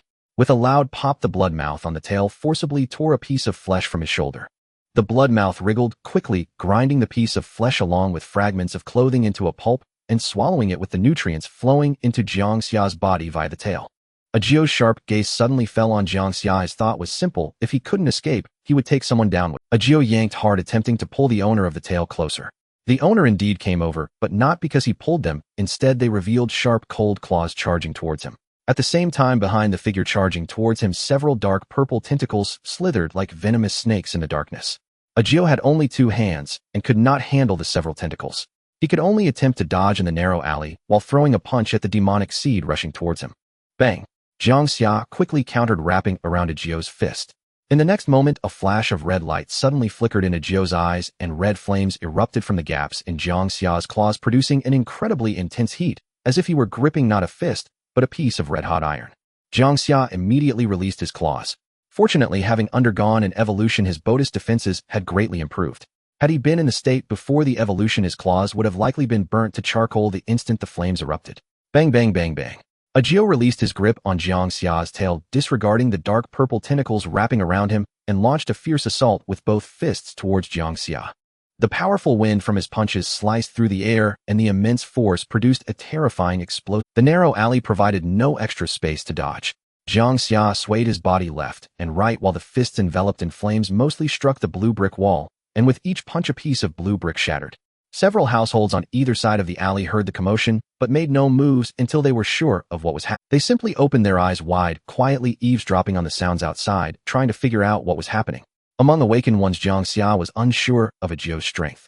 But one thing was certain: this guy had the capability to single-handedly kill an evolved demonic seed. But he certainly wasn't as strong as the black-clad female awakened one he had encountered before. After all, that awakened one was able to escape even under Li Sitong's full assault. Swish! The tail, resembling a blood drop, landed on Ajio's knee. Countless tiny sharp teeth from the blood mouth deeply pierced into Ajio's knee. As the sharp teeth twisted, Ajio felt as if his knee was encased in a meat grinder. In terms of defense, Ajio was far inferior to Jiang Xia, who had scales. His fist struck Jiang Xia, and while it could push Jiang Xia back, most of the damage was absorbed by the scales. Yet the tail, resembling a blood drop, once it landed on him, would tear away a piece of flesh from his body, even if he pulled away in time. Jiang Xia lunged towards Ajio, sacrificing his face to take a punch as the tail behind him closed in like a sword and pierced through Ajio's shoulder with a swish. A heart-wrenching pain engulfed Ajio's entire body. A muffled groan escaped Ajio's throat, and in the second before the tail began to whirl, he swiftly yanked the entire tail out of his shoulders, spraying blood. Ajio did not intend to linger in battle. He threw Jiang Xia off and dashed towards the alley entrance guarded. Ajio's greatest strength lay in his fists, yet in this narrow alley barely wide enough for 2 people to pass side by side, his prowess was severely constrained. In contrast, the demon he was fighting with its terrifying tail exhibited a significant advantage. Moreover, only one was attacking him now. If the woman guarding the other exit joined in, he would surely be killed, and if only he could, he wanted to run, to escape this alley. So far he had discerned the strength of these 3. The woman was the strongest, and the one fighting him was on par with her. However, in this narrow space, the one he was facing had a clear upper hand thanks to its elusive tail. The one guarding the other alley entrance, however, was significantly weaker. He was confident he could defeat this weakest demon with a single punch, and then escape the alley. But before he could reach the alley entrance, a tentacle suddenly landed on his neck, tightening around him like a python ensnaring its prey. His entire body was yanked back by the tentacle, crashing heavily in the center of the alley, only for the tentacle to loosen its grip on his neck and retract. At this moment, a profound sense of despair enveloped Ajio, as every hope of survival was crushed by that very tentacle. He knew he was destined to die. The woman had yet to make a move, seemingly planning for the demon with a head like a dragon to kill him. Anytime he attempted to escape, she would surely intervene. Creak! Jiao gritted his teeth, rising from the ground to face Jiang Xia, his aura suddenly shifting in an unsettling manner. The fight of a trapped beast. Jiang Xia frowned. When a wild beast is cornered with no escape, it becomes exceedingly ferocious, willing to bite off a piece of flesh from its opponent, even at the cost of its own life. Whoosh! Jiao's fists ignited with flames, illuminating the alley over 20 meters long. The scorching fire radiated a searing heat, driving away the chill in the air like a beast. Sizzle! Jiang Xia tore off his clothes, revealing a solid and muscular demonic form, his dark blue scales shining like an impenetrable barrier in the firelight. The two figures charged at each other simultaneously, Jiao's fiery fists boiling the air as they struck Jiang Xia's face with astonishing force, sending pitch-black blood flying from his mouth. The sharp black claws tore through the heat, shredding flesh and leaving 5 deep gashes across Jiao's chest. Li Sitong did not intervene, merely observing the brutal combat in the alley. It wasn't that she didn't want to help Jiang Xia, it was that Jiang Xia had mentioned experiencing unusual sensations during battle. She wanted him to truly feel that strange sensation and understand the nature of his unique way of becoming stronger. On the other side, Jiang Xia occasionally shot out dark purple tentacles like a troublemaker until Jiao pulled him into the alley and landed a solid punch on his face, after which he became entirely obedient. With just one punch, Jiang Xia suffered severe burns on his face, grimacing in pain and gasping for breath. In the alley, Jiao's powerful fist struck the blue brick wall, shattering it into dust and leaving horrifying fist marks. The intense sounds of fighting and beast-like roars alerted the nearby residents to something amiss. Yet not a single person dared to step outside, not even daring to turn on the lights. They had no idea what was happening, but they knew that venturing out would surely put their lives in danger. After more than a dozen exchanges, Jiao was already covered in over 10 wounds, with pieces of flesh torn from various parts of his body, the worst being a gash in his abdomen from that tail sharp as an ice pick. As for Jiang Xia, despite enduring dozens of heavy punches from Jiao, his body showed no serious burns. The dark blue scales on him seemed to inherently counter Jiao's fiery fists. When Jiao's fist struck him, most of the force was absorbed by the scales, and nearly 80% of the heat from the flames was also blocked out. Jiang Xia did not show mercy just because Jiao was a human or an awakened. This was a life-and-death game. Being lenient to the enemy was being cruel to oneself. Jiang Xia took Jiao's punch, heating his sharp claws, aiming for Jiao's neck. Even if Jiao dodged quickly, a piece of flesh from his neck was still taken by the claws. At the same time, a pointed tail as sharp as an arrow aimed for his face. Jiao's eyes flashed with panic as he quickly freed one hand to grasp the tail, yanking it back from piercing his face, but 2 claws suddenly lunged towards his abdomen. Even if he reacted swiftly with only one hand free, he could not block both claws at once. At the critical moment, he chose not to defend against the claws aimed at his abdomen. Instead, he threw a violent punch directly into Jiang Xia's chest. Just as the 2 claws broke through his abdomen, Jiang Xia's entire body was lifted by the force of this punch. Jiao gasped sharply, clutching his abdomen against the wall, panting heavily. Although his abdomen had not sustained a fatal wound, he had several gashes from the claws. With the high temperature from his fists enduring the excruciating burn, Jiao forcefully sealed the wounds with flames. Sizzle! Drops of sweat the size of soybeans slid down Jiao's forehead, the pain causing him to grit his teeth, his skin flushed red. He glanced towards Jiang Xia, blocked at the other end of the alley. Even now, he still wished to survive. He planned to take another gamble, trying to see if he could escape in this direction. He did not want to die here to be devoured by these 3 demons.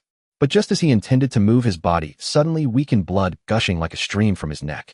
It was from that previous stab which had damaged his carotid artery. Combined with his intense movements, the already shattered artery could no longer hold and completely burst. Thud! Jiao's knees buckled as he knelt on the ground, desperately clutching his neck, trying to use the heat to seal the wound. He did not want to die.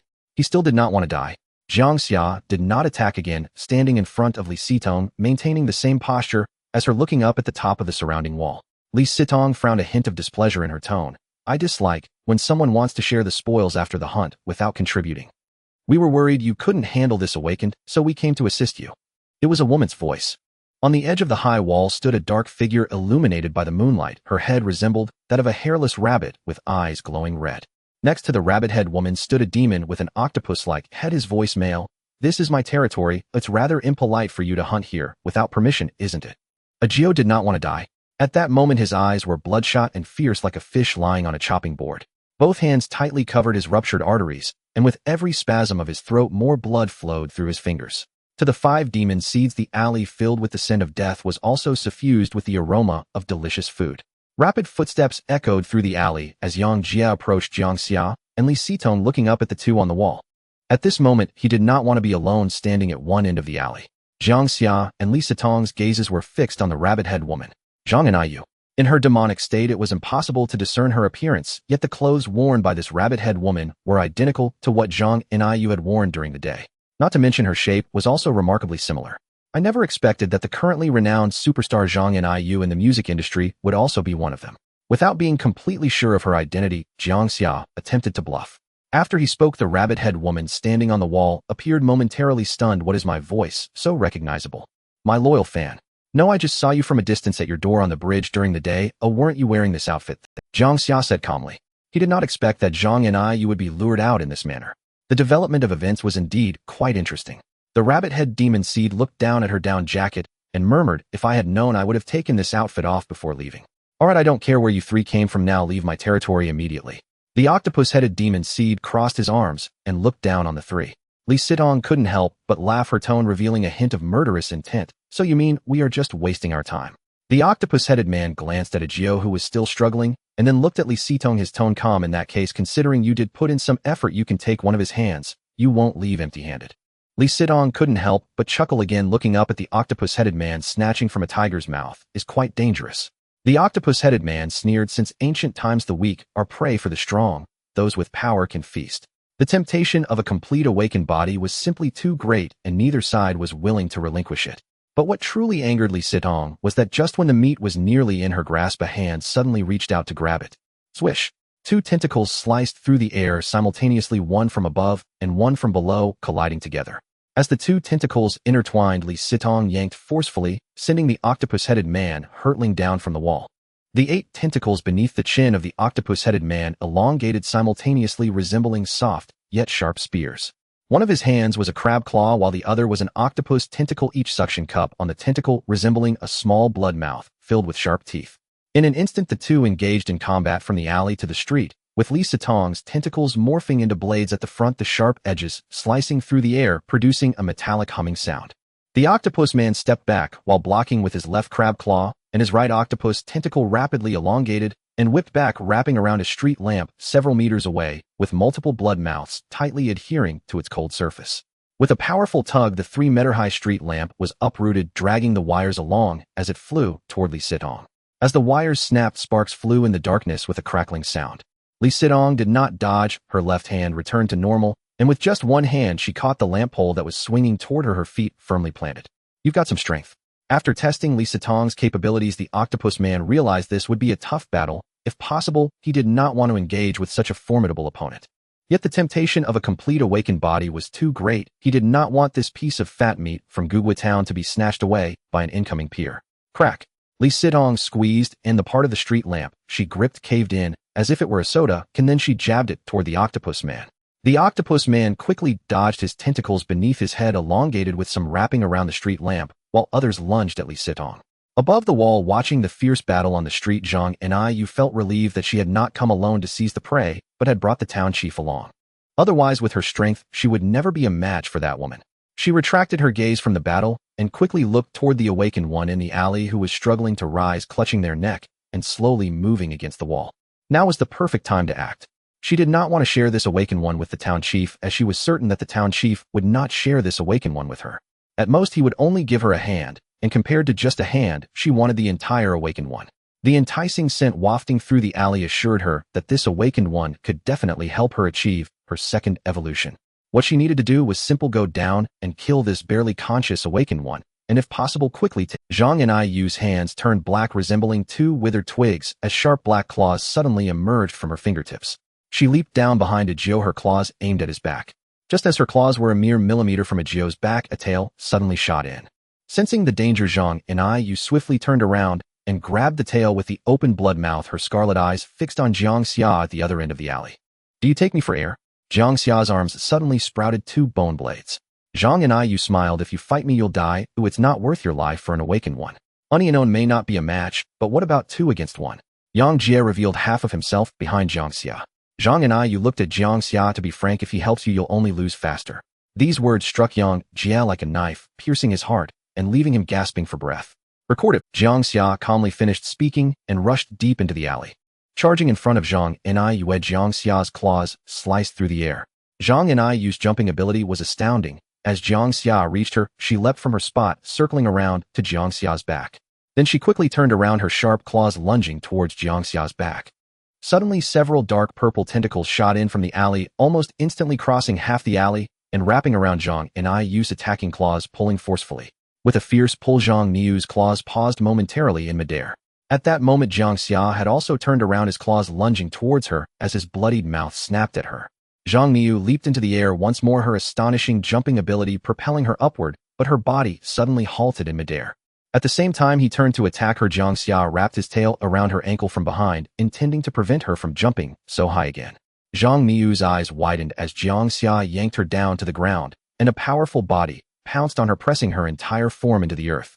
When fighting a foe with such incredible leaping power, the best strategy is to engage in close combat, denying her any space to jump.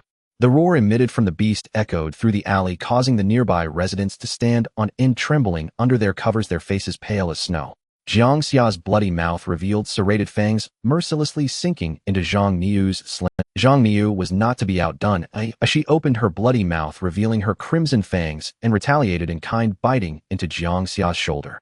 Though her bite was not as large as Jiang Xia's, the sharpness and power of her fangs were by no means inferior, perhaps even exceeding his. As Jiang Xia's blood flowed into her mouth, her delicate body trembled violently, feeling an inexplicable pleasure akin to the legendary taste and nourishment of an awakened one exploding on her taste buds. Why is this happening? She couldn't comprehend, but a thought akin to those who had tasted Jiang Xia's flesh and blood emerged in her mind. She wanted to devour Jiang Xia. Jiang Xia's claws tightly restrained Jiang Xia's arms, pinning her upper body to the ground, while his tail coiled and arched toward his face. As he aimed to stab down toward Jiang Xia's head, a sudden sharp pain shot through Jiang Xia's chest, as if a massive bloody mouth had wrapped around his torso. The neatly arranged scales crumbled under the assault of the bloody mouth, and one could distinctly hear the sound of teeth crunching through bone. Jiang Xia attempted to rise, but Jiang Xia fully embraced him. Through the gap between their bodies, a creature resembling a sandworm writhed attached to his chest. This thing emerged from Jiang Xia's belly. "Didn't you want to embrace me? Come on, embrace me however you will." Jiang Xia let out a chilling laugh from her throat. Jiang Xia freed his right claw, seizing the bloody mouth clinging to him, and squeezed it forcefully. Jiang Xia's expression changed, revealing her immense pain. Enduring the excruciating pain as the entire bloody mouth was ripped away, a piece of flesh was also torn from his body. Jiang Xia clutched the bloody mouth tightly, preventing it from reattaching, but his tail was suddenly caught by one of Jiang Xia's free hands. The captured tail opened its bloody mouth, using all its strength to pull forward, attempting to envelop Jiang Xia's head entirely. Yet despite her small stature, her strength was no less formidable. Just as Jiang Xia was excited and about to laugh, she suddenly felt a sharp pain in her abdomen. A glance revealed a black claw trying to pull the bloody mouth from her belly. A slippery liquid gushed from the gap of the bloody mouth, enveloping the entire black claw. "Oh!" A shrill cry mingled with monstrous screams erupted from Jiang Xia's throat as she desperately tried to shove Jiang Xia away. The bloody mouth on her abdomen had been largely torn away by Jiang Xia. Jiang Xia stood up in the alley, squeezing hard, causing tender flesh to ooze out like jelly between his fingers. "You bite me, I tear a piece of flesh from you. It's quite fair." Severely wounded, coupled with Jiang Xia's provocative words, ignited Jiang Xia's fury. "You will die a terrible death." Her body leaped high, her sharp claws extending several inches outward as she jumped into the air, overshadowing the full moon above, a ghostly figure descending towards Jiang Xia. The pointed tail shot out from the alley, and as Jiang Xia grasped it, she plunged it towards Jiang Xia's chest. Just as the pointed tail was about to pierce through Jiang Xia's chest, it blossomed like a flower, the soft petals adhering to his chest. With a whoosh, Jiang Xia's claws lunged towards Jiang Xia's face, tearing a chunk of flesh from her right. Jiang Xia refused to back down, thrusting her left claw toward Jiang Xia's abdomen, squeezing her 5 claws, the dark blue scales being pulled off along with a piece of flesh, which she rapidly stuffed into her mouth. Behind Jiang Xia, Jiao struggled to exit the alley, one hand clutching his throat, his face as pale as snow, swaying toward the direction of his home in the West Town. Each step he took was excruciatingly difficult. With every passing second his pallor deepened and the vitality within him waned. Jiao knew he was fated not to survive the night. He recognized himself as a sinner, having harmed countless people for the sake of his wife and child. But the moment he first hunted for his wife, he stepped onto an irreversible path, a road leading to monsters. He was tormented, waking every night from nightmares, haunted by the souls of those he had hunted. Especially now on the brink of death, he could see those he had harmed standing beside him, wielding blades, waiting for the moment he felt to pounce and tear him apart. To his left stood a pair of golden-haired, blue-eyed couples from abroad. To his right, a family of 3 from the far north. and directly ahead dozens of meters away was a companion he had caused to perish. Compared to death, the presence of these hallucinations terrified him to the core. I am guilty, I am guilty. I can die, but I beg you let me return home just once. Jiao on the brink of death was nearing madness. The fighting in the alley had reached a fever pitch. Jiang Xia and Jiang Xia were both engulfed in madness, each intent on tearing the other apart. Their bodies collided violently within the narrow alley, ultimately bursting out onto the street where Jiao was fleeing. Jiang Xia's body pressed against Jiang Xia, her hands gripping his thick arms, while two hairless long ears on her head rapidly elongated, entwining around Jiang Xia's neck like tendrils. Jiang Xia tilted his head back, opening his bloody mouth, and bit down onto Jiang Xia's long ear, his steel-like fangs sinking deeply into it. With a powerful yank from Jiang Xia, pitch-black blood sprayed through the air, and Jiang Xia let out a scream of to Jiao dozens of meters below on the street. These sounds were the anguished wails of vengeful souls demanding his life. Jiang Xia's brutality and madness exceeded Jiang Xia's expectations. Jiang Xia also realized why, despite her stronger abilities compared to this counterpart, she could never kill him. She was even left battered and bruised with several chunks of flesh torn from her body.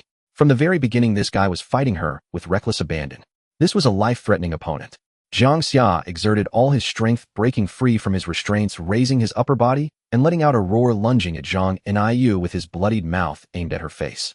The attack came too suddenly. Jiang Xia couldn't react in time, and could only open her own bloodied mouth to bite back at Jiang Xia. Clearly, she made a grave mistake, a foolish decision that could cost her life. Jiang Xia's sharp teeth were no less fierce than Jiang Xia's, and her strength was comparable, but her mouth was simply too small compared to Jiang Xia's. Her mouth could barely swallow a tennis ball, while Jiang Xia's mouth could engulf her entire face. As soon as Jiang Xia opened her mouth, Jiang Xia's bloodied mouth enveloped her entire face, his jaws closing like an iron gate, with a thunderous bang, sharp serrated teeth piercing into her cheek. Jiang Xia could even distinctly feel the sharp teeth piercing into her mouth. With a forceful tug, thick black blood splattered like ink as a large chunk of flesh along with black skin was ripped away with a scream. The unbearable agony instantly enveloped Jiang Xia's face as she couldn't help but scream in pain, her voice terrifying, resembling a rusty saw cutting through a glass tube, the sharp buzzing echoing throughout most of the town. Taking advantage of Jiang Xia instinctively covering her face due to the excruciating pain, Jiang Xia mustered his strength, breaking free with his left hand and grabbing her long ears. His right hand made a fist-like motion and sliced through the air before Jiang Xia, his arm sharp as blades honed over years, cleanly cutting a 5-centimeter gash across her throat, blood gushing forth. As her trachea was severed, Jiang Xia's screams abruptly ceased, and the sounds that followed were like countless bubbles rising from a muddy hole, thick black blood pouring uncontrollably from her throat and mouth. Jiang Xia was terrified. Clutching her throat, she attempted to flee. Having come this far, Jiang Xia would not give her a chance to escape. Jiang Xia quickly got to his feet, his tail extending like a bizarre flower, catching up with Jiang Xia and completely enveloping her head as she tried to leap away. The 6-petal tail spun like a blood dripper, spraying blood like a circle falling on the wall like raindrops. Under the violent slicing and brutal tearing, Jiang Xia's already severed neck was completely detached. Her head was yanked into the air by the blood dripper, and after her legs took a step forward, her entire body fell with a thud onto the stone road. Thick black blood seeped into every crevice of the stones, awakening the dormant moss, dressing it in new attire befitting this new world. Countless warm currents emerged within him, as if they were filling Jiang Xia's entire body. Every cell in Jiang Xia's body greedily absorbed the energy gained from killing Jiang Xia. The feeling of becoming stronger was truly delightful. Jiang Xia spat a mouthful of bitter viscous black blood onto the ground mixed with chunks of flesh. Looking down the street, Jiao had already disappeared without a trace. Are you okay, Xia? Jiang Xia rushed out from the alley, hurriedly removing his jacket to cover the large chunk of flesh missing from Jiang Xia's chest. Jiang Xia's head was still wrapped in the blood dripper hanging behind Jiang Xia, creating a very eerie. Over 400 meters away at the river bend, several octopus tentacles flailed in the air under the sharp cuts, falling to the ground like freshly dead venomous snakes, struggling and writhing. The octopus man who was just driving away intruders now found both his hands severed, and his body and legs were entangled by tentacles thicker than arms. The tentacles constricted tighter, as if a python was squeezing its prey, causing the octopus man's insides to crack, sounding like someone hammering inside him. Several tentacles were still writhing and contracting, completely breaking his sternum and ribs. The excruciating pain engulfed the octopus man's body, but he could not afford to care about the pain, and he did not want to face the impending death. I lost. That awakened one is yours. Each word seemed to be squeezed out of the octopus man's body with all his might. Li Sitong leaned in close to the octopus man's face, a half-smile on her lips. You have lost the right to say that. In the alley, Jiang Xia remained in his demonized form, leaning against the wall, recovering his strength. Li Sitong returned as well, her clothes stained with black blood, severely torn, revealing a left wrist that looked like it had been brutally pinched by giant scissors, flesh split apart. When the battle had just ended, Li Sitong's injuries were even more severe than now, but after completely devouring the octopus man the nutrients, she gained accelerated the healing of her wounds. Though it still hurt, she didn't mind at all. Instead, she thoroughly enjoyed the nutrients still being absorbed within her. That octopus man was quite strong, the nutrients were plentiful. Li Sitong walked over to Jiang Xia, and the distance of just over 10 meters allowed a scar on her face to heal, leaving only a faint mark barely visible to the naked eye. I was just about to find you, Jiang Xia said, looking at Li Sitong as she approached. Glancing at Jiang Xia's corpse and head on the ground in the alley, Li Sitong nodded slightly. Well done, I was a bit worried you might not be her match. Are you okay? Jiang Xia's gaze fell on Li Sitong's left wrist, where a chunk of flesh was missing from both sides. As long as it's not fatal, it's fine. What about that awakened one? He ran. Li Sitong looked towards the end of the alley. With his condition, where could he possibly run to?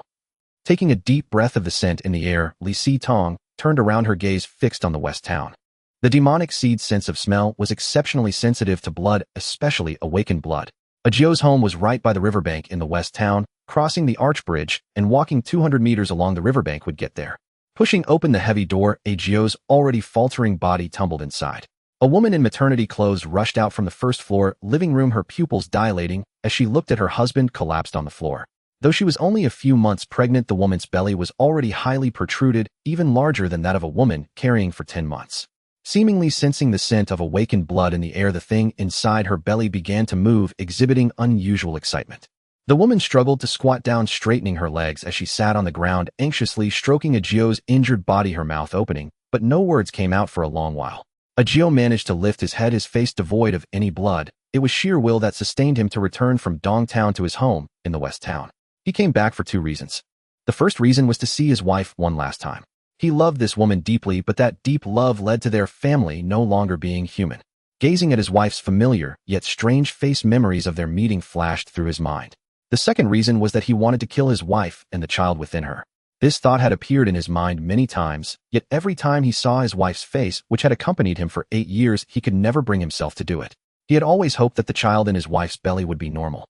But the rapidly bulging belly after just a few months, coupled with the violent movements in her abdomen while eating, made the outcome all too clear. Now, as he neared death, he felt he must take action. It was not out of concern for how many people his wife and child would harm in the future, it was that he didn't want them to live like monsters. The living were not human, and the dead were not ghosts. One day, they might even meet a tragic end at the hands of other demonic seeds or awakened ones.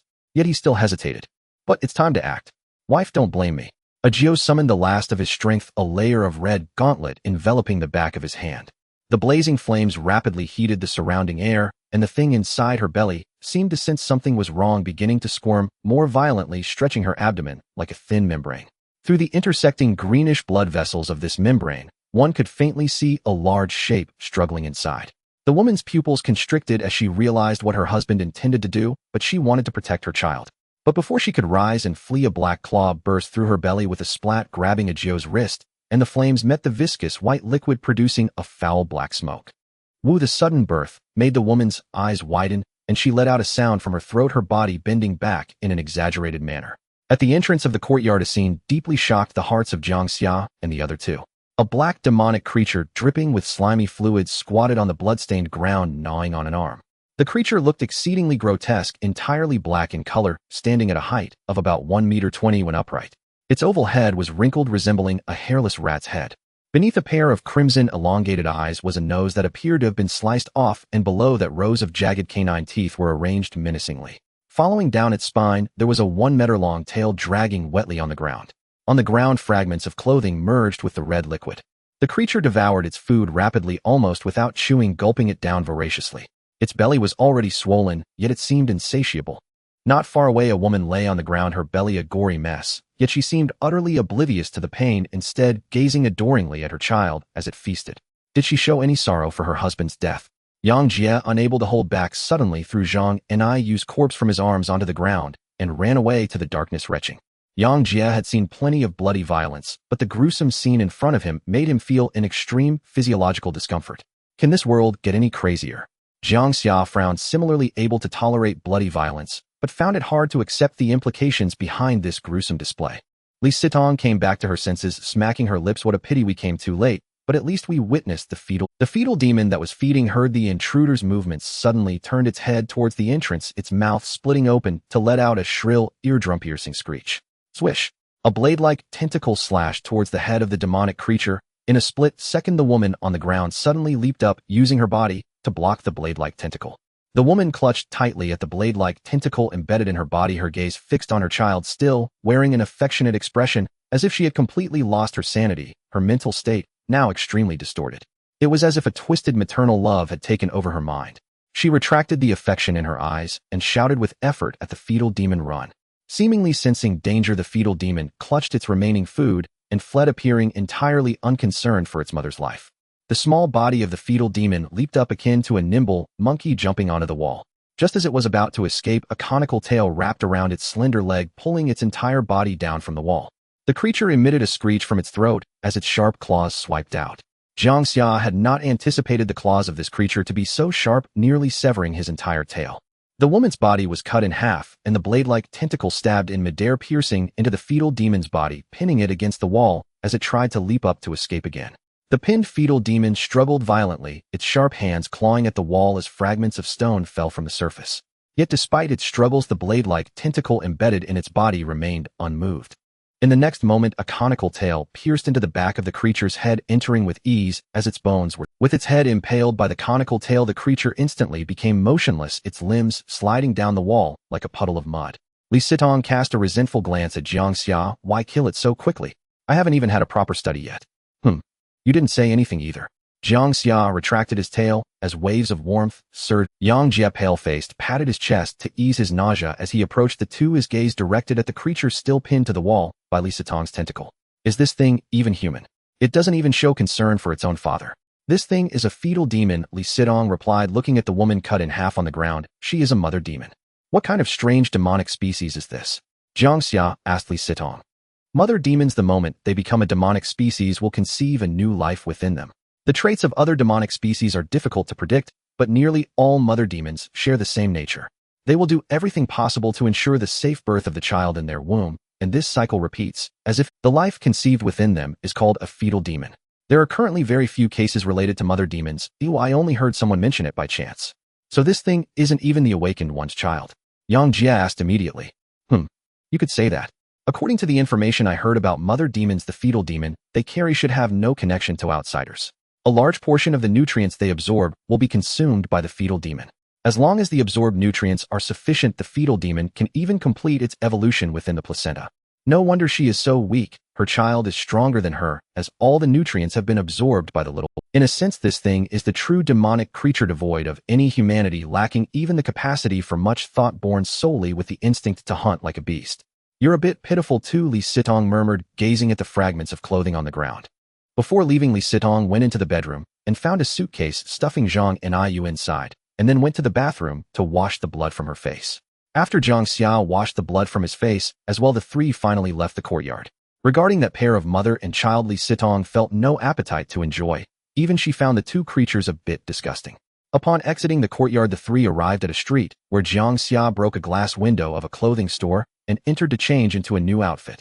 Earlier in the courtyard, Li Sitong had given Jiang Xia a set of clothes belonging to a Jiao to change into. Halfway through changing, he took it off again, feeling quite uncomfortable as it was a strange sensation. Wearing clothes that belonged to someone he had killed was not a pleasant feeling at all. The store had no women's clothing, so Li Sitong also changed into a set of men's clothing styled in black and looking quite cool. Having just carried Jiang Xia's corpse, Jiang Xia was also stained with blood, so he changed into a new set as well. As he left, he took out nearly 1,000 cash and placed it on the counter. Seeing this scene, Jiang Xia gave Jiang Xia a thumbs up. "Well done. It's not easy for them to run a little business, and since we took their clothes, we should leave the money behind." "That makes sense." Jiang Xia nodded. Li Sitong looked at the two in disbelief. "What kind of strange logic do you have?" The injuries on Jiang Xia's body made him wince with every step. The wounds from his fight with Chang one had not fully healed, and now he had a few new ones, adding injury to injury. Jiang Xia dragged the blood-soaked suitcase behind him. The sound of its wheels clashing against the cobblestones felt incredibly jarring in the quiet little town.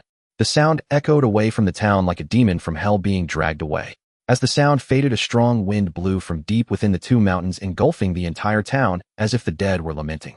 I've made up my mind. I need to hurry up and become stronger, otherwise I'll just hold you guys back.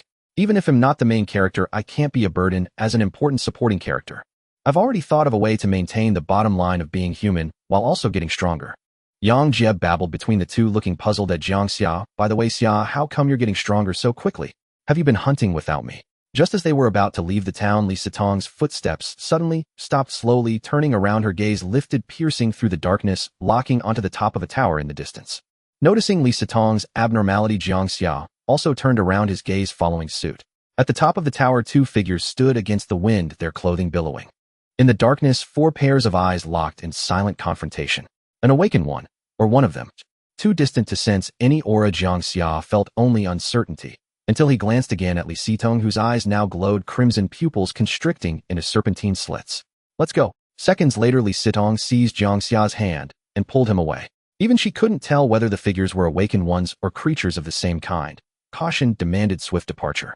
During her earlier battle with the octopus-headed entity, she'd sensed unseen eyes upon them. Now it was clear those two figures atop the distant tower had been watching their fight all along.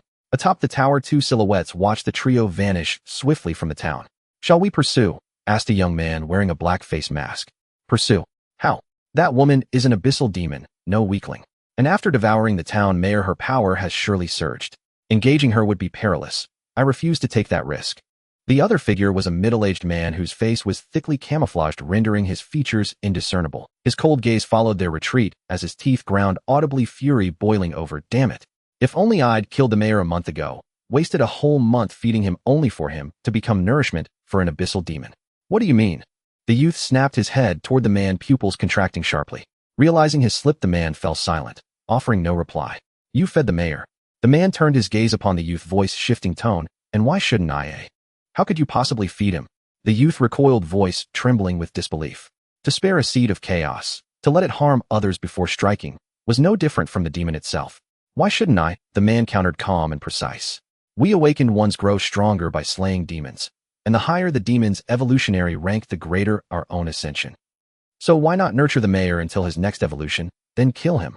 Why waste effort on a weak specimen when waiting yields far greater power? His words struck the youth like a seismic tremor, shattering his understanding of reality. He absorbed the statement in silence, then murmured low and hollow. I never imagined this game could be played this way. I always thought we were supposed to. He trailed off, leaving the rest unspoken. If this is a game, then those who lead are precisely those who discard its rules. The man clapped the youth lightly on the shoulder and smiled. Don't idealize things too much. Our true adversary was never the demons. Then what is it? The youth asked, baffled. The man turned fully toward the moon, paused in quiet contemplation, then replied, this world, steadily descending into chaos. Your words are profoundly illuminating, though next time you deliver such weighty insights. The youth's eyes flickered downward toward the stream arcing from the man's crotch. Might you please refrain from urinating while speaking? Along the rural road, Jiang Xia dragged his suitcase behind the pair. Ugh, should have brought a car. Walking these country roads at night. Exhausting. Any luck hailing a cab? Li Sitong leaned close to Jiang Xia, eyeing his phone. Jiang Xia shook his head. It's late, and we're still outside the city. Where exactly would a taxi even appear? As he spoke, a sharp pain lanced through his skull. Dizziness overwhelmed him, and his upper body collapsed limply into Li Sitong's arms. Seeing him fall, Jiang Xia rushed forward, shouting anxiously, Xia, Xia, you're quite the convincing actor, Li Sitong murmured, gently stroking his cheek. Jiang Xia opened his eyes and straightened up with a sigh. I'd hoped to simply drift off and wake up safe in my own bed. You've got remarkable nerve, Jiang Xia scoffed, rolling his eyes, then hoisted Jiang Xia onto his back with. After walking a while, Jiang Xia halted and asked, aren't you going to insist I put you down? Show some macho dick. Between brothers, no formalities, Jiang Xia murmured, leaning against Jiang Jia's shoulder, eyes closed in weary repose. If you tire, I'll carry the suitcase instead. Jiang Jia paused. If you hold the suitcase while I carry you, doesn't the weight still rest entirely on me? He pursed his lips, then softened. Enough talk. Rest properly. If we hurry, we'll reach the county seat in Yet within minutes, Li Sitong had hailed a taxi via her phone. The cab descended from Yanbei County, rare on this desolate rural road at night, and arrived unimpeded within mere minutes, picking up the three travelers without delay. The driver noticed nothing unusual about the suitcase stowed in the trunk. Jiang Xia sat motionless in the rear seat, eyes tightly shut, sweat beading on his brow as fresh wounds throbbed with searing pain. Jiang Xia reflected. Awakened ones grew stronger by slaying demons. Yet he possessed a far stranger ability. Not only could he slay demons to ascend, but like them he could draw sustenance from ordinary humans and even from other awakened ones. Had he uncovered a flaw in the system? If his own blood held nourishing potency, could he strengthen himself by drinking it day after day? Even a tiny amount accumulated over time might yield profound gains. For a fleeting moment Jiang Xia faltered, uncertain whether he was truly an awakened one or something far darker. Does it even matter, awakened one or demon, he whispered inwardly. Recalling tonight's encounter with Agio, he opened his eyes and gazed through the window at the luminous cloudless sky, as if revelation had just dawned. Perhaps the answer lay not in rigid definitions, but in survival itself. Only by enduring this chaos, by adapting in ways no doctrine foretold, could one truly claim the title of awakened one or demon. Jiang Xia, unwilling to transfer vehicles, paid the driver 2,000 yuan via QR code before they'd even reached Yanbei County, ordering him straight to Xinhe City. To the driver, utterly unaware of their ordeal, the fare was extraordinary. He drove with renewed vigilance, delivering them to the expressway exit just outside Xinhe City by dawn. Yet as they neared Xinhe City, they suddenly remembered Jiang and Yu's severed head remained in Yanbei County, and returning was out of the question. They chose to let fate unfold naturally, mostly because exhaustion had sapped all will to backtrack. 646 A.M. The pale blue sky resembled rice paper rinsed clean by rain, its eastern edge blushing with the soft silver pink of dawn. Early buses trailed behind municipal street sweepers, wheels gliding over damp asphalt. Jiang Xia returned home to rest. Li Sitong carried her suitcase to Jiang Xia's apartment. After confirming a noon meeting with the school principal, she slipped directly into his room. Though bone-weary, Jiang Xia did not sleep immediately. First he stepped into the bathroom and stood beneath scalding water, steam rising as it washed away dried blood, revealing raw, unhealed wounds of crimson and ivory flesh.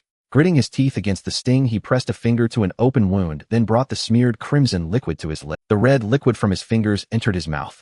Feeling a trace of nourishment and a slight sense of fullness within him, Jiang Xia frowned. This external aid is quite substantial. The demonic seed possesses a powerful healing ability, and it can also gain nourishment by consuming itself. If an arm is severed, how long will it take to regrow? Can it even regrow? Jiang Xia muttered to himself. But it seems unlikely. If he severed an arm and consumed it, a large portion of the nourishment would likely first be used to heal his injured body, allowing the wound to close. What if he ends up shoving a severed arm into his mouth and the gained nutrients just barely allow the arm to regrow? Wouldn't that just be in vain? After exiting the bathroom, Jiang Xia changed into a loose tank top. Just as he picked up his phone to call his mother, he saw that she had sent him a text message. The message said she was safe and was heading to a place without signal. If there was an emergency, Jiang Xia should contact his father Jiang Guohai. It mentioned she would call within 3 days at the longest or 2 days at the shortest. Jiang Xia attempted to call her, but was prompted that the number was out of service. A place without signal. Jiang Xia speculated about his mother's whereabouts in his mind. Could she be in some deep mountain forest? Or perhaps she had reached a safe zone.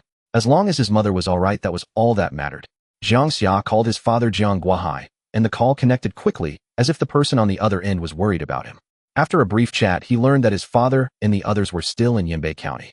Jiang Xia advised them to be extra cautious, and he really hoped they could come back whenever they wanted. However, given the current situation, without knowing whether any demonic seeds would target his family for clues about his mother, it would be better to wait a couple of days before letting them return. At least compared to Xinhe City, Yanbei County is far from being as dangerous. In Xinhe City, there are not just 1 or 2 formidable demonic seeds.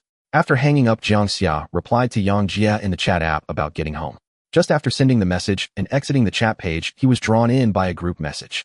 The chat group was a gaming group. Jiang Xia used to enjoy gaming quite a bit and was a vice captain in a shooting. However, as the game introduced more and more flashy weapons, Jiang Xia gradually lost interest in it. This group was the team's chat group. 4 night owls who love gaming staying up all night to complete game tasks is a common occurrence. Usually this chat group would discuss all sorts of trivial matters. But today's topics were somewhat different. A guy with the group, Note Gunman, forwarded several videos. The video showed a dark alley where a woman with a backpack passed by an alley entrance, suddenly being ensnared by a tentacle around her neck. No matter how she struggled, she was ultimately dragged into the alley. Crossing the alley means losing your life. Damn, is this real? A monster. Likes to smoke in the middle tentacles. Tisk, this woman is in for a lot of trouble. Wicked smile. Can't carry the bad gunman, Captain. Could you not hide things? What happens next? Please send it out. If it doesn't work, he'll give you a red envelope. Open your mouth and eat lightning. I think I've seen this clip before, but it was in an anime style. Has the live-action version come out? Gunman wiping sweat. This was sent to me by a friend. I'm telling you, it's best not to go out at night lately. There might be monsters in this world. Crossing the alley means losing your life. Come on, this video looks like it's edited. Didn't someone say there are lizard people in this world over a decade ago? They even made several documentaries. Girl taking the gun, don't mention it. Just last night, I saw a lunatic running into the street yelling about monsters like a madman, and he was finally dragged away by the mental hospital. Gunman, is there really someone like you who throws shade at people for being insane? Girl taking the gun, Captain, don't get me wrong. Well, I'm not saying you're insane. I'm saying it's true. There was indeed a madman yelling about monsters last night running around with a kitchen knife, and he was taken away by the mental hospital. Gunman, anyway, you all should avoid going out at night lately. Be careful, my brother is currently in an emergency management department that deals with certain corpses. He said those corpses don't look like they were killed by a person. Alright, I can't say too much, but just try not to go out after dark. Open your mouth and eat lightning. Is this real? Keep going. Oh, I love hearing you boast. Seriously, Captain. Sleep. After a good sleep, it was already 1120 a.m. After waking up, Li Sidong took a shower and sat on the sofa looking at Jiang Xia, who was lying on the opposite sofa playing with his phone. You haven't slept at all. Slept for a bit. Jiang Xia replied to Jiang Jia's message. Jiang Jia had sent him several photos of girls asking for his opinion. Jiang Xia, if you don't rein it in, you'll eventually die for a woman. Li Sidong asked again, is your injury healing? It's recovering well. It should take about a week for a complete recovery, but in 3 or 4 days it shouldn't affect my ability to fight again. Jiang Xia sat up straight from the sofa. That's good to hear. Li Sidong nodded and got to the point. Now, let's talk about the unusual sensations in your body during combat. Did that unusual feeling arise again when you fought Zhang Niu and that awakened one last night? It did. Jiang Xia nodded, his expression serious, as he said, I've been reflecting on it, and I've somewhat figured out why I suddenly became stronger. Oh, do tell. Li Sidong's eyes sparkled as she leaned forward. Jiang Xia began. Generally, demonic seeds quickly absorb nutrients from food ingested into their bodies, right? But I seem to be a bit different. Jiang Xia pursed his lips. After I eat, the nutrients stored in my body are not immediately absorbed. It seems a portion hides in some corner of my body.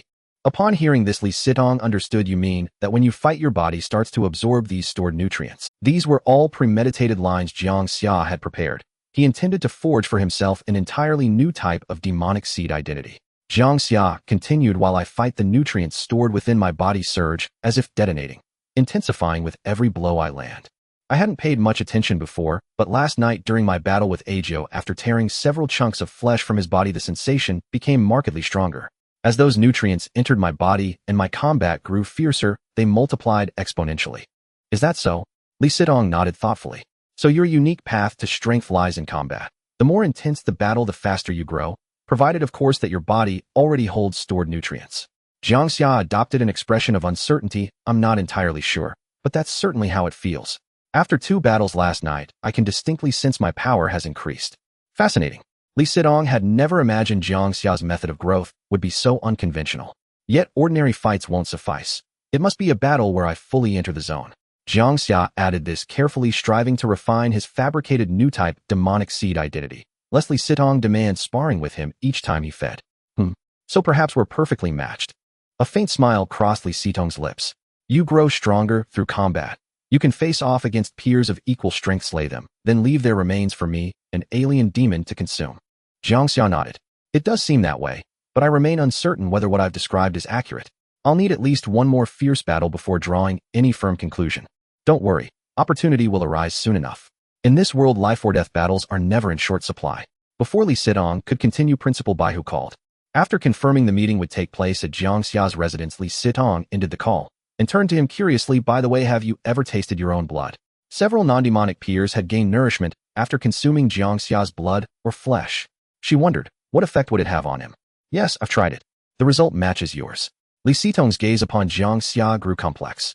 Without doubt, he was the most extraordinary demonic seed she had ever encountered, or even heard of. You truly are a peculiar entity. By this logic, you needn't pre-store nutrients before battle. A mere bite of your own flesh before combat would cause its nutrients to explode within your body, multiply. Li Sidong paused briefly. But something doesn't add up. If these nutrients detonate inside you at such magnitude, surely some portion should accelerate wound healing. Yet last night, after 2 brutal fights, and tearing multiple chunks of flesh from the awakened being Agio, your strength rose significantly, yet your injuries remain severe. I don't know. Jiang Xia shook his head. A safe universal reply when improvisation fails. Li Sidong pondered a moment.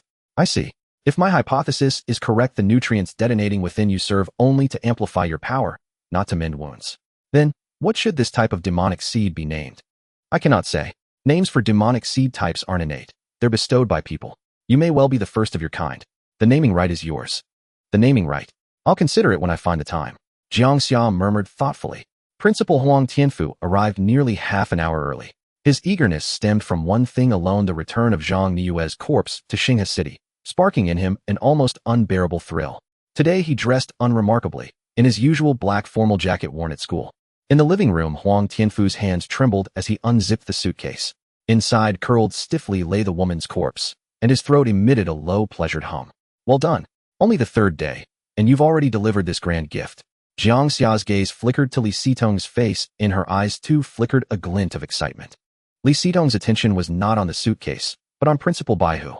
Jiang Xia understood instantly the principal had already become her chosen prey. A pity. The lower half of her face is destroyed, making identification difficult. Wait, no? Suppressing his elation just slightly, Huang Tianfu sensed something amiss, and turned sharply toward Jiang Xia and Li Sitong. What is this? He pointed at the severed head tucked alone into a corner of the suitcase, his voice dropping in pitch and weight. Did I not instruct you to leave her head in Yinbei County, displayed prominently? Why did you bring it here? Li Sitong replied calmly, we were spotted in Yinbei County. We left before placing the head. If you insist it remain there, I can dispatch someone to deliver it immediately. Huang Tianfu paused, his eyes twisting with dark delight, his breath growing heavy. No need. I've just conceived something far more entertaining. Reluctantly tearing his gaze from Zhang Niyue's corpse, Huang Tianfu strode to the sofa and withdrew 2 deep red tickets from his inner pocket, laying them on the table. I honor my promises. These 2 slots in the safe zone belong to you. Jiang Xia did not reach for them immediately. Instead, he studied the tickets closely. Their material defied immediate identification. Not plastic, not paper, perhaps a rare alloy. On the front gleamed a golden emblem resembling a shield. Beneath it, a serial number was inscribed. D09116. D09117. Are these truly the 2 safes? Jiang Xia picked them up, still unable to discern their substance. Held close, they resembled plastic, yet their weight and texture felt metallic. Viewed from the side, both the emblem and serial numbers shifted hue. On the reverse, a golden dragon totem shimmered subtly with changing angles of light. Huang Tianfu nodded. Correct. Present these at the safe zone entrance. Once scanned and verified, confirming the bearer poses no threat, you will be granted entry. Where did you obtain these? Jiang Xia sought their origin. Superficially, they bore no sign of forgery. As I said 2 days ago, even if I told you, you couldn't verify it. But given how flawlessly you executed this mission, I'll indulge your curiosity. Huang Tianfu explained, all current entrants to the safe zone are invited, but most invitees receive no physical ticket. Instead, the safe zone's administration escorts them directly inside. Only a select few, those deemed exceptional, are issued tickets, empowered to bestow them upon whomever they choose. Jiang Xia replied, if I'm not mistaken, these exceptional individuals are largely awakened beings aligned with official authorities. Huang Tianfu nodded. Yes, every awakener who aligns with the official side can receive at least 3 safety zone tickets. They can choose to give these tickets to family or friends. After all, being an awakener and aligning with the officials brings certain privileges. So these 2 tickets, you got them from the awakener. Huang Tianfu nodded. That awakener had a total of 3 tickets. I gave 1 to someone else, and the remaining 2 are now yours. Where exactly is the safety zone? Jiang Xia asked again. Huang Tianfu shook his head. It's not like buying something, there's no after-sales service. I can only give you the tickets, and you'll need to find the safety zone yourself. You probably don't know the exact location either, Li Sitong remarked, taking the 2 safety zone tickets from Jiang Xia's hand to examine them closely. Huang Tianfu remained silent, lighting a cigarette. Before the smoke ignited, Jiang Xia noticed that the tobacco had an unusual color. It wasn't the typical brown, it was red, as if it had been stained by something. Upon closer inspection, a familiar scent threaded through his nostrils and penetrated his brain. Noticing Jiang Xia's focus on the cigarette, Huang Tianfu offered, would you like to try one? It's a new product from the New World Cafe by the lake, and it has received rave reviews. Aren't you usually against students smoking? Jiang Xia joked. The moment he said that, Huang Tianfu chuckled and took back the cigarette box. You're right. As the principal, how can I allow students to smoke? Now it's my turn. Li Sitong was eager to know the answer. The thrill of unveiling the mystery was eerie. Huang Tianfu shook his head. I am a person of principles. I promised your leader that I wouldn't disclose his identity to anyone. Li Sitong remained silent for 2 seconds. I like principled people, but I detest those who break their promises. Huang Tianfu said nothing, merely pulling out a photo from his inner clothing pocket and placing it on the table. Your way of adhering to principles is quite unique, Li Sitong said with a light laugh, picking up the photo. However, when she turned it over, her smile vanished. Just as the smile disappeared, an eerie grin appeared on her face. It's him. Gazing at the photo, Jiang Xia was equally astonished that the leader of Li Sitong's organization would be this guy. The person in the photo was Chen Kai. This was beyond Jiang Xia and Li Sitong's expectations. Jiang Xia had even considered that the leader behind Li Sitong's organization might be his father, but never thought it would be this guy. Li Sitong softly said, "It seems the leader I met before was an actor arranged by him. A cunning fellow." Had the principal not taken out this photo, Li Sitong felt that given more time, she wouldn't have thought of Chen Kai as, "I have something to attend to, so I won't keep you any longer." Huang Tianfu stood up, donned his black mask once more, and zipped up his suitcase. He was already eager to start orchestrating the next stir. As he dragged his suitcase towards the door, he turned back and said, "By the way, it's better to share joy than to enjoy it alone. Remember to come to school early tomorrow so you don't miss out on the excitement. What you're doing might cause trouble," Li Sitong kindly reminded him. "If the ruckus gets too loud, it could create social panic, and you might become a thorn in the officials' side. If the officials find out it was you, they might take action against you to prevent similar incidents from happening in the future. Thanks for the reminder, but be careful. You're a good student. Since Chang Wen seems to have died, you should take over his position as the student council president." After Huang Tianfu finished speaking, he left with his suitcase. Li Sitong was amused by the principal's words and chuckled, "So thank you for your promotion. If I were in school, I would ensure to maintain a good atmosphere on campus for you. I believe in your abilities." Bang! The door slammed shut. Jiang Xia looked at Li Sitong's profile. He understood why Li Sitong had kindly reminded the principal. It wasn't out of some so-called teacher-student affection, but because she had already set her sights on the principal. In her eyes, the principal had become her prey. She didn't want the principal to be dealt with by the officials awakener before she had the chance to take action against him. Jiang Xia took the photo from Li Sitong's hand. "I can't believe it's him." He hid himself quite well. "The world is becoming increasingly interesting. Even movies can't portray such richness," Li Sitong said, stretching and lying down against Jiang Xia's legs while gazing at the ceiling. Jiang Xia looked down at Li Sitong's beauty and asked, "Next, are you going to make a move on Chen Kai?" Li Sitong replied, "Whoever is the leader, I will eat." After a day, neither of them left the room. Jiang Xia played on his phone for a while, then took a nap, trying to restore his energy so that his injuries would heal faster, enabling him to respond to any potential special situations at any time. Li Sitong quietly remained in the study, sketching with colored pencils. Neither of them discussed matters regarding the demon species or the world, as if this were a brief, rest a pleasant time. In the afternoon, the two of them visited a nearby market and bought a fish to make soup. Li Sitong had mentioned before in Guyue town that she had long lost interest in regular food, but she still quite liked meat soup. It wasn't the taste she liked, but rather the warmth that meat soup brought to her body. In the evening, Jiang Xia checked his injuries. Most of the minor wounds had basically healed. He estimated that after a good night's sleep, he would recover most of his strength. At midnight, a masterpiece from White Tiger swept through all major chat applications. By the time the officials began to act on the clearing incident, the video had already been seen by many. Jiang Xia watched the video that Jiang Xia had sent him. The location of the video was a theater in Xinghua City. On stage, Jiang Xia's head with half her face destroyed had been cleaned. The upper half of her face was made up, adorned with false eyelashes and colored contact lenses. The mastermind even styled her hair into waves, and her head was suspended in midair by several threads. In front of her was a microphone, and her singing echoed through the theater via the mic. The singing was incredibly beautiful, but paired with this terrifying scene, it appeared exceedingly bizarre. Even Jiang Xia, who knew all the truths, couldn't help but feel his hair stand on end after watching the video. It was as if a bucket of cold water had been poured over him, sending chills from his feet to the crown of his head. What about those who didn't know the truth, who weren't even aware of what was happening in this world? What would their reaction be after seeing this video? Madman, a thorough madman.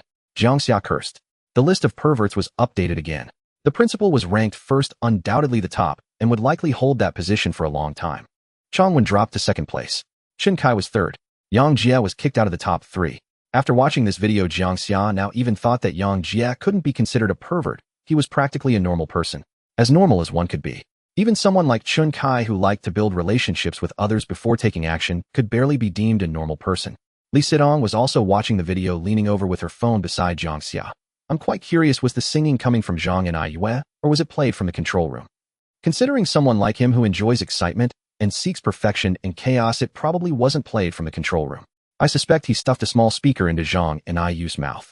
After all, the singing in the video sounded as if it was being muffled by something. It couldn't have been that sound if it were played from the control room. That's a good point. He is indeed someone who seeks perfection and excitement. He really is willing to risk everything for the thrill. If he attracts the officials' attention, he deserves it." The next day, Thursday, at 6:45 a.m., the entire Xinghua One high school was in an uproar. Students mixed with teachers' screams poured out from the teaching building, causing the whole school to become chaotic. Several female students fainted on the spot, and a few troublemaking boys, usually carefree, were so frightened they lost control of their bladders. Jiang Xia arrived quite early. He wasn't interested in any masterpieces. It was Li Sitong who dragged him here, insisting they come early to see what art the old man could produce. Standing at the classroom door, Jiang Xia looked at the body dressed in an extravagant gown, yet the area above its shoulders was eerily empty. Frowning, he muttered, "This is my spot." "Oh!" Li Sitong screamed, covering her face and trembling all over her body, leaning against the corridor wall, as if she had already reached the brink of a mental breakdown. Jiang Xia glanced at Li Sitong, unable to discern her expression. He couldn't tell if her trembling was from fear, excitement, or if she was merely pretending. What happened? What happened? Principal Huang Tianfu rushed up the stairs in a panic as countless people screamed and fled past him. A female teacher, her face pale with fright, clutched the principal's arm, stammering and unable to utter a coherent word. Looking down, she noticed a large wet patch on her black skirt. Huang Tianfu furrowed his brow and walked towards Class 1A, shouting, "Don't be afraid with me here." Among all present, only Jiang Xia noticed that this nearly 60-year-old man spoke with a tone trembling with excitement that was hard to control. Soon several police cars and ambulances entered the campus, and a few fainted girls were carried onto the ambulances. Bang! In the classroom of Senior 3 Class 1, a man in police uniform with a scar on his brow slammed his fist on the blackboard. What on earth do they want to do with these things? He was not just a police officer, but also part of the emergency management. They had dealt with many bodies left by demonic species, but the degree of madness this corpse brought was among the most extreme he had ever encountered. Initially, he thought this would be the first crime scene. He had imagined it would be bloody with blood everywhere and various body parts torn apart, making breakfast likely very difficult to swallow. But the result was, the corpse was dressed in exquisite new clothes, thoroughly cleaned of any blood stains. This was no crime scene. Someone had deliberately dressed the body and placed it here. This scene was even more chilling than a bloody one. The bite marks and claw scratches on the body indicated that it was most likely the work of a demonic species.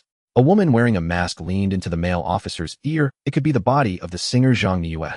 This thing behind it is likely trying to incite public panic. Recalling the head that sang in the theater last night, the male officer couldn't fathom how twisted one must be to commit such an act. As soon as he finished speaking, another male officer walked in from outside. "I asked the security guard. He said nothing abnormal happened last night, but all the surveillance footage is gone." With such a major incident occurring at school, normal classes were certainly impossible, especially for the students of Senior 3 Classes 1 to 4.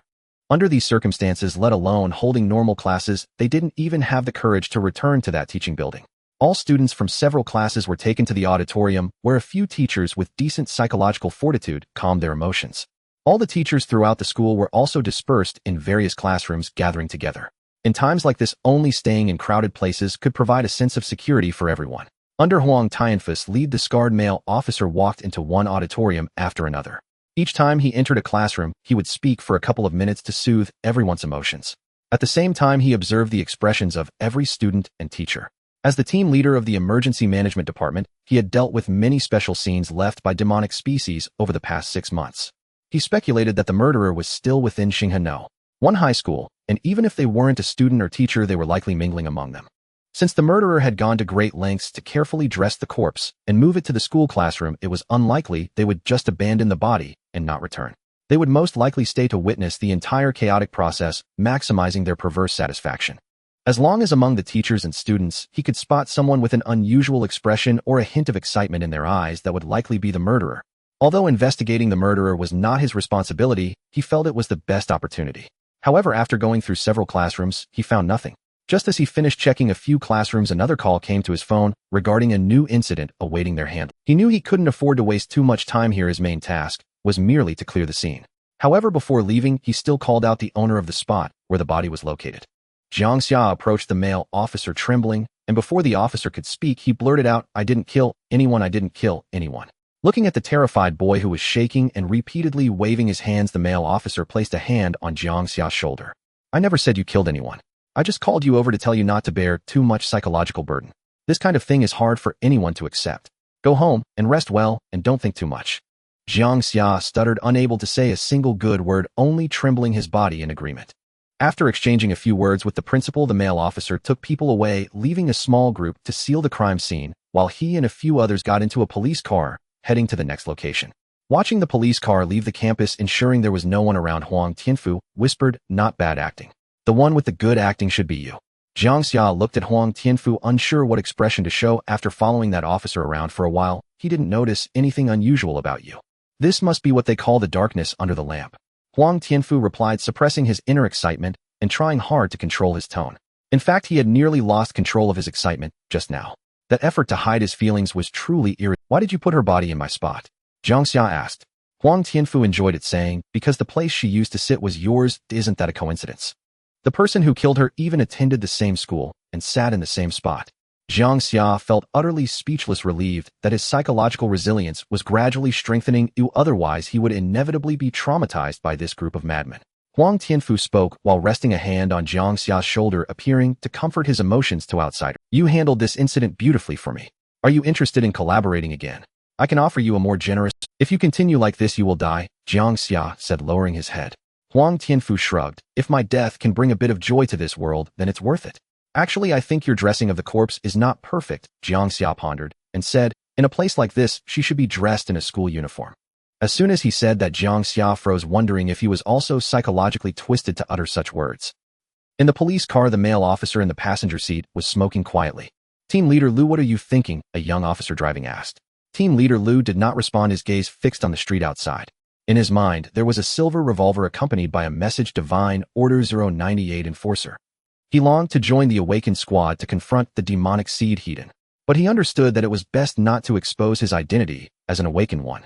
Just now, he wanted to pinpoint the culprit in school to take action at night after identifying the target. But now, reflecting on it, his approach was too risky for the entire school faculty and students. For something that perhaps enjoyed creating chaos, once the culprit identity was exposed, would it do something unpredictable? It's hard to say. At noon, the students of Xingheno, one high school, were gradually evacuated home. When the school was almost empty, Principal Huang Tianfu lay on the office floor. He writhed on the floor, his limbs and body tense, resembling someone bitten by a zombie. From his chest came frantic wheezing, and his eyes bulged like those of a goldfish, his entire face flushed with blood. Sitting on the sofa, Jiang Xia exchanged glances with Li Sitong. Jiang Xia felt a sense of despair, while Li Sitong blinked. Neither of them interrupted the old man, enjoying his moment of excitement. For a demonic seed, was it considered impolite to interrupt their peak emotional state? A full minute passed before Huang Tianfu's excitement gradually subsided. I apologize for the embarrassment, Huang Tianfu said, getting up from the floor, his face dripping with sweat. Not that he intended to make a fool of himself. It was simply that he couldn't control himself, who upon entering his entire body collapsed to the ground in extreme excitement. It's human nature. Hearing Li Sitong say this, Jiang Xia looked at her, thinking, can this term be used this way? Jiang Xia got straight to the point. You asked us to stay. Is there something you want to say? I haven't been this happy in a long time. To thank you, I'd like to invite you to a banquet. Huang Tianfu sat in his office chair, wiping the sweat from his forehead while looking at the two. Jiang Xia and Li Sitong both shook their heads, uninterested in the banquet. Huang Tianfu immediately said, this is no ordinary banquet. I will invite a dozen people to go camping and have a barbecue outdoors. Then whenever someone leaves for convenience, they will never return. As the number of attendees gradually decreases, I believe the last remaining person will have very rich thoughts. Jiang Xia and Li Sitong exchanged glances. Jiang Xia shook his head. We appreciate your kind offer, but we have things to attend to during this time and cannot go. Is that so? What a pity. I was hoping to treat you well. Since that's the case, let me mention the second matter. Jiang Xia and Li Sitong listened patiently. Even if the principal wanted to collaborate again, it was acceptable as long as the reward he offered could entice them. Huang Tianfu said, I don't know if you've received the news, but in a small country in the northern hemisphere, humans and demonic seeds have already torn their masks off. The apocalypse has already revealed a corner. Li Sitong nodded. I've heard of it. I wasn't sure if it was true, but since it's come from your mouth, it must be accurate. Huang Tianfu continued. That country is nearly destroyed by war. A demonic seed has evolved to an unimaginable height. Ultimately, the human army used a massive nuclear bomb to eliminate it. However, the war of demonic seeds hasn't stopped. Another small country nearby has also descended into chaos. Now the flames of war have engulfed two countries. I believe it won't be long before this news can no longer be concealed and the world will plunge into chaos. Get to the point, Li Sitong said. Huang Tianfu stepped into the crux. Rather than waiting for the human army to prepare to confront us and flip the table, we might as well tear off the mask first. Before they are fully prepared, let's plunge our country into chaos first. Starting from Xinghai City, Jiang Xia and Li Sitong exchanged glances. Huang Tianfu's idea was simply too insane. Li Sitong fell silent for a few seconds and said, Principal, with all due respect, you are someone who enjoys excitement. To put it harshly, you fear the world isn't chaotic enough. But neither Jiang Xia nor I share your interest. To put it simply, the bird that sticks its head out gets shot. This saying has been true since ancient times. Don't underestimate our country's power. I'm certain that if you lead us into chaos ahead of time, you will not survive to see the complete chaos. What? Are you afraid? Huang Tianfu chuckled. Li Sitong also smiled. You don't need to provoke me. If I were the kind of person who easily gets provoked, I wouldn't have made it this far. I'm not afraid of death, I just don't want to follow some foolish people to do foolish things. I also advise you to better abandon this crazy idea. Your strength is indeed formidable, but I don't believe you are at a level where even a nuclear bomb can't kill you. After hearing Li Sitong's words, Jiang Xia looked at Huang Tianfu, as if to say, among all the demonic seeds across the country, you are the most conspicuous.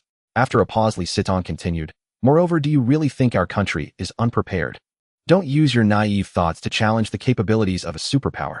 After hearing Li Sitong's words, Huang Tianfu did not get angry, instead he sighed. After so many years of teaching, this is the first time I have been educated by my students. If you have no other business, we will take our leave, Li Sitong said. Huang Tianfu nodded. All right, since you have matters to attend to, I won't keep you. My banquet is on Saturday, and if you find time, you are always welcome. As they exited the school, Jiang Xia and Li Sitong walked along the lakeside road, discussing the principal's outrageous ideas. He's just a madman, we shouldn't pay too much attention to him. But there's one thing he said that's true, the apocalypse has already revealed a glimpse of itself, and it won't be long before it engulfs the world. The sunlight bathed Li Sitong's face, her lips tinged with a faint red from the sun. She raised her hand to tuck a stray hair behind her ear, but the wind blew it loose again. So in the limited time we have, we must hasten our strength enhancement, every bit counts. Jiang Xia could no longer afford to wait until his injuries were fully healed before continuing the next battle to increase his power. Time is of the essence. If we don't struggle now, when chaos descends, there may not even be a chance to fight back. Indeed, after completing an evolution, his Buddhist defenses could withstand gunfire. However, barely being able to endure is one thing, while facing a Gatling gun is another, not to mention tanks, planes, and artillery, especially against those of the same kind who are even stronger. Li Sitong nodded. We do need to speed up our strength enhancement, but hunting ordinary people is too inefficient for me. Hunting 10 or 20 ordinary people is less effective than targeting one of our own kind. Moreover, you can only enhance your strength faster through combat, and ordinary people cannot put you into a combat state. Therefore, after quenching your hunger, try not to waste time on them. The nutrients from awakened beings are the richest and are excellent for both of us, but finding them is not easy. Unless they appear before us willingly, the cost-effectiveness is low. For both of us, the best and most convenient way is to act against our own kind. You enhance your strength through combat, while I absorb nutrients. Are you going to make a move on Shen Kai tonight? Jiang Xia looked at Li Sitong. It was only a matter of time before I made a move on him. It will take at least 4 to 5 days, or as short as 2 to 3 days. Before that, we need to do something else. What is it? Li Sitong's gaze shifted towards the New World Cafe, several dozen meters away, and then she turned back to Jiang Xia with a mischievous smile. I need you to seduce someone. Jiang Xia thought he had misheard. What? You want me to seduce someone? The main purpose isn't to make you seduce someone. Didn't I just say that hunting our own kind is the fastest way to enhance our strength? The cafe over there has many of our kind visiting every day. You just need to sit there with a cup of coffee and observe for a suitable target to approach. And by the way, go ahead and seduce someone. Jiang Xia looked at Li Sitong with a resentful gaze. Is this the art of language? You clearly just want me to go and seduce someone. Li Sitong gazed at the lake, her eyes following the shimmering water. You know I like to devour powerful beings of our kind. The stronger they are perceived to be, the greater my desire to consume them. What does that have to do with seduction? In the past 2 months, I've had a strong craving for 3 individuals. One is the leader of our organization, and now I know his identity. The second is Bai Hu, and now I know who he is as well.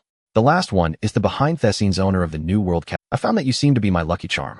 I had been investigating for a long time, but couldn't uncover the true identities of our organization leader and Bai Hu, and then you appeared, revealing everything.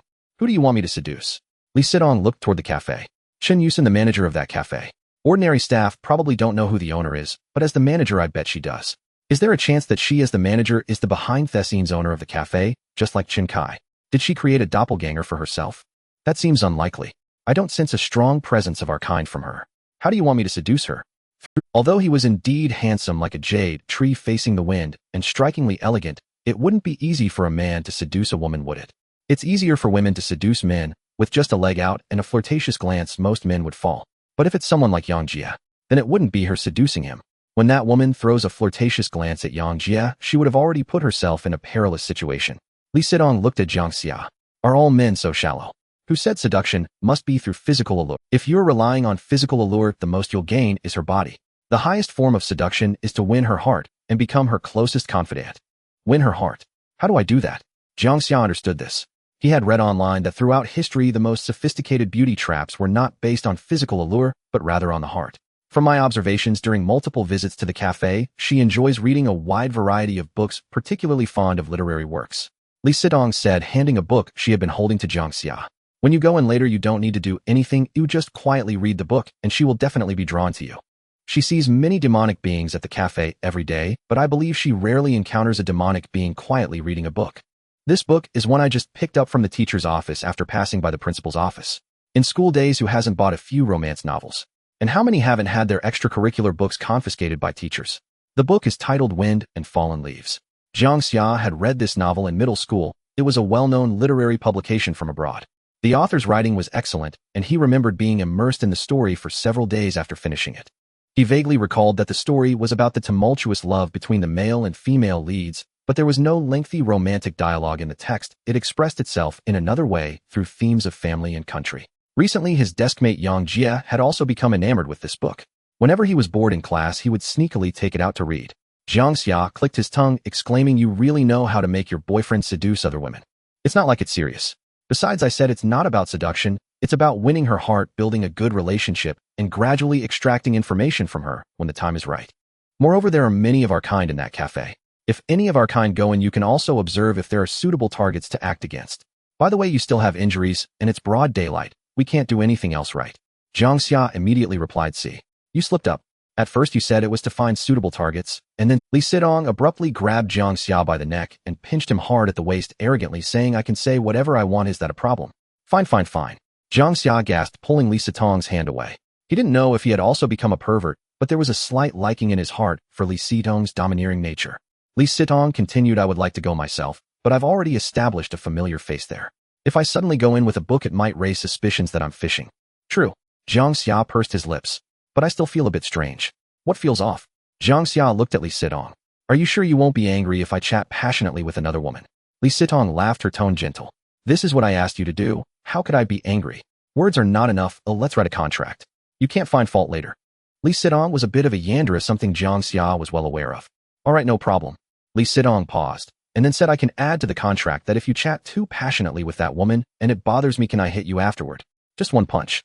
Jiang Xia had a black line on his face. "Do you hear yourself? Is that something a human would say?" Under Li Sidong's coaxing and deceiving, Jiang Xia was pushed toward the cafe, without even reviewing the plot of the book. Li Sidong had a point. Since they were going to act against their own kind, the cafe was indeed a good place for reconnaissance. Upon entering the cafe, Jiang Xia chose a seat by the window and ordered a cappuccino. The moment he stepped in, he identified the manager Shen Xu through her name tag. She had short hair, appeared to be around 23 or 24, and was quite attractive, with a figure that was pleasing, her delicate face exuding a hint of budding maturity. Dressed in a pink work dress that was quite short above her knees, her long fair legs were exposed to the air, and she wore dark yellow marten boots. Just her standing there was a beautiful sight in the cafe. Li Sidong was right. As soon as he entered, manager Shen Xu was drawn to the book Jiang Xia held. The cafe had a respectable number of customers, around 7 or 8, each exuding the aura of their kind. After scanning the room, Jiang Xia turned his attention back and opened the first page of the book. 19-year-old Jiang Yu is a palace guard. Jiang Xia realized something was off upon reading the... Wait a minute. Wasn't this supposed to be a Western novel? How could it even involve palace guards? Jiang Xia didn't think it was his memory that was failing. Even if he had made a mistake, the leap in content couldn't be this drastic, could it? He continued reading. "The princess of the Shao Kingdom is the most favored concubine of the current emperor, and at 20 she is voluptuous, with a delicate brow and full lips." Jiang Xia couldn't help but frown. He hurriedly checked the book cover to confirm that this book had been tampered with. The original cover had been torn off and replaced with the current one. Sniffing the scent on the cover and noticing a familiar drop of red ink, Jiang Xia swiftly closed the book and glanced towards Jiang Jia's direction, filled with admiration. "Jiang Jia, you're amazing." Time passed second by second as Jiang Xia sat still. Ding. Li Sidong sent a message, "Weren't you Jiang Xia looked out the window, but couldn't find where Li Sidong was hiding to observe him. Reading. In a place like this, opening that book would be suspicious, especially with the underlying guilt, and if he were to be seen by someone, the contents of the book might be exposed. What would that become?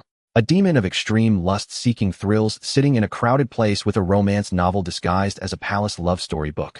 If this got out, how could he ever face his kind again? Who knows, if he became powerful in the future and was recorded in history, it might read, "This is a powerful being who secretly reads about emperors in public."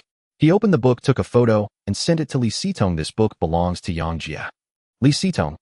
Even Li Sidong was speechless and immediately sent Jiang Jia a message, "Idiot. You read this novel too?" Manager Shen Xu approached Jiang Xia. "Yes, do you read it as well?" Jiang Xia hadn't expected her to bite so quickly. He pressed a hand on the book, fearing the contents within would leak. Shen Yusin sat down across from Jiang Xia and said softly, I used to love reading this novel as well. The content is so familiar that I could recite it backwards. The protagonist was also a bookworm, and even in death a book was placed in his coffin, the one he loved most in life. I usually have no other interests, just love reading. I read this book once before, and it left a deep impression on me. What impressed me most was how the male and female leads met because of a book during a time of war. Last night, I suddenly thought of that scene before going to sleep, and I intended to revisit it. As soon as Jiang Xia finished speaking, he could clearly see a flicker of excitement in the woman's eyes, her delicate body trembling slightly. What a coincidence that we share such a fate. The woman's voice suddenly became choked, as if something was stuck in her throat, barely suppressing her excitement.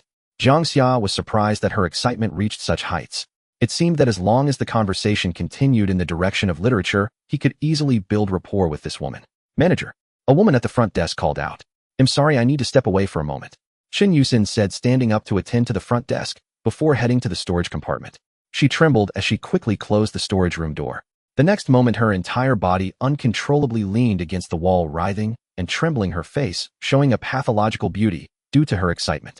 A shared interest. I can't believe I encountered someone with the same passion as mine.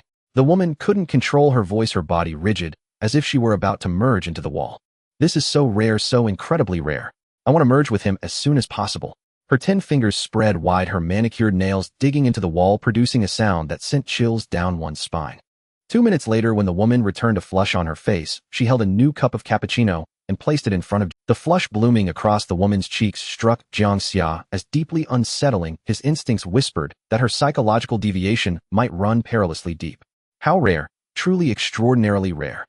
Shen Yusin gazed at Jiang Xia with radiant delight, whispering softly, I used to be an avid reader surrounded by countless fellow book lovers. But ever since my transformation, perhaps my personality shifted and those friends gradually drifted away. Never did I imagine I'd meet someone like me, sharing the same passion, here among our kind, reading the very novel I cherish most. It puzzles me too. Though I read before, I never loved it as fiercely as I do now.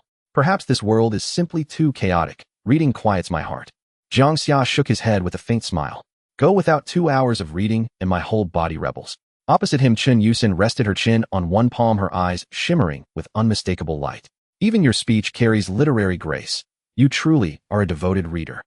How extraordinary to find such kinship amid our circumstances and station. Pity we cannot share a drink, else we might raise a glass in celebration. Yet alcohol is merely a vessel for expression. I believe this serves just as well.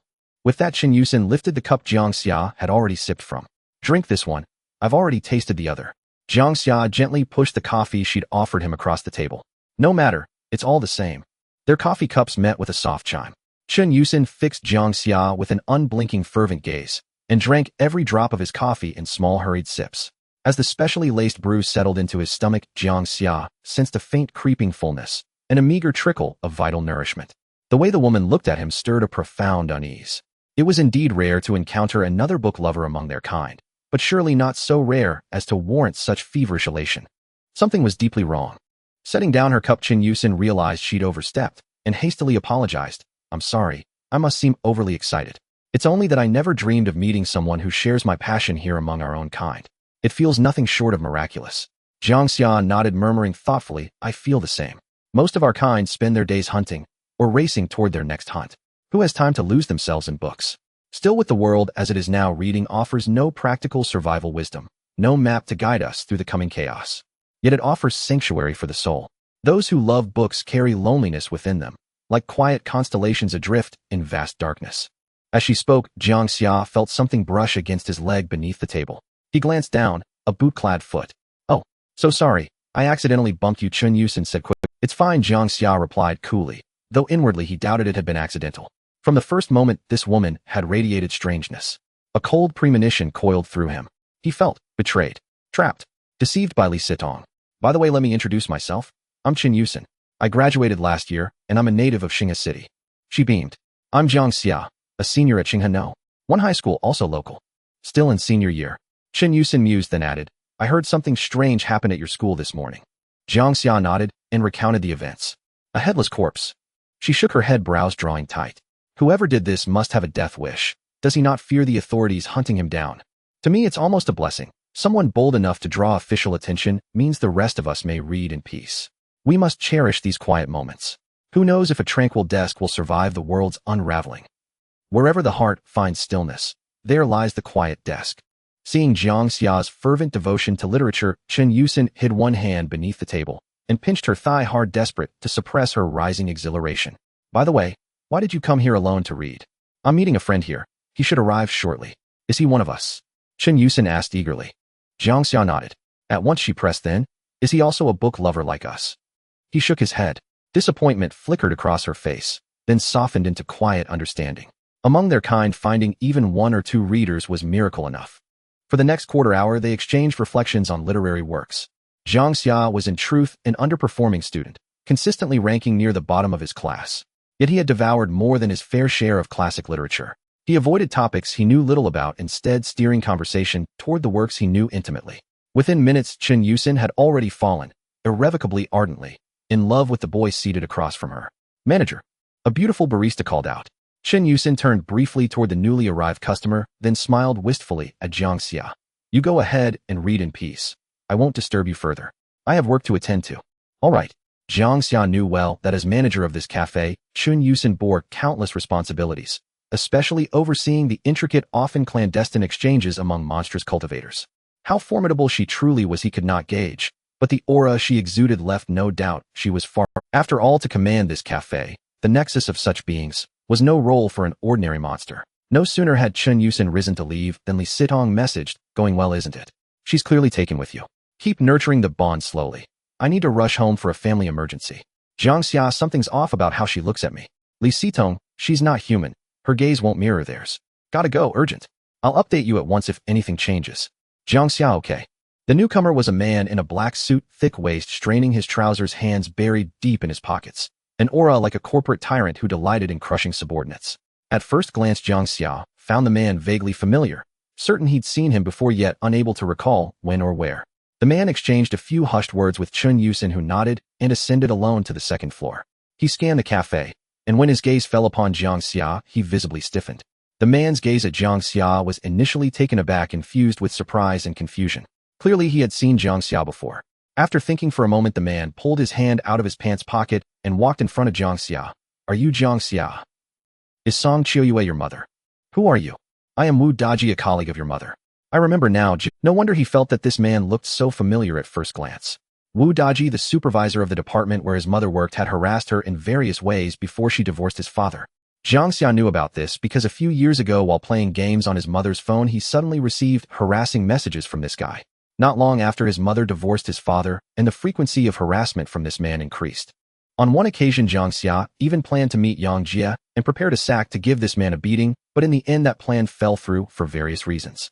As for why this man could recognize him, Jiang Xia could understand. When he was in middle school, since the school was close to his mother's company, he often forgot to bring his house keys or had no money, so he would wait at his mother's company for her. Over time, many colleagues at his mother's company got to know what he looked like. Wu Daji was also not polite, sitting down without receiving an invitation from Jiang Xia. Where is your mother? She hasn't been to the company for several days, and I can't reach her. I don't know, maybe she's gone missing. I haven't been able to contact her for several days either. Jiang Xia shook his head. All right, stop pretending. I heard she isn't awakened. Her identity was exposed a few nights ago, and I've heard she has already fallen into the hands of other awakened ones. Wu Daji grinned. Jiang Xia showed no emotion on his face and replied calmly, I am not very clear about that. Wu Daji observed Jiang Xia's expression. You seem not to care about her at all. Why should I care about her? Jiang Xia's tone remained flat. Wu Daji did not grow suspicious, as the boy before him was of the same kind, and his demeanor might have changed significantly. Including himself, he did not care much about the old thing's life or death at home. Alas, what a pity. I must say I rarely see someone like your mother among my peers. Wu Daji closed his eyes as he spoke, looking thoroughly indulgent, like a lustful male pig. At 40, her figure is still intact, and there is a charm of a mature woman about her, especially when she wears glasses. That alluring demeanor. Wu Daji paused, seemingly realizing he had misspoken, and opened his eyes to look at Jiang Xia. At that moment, Jiang Xia was also looking at him, his eyes exuding a faint chill, and he said lightly, Continue, why have you stopped? Wu Daji smiled and explained, but there was no trace of apology on his face. I might have misspoken just now, but that is indeed my heartfelt opinion. I rarely give such high praise to a woman. Jiang Xia replied calmly, If you can't speak properly, it's better to say less. Wu Daji's expression darkened, his face resembling a stagnant pool of dead water, but after a few seconds he laughed again. Haha, you're young, but have quite the temper. Jiang Xia did not show this man any favorable expression, His mother had been humiliated and he was supposed to endure with a smile. He wasn't a ninja turtle. I'm not easily angered, but if someone provokes me, I won't hold back. Didn't you just say you didn't care about him? Does that have anything to do with caring? If you have nothing else, you can leave, as I have a friend coming over soon. Jiang Xia issued the dismissal. Turning around, he saw Shen Xu coming down from upstairs. Wu Daji stood up feeling somewhat displeased, but his expression still wore a smiling mask. Alright, I won't disturb you any longer. Taking a black plastic bag from Shen Xu's hand, Wu Daji walked towards the Benz E300 parked outside. Watching Wu Daji leave, Shen Xu sat down across from Jiang Xia. Do you know the person just now? I know him, but not very well. We chatted for a bit after running into each other, Jiang Xia replied. Shen Xu curiously studied the boy sitting opposite her. You seem quite strange, giving off an alluring aura. I wonder if it's my illusion. Shen Xu had noticed this since Jiang Xia first arrived. There was an aura about this boy that made her initially unsure, but now confirmed she was certain that this aura truly existed and was not an illusion. Jiang Xia naturally knew that this was because the wounds on his body had not yet healed, and the blood energy was emanating from the wounds. His blood was thicker in scent compared to ordinary people's blood for the demon kind. If Shen Xu did not notice, it might be because I got some blood from an awakened. I ran into one last night, but fortunately nothing serious happened, Jiang Xia said, lightly, showing no signs of a flaw. Shen Xu remarked, if the awakened are targeting you, you need to be careful. I don't think they are targeting me, but it was just a coincidence, but you're right, I should be cautious. So do you have any accurate information about that awakened? As a trade, you can make a request. He wore a white mask and held a curved blade exuding a chill, and he was male, that's all I know. Jiang Xia mixed up the information of 2 awakened he had encountered so far. Is that so? Shen Xu nodded, but a hint of doubt flickered in her eyes. In the intel she had received, there indeed was an awakened whose ability was a curved blade exuding chill in Xinga City. But as far as she knew, it should be a woman. However, she did not doubt Jiang Xia's words, thinking it might be another awakened. Jiang Xia opened his phone to check the time. My friend said he can't get away, so I have to go find him. At such a time, it was best to know when to stop. Developing relationships gradually was the way to go. Staying to chat and develop feelings would seem too deliberate. Alright, you can go ahead with your matters, Shen Xu said, taking out her phone. By the way, let's add each other as friends. I can share a few works with you that are just as good as this one you're reading. We can hang out together sometime. Okay. After adding each other as friends via scan, Jiang Xia left the cafe. Shen Xu's gaze followed Jiang Xia as he left, staring through the glass until his figure completely disappeared from view, and only then did she reluctantly withdraw her eyes. Jiang Xia, she murmured, her eyes crescent-shaped, filled with deep affection. In the deep of night, precisely at 1:21 a.m., a towering crane stood unmoving in the evening breeze, while an E300 luxury sedan shook violently on a construction site that had been halted for 7 days due to safety issues. A loud slap. A tentacle struck the windshield. After several minutes, the sedan stopped shaking and a man and a woman lay on the reclined seats, breathing heavily and drenched in sweat. A flick of a lighter briefly illuminated the interior of the car as the flame extinguished a red cigarette but flickered in the darkness. A voluptuous woman lay sideways in the passenger seat, tracing circles on Wu Daji's arm with her tentacle. You seem even stronger now that you've become a demon seed. Receiving the woman's praise, Wu Daji chuckled. I'm definitely stronger than your useless husband, right? Don't even mention him. Oh, just thinking about him makes me angry. Let's find a time to call him out and kill him. No, he must stay alive. That's what makes it exciting. Wu Daji chuckled, revealing his peculiar preference. How can you be so twisted? The woman cursed lightly, pulling her shirt back up to her waist. They both fell silent for a moment until she finished dressing, and Wu Daji finally cursed, damn it, that little brat. The woman looked at Wu Daji and said softly, what's wrong? Still bothered by what happened today? Not really bothered, just a bit upset. That kid, he only said a couple of words, but he acts like he's the king of the world. If he's that capable, why didn't he just tear me apart on the spot? The woman chuckled. Why bother getting worked up over a kid who doesn't know his place? But speaking of which, it's best lest he holds a grudge against you for those couple of words and comes after you in the future. Ha ha, just that little brat who hasn't even fully grown up. Before he could finish, a blinding light shot over from the distance, as if to illuminate the very sky. Why are there still people on the construction site at this hour? Wu Daji wondered. Just as he exhaled a puff of smoke, he suddenly sensed something was amiss. Hearing the roar of an engine at what seemed to be maximum power, Wu Daji realized something was seriously wrong and quickly placed a hand on the car door. But before he could open the door, a blue pickup truck charged at them like a steel beast, brutally, slamming into the side of the door with a loud bang. As the vehicle severely deformed, several windows shattered in an instant, and the entire sedan was propelled several meters away. Step on the gas floor, it crushed that bastard. From the passenger seat, Jiang Xia shouted loudly. The blue pickup truck reversed slightly, and the engine roared like a wild beast as the 2-ton creature charged again toward the weak sedan. Bang! With another collision, the sedan nearly flipped over its exterior, becoming unrecognizable, and various car parts flew out several meters away. The blue pickup truck came to a halt with the sound of heavy breathing emanating from under the hood. The door swung open, and a teenager in a black coat stepped out from the driver's seat.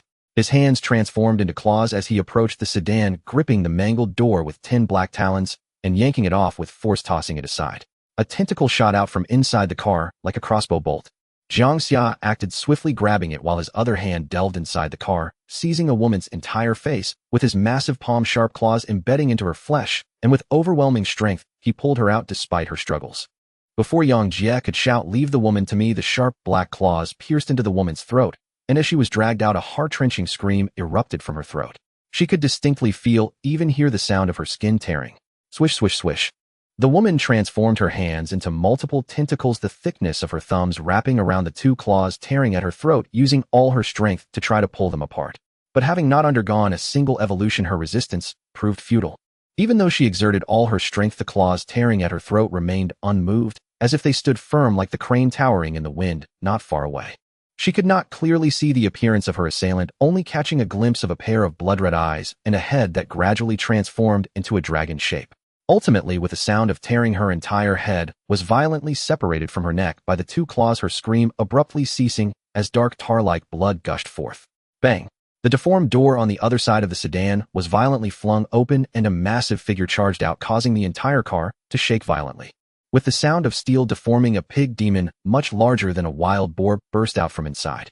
The pig demon was robust, nearly 2 meters in length, with 4 powerful hooves, and covered in black bristles harder than steel needles. Its eyes glowed crimson, and a black horn sprouted from its forehead, with 2 long black tusks protruding from the corners of its mouth, dripping with white mucus. The pig demon rubbed its hooves together and charged towards the blue pickup truck. With a single charge, the force released from its body flipped the blue pickup truck slightly. Just before the pickup truck was overturned, Jiang Xia quickly jumped out from the passenger seat. But as soon as he steadied himself, the pig demon had already charged in front of him, smashing its massive head against his chest. Jiang Xia's body flew backward as if hit by a large truck, his abdomen punctured by the pig demon's horn, causing a large wound and making him grimace in pain. Transformed into a pig form, Wu Daji swiftly turned to face another person, his massive body resembling a war vehicle crashing toward Jiang Xia. The demonized Wu Daji appeared bulky and clumsy, yet his speed was far from slow. Jiang Xia's tail swiftly grabbed a car door from the ground, holding it in front of her. The fierce pig head crashed against the door, easily breaking through it with its thick horns, pushing Jiang Xia backward as her feet scraped against the ground. The howl that erupted from Wu Daji's throat echoed throughout the construction site, sharp and terrifying. No matter how one looked at it, the demonized Wu Daji showed no weaknesses from head to toe. His rough, tough body was covered in black steel needles, and from an external perspective, there was simply no point of attack. Moreover, the power he unleashed was even greater than that of a pickup truck. In terms of strength, Jiang Xia believed she was far from a match for this pig. At the top of the distant crane, Li Sitong sat at the edge, propping her hands on either side, swinging her legs, watching the battle below with great interest. She was not at all worried that Jiang Xia would not be a match. The demonized Wu Daji appeared as tough and strong as a wild boar, completely without weaknesses. But this was precisely his greatest weakness. Unlike Jiang Xia, whose physique was inherently suited for combat and endowed with various agile attacking methods, he could only charge forward like a wild boar. Jiang Xia gripped the car door with both hands, her tail poised to strike down at Wu Daji's head from above. As if sensing danger, Wu Daji suddenly lifted his head, violently tossing Jiang Xia and the car door in his hand aside. By the time Jiang Xia steadied herself and looked at the pig again, it had already jumped onto the roof of the deformed sedan. Under the weight of several hundred pounds, the sedan groaned under the pressure, emitting the sound of steel deformation. Wu Daji's crimson gaze scanned up and down, roughly identifying the individual who had attacked him by their attire. Wu Daji's voice was filled with anger. "You have quite a nerve to lay your hands on me." Jiang Xia looked at Wu Daji, having already assessed his strength in the cafe during the day. From the similar aura emanating from Wu Daji, it was evident that his strength was comparable to Jiang Xia, suggesting that he had also undergone an evolution. The ability to gauge an opponent's strength through their similar aura was not something Li Sitong had informed Jiang Xia about. It was a deduction Jiang Xia had made himself. Generally speaking, beings of the same kind can sense each other's strength. Jiang Xia categorized the strengths of different auras into 4 types. The first type is when the similar aura emitted by the opponent does not evoke any unease, indicating that their strength is likely not superior to his. The second type is when one can distinctly feel that the opponent's similar aura is not weak, indicating that their strength is not far off from his. The third type is when one can clearly sense that the similar aura emanating from the opponent is strong, indicating that their strength surpasses his. The fourth type is when one can clearly sense that the similar aura emitted by the opponent is extremely dangerous, indicating that their strength far exceeds his. Li Sitong's aura belonged to the third and fourth types. When everything was calm, Jiang Xia could sense her strong similar aura. However, in times of action, such as when Li Sitong made a move, her similar aura would become exceedingly dangerous. Of course, this method might not work against some beings that can deliberately conceal their aura. I am someone who holds grudges. What you said in the cafe earlier displeased me. If you could cooperate and die right now, I would be very pleased. Jiang Xia said, lightly looking at the pig demon atop the car. Wu Daji let out a strange laugh from his throat. What did I say? I only spoke a few words about your mother, so what? Her appearance with glasses is indeed provocative. Several times I contemplated using force to rip off her clothes one piece at a time. I am sure she is just superficially conservative. If it came to that, she might scream louder than anyone else. Jiang Xia remained silent, his tail cutting through the wind as it darted toward the top of the car. Wu Daji's massive frame leaped down, opening his gaping maw as a black slimy tube shot out from his throat. The tube did not aim at Jiang Xia. Instead, it suddenly sprayed out black liquid beads whose speed and force were no less than bullets. Puff, puff, puff. A barrage of black liquid beads shot toward him like raindrops. Jiang Xia quickly dodged to the side, while the black tube followed his movements, continuing to spray. The speed of the liquid beads was incredibly fast. Even though Jiang Xia dodged with all his might, he still got hit by several. While they did not break through his scale defenses, the impact was excruciating. While dodging, Jiang Xia's tail swished and elongated, grabbing a bag of cement nearby and pulling it toward him. With the cement dust billowing, Jiang Xia's figure was briefly obscured. The black tube continued to spray liquid beads into the swirling dust, but what came to greet Wu Daji was a steel bar shooting out from the gray fog. As Wu Daji dodged, Jiang Xia's body burst forth from the dust, holding a steel rim from a pickup truck's wheel, arriving in front of Wu Daji in the blink of an eye. The circular rim was lifted high, aimed at the large pig head. Wu Daji did not dodge, seemingly confident in his boat's defensive capabilities, raising his head to absorb the heavy blow of the rim. With a thud, the steel rim struck the pig head, bouncing off as if it had hit a solid wall, with no damage whatsoever. Jiang Xia was astonished at how thick-skinned this guy was, and in his peripheral vision his claws swiftly grabbed onto both of Wu Daji's ears. The defense on the ears was not as tough as that of the head. Feeling a sharp pain, Wu Daji's body began to shake violently, his head crashing toward Jiang Xia. At that moment, Wu Daji was harder to pin down than a pig during the new year. There were hardly any residents near the construction site, but the pig-like howls emanating from Wu Daji's throat were piercingly loud, traveling hundreds of meters away. The awakened residents could not understand why someone was slaughtering pigs in the dead of night. Wu Daji, shaking violently, tossed Jiang Xia's entire body into the air with his brutish strength. The intense pain made Wu Daji let out an even sharper howl. Jiang Xia's body slid along the ground, leaving a trail in the flowing sand, with his claws grasping two black pig ears larger than his face. Standing up from the ground, Jiang Xia stuffed one pig ear into his mouth, biting down to take a chunk, chewing a few times before spitting it out with a look of disgust so stinky. Wu Daji was enraged. His eyes, glowing red with fury, turned even redder, and his massive form charged toward Jiang Xia like a war chariot at full throttle. Each time his colossal body charged, the ground shook violently. Suddenly, several dark purple tentacles sliced through the air, wrapping around Wu Daji's four pig hooves with a series of muffled thuds. To Wu Daji, who was at full speed, it felt as if a stick had suddenly pierced through his tire, causing his body to lose control and flip over completely. Yang Jie's divine coordination provided Jiang Xia with an opportunity to leap onto the pig demon. Wu Daji's black spikes were incredibly tough. Embracing him felt like hugging a steel ball covered in spikes. Fortunately, Jiang Xia's scales were also sufficiently resilient. Though a few scales were dislodged and flesh punctured during the fierce struggle, the injuries were not severe. When Wu Daji was standing, Jiang Xia had no way to attack. Even striking his head with full force would cause no damage. But the overturned Wu Daji revealed all his weaknesses. His back was impenetrable, but his abdomen's defense was not nearly as robust. Jiang Xia's one claw grasped the horn on Wu Daji's head. With the other claw probing toward Wu Daji's throat, his tapered tail also lunged toward his abdomen. Despite Wu Daji's tough exterior, under Jiang Xia's full force, flesh was torn open. With both attacks simultaneously, one claw sank into the throat, while the tapered tail pierced the body. After numerous life-and-death battles, Jiang Xia had become increasingly adept at controlling his tail. At the moment the tapered tail penetrated the abdomen, its end immediately bloomed open. The tail resembling a circular chainsaw spun wildly within the belly, unleashing a pig-like scream that pierced the heavens. Wu Daji kicked wildly, kicking up a cloud of dust, his cries chilling to the bone.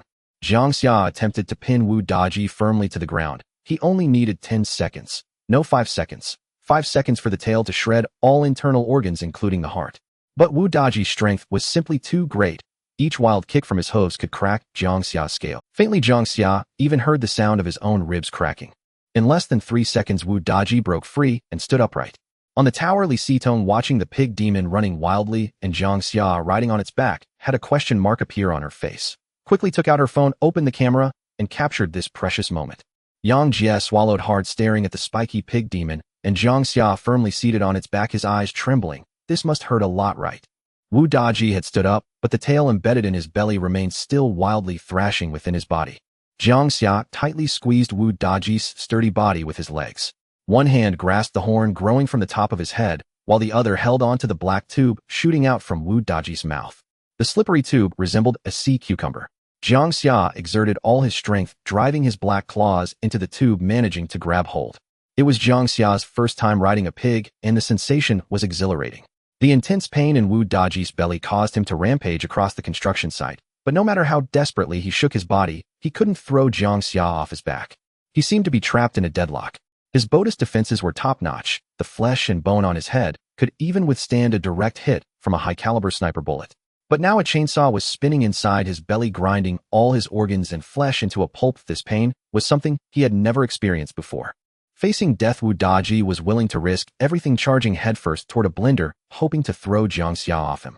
The blender, weighing several hundred kilograms, rolled over upon impact, sending Jiang Xia tumbling out as well. Wu Daji turned around and ran a short distance before pivoting, opening his massive jaws, his hooves pounding the ground as his war machine-like body charged toward Jiang Xia.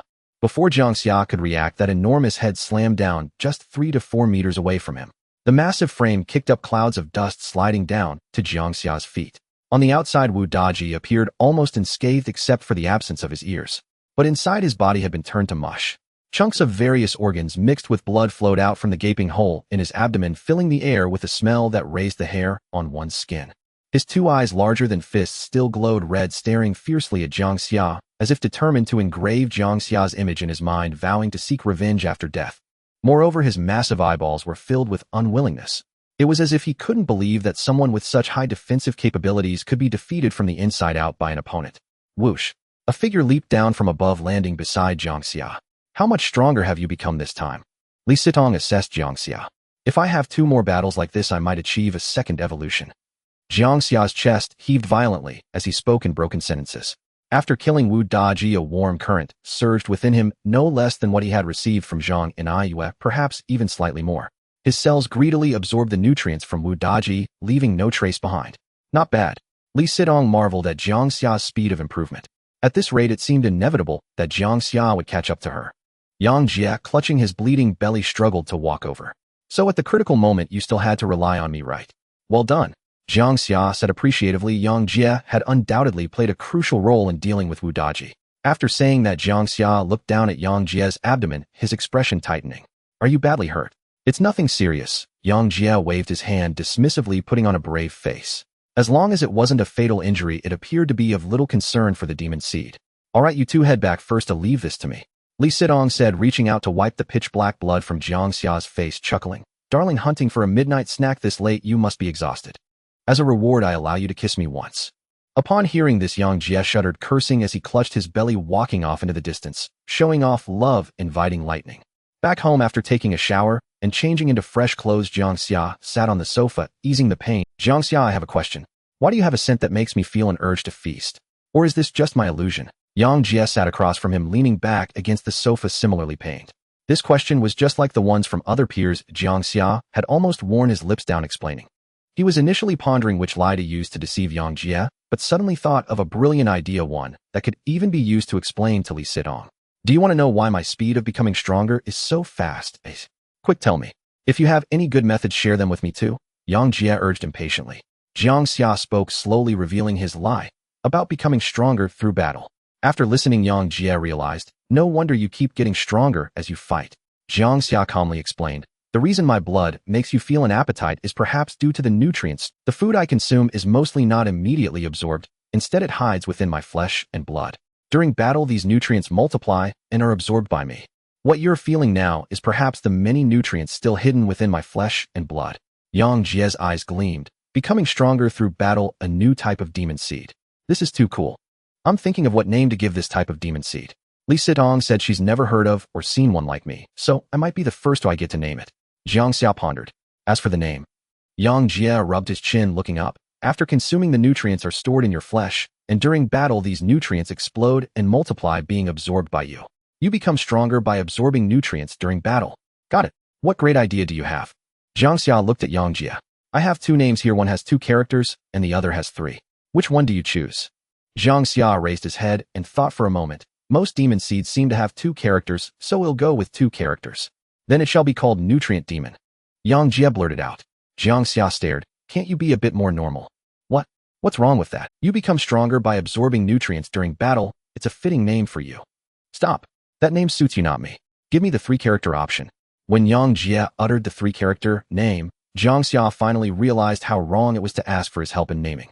For the 3 characters, let's call it Great Nutrient Demon. All right, you shut up. Oh, from now on you've lost the right to name me. No. You've lost even the right to participate in discussions. Jiang Xia rolled his eyes, seeing Jiang Xia grimace in pain, and asked again, are you all right? Do you need to go to the hospital? Jiang Xia waved his hand, appearing calm. Don't worry, it's not serious, just a small puncture.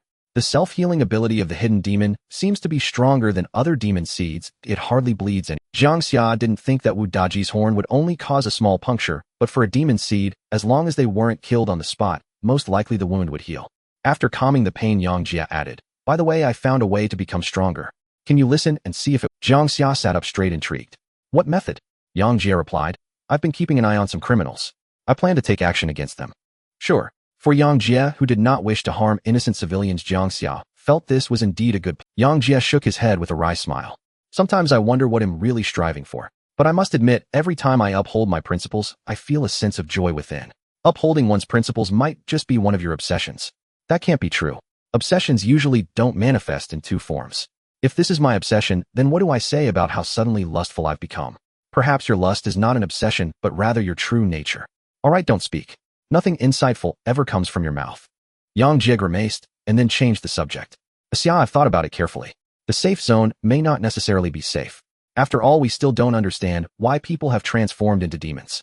It's possible that many demons will emerge within the safe zone in the future. I've considered this issue too. Jiang Xia often had nightmares, dreaming that after sending his sister to the safe zone, it was filled with demons. Jiang Xia continued, perhaps we can create a small safe zone ourselves. It could be hidden anywhere, in a basement or in the mountains. When the world descends into chaos, we can send our family there and ensure their safety ourselves. Live together, this idea you proposed is quite good. It can be considered. Jiang Xia's idea was indeed good. In fact, Jiang Xia had thought about it too. Keeping family close by is certainly much better than sending them to an unseen safe zone. This idea can indeed be implemented, but what troubles Jiang Xia is the strange feeling regarding his father. Jiang Xia thought that his father was unlikely to be as weak as he described. Why was his mother able to leave with peace of mind, entrusting Ling Ling to his father's care, and even saying that if anything happened, she could go directly to find him? The reason behind this might be his mother believed in his father's strength to protect them. This could also explain why his mother could frequently leave for business trips, leaving him in Xinga City. But if his father is strong, why hide his strength from him? Besides, there is another thing that makes Jiang Xia uneasy. What about his sister? She doesn't have the aura of a demon, but that doesn't exclude the possibility of her being a hidden demon or an awakener. All right, I'll go back and pick a few locations to discuss later. Jiang Xia stood up and walked towards the door. I have something going on tomorrow night. If all goes well, I should be able to complete my first evolution by then. I wish you success. If you need help, just call me. No need, Brother Jia. I can handle it on my own. As Jiang Xia said this and opened the door, he suddenly froze in place. Jiang Xia walked over to Jiang Xia in confusion. Outside the neighbor's door stood a girl in simple pajamas, her fair wrist adorned with a silver bracelet. She was very beautiful, with a demeanor resembling that of a well-behaved girl. In front of the girl stood a small boy, only reaching her belly.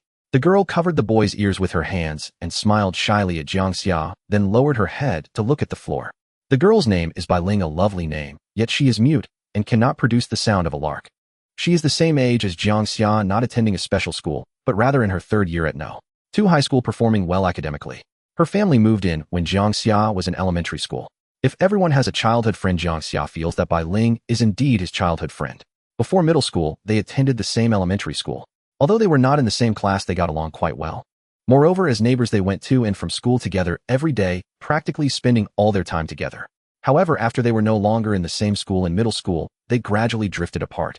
Most people seem to experience this. As children, they have one or two good friends of the opposite sex, but as time passes and they grow older, the relationships become more subdued. It wasn't that they completely lost contact.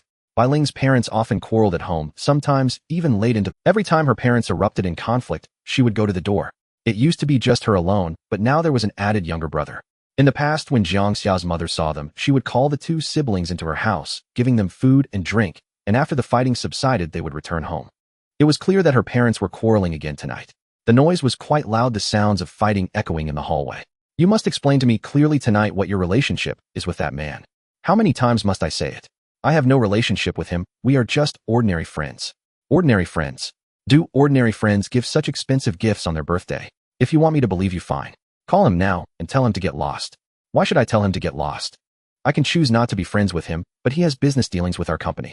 If you want me to call him to get lost, you must want me to get lost from the company too. Don't make excuses. You're obviously reluctant to let go. You finally got close to a wealthy man and are eager to spend every night in his bed, right? You bastard, you money grubber. Jiang Xia looked at Bai Ling. He had originally intended to say it was too cold outside and invite her in, but the words caught in his throat. It's better not to meddle in such matters for Bai Ling's sake.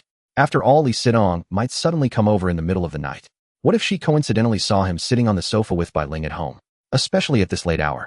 He wasn't afraid for himself, but he didn't want to drag Bai Ling into it. Before Jiang Xia could say anything, Bai Ling pointed at his face. Jiang Xia touched the cut on his face.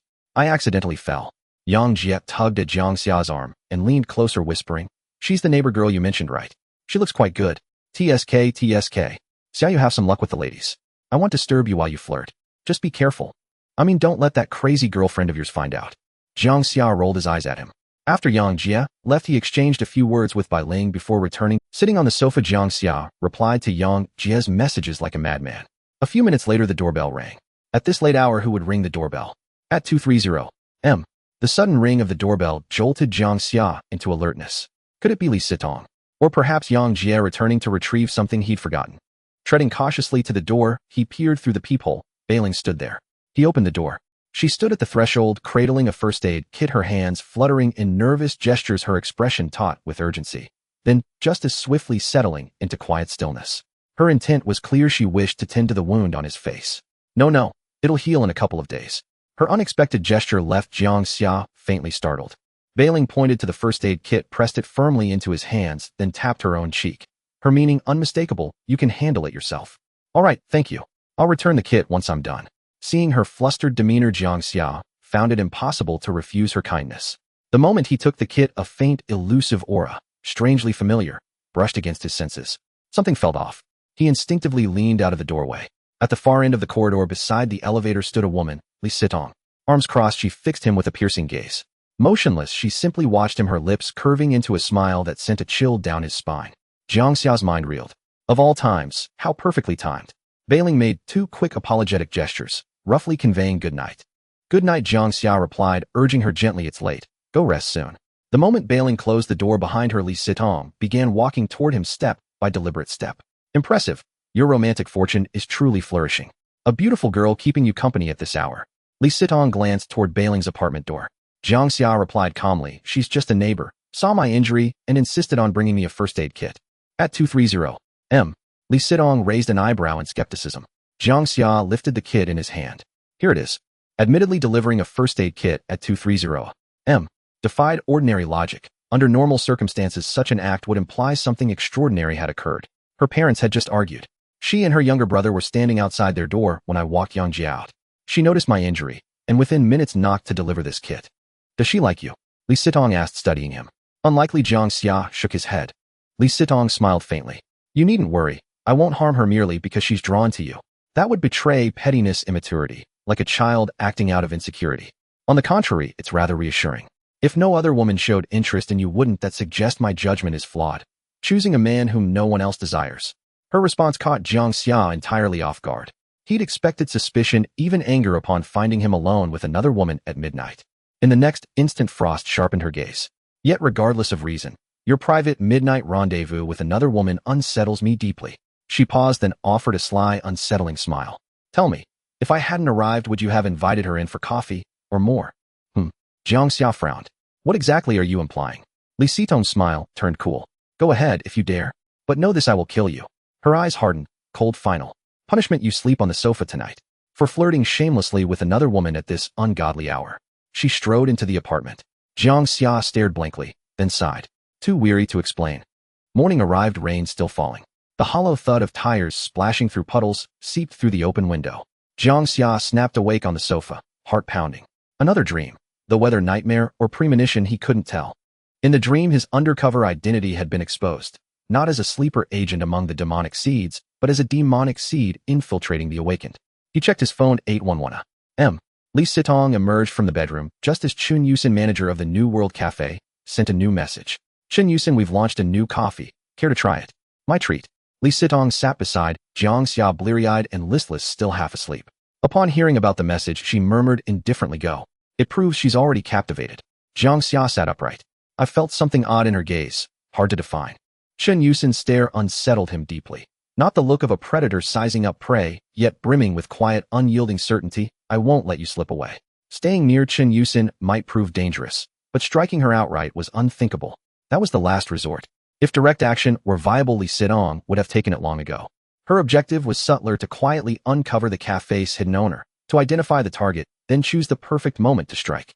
A rash assault risked failure. If Shen Xu proved defiant, she might die without speaking. Worse, her death could alert others, blowing their cover entirely. She's intrigued by fellow readers. It's unlikely she seeks mere friendship. Even if she intends to consume you, don't panic. Just avoid secluded places with her, alone. Li Sitong tilted her head, studying him. Just woke up. Yes, why? She smiled faintly, her gaze drifting downward. Your condition seems genuinely underwhelming. Huh. Jiang Xia glanced down instinctively, then jerked his head back up, meeting her eyes. What do you mean? I read online that men usually rise to occasion upon waking. She said, her eyes flicking downward again. Yet you show no sign of change whatsoever. Such an oddly specific concern. I'm exhausted. Barely slept. And I've been trapped in nightmares. No time to. His explanation unraveled into incoherence. Was he truly incapable? Impossible. He was vigor incarnate. The truth was simpler. He was utterly drained, old wounds, unhealed, fresh ones added, and his sore back screamed after one night on the sofa. Yes, exactly. Li Sitong shifted, sitting sideways on the sofa, her face suddenly inches from his. Then why on our first night together did you claim you'd been impotent since childhood? Doesn't that contradict what you're saying now? That night, I was only teasing you. Even if you were capable, I wouldn't have granted you so easily. Yet you truly weren't. Jiang Xia blinked, speechless. Li Sitong chuckled. Enough. No need to justify it. Inadequacy aside, I love you, not your physiology. Her gaze dropped once more, curling into a wry, knowing smirk. As Li Sitong rose to leave, Jiang Xia felt his competence questioned, reaching out to grab her wrist. Wait. What? Planning to break the law? Li Sitong laughed gently, prying his fingers loose. Get up. Go drink your coffee. And while you're at it, scout. Li Sitong knelt on one knee atop the sofa, leaned down, and kissed Jiang Xia gently as he watched her intently. Go ahead. I'll head home for a while. Handle this task for me, and there'll be a reward. Half an hour later, Jiang Xia arrived at the New World. He had to come. Even though Shen Xu's gaze lingered on him with unsettling curiosity, because this place offered the best opportunity to scout suitable targets.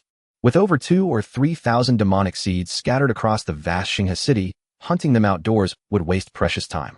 This cafe was the unequivocal choice. The moment he stepped inside, Jiang Xia exchanged a brief greeting with Shen Xu, who was busily attending the front. Even now, Jiang Xia still felt a deep-seated aversion to consuming such fare, yet he could not deny that its alluring aroma had stirred his appetite. This was a collision between physiology and psychology. Try our new blend.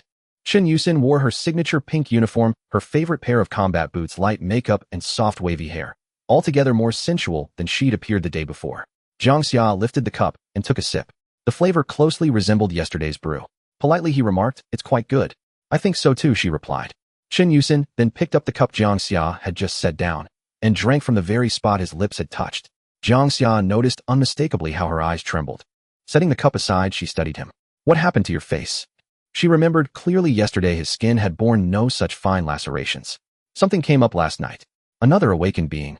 "No, there aren't that many awakened around. It was one of our own kind. We clashed." Shen Xu nodded gravely. "I didn't invite you here just for coffee. There's something urgent I need to tell you. The situation in Xinghe City has shifted dramatically. Among our kind, internal predation has escalated severely. Internal predation.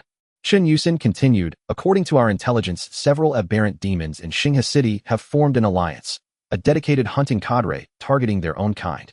Any of our kind who has undergone at least one evolution is now fair game. Several nights in a row, members of our circle have been hunted down and consumed. Thank you for the warning. Looks like I'll have to stop wandering the streets after dark. Jiang Xia expressed sincere gratitude, though ironically wasn't he and Li Sitong engaged in much the same dynamic. It's only natural. After all, you're the sole, book-loving comrade among my kin. If anything were to happen to you, where else could I possibly find another with shared passions? As soon as the words left her lips, Jiang Xia felt her boot nudge his foot beneath the table, an intentional teasing brush of contact. His instincts screamed this woman was deeply unhinged. How then had Li Sitong ever entrusted him, her own boyfriend, to such a dangerously deranged individual? You should watch yourself too. You're the only book-loving comrade I have among our kind, Jiang Xia replied. Did you read the book I recommended yesterday? Shen Xu smoothly changed the subject. I did, and oddly enough I'd read it before. It's well-crafted. Back then, finishing it made me dream of buying a motorhome someday, traveling the country, just like the protagonist. Perhaps like him, I'd make a true friend in every city I visited. Strangely enough, Jiang Xia really had read that very book before, though he'd abandoned it halfway through, finding the plot unbearably dull. He went on, one day, I want to write a book myself. The protagonist would be me. I'd chronicle this world's transformation, every person I've met, every event I've endured, assuming, of course, I ever find the time. It seems we grow more compatible by the minute. Shen Xu murmured, her voice trembling. Wait here, I'll be right back with something. She rose and hurried to the storage room, just as she had the day before, unable to contain herself. Her back pressed hard against the wall, her manicured fingers clawed furiously at the plaster. She was losing control, desperate to merge with Jiang Xia body and soul. The more she gazed upon him, the more intoxicated she became, utterly, irrevocably entranced. At the window-side table, Jiang Xia fell into quiet contemplation. He was certain when Shen Xu returned, her cheeks would flush, just as they had yesterday. What exactly did she intend? Jiang Xia still couldn't fathom her nature, but one thing was clear: she harbored dangerous intentions toward him. Sure enough, 3 minutes later she reappeared, her face flushed with warmth. Are you free tonight? I finish early. Shall we catch a film together? It's the adaptation of that book I recommended, she added with a radiant smile. Tonight? Jiang Xia shook his head. I'm afraid not. I have obligations at home. Really? Shen Xu looked genuinely disappointed. Your cafe is quite spacious, Jiang Xia observed, glancing around. Must draw quite a crowd daily. Of course, it's the only one of its kind in Xinghe City. Are you the owner? Shen Xu shook her head and pointed to her name badge. Would an owner wear this? Jiang Xia mused aloud. To open a cafe like this in Xinghe City must require extraordinary capability. Your boss must be formidable. Shen Xu shook her head again. Truthfully, I don't even know who our boss is. That answer startled him. What? You're the manager, and you don't know your own boss? I truly don't. I know the nominal owner, whose name appears on official documents, but behind him stands a shadowy principal. I've never met him. All I know is he's male, likely in his 40s. Jiang Xia couldn't gauge whether she spoke truthfully. If she truly knew nothing of the hidden patron, then cultivating a relationship with her might prove futile. Yet on reflection, he doubted she'd reveal such knowledge so readily.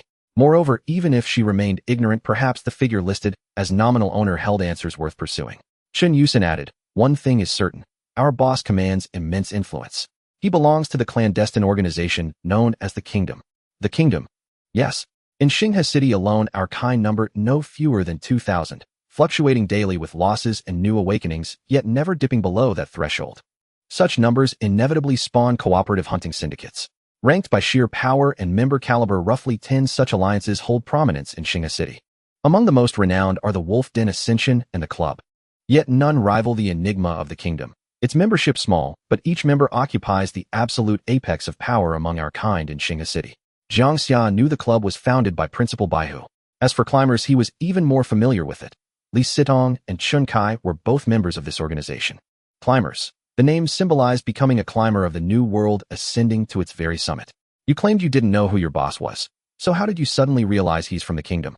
I guess, Jiang Xia asked. He forbids any discussion about the Kingdom inside the cafe, and strictly prohibits anyone from buying or selling intelligence related to it. So I deduced he's very likely affiliated with the Kingdom himself. Shen Xu continued, speaking of which, if he truly belongs to the Kingdom, then in a certain sense, so do I. After all, I work for him, though I've never gained access to the team's inner circle. Then are Kingdom members individually powerful enough to effortlessly overpower any other demon seed in Xinghe City? Jiang Xia asked, driven by keen curiosity. Gathering more intelligence about Xinghe City would undoubtedly benefit him. Chen Yusen shook her head. Not quite. There's always someone stronger. While truly formidable demon seeds are rare in Xinghe City, they're certainly not non-existent. Still, in terms of overall team strength, no other demon seed faction in Xinghe City can rival the kingdom. They appear to be the city's first organized demon seed group. The kingdom, Jiang Xia murmured. The name itself seemed to carry hidden meaning. As he reflected, something else began to surface in his mind. Perhaps Li Sidong wasn't merely seeking the cafe owner's identity. She aimed to uncover the entire kingdom's structure and operations. To strike at the kingdom's members themselves. Uncovering the cafe owner's identity could serve as the first thread. Pull it, and the whole tapestry would unravel. By the way, there's another rather unusual organization. Its members refer to themselves as protectors. Curious, isn't it? They actually believe in safeguarding humanity. As she spoke, Chen Yusen smiled faintly, as if deeming them hopelessly overambitious and delusional. But according to the latest report 2 days ago, they were all devoured, consumed entirely by those huddled aberrant demons, leaving not even a trace behind. Hearing this, Jiang Xia felt his understanding of Xinghe City's world expand dramatically. No wonder this cafe was hailed as the city's top-tier demon seed intelligence hub. Its information was indeed unparalleled. Just as Jiang Xia opened his mouth to speak again, a pleasant ringtone chimed. I'll take this call. Go ahead. It was Yang Jie calling. Jiang Xia stepped outside the cafe to answer. Hello. Xia, urgent matter. Special circumstances. I need your support. Support. Got it. Where are you? I'm on my way. I'll send you the coordinates. Wait. Before that, let me ask, did you get caught sleeping with a woman again? What kind of thing is that to say? Does everyone think Brother Jia spends every day chasing girls and nothing else? It's about what I told you last night, my sudden evolution and power surge. The situation is extraordinary and critically urgent. Understood. Send the coordinates. I'm coming now. After hanging up, Jiang Xia returned to the cafe to inform Chen Yusen he had to leave immediately. This visit hadn't been fruitless. He'd gathered valuable intelligence. It was only regrettable that he hadn't yet identified a suitable target here. Before departing, Chen Yusen handed him a cup of their newly launched coffee. As Jiang Xia walked away, her gaze lingered upon him, filled once again with the same intense, unmistakable affection she'd shown the day before. A female staff member approached her, teasing, Manager, are you smitten? What makes you say that? Chen Yusen still couldn't tear her eyes away from Jiang Xia's retreating figure. The young woman fell into thought. I think I've seen him before. He came here with 2 members of Climbers. He's almost certainly one of theirs. It doesn't matter. Chen Yusen kept her eyes fixed on Jiang Xia, swallowing hard. Regardless of which faction he belonged to, she had already chosen him. Letting him go meant she doubted she'd ever find another like him among her own kind, someone who shared her particular predilections. Walking along the lakeside path, Jiang Xia checked the destination Yang Jia had sent, his home. Yang Jia's message read, meet me at my place first. I'll explain everything in detail once you arrive, guaranteed to open an entirely new world for you. Jiang Xia grew increasingly intrigued by this special circumstance Yang Jia kept referencing. Jiang Xia. Hearing his name called, Jiang Xia, busy hailing a ride on his phone, looked up toward the nearby railing. There, leaning against it, was a young man. He wore a white jacket, possessed delicate features, appeared early 20s, and sported a close-cropped haircut, his eyes radiating quiet intensity. A potent aura emanated from him, an unmistakable kinship, and far from weak. Jiang Xia searched his memory, but drew a complete blank. Do we know each other? My name is Yikai. The youth shifted his posture, leaning back against the railing. Yikai? Jiang Xia still had no recollection whatsoever. I'm with Climbers. Climbers.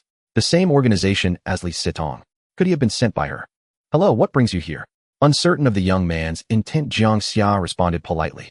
Yikai offered a faint, detached smile. You had the chance to join us, but you failed to complete the assigned task within 3 days. Jiang Xia chuckled lightly.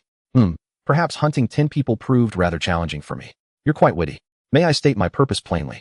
By all means, I appreciate directness. Yikai paused, gazing across the sapphire lake. I possess an overwhelming sense of possession. Anything I claim is mine, no one else may touch.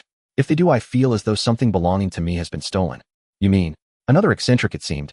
Yikai turned his gaze fully onto Jiang Xia, his expression no longer courteous. You've touched many things I consider mine, including the serpent-eyed one, though you may know her as Li Sitong. She is mine, claimed the moment she joined the organization. Even the cafe manager, Miss Chun, whom you just met, she too belongs to me. Do you understand? Put simply, you assert ownership over anything you desire regardless of actual possession. A form of hegemony, wouldn't you say? Jiang Xia inwardly concluded he'd encountered someone thoroughly unreasonable. Yikai shook his head. Not hegemony, merely profound discomfort when others touch what I've claimed. An unsettling dissonance deep within. It's akin to loving an object so deeply that subconsciously it becomes yours, only for you to discover one day that it rests in another's hands. Let me give you an example. To make it clearer, Ye Kai reached out and plucked the coffee cup from Jiang Xia's hand. I've claimed this coffee. I may drink it, or not, but you may not. A brief silence settled between them, broken only by the cool breeze sweeping across the lake. Jiang Xia said nothing. Instead, he calmly retrieved the cup, tore open the straw wrapper, inserted the straw, and took a deliberate audible sip right before Ye Kai's eyes. Not bad, it's delicious. Jiang Xia's actions led to a grim expression on Ye Kai's face. Without paying any mind to the displeasure on the young man's face, Jiang Xia gulped down his coffee. In these past few days, he learned a lesson from Li Sitong. When facing those of his kind who stir up trouble for no reason, one must never appear weak.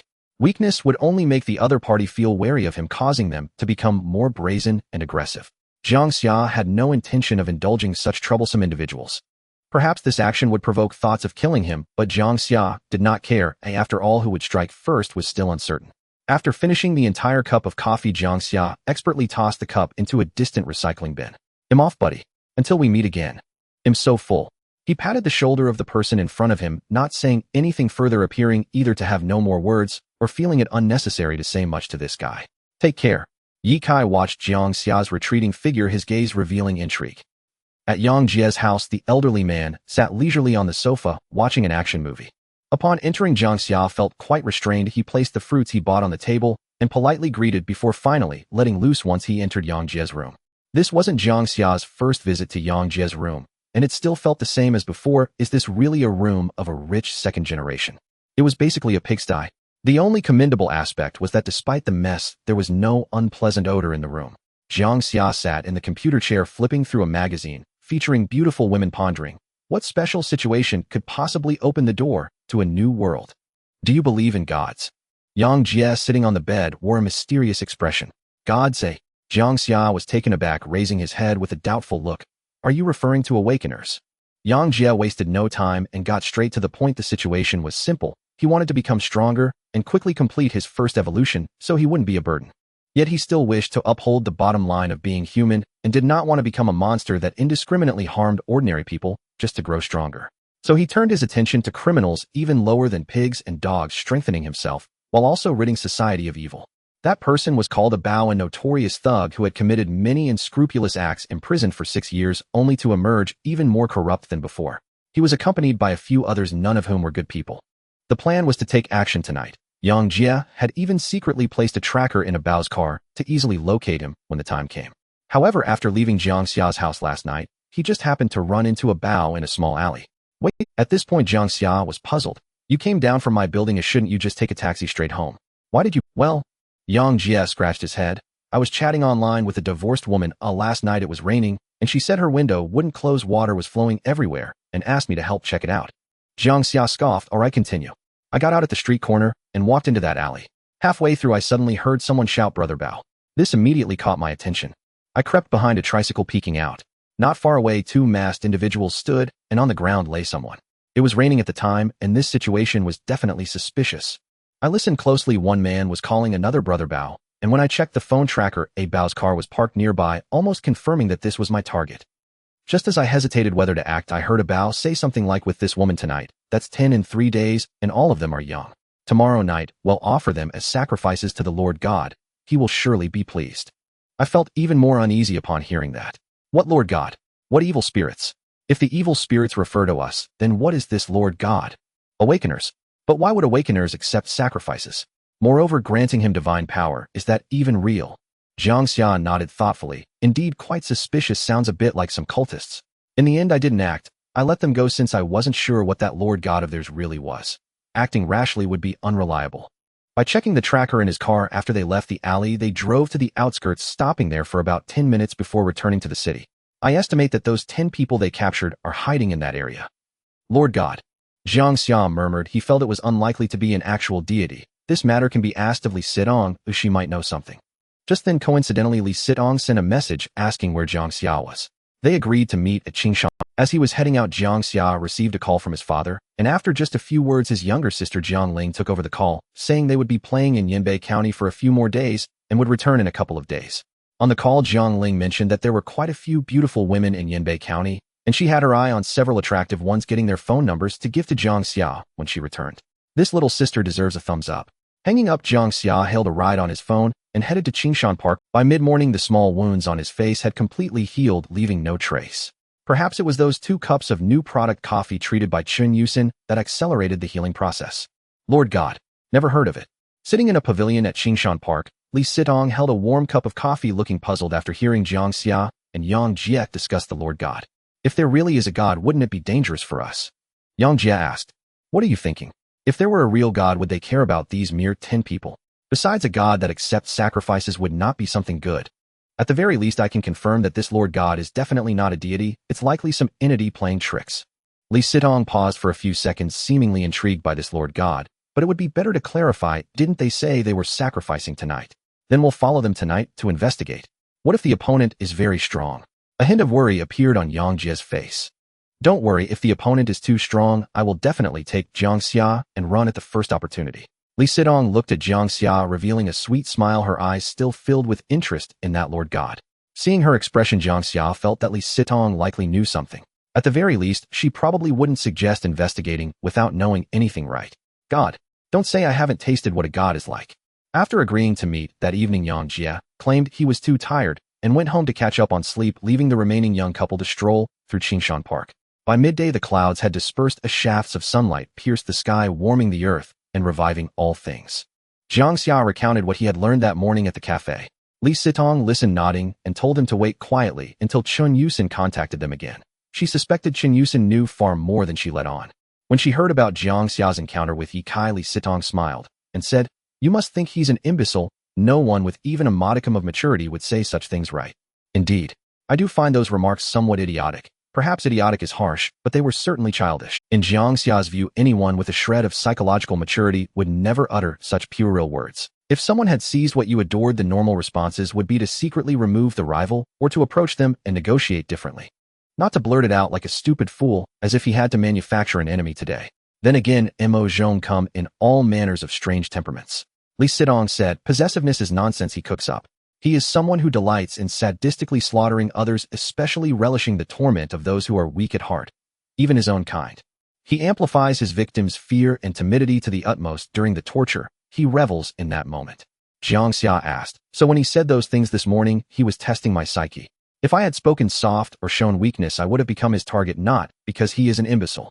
Most likely, that man enjoys tormenting the weak, toward strangers, and toward his own kind alike. Though he is not an aberrant demon, several of his own have already been brutally killed by him. Whether human or his own kind, anyone whose inner cowardice he perceives becomes prey. I discovered his cruel inclination quite by accident. Li Sitong's gaze darkened as she said, this situation is not good for us. Jiang Xia asked, what is it? Li Sitong replied, he is Chun Kai's trusted aide. He knows you are one of mine, and yet he entertained thoughts of torturing and killing you. Worse, he even came forward to probe whether you fit his criteria for torment. This shows that for some reason, he no longer fears me. Jiang Xia's eyes flashed. Chun Kai intends to move against you. Li Sitong's gaze was inscrutable. For Chun Kai, leaving a Yimo like me nearby is dangerous enough, and he also knows I once contemplated killing him. He may even know that I have seen through the organizer's true identity. If I were him, I would try to erase me from this world.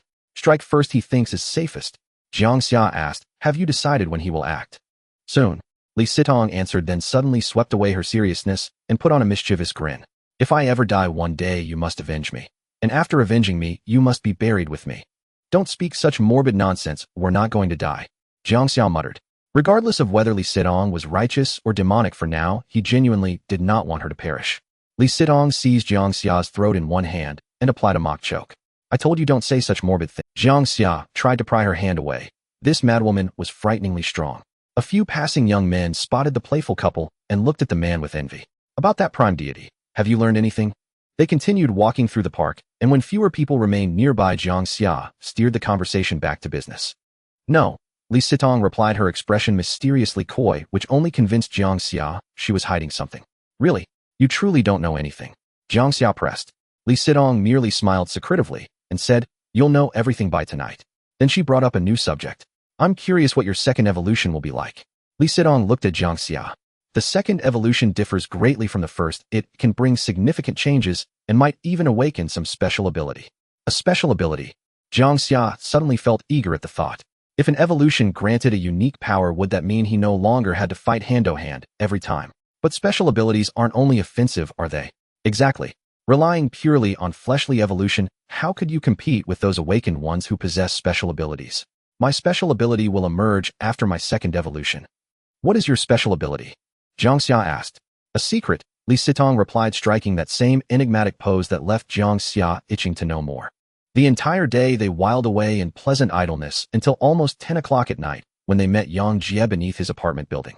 At 2350 Capital Time, night cloaked the land.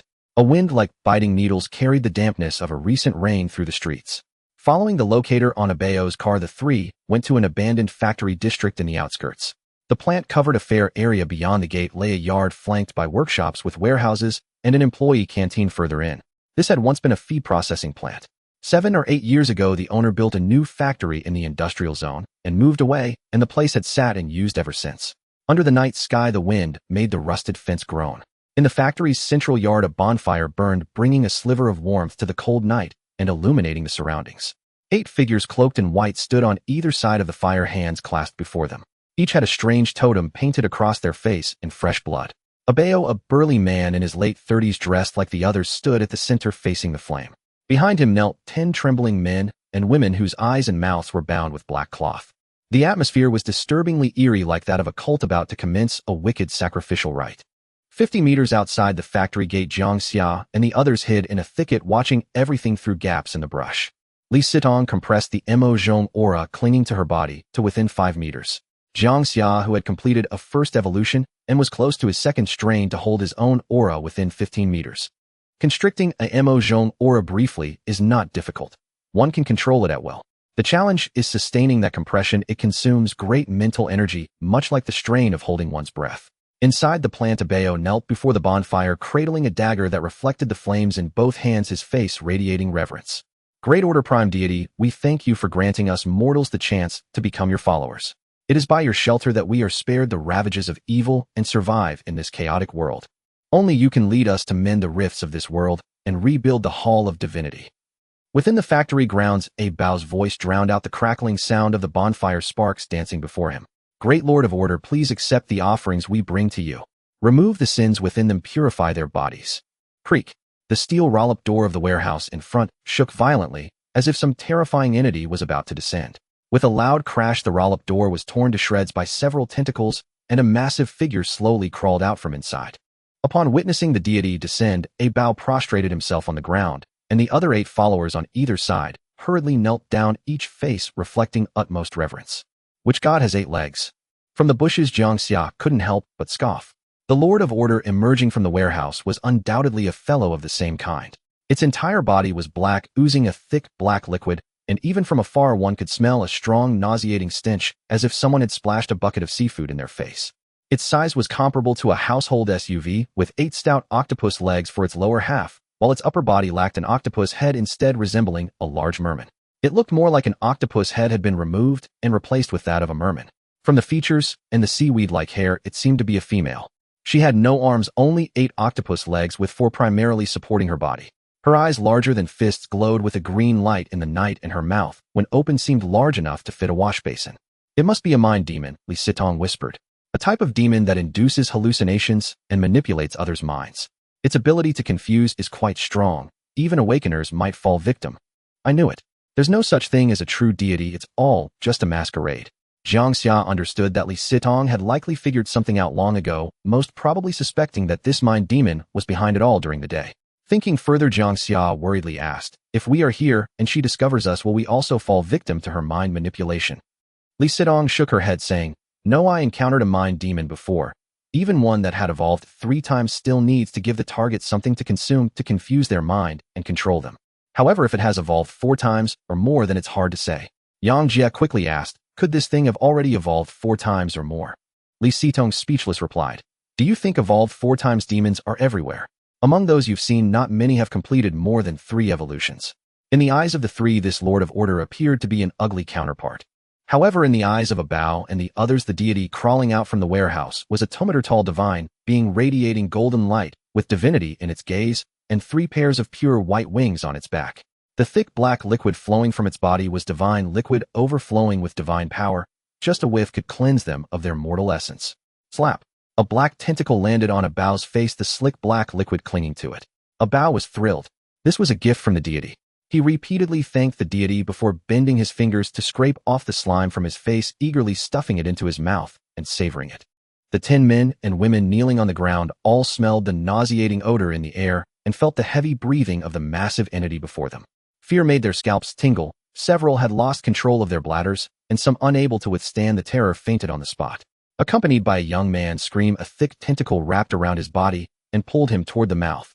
The giant merman opened its gaping maw, revealing 2 rows of serrated teeth the size of eggs, and with a crunch half of the young man's upper body was torn away. Just a casual chew, and the sharp teeth reduced the body to fragments, swallowing them whole. For the second bite, 2 tentacles forcefully shoved the legs into its mouth. Wings. Just a casual chew, and the sharp teeth reduced the body to fragments, swallowing them whole. For the second bite, 2 tentacles forcefully shoved the legs into its mouth. With such a massive size and gaping maw, her speed of consumption was extraordinarily swift, resembling a giant meat grinder. Soon she began on the second one. In less than a dozen seconds, there was a third, a fourth. Li Sitong grew excited, tightly gripping Jiang Xia's thigh. It seemed that witnessing the brutal feeding of her kind made her unable to suppress her rising excitement. Jiang Xia winced in pain, saying, "Hey, you can grip me, but not so hard, okay?" Just as he forcefully pulled Li Sitong's hand away, it immediately returned to grip his waist. The combined sensations of soreness, pain, and numbness almost made Jiang Xia cry out. He hurriedly grabbed her hand and placed it back on his leg, letting her do as she pleased. How strong is this thing? From a distance, Jiang Xia couldn't sense the strength of this entity, but judging by her feeding state, she didn't seem. "Why don't you try it and see?" Li Sitong said with a sinister smile, not waiting for Jiang Xia to prepare before pushing him out from the bushes. Caught off guard by the violent shove, Jiang Xia staggered out and almost fell to the ground. Whoosh! In the factory, hearing the commotion, several pairs of eyes focused on Jiang Xia. Jiang Xia's lips twitched. "Li Sitong, you bastard." The mind demon merman, now feasting on the 6th person, tilted its head, its fist-sized eyes scanning the youth not far from the door, while its mouth continued to snap, juices splattering. "The moonlight is beautiful." Jiang Xia stood up straight, looking at the bright moon above. "It's a pity I'm blind. Ooh, I can't see anything." A Bao stood up from the ground, suddenly pointing at Jiang Xia. "Catch him." 8 followers pulled aside their cloaks and drew their daggers, rushing out of the factory. However, as soon as they made contact, the 2 at the front were decapitated by a single sweeping tail. Thud! The tapered tail extended, piercing through the chests of 2 more followers. The remaining 4 followers didn't even have a chance to react, and before they could reach within 5 meters of Jiang Xia, they were slain by the azure tail. The speed was so fast it was as though they were chopping vegetables. 8 corpses lay scattered at the factory entrance, blood gushing, some even blinking, twitching. Bang! A gunshot shattered the tranquility of the night. The powerful impact exploded across Jiang Xia's face, the smell of gunpowder wafting from the barrel. This was the first time Jiang Xia was hit by a bullet. His entire head felt heavy, as if a heavy hammer had smashed into his face, half of it instantly numb, losing sensation, his head buzzing. He reached out to touch his face. Although the bullet had not penetrated fully, the immense force still tore through the flesh, several pieces of azure scales flying off into the distance. Fortunately, the speed of his demonization was quick, and most of the impact was blocked by the scales and his solid flesh. Bang, bang, bang, bang. A Bao repeatedly pulled the trigger, emptying the entire magazine. He was quite the sharpshooter. Even at a distance of several dozen meters, half of the bullets from his magazine hit Jiang Xia. However, Jiang Xia didn't suffer much damage. The scales he wore acted like a bulletproof vest, shielding him from the vast majority of damage. Evil. A Bao dropped his gun, quickly turning to the still feasting deity, panic on his face. "Deity, evil, it's evil." What awaited a Bao was a tentacle that pierced through his head. His body stood rigidly for a moment, then collapsed like a puddle of mud. Then he was dragged to the gaping maw, his upper body completely stuffed inside. With a crunch, his remaining 2 legs dropped to the ground. What a pity he died without knowing that the deity he worshipped was also evil. Jiang Xia stood at the factory entrance, hearing the sound of sharp teeth chewing. What difference does it make if it's a god or a demon? Among those awakeners who claim to be divine messengers, how many are truly good? Aren't they all just trying to survive? The demon situated at the center of the factory quickened its pace of consumption, with only 2 unconscious individuals left on the ground, dragged to its mouth by its tentacles. The voice was indeed that of a woman, though somewhat hoarse. With a crunch, she shoved half a body into her mouth, chewing casually before swallowing it whole. She looked toward the factory entrance and mumbled, "I'm curious, what do you want, foreign demon?" "To eat me." "Nothing much, just passing by." Jiang Xia replied indifferently, trying to sense the strength of this kind's aura. You're still the same as before, full of nonsense." Before. Jiang Xia was momentarily stunned. Did he know this fellow? "Xia, don't you remember Aunt Qin? She used to hold you a lot when you were little." The demon calling herself Aunt Qin was stuffing food into her mouth with red liquid mixing with the black viscous liquid on her body, creating a strange hue. Two pairs of glowing eyes stared at Jiang Xia as if looking at an old acquaintance, making the food in her hands seem even more appetizing. Aunt Qin. Just as Jiang Xia was about to recall, a commotion erupted behind him. First a figure flew out from the bushes. It was Jiang Xia, crashing heavily at his feet. On his shoulder was a bloody hole, gushing blood, causing him to grimace in pain. Then two more figures emerged from within. Jiang Xia hurried forward to steady Li Sitong's body, quickly glancing at the other. Not far away, a man in a red suit wearing a clown mask steadied himself, emitting cold laughter from his throat. In his hand, he toyed with a golden coin, flicking it up and down with his thumb. I'm fine, but I nearly got ambushed by that awakener. Li Sitong glared at the clown man, her tone somewhat displeased. Oh, there are two more. You wouldn't be the group of foreign demons banding together in Xinghe City, would you? Otherwise, I can't think of any reason for you to target me. Inside the factory, the demon calling herself Aunt Qin stuffed the last thigh into her mouth, juices splattering from the corners. Jiang Xia and Li Sitong exchanged glances, both sensing something was off. With an awakener appearing logically, the attention of this demon, calling herself Aunt Qin, should have immediately turned to the awakener. Yet in the face of the awakener's appearance, her tone remained unusually calm, showing no concern for the awakener. Instead, she focused all her attention on the two newly appeared fellows. There was only one possibility. They were in cahoots. There was another awakener hidden in the shadows, something Jiang Xia and the others had not anticipated. Or perhaps it was not surprising that an awakener appeared, considering that although the number of awakeners in Xinghe City was not as numerous as the demonic species, it certainly wasn't so few that it could be counted on one hand. But this awakener was actually in league with the demonic species, which exceeded their expectations. Little beauty, your strength is not to be underestimated. That kick just now almost broke your uncle's bones. The man wearing a clown mask looked at Li Sitong, letting out a strange cold laugh from his throat. If even you say your strength is impressive, then you must be quite strong. Honey, be careful. The voice came from the demonic species inside the factory. Honey. Jiang Xia's face was filled with confusion. Don't worry, dear, I'll be careful. The clown man blew a kiss towards the factory, and then turned to Jiang Xia and Li Sitong, his throat emitting a sinister laugh. No matter what your intentions are, since we've crossed paths tonight, you shall become the souls under my gold coins. Li Sitong quickly whispered to Jiang Xia, the situation is quite complicated. This awakener is likely influenced and mentally controlled by that seductive inner demon. Or maybe not controlled at all. She glanced at the similar being in the factory and added quickly, that guy just completed his second evolution not long ago, which will put a lot of pressure on you. Hold him off. He'll come help you after I deal with this awakener. But this awakener is not weak, it might take some time. As soon as she finished speaking, a golden coin shot towards them. The speed was so fast that it zipped past Jiang Xia and Li Sitong, even producing a sonic boom. The coin shot out like a bullet, flying 100 meters away in an instant, leaving only a glimmer of gold fading into the distance. But in the next second, the coin suddenly reversed course, and its speed did not slow down. Get out of the way. Li Sitong pushed Jiang Xia aside, her body quickly tilting. What are you whispering about? But I must say, little beauty, your reflexes are impressive. Not bad, you should be the strongest among the demonic species I've killed. The golden coin returned to the clown man's hand. Let me correct you, I haven't been killed by you yet. Li Sitong steadied herself, her tone calm and unruffled. Not bad. Not bad. You're still young, yet quite composed. Or is it that you haven't sensed the aura of death yet? Li Sitong tilted her head. Do you always talk so much nonsense? Ha ha ha. All right, then let's not waste words. Uncle will do his best to make your death as painful as possible, allowing you to experience the flavor of being alive through your suffering. Oh no, I'm rambling again.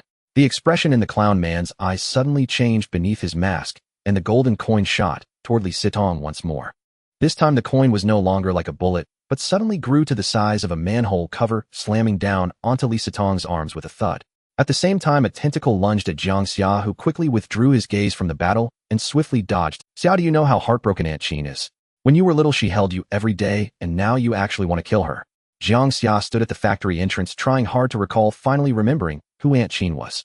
She was a female friend of his mother, one who was quite wealthy, fair-skinned, beautiful with long legs, and an elegant demeanor, looking like a noblewoman at first glance.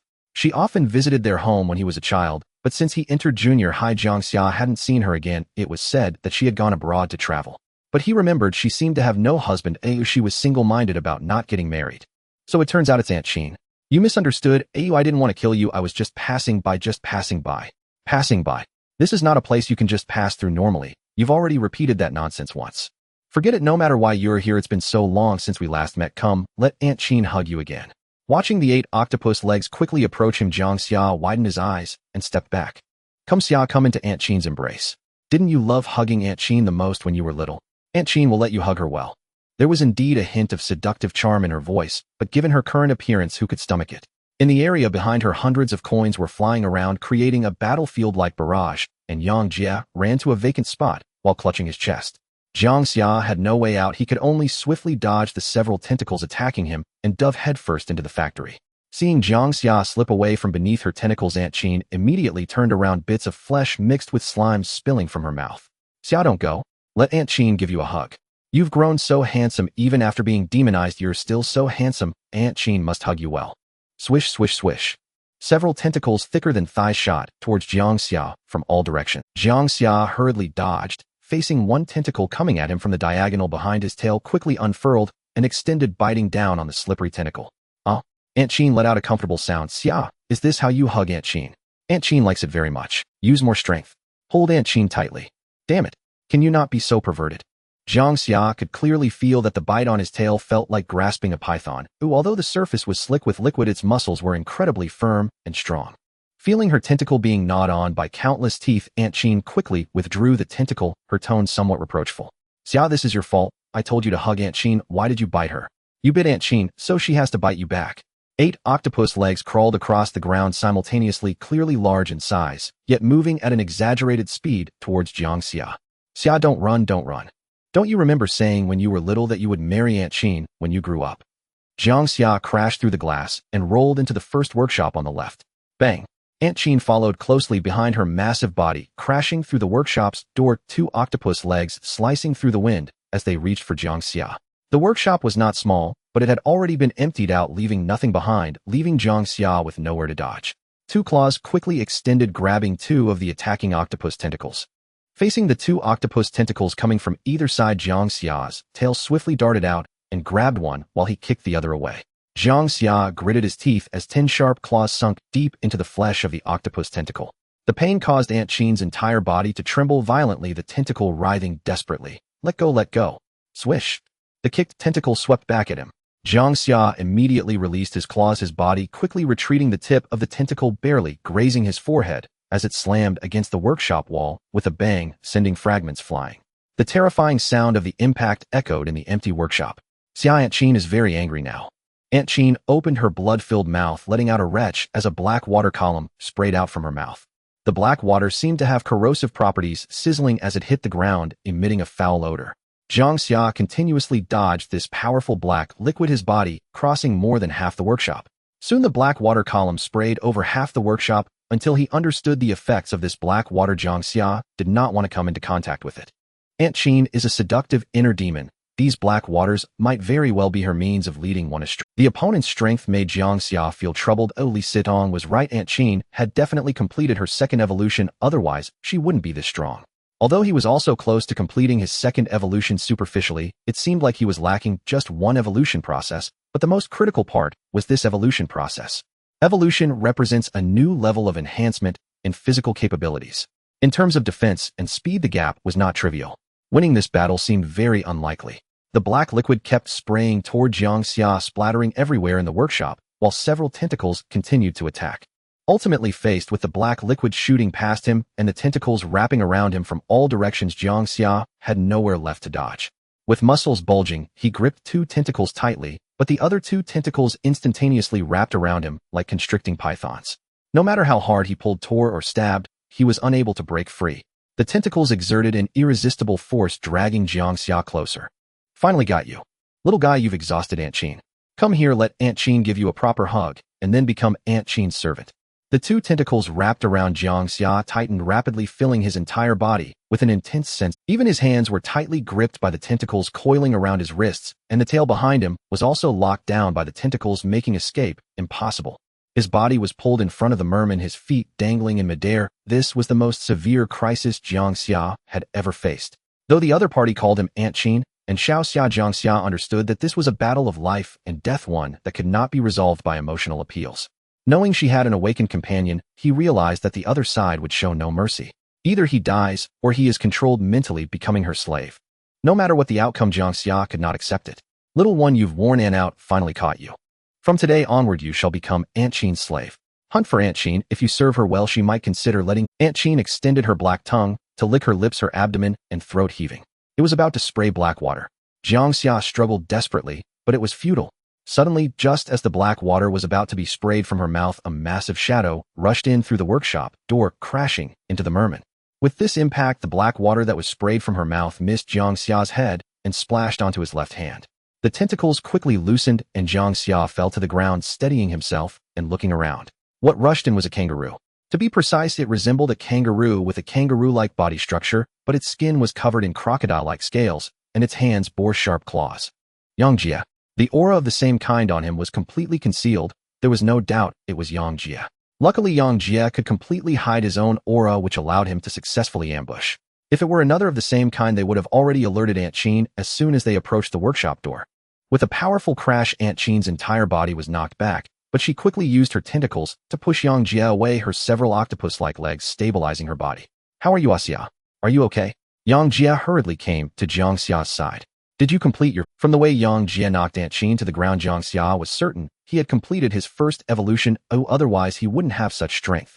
I evolved using those few followers. Jiang Xia continued. Fortunately, there were quite a few followers. Jiang Xia's gaze shifted to Jiang Jia's lower half covered by torn clothing, curious if he had a pouch. Like Aunt Qin, who had fallen, glared at them angrily. Xiao Xia, your resistance has made Aunt Qin very angry. Aunt Qin has changed her mind. Oh, she wants to kill you. To be precise, she wants to beat you into submission, then take you out to have my husband kill you, turning you into his soul to strengthen him. Let's fight together. Only by fighting hard can we survive. Jiang Xia shouted. Whether 2 against 1 could prevail was uncertain, but fighting was the only way to find out. Retreating would only make one weaker. As the 2 rushed forward, 2 thick tentacles came crashing down from above, resembling 2 fallen pillars. The 2 tentacles missed their target, crashing onto the floor, creating a tremendous noise that echoed in the workshop, leaving 2 deep imprints on the floor. The 2 of them attacked from the left and right, Jiang Xia to the left, Jiang Jia to the right, encircling Aunt Qin in a pincer attack. Facing their assault, Aunt Qin felt no pressure. Her several tentacles had the advantage of being able to fight multiple opponents. Moreover, her strength was superior to theirs. With a loud bang, Jiang Jia was struck by a tentacle, his body sent crashing away, rolling several times and becoming drenched in black water. Jiang Xia violently grasped 2 tentacles and his tail shot towards Aunt Qin's forehead. In a critical moment, the 2 tentacles that Aunt Qin used against Jiang Jia swiftly recoiled, wrapping tightly around his tail. Looking at the tail just centimeters from her forehead, she chuckled. Little one, is that all you've got? But in the next moment, the tail's end suddenly opened, revealing a black object within. The 6 petals at the tail's end resembled a human hand controlling the black object. Before she could react, a liquid shot from the black object into her 2 eyeballs with a hissing sound. In less than a second, a chilling scream echoed throughout the workshop.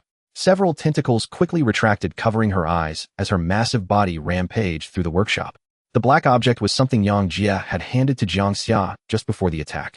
It was a self-defense item Jiang Jia had carried with him since returning from Yinbei County, wolf repellent spray. It wasn't store-bought, he made it himself. It was said to be made from heavily concentrated industrial pepper spray with an astonishing heat level. If an ordinary person got even a drop on their hand, they would be in pain for a long time. If it got in their eyes, it would undoubtedly cause temporary blindness. If not washed off for a long time, it could even cause permanent blindness. Moreover, in addition to the industrial pepper spray, Jiang Jia added high-proof alcohol to it. Even if Aunt Qin had completed her second evolution, as long as her eyeballs were still flesh and blood, she would definitely be unable to withstand this move.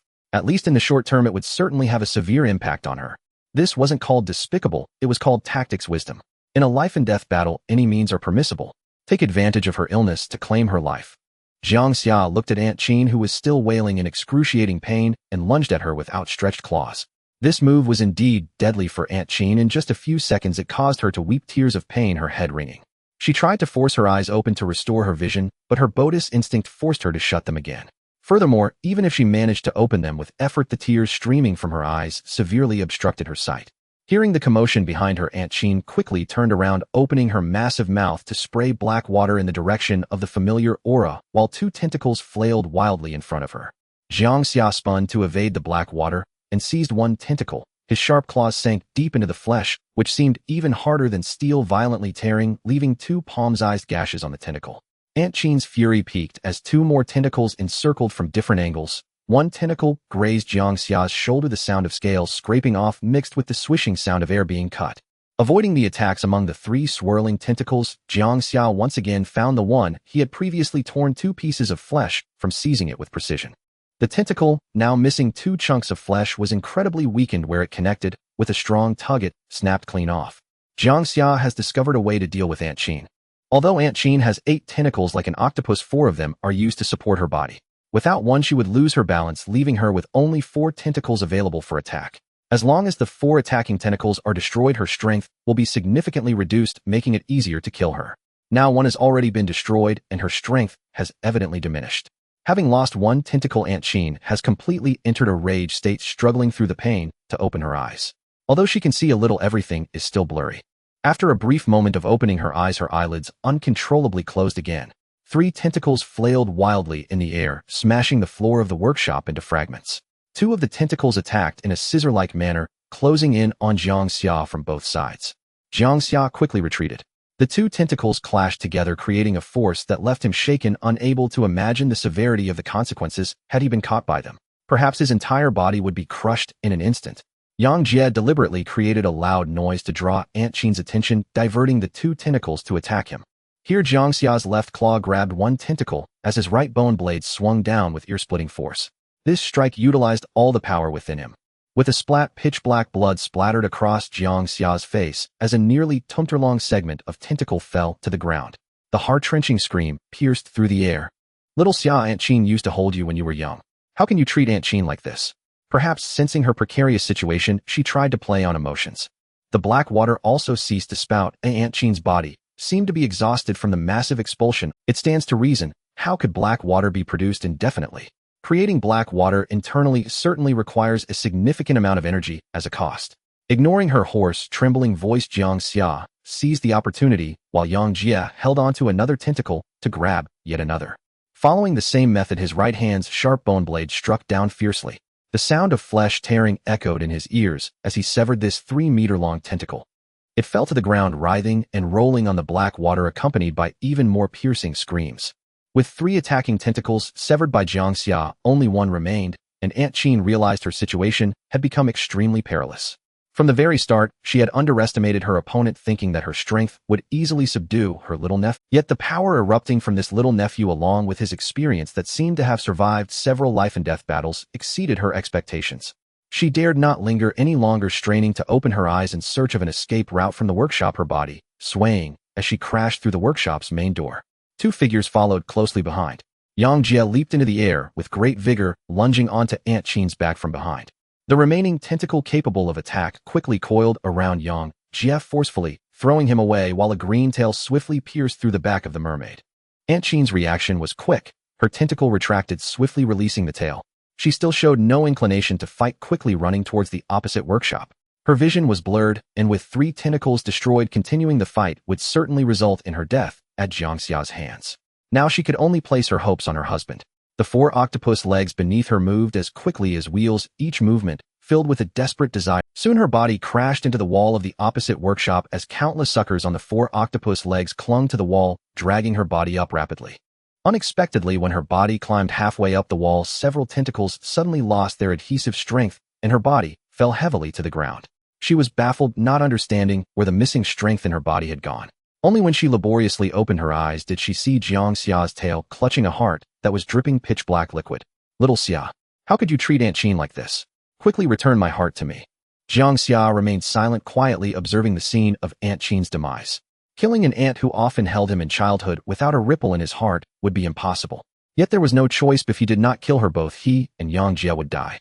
Jiang Xia's latest realization about this new world: in this world, only the weak are deserving of excessive emotions. He would not become a cold-blooded person, but the feelings in his heart were best reserved for those close to him and his family. With a pop, as Jiang Xia's tail closed like a gate, the searing heart was crushed into minced meat. Wow! Aunt Qin's body stiffened, her soul dissipating in the wind amidst the night. Almost simultaneously, a torrential warm current surged within Jiang Xia as violent energy drilled into every cell of his body. He felt as if his body would burst from this power, realizing that he was about to undergo a second evolution. Thud! The energy rampaging within him resembled a furious dragon, and for a moment Jiang Xia's body struggled to withstand the impact of this force, causing him to kneel on the ground. The sound of popping bubbles erupted within him As Jiang Xia's claws dug 10 deep grooves into the force crashing within him acted like a hammer forging weapons, refining his body to become even sturdier during the process. There was no significant change in size, but starting from his forehead, scales shifted from blue to deep red later until the scales of his entire body turned deep red. The intense heat roasted the air. As Jiang Xia coughed, droplets of red liquid splashed from his mouth onto the ground, not dispersing, resembling lava, and emitting searing heat. His entire body began to heat up as if a small furnace had ignited within him, continually radiating astonishing temperatures. The pitch-black blood clinging to Jiang Xia's body also began to bubble under the intense heat, transforming into billowing black smoke that emitted a foul odor. The evolution lasted for several seconds, and as it concluded, the power that had been refining his body gradually dissipated. Jiang Xia knelt on the ground, panting heavily. The experience of the second evolution was indescribably similar to the first. The entire process was arduous, but as the evolution concluded, everything became clear, and his body seemed to rise to a new height. After the evolution ended, the high-temperature red scales on Jiang Xia's body gradually extinguished, uncontrollably reverting back to a dark blue color. This should be the special ability that Li Sitong mentioned. Congratulations, you have completed your second evolution. I am very pleased. Yang Jie's voice, barely above a whisper, caught Jiang Xia's attention. His gaze quickly turned. Not far away, Yang Jia lay on the ground, illuminated by the campfire, with a gaping hole the size of a bowl in his abdomen, another on his left shoulder, and a patch of flesh missing from his face. Yang Jia lay on the ground, his breath weak, as pitch-black blood flowed from the wound in his abdomen. Jiang Xia came to his side and immediately crouched down to examine his injuries. Neither overly severe nor trivial. For an ordinary person, such an injury would be fatal, with no possibility of survival, even if a deity were to intervene. However, since Yang Jia is a demon seed, perhaps it won't be too serious. Looking at Jiang Xia, Yang Jia weakly said, "Xia, I likely won't make it. If I die, just burn me. Also take some time to look after my old man and my grandparents. I will bless you from the underworld." Alright, stop talking. Enduring the pain, Jiang Xia tore a piece of flesh from his left arm and tossed it into Yang Jia's hands. Hold on. He stood up and turned to look. The battle outside the factory was dazzling, with hundreds of gold coins zipping through the air like bullets. Strangely, many of the gold coins hitting Li Sitong did not cause her any harm, while some left blood marks or thumb-sized holes on her. Jiang Xia observed closely and discovered a clue. Most of these gold coins were fake. It seemed that only apart from that one genuine coin, the others could be considered mere phantoms or perhaps residual images created by the real coin. However, the fakes were almost indistinguishable from the real one, with the only difference being whether they could inflict harm. This made it impossible to know which coin to dodge amid the swirling gold. Li Sitong was surrounded by the coins, and multiple blood holes had already appeared on her body, while two knife-like tentacles swiftly attacked the clown man several meters away. At the same moment, all the gold coins gathered before the clown man, resembling rivers converging into the sea, merging into a gigantic shield of gold that blocked the two swift knife-like tentacles. Cough, cough. The clown man temporarily halted his attack, coughing a couple of times, as he hurriedly removed the clown mask from his face, revealing a gaunt visage in his 30s. As soon as the mask was removed, a stream of black water gushed from his mouth. He wiped his lips, his dazed eyes gradually becoming clear, glancing at the corpse of Aunt Qin inside the factory, pausing for a moment before his gaze landed on Jiang Xia. Clearly, it was Aunt Qin's death that freed him from the control of his lost mind. Little brother, thank you. If it weren't for you, who knows how long it would have taken me to break free from that woman's control. To thank you when I kill you later, I will make it quick. The clown man said, trembling as he put the mask back on his face. Li Sitong was not affected by her injuries at all, saying calmly, "Then I should congratulate you in advance. After you kill the three of us, perhaps this ability you awaken will allow you to complete your next evolution."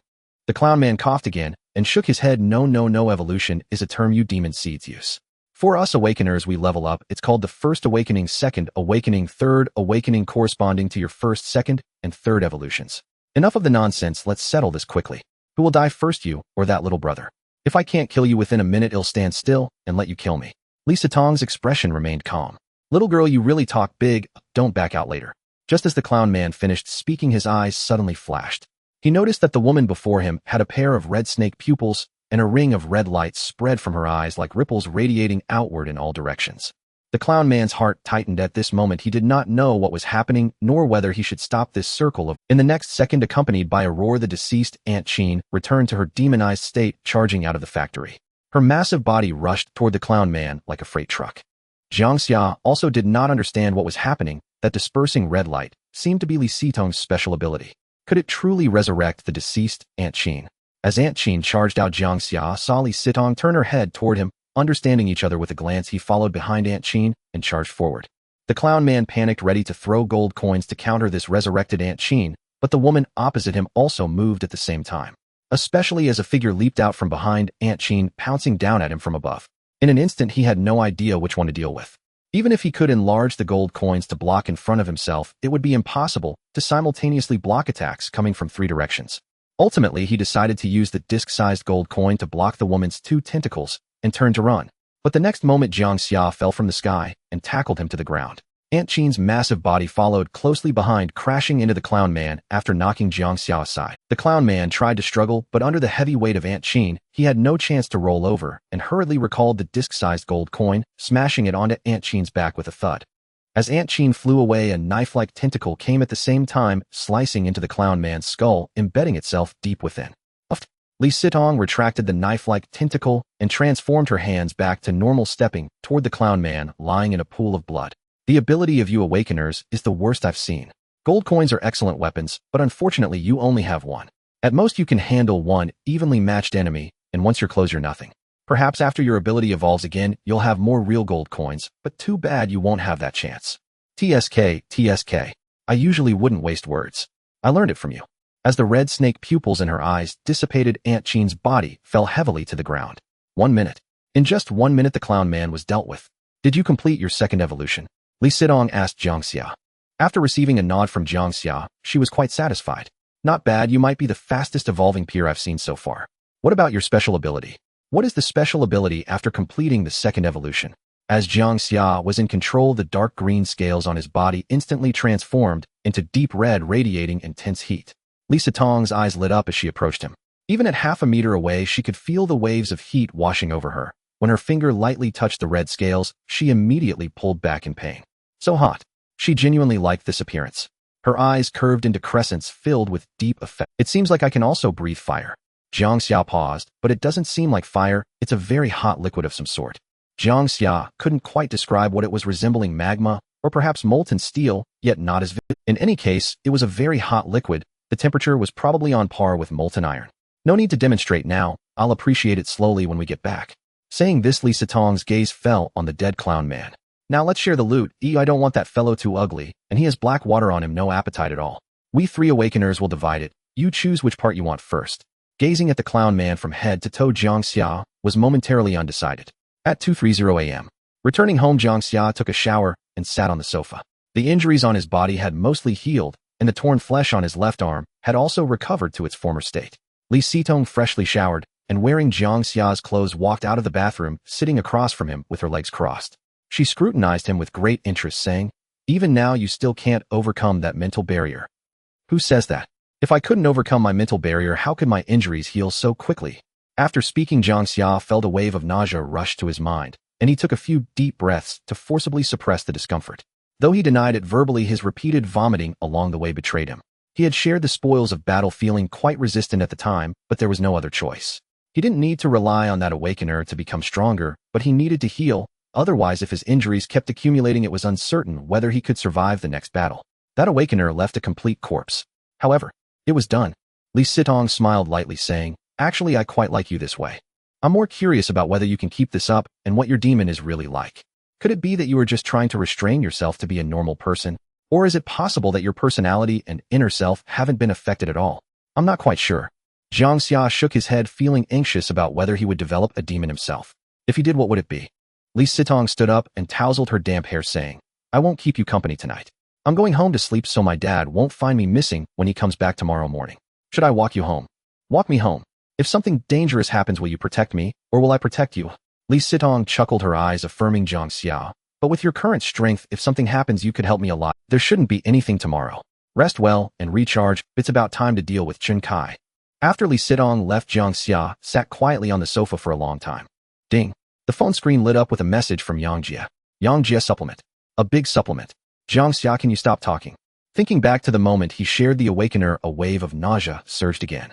Yang Jia, not only have the injuries healed completely, but I also feel full of power. Do you believe it? If you brought me 10 cows right now, I could subdue them all in an instant. Jiang Xia, you mean female cows? Yang Jia, can you not be so disgusting? I've noticed that sometimes what you say is quite perverted. But I must say, Xia, our cooperation is simply perfect. We even won battles against stronger opponents, which shows that we have developed a considerable tacit understanding and formed a certain bond. If both of us were Awakener, we would definitely be the protagonist team. Jiang Xia, but after thinking carefully during these days with you, I have gained a new insight into the changes in this world. There is no clear distinction between Awakener and demons. It is not the identity that causes trouble, but the heart. Who says demons can't be protagonists? You and I are the protagonists. That night, Jiang Xia did not return to his room to rest. Leaning on the sofa, he unknowingly fell asleep. The next morning at 8, the incessant notifications from his phone dragged Jiang Xia out of a nightmare. He leaned against the sofa, gasping for breath, his forehead drenched in sweat. Ever since he came into contact with this other side of the world, he hadn't had a day without nightmares. This time the nightmare was like most of the others, filled with those of his kind or Awakener whom he had killed. The image that appeared the most was that of Aunt Qin, who was killed last night. Calming his emotions, Jiang Xia picked up his phone. The new message was from Shen Xu. She invited him to come over for coffee, saying she had received some new intelligence regarding the situation in Xinghe City and had also gathered some useful information about their mysterious boss. Jiang Xia initially wanted to reply that he would be there shortly, but just as the message was about to be sent, he felt that he could not act too hastily. If he hurried over, it might seem like he was very curious about the identity of the mysterious boss. There was even a possibility that Shen Xu had already sensed something, and this message was a test for him. At such a time, he needed to remain calm. There was no rush. If Shen Xu truly grasped some important clues, it would be fine to visit her in a few days. I might not have time today. Oh, I have an appointment with a friend to handle some matters, maybe tomorrow or the day after. Shen Xu, all right. After replying to the message, Jiang Xia's attention was drawn to the medical kit on the table. Glancing at the date on his phone, it was Saturday, and Balan should be up by now. After a quick wash, Jiang Xia took the medical kit and pressed the doorbell to Balan's home. To prevent Balan from noticing that the injuries on his face had healed so quickly, he put 2 band-aids on his face. Before the third ring of the doorbell could finish, the door swung open. Balan opened the door wearing a white coat, and a glimmer of excitement flashed in her eyes upon seeing Jiang Xia. Here's the box back, thank you. Jiang Xia handed over the medical kit. Although this medical kit did not help with his injuries at all, he was still quite grateful for Balan's gesture. Balan took the medical kit, gestured with her hands, and pointed at Jiang Xia's face. It's almost healed. Next time be more careful when walking. Luckily your face isn't disfigured. Oh, otherwise finding a wife would be difficult in the future. Jiang Xia joked. Balan smiled, gesturing again, seemingly inviting Jiang Xia to come in and sit for a while. Before Jiang Xia could refuse, a well-dressed woman walked out of the house, lingling. Who is it? Oh, Jiang Xia. Balan's mother, Aunt Gu, appeared, pleasantly surprised. Hello, Aunt Gu, Jiang Xia greeted politely. What's up, Xiao Xia? Do you need something? Not much, I just had a fall a couple of days ago, and I happened to run into Balan. She saw my face was injured and gave me a medical kit, so I came to return it. Really? Was it a serious fall? Not serious, not serious. Well, Aunt Gu, I won't disturb you any longer. Jiang Xia looked at Balan again, thanking her. Balan, thank you. Aunt Gu smiled. What's there to thank? We've been neighbors for over 10 years. You and Balan have known each other since childhood. This little thing is nothing. Come on, come in and sit for a while. It's been ages since you've been here. No, I have an appointment with a friend and need to go to his place soon. Later is later, now is now. What's the rush? If it's really urgent, I can drive you there later. Jiang Xia waved his hands repeatedly, declining warmly. No, Gu, maybe next time. After all, our 2 families are just across the street. It's only a couple of steps away. What do you mean by next time? Next time you might say the same thing again. If we meet, then it's this time. Come in and sit for a while. I'll get you something and ask you a few questions. Gui remained as enthusiastic as ever, not the type to let it go after a few polite words, as she pulled Jiang Xia into the house. On the sofa, the atmosphere was somewhat subtle. Jiang Xia felt quite awkward, while Bai Ling sat opposite him, both of them silent. Gu Yi was in the kitchen cutting fruit, dressed in a casual home outfit embodying the image of a good woman. Xia, there's only 1 semester left before the college entrance examination. Have you decided which university you want to apply to? Not yet. With my current studies, as long as I can get into a university, I'm fine with it. I don't have high demands. Jiang Xia scratched his head in response. What are you talking about? How can you not have high demands? A good university might be connected to your life for the rest of your days. Gu Yi spoke seriously, adopting a tone of a senior teaching a junior, as she had indeed looked after Jiang Xia quite a bit. When his parents were busy working overtime and couldn't come back in time, his dinners were usually at her house. I do want to go to a good university, but my grades just aren't good enough, are they, eh? Jiang Xia smiled, feeling a bit ashamed. He had done quite well in elementary school, often scoring close to perfect, but after entering middle school, especially high school, his academic performance had plummeted. Maybe addition and subtraction don't require much thinking. If your studies aren't good, you can still work hard. It's not too late now. If you have any questions, you can ask Ling Ling. How can that work? Bai Ling also has to prepare for the college entrance examination. If I ask her, won't that disrupt her studies? You and Bai Ling are like siblings, you have played together since childhood. Just ask her if you have any questions. Gu Yi then asked, by the way Xia, where's your mom? I haven't seen her for a while. She's on a business trip, she should be back in a few days. Gu Yi sighed. It's not that I'm being nosy, but it's actually quite tough for your mom to raise you alone. If she meets someone suitable, you should understand her. Jiang Xia replied. I don't mind, I've told her before that I won't interfere with her feelings. If she meets someone suitable, it's up to her, but she doesn't think that way and insists on waiting until I settle down first. Your ability to think this way shows you've grown up. We have a colleague at work who, after getting divorced from her husband, finally found someone suitable. However, her child threw a tantrum and flatly refused, causing her to miss out on several relationships. Every family has its own difficulties. Actually, what was confusing Jiang Xia was, did his parents' divorce really stem from his dad's infidelity? After spending more than half an hour at Bai Ling's house chatting about various topics, Jiang Xia came out and tried to call his mother again, but it still indicated that she was out of the service area. His heart couldn't help but feel a bit worried. Just as he returned home, Principal Huang Tianfu called, extending another invitation for a dinner and asking if Jiang Xia was free tonight. If he had time, he could bring Li Sitong along to the camping dinner he was organizing tonight, mentioning that there would be more than 20 people and it would definitely be lively. After declining the principal's invitation, Jiang Xia took a nap at home until noon, when Jiang Xia called to arrange a meeting before heading out. Today was a rare good day. The sun was neither too harsh nor too hot, and a gentle breeze blew through the bustling streets, giving one the feeling of early summer without looking at the calendar. At the intersection, two boys squatted on the curb, each sucking on a green popsicle. Perfect timing. One of the boys stared at a tall girl in black stockings walking across the traffic light, lustfully slurping his popsicle until the girl walked past reluctantly, withdrawing his gaze. In broad daylight, can you control yourself? Squatting next to Jiang Xia, Jiang Xia felt as if he was also a pervert. This guy is too sleazy. So sleazy that anyone who saw his expression would mistakenly think that he was also a little rascal squatting beside him. What's there to control? She's dressed like this just to be seen by others. If no one looks at her or praises her for her looks, then what's the point of her dressing up like this, eh? Jiang Xia spoke reasonably, leaving Jiang Xia at a loss for how to refute him. Xia, sometimes you're just too serious. Jiang Xia patted the traffic light pole nearby. You need to be like this. While saying this, he shook the limp green popsicle in his hand. You can't always be like this. You're just too unserious. If you don't want to die under a woman's spell one day, you'd better be like this most of the time. Jiang Xia shook the limp green popsicle in his hand again and patted the pole. You can't always be like this. As they spoke, both of their gazes were drawn to another girl in black stockings until the stunning figure walked far away before they reluctantly withdrew their eyes. Look at this one, look at this one is even better. Jiang Xia quickly looked in another direction. Jiang Xia looked over and indeed admired it. After a couple of seconds he paused. Damn, did I come out with you just to squat here on the roadside looking at this? Can you not disturb my Dao heart? Or rather, can you not try to make me become like you? Inviting you out for a walk is just to see beautiful girls. If we aren't looking at beautiful girls, then what's the point of coming out for a walk? Jiang Xia looked smug. Last night, I predicted the weather and knew it would be a beautiful day. The beautiful girls on the street definitely wouldn't be dressed as tightly as they were in the past few days. As it turns out, my reasoning was correct. This one. After saying that, Jiang Xia quickly looked in another direction, his eyes shining. This one is even better. Although she seems a bit older, she's well-maintained in every way, exuding charm. You can tell she's the type who is serious at home, but alluring outside. I love this kind of contrast. Once you conquer her, it feels incredibly fulfilling. Jiang Xia followed Jiang Jia's gaze, and indeed, as Jiang Jia said, although she looked a bit older, she had a charm that was unmatched by others of her age. Wait, why does it feel like things are going a bit wrong? Am I really going to spend the whole day squatting here with Jiang Xia, like a perverted rascal watching beautiful girls? This one is also nice. Jiang Xia looked at the opposite traffic light, those legs long and smooth, perfectly shaped. Looking up that face. Huh, why does she look a bit like your crazy girlfriend?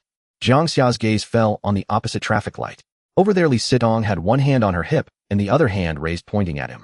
From a distance, the murderous aura was palpable. It was clearly a sunny day, yet it felt as cold as at a distance of several dozen meters. In less than a second, the coldness emanating from the woman across the road enveloped Jiang Xia. Not good run. Jiang Xia stood up, intending to flee, but was grabbed by the person beside him. What's there to run from? Jiang Xia's tone was unusually calm as he looked at Li Sitong, who was walking briskly towards them. Jiang Xia looked rather flustered. You're not running, so why should I? If she finds out I brought you to ogle at beauties on the main road, I could end up dead. As Li Sitong approached, Jiang Xia quickly said, when she arrives, just say you were the one pulling me to look. I can say that as long as she believes it. Li Sitong had just walked over when Jiang Xia asked, didn't you say you were going to rest at home for a day? Didn't you also tell me you were going to sleep at home? This is called fate. In such a large Xinghe city, you two can just casually walk around and bump into each other. This means you two are a match made in heaven. The red thread of you, Lao, must be quite diligent. Jiang Xia, filled with a strong desire to survive, appeared very guilty. Li Sitong crossed her arms, glanced at Jiang Xia, then appraised her boyfriend, smiling with hidden needles, squatting by the roadside to look at beauties, and not even sparing the older ones. You have quite the taste. From a distance, I could see the drooling expressions on your faces. If I hadn't come, were you planning to flirt with two of them? You misunderstood, Jiang Xia and I weren't looking at beauties. We were trying to find if there were any suspected. Jiang Xia glanced around, and confirming there was no one nearby, whispered, suspected awakeners present. That's right, exactly like that. Jiang Xia quickly followed, wrapping an arm around Jiang Xia's shoulder. Who are Jiang Xia and I? We're not short of beauties around us. Why would we squat by the road doing something like this to quench our thirst? Oh, so Jiang Xia has many beauties around him. Li Sitong's tone was light and airy. Absolutely. Aren't you one of them? You, the great beauty beside Jiang Xia, are worth more than 100 beauties beside me. Being worth 1 against 100, that phrase seems tailor-made for you. You sure know how to talk.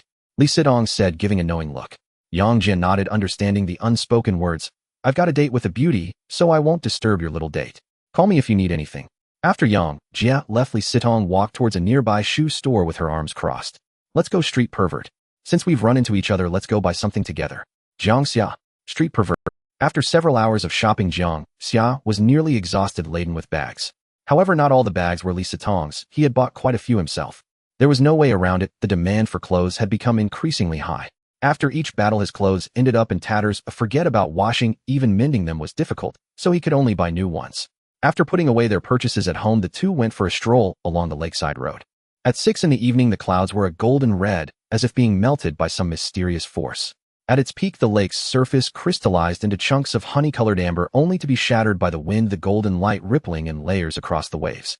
Compared to the mornings, noon, and evenings, Jiang Xia liked dusk the most.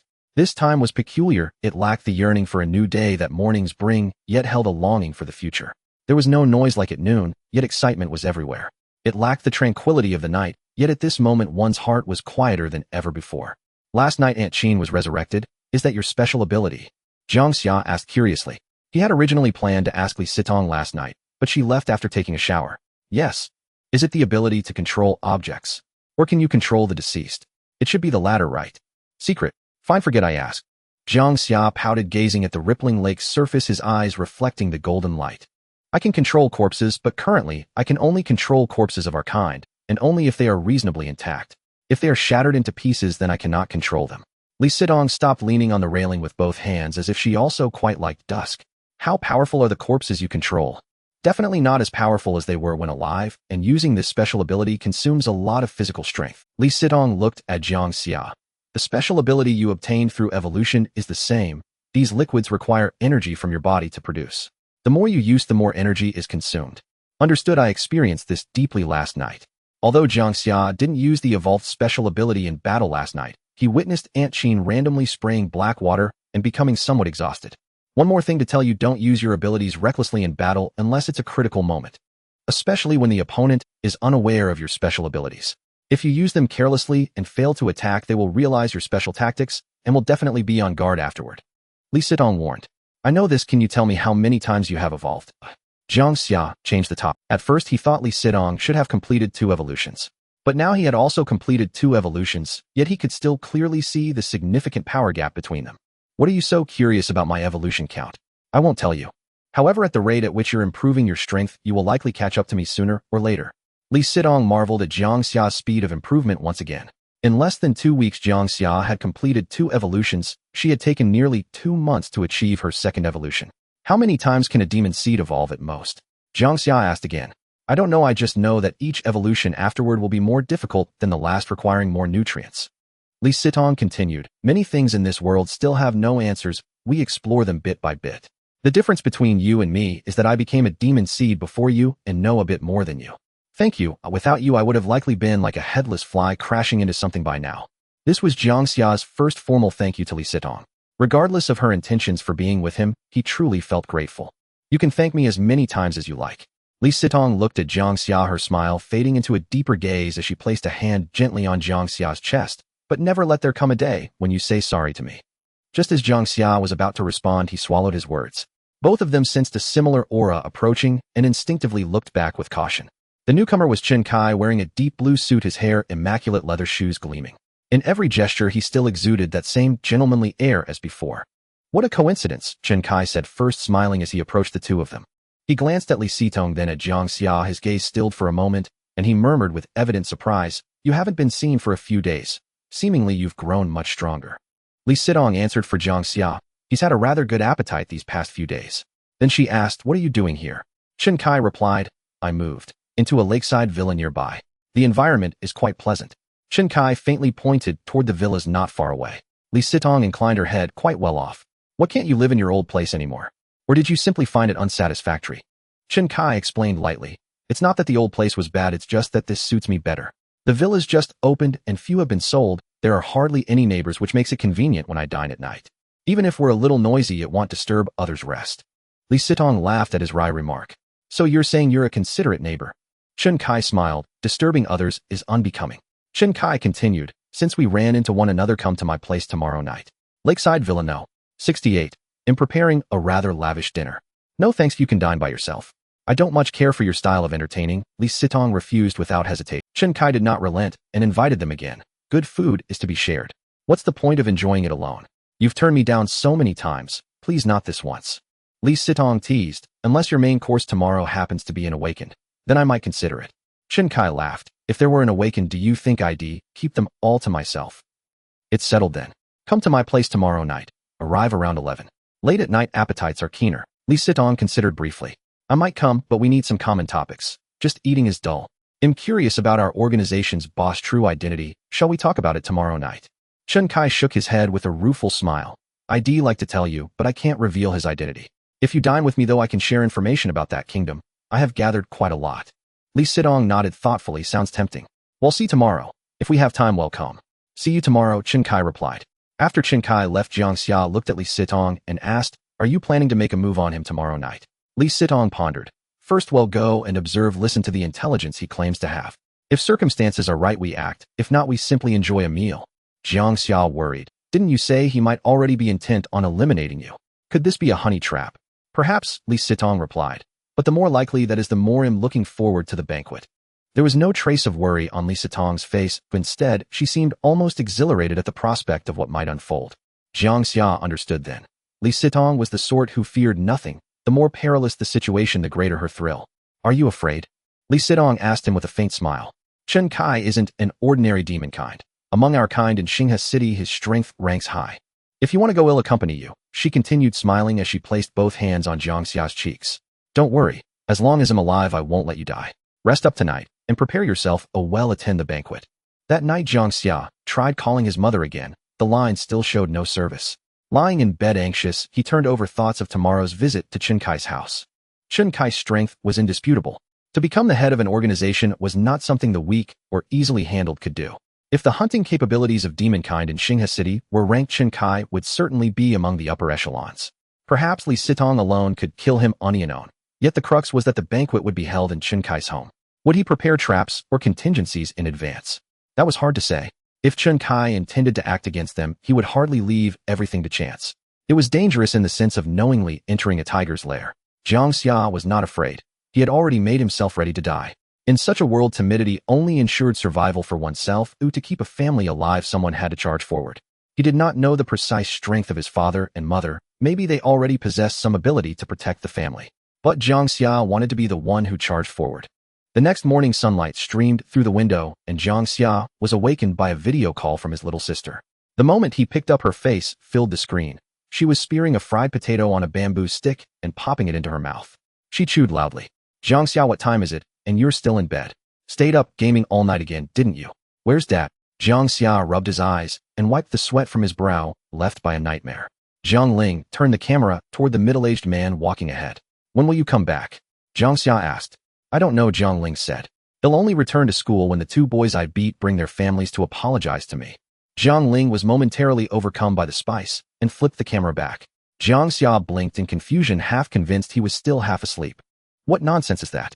You beat them and demand their families apologize before you go back to school." "You don't understand," she shot back. "Those two deserved it. After meeting them, I realized there are boys in this world who are even more in need of a good thrashing than you." Jiang Xia almost blacked out from anger. Having such a little sister truly shortened a man's life. Where other sisters might plead, "Brother, I won't do it again," or try to smooth things over, Jiang Ling instead declared, "Jiang Xia, who would have thought there are boys even more deserving of a beating than you?" She continued, "And their parents were no better, said many insulting things about me and Dad, so they must apologize. Otherwise, I'm not going back to that school," she added forcefully, "or I simply want return to school." Jiang Xia considered for a moment and said dryly, "That's a pretty good excuse to skip school. Next week you'll pick two at random and beat them up, make their families apologize to me, or else I won't go either." Jiang Ling curled her lips. "With you saying that, I feel you're once again the most beat-worthy boy in the world. Enough talk. Take care of yourself at home. Play your phone, lest don't wander after dark. They'll buy you food when I get back." Another question mark popped into Jiang Xia's head. Wait, who's my sibling, and who's the elder? He ended the call and stared at the ceiling. His sister's impish liveliness only strengthened his resolve to be the one who charged ahead. He stayed home all day, and by evening he could no longer remain idle, and went downstairs for a walk. By chance on the stair landing, he ran into Aunt Gu stepping out of the elevator. She was dressed very flashily, almost gaudy, wearing a red dress, black stockings, and 10-centimeter black stiletto heels. The elevator was filled with her perfume. He greeted her and watched her leave, shaking his head slightly. What could make a middle-aged woman dress like that at dusk? Shen Xu had gone on a business trip, and the implications seemed obvious. At 10 that night, Li Sitong arrived downstairs in a black convertible. Her outfit tonight was similar to before, but the color palette had shifted: a green turtleneck sweater paired with black casual pants and white sneakers. She looked fresh and bright, green flattering her complexion, though she hardly needed it. Climbing out of the driver's seat, Li Sitong slid into the passenger and said, "You drive." Jiang Xia felt little confidence at the sight of the sleek black car. He had not known how to drive until that night he had driven the blue pickup. Jiang Xia had spent an afternoon teaching him. His driving skills were so-so, at least he could manage a bumper car approach. Driving the blue pickup into a sedan required no finesse. Floor the gas and charge ahead a shaky hand would do. But to drive properly, especially a sports car on the road, was another matter for someone who had only once touched a steering wheel. After Li Sitong's brief introduction to the sports car, Jiang Xia gently pressed the accelerator and eased the multi-hundred-thousand vehicle out of the residential compound. The evening breeze met him on the road and cleared his head. He felt like a genius. On his second time driving, he managed to keep it remarkably steady. Li Sitong sat in the passenger seat, the wind ruffling her hair. "Once we're at Shen Kai's, well, judge by the situation. If things go wrong, well, withdraw. So long as he hasn't acted, he can't stop us from leaving." "All right," Jiang Xia replied, concentrating on the road and dreading an encounter with traffic police who might demand his license. If that happened, his face would be utterly ruined. A twice-evolved demonkind had once been detained for several days for driving without a license and emerged gaunt and humiliated. Fortunately, the journey went smoothly. After about 20 minutes, the sports car turned into the lakeside villa estate. They parked, and Li Sitong took 2 gift boxes from the front trunk. Jiang Xia peered curiously. "What is it? Cookies?" Li Sitong's smile widened. "Bombs," she chirped, handing the 2 boxes to him. "When you visit someone, you must bring a gift. Cannot arrive empty-handed." "Bombs? Are you serious?" Jiang Xia stared at the boxes in his hands.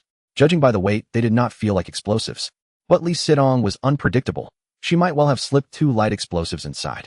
At worst, mutual. Yet a fully evolved demonkind could withstand ordinary firearm rounds. People like Li Sitong and her circle would likely shrug off many bombs. Even Jiang Xia himself was confident that a small device wouldn't hurt him severely. Regardless of whether they contained explosives, Jiang Xia carried the boxes with the utmost care, wary of jostling. In matters like these, one must be cautious. You can scoff at 10,000 dangers and yet be undone by the one that comes to pass. Shen Kai's villa was 2 stories and styled similarly to the Qiufeng Biyuan houses, the difference being Qiufeng's villas were pale red, while this estate's homes were gray-white. They rang the bell, and the door opened quickly. The person who answered was not Shen Kai, but a young man Jiang Xia had met before. "Yi Kai? You're here, come in and sit," Yi Kai said, choosing to ignore Jiang Xia as he smiled warmly at Li Sitong. The interior matched the Qiufeng Biyuan style, soaring ceilings, a spiral staircase, a crystal chandelier. Yet the living room here was noticeably larger. On the sofa sat a man in his 30s with a crew cut and a body of taut muscle. He was laughing so hard at the comedy on television, his face was flushed. He turned when the guests arrived, greeted Li Sitong, then promptly resumed watching the film, still chuckling at the end. There was, however, no sign of Shen Kai. "Where is Shen Kai?" Li Sitong asked. "He's on his way back," Yi Kai replied. "He said if you arrived first, you'd make yourselves comfortable." Li Sitong sniffed. The air carried an aroma that stirred their appetites. "You started without waiting for us," she teased.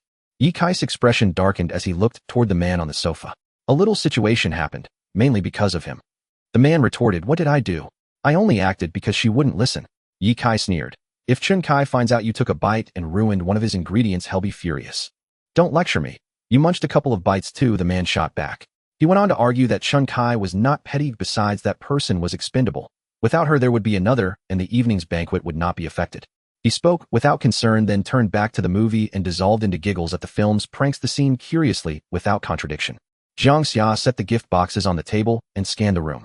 From what he could see, there was nothing overtly abnormal. Then his eyes were drawn to a wall. A glass display case had been installed roughly 3 meters long and 1.5 meters wide. Inside the glass case were small compartments. Each compartment held an object. Watches, glasses, belts, perfumes, gloves, scarves, everything one might wear. The number has grown, Li Sitong remarked as she walked over and examined the contents, folding her arms. Jiang Xia moved closer and hazarded a guess. These, are they belongings taken from victims? Not victims, they're food. Yi Kai came up beside Jiang Xia, looking at the display as if admiring. He continued, every person Chen Kai brought home to enjoy, before or after, he would take one item from them and keep it as a memento. After all, every ingredient that comes to his table was once a close friend or a relative of a friend. Jiang Xia scanned the glass case and counted. There were no fewer than 200 items. Even with the glass between him and the objects, a faint sickening tang of blood seemed to cling to the air. He knew the scent was a product of his imagination and was about to look away when the last compartment drew his gaze. It held a bracelet, a silver bangle with a pattern he had seen before. A surge ran through Jiang Xia's head. Bai Ling. Jiang Xia's mind buzzed, as if there were an electric motor spinning inside his head. The bracelet seemed to be the same one that Bai Ling had worn since childhood, with a similar pattern. Jiang Xia would rather believe that there was something wrong with his memory than accept that this bracelet belonged to Bai Ling. Is the owner of this bracelet a girl? He pointed to the bracelet and asked Yi Kai, harboring a glimmer of hope. Without needing Yi Kai to respond, Li Sitong said, have you ever seen a boy wearing such a bracelet? Don't say that. Oh, I think I might know the owner of this bracelet, Jiang Xia said, looking at Yi Kai with a tone as calm as possible. Can you let me meet her? This might be a bit difficult. As soon as Yi Kai's voice fell, the sound of the villa's password lock disengaging echoed. Beep, beep, beep. The door opened, in walked Chen Kai, dragging a large black suitcase. Welcome. Chen Kai released the suitcase and approached Jiang Xia and Li Sitong with a smile. Li Sitong pointed at the gift box on the table and said, I brought you a little gift. You're too kind. In the future, you don't need to bring any gifts when you visit my home. Just your presence is enough. Chen Kai remarked, looking at Jiang Xia with one hand resting on his shoulder, joyfully saying, Jiang Xia, I'm thrilled that you're willing to come share a meal with me. Even if you haven't completed the previous hunting task tonight, I believe we can discuss your joining us. I really appreciate you. Sure, let's talk later. Jiang Xia replied, his gaze fixed on the black suitcase at the entrance. Yi Kai stepped forward and unzipped the suitcase. Inside lay a woman dressed in a red dress, seemingly drugged and unconscious. Looking at the woman lying in the suitcase, Jiang Xia's gaze shifted to the silver bracelet in the glass cubicle on the wall, and the answer was evident. Yi Kai carried the unconscious Aunt Gu into the dining room, and Jiang Xia followed him to the entrance. Inside, Yi Kai did not immediately begin to handle the situation, but instead secured Aunt Gu to a steel chair, binding her hands and feet. Was the one you dealt with earlier the owner of that silver bracelet? Jiang Xia asked. Does it matter? After securing Aunt Gu, Yi Kai clapped his hands and walked to the door. How many people did you capture from their family? Jiang Xia asked again, glancing at the unconscious Aunt Gu. When he encountered Aunt Gu at the elevator entrance in the evening, he had only thought she was going out to meet someone, but he certainly did not expect that person to be Chen Kai. Did the people around him attract Chen Kai's interest? 2 adults and 2 children, a family of 4, Yi Kai answered. Isn't the head of the household on a business trip? Yesterday at Bai Ling's house, I remember Aunt Gu mentioning that her husband was on a business trip. The head of the household hadn't even reached the airport. He was captured right after leaving home. Chen Kai said he wouldn't let any of them go. It seems you really know this family, Yi Kai continued. I'm their neighbor.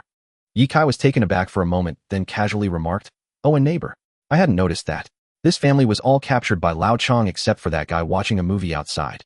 Where's the girl wearing the silver bracelet? Oh, is she your selected prey? Tisk tsk.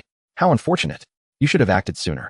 Yi Kai patted his stomach and said, currently 1/3 of them are here, most have been absorbed, and the remaining 2/3 are with Lao Chong. Jiang Xia took a deep breath and briefly held it, as the overwhelming scent in the air, most likely from acquaintances, made him uneasy, both psychologically and physiologically. Following the scent, he arrived at a door and could clearly feel that the smell was emanating from behind it. Jiang Xia murmured in his heart, Bai Ling. He placed a hand on the doorknob, but he hesitated to open the door, clinging to a sliver of hope that Bai Ling was still alive, yet fearing that what he would see upon opening the door would be something he did not wish to witness. Crack. The door opened a crack and a strong scent of blood rushed towards him.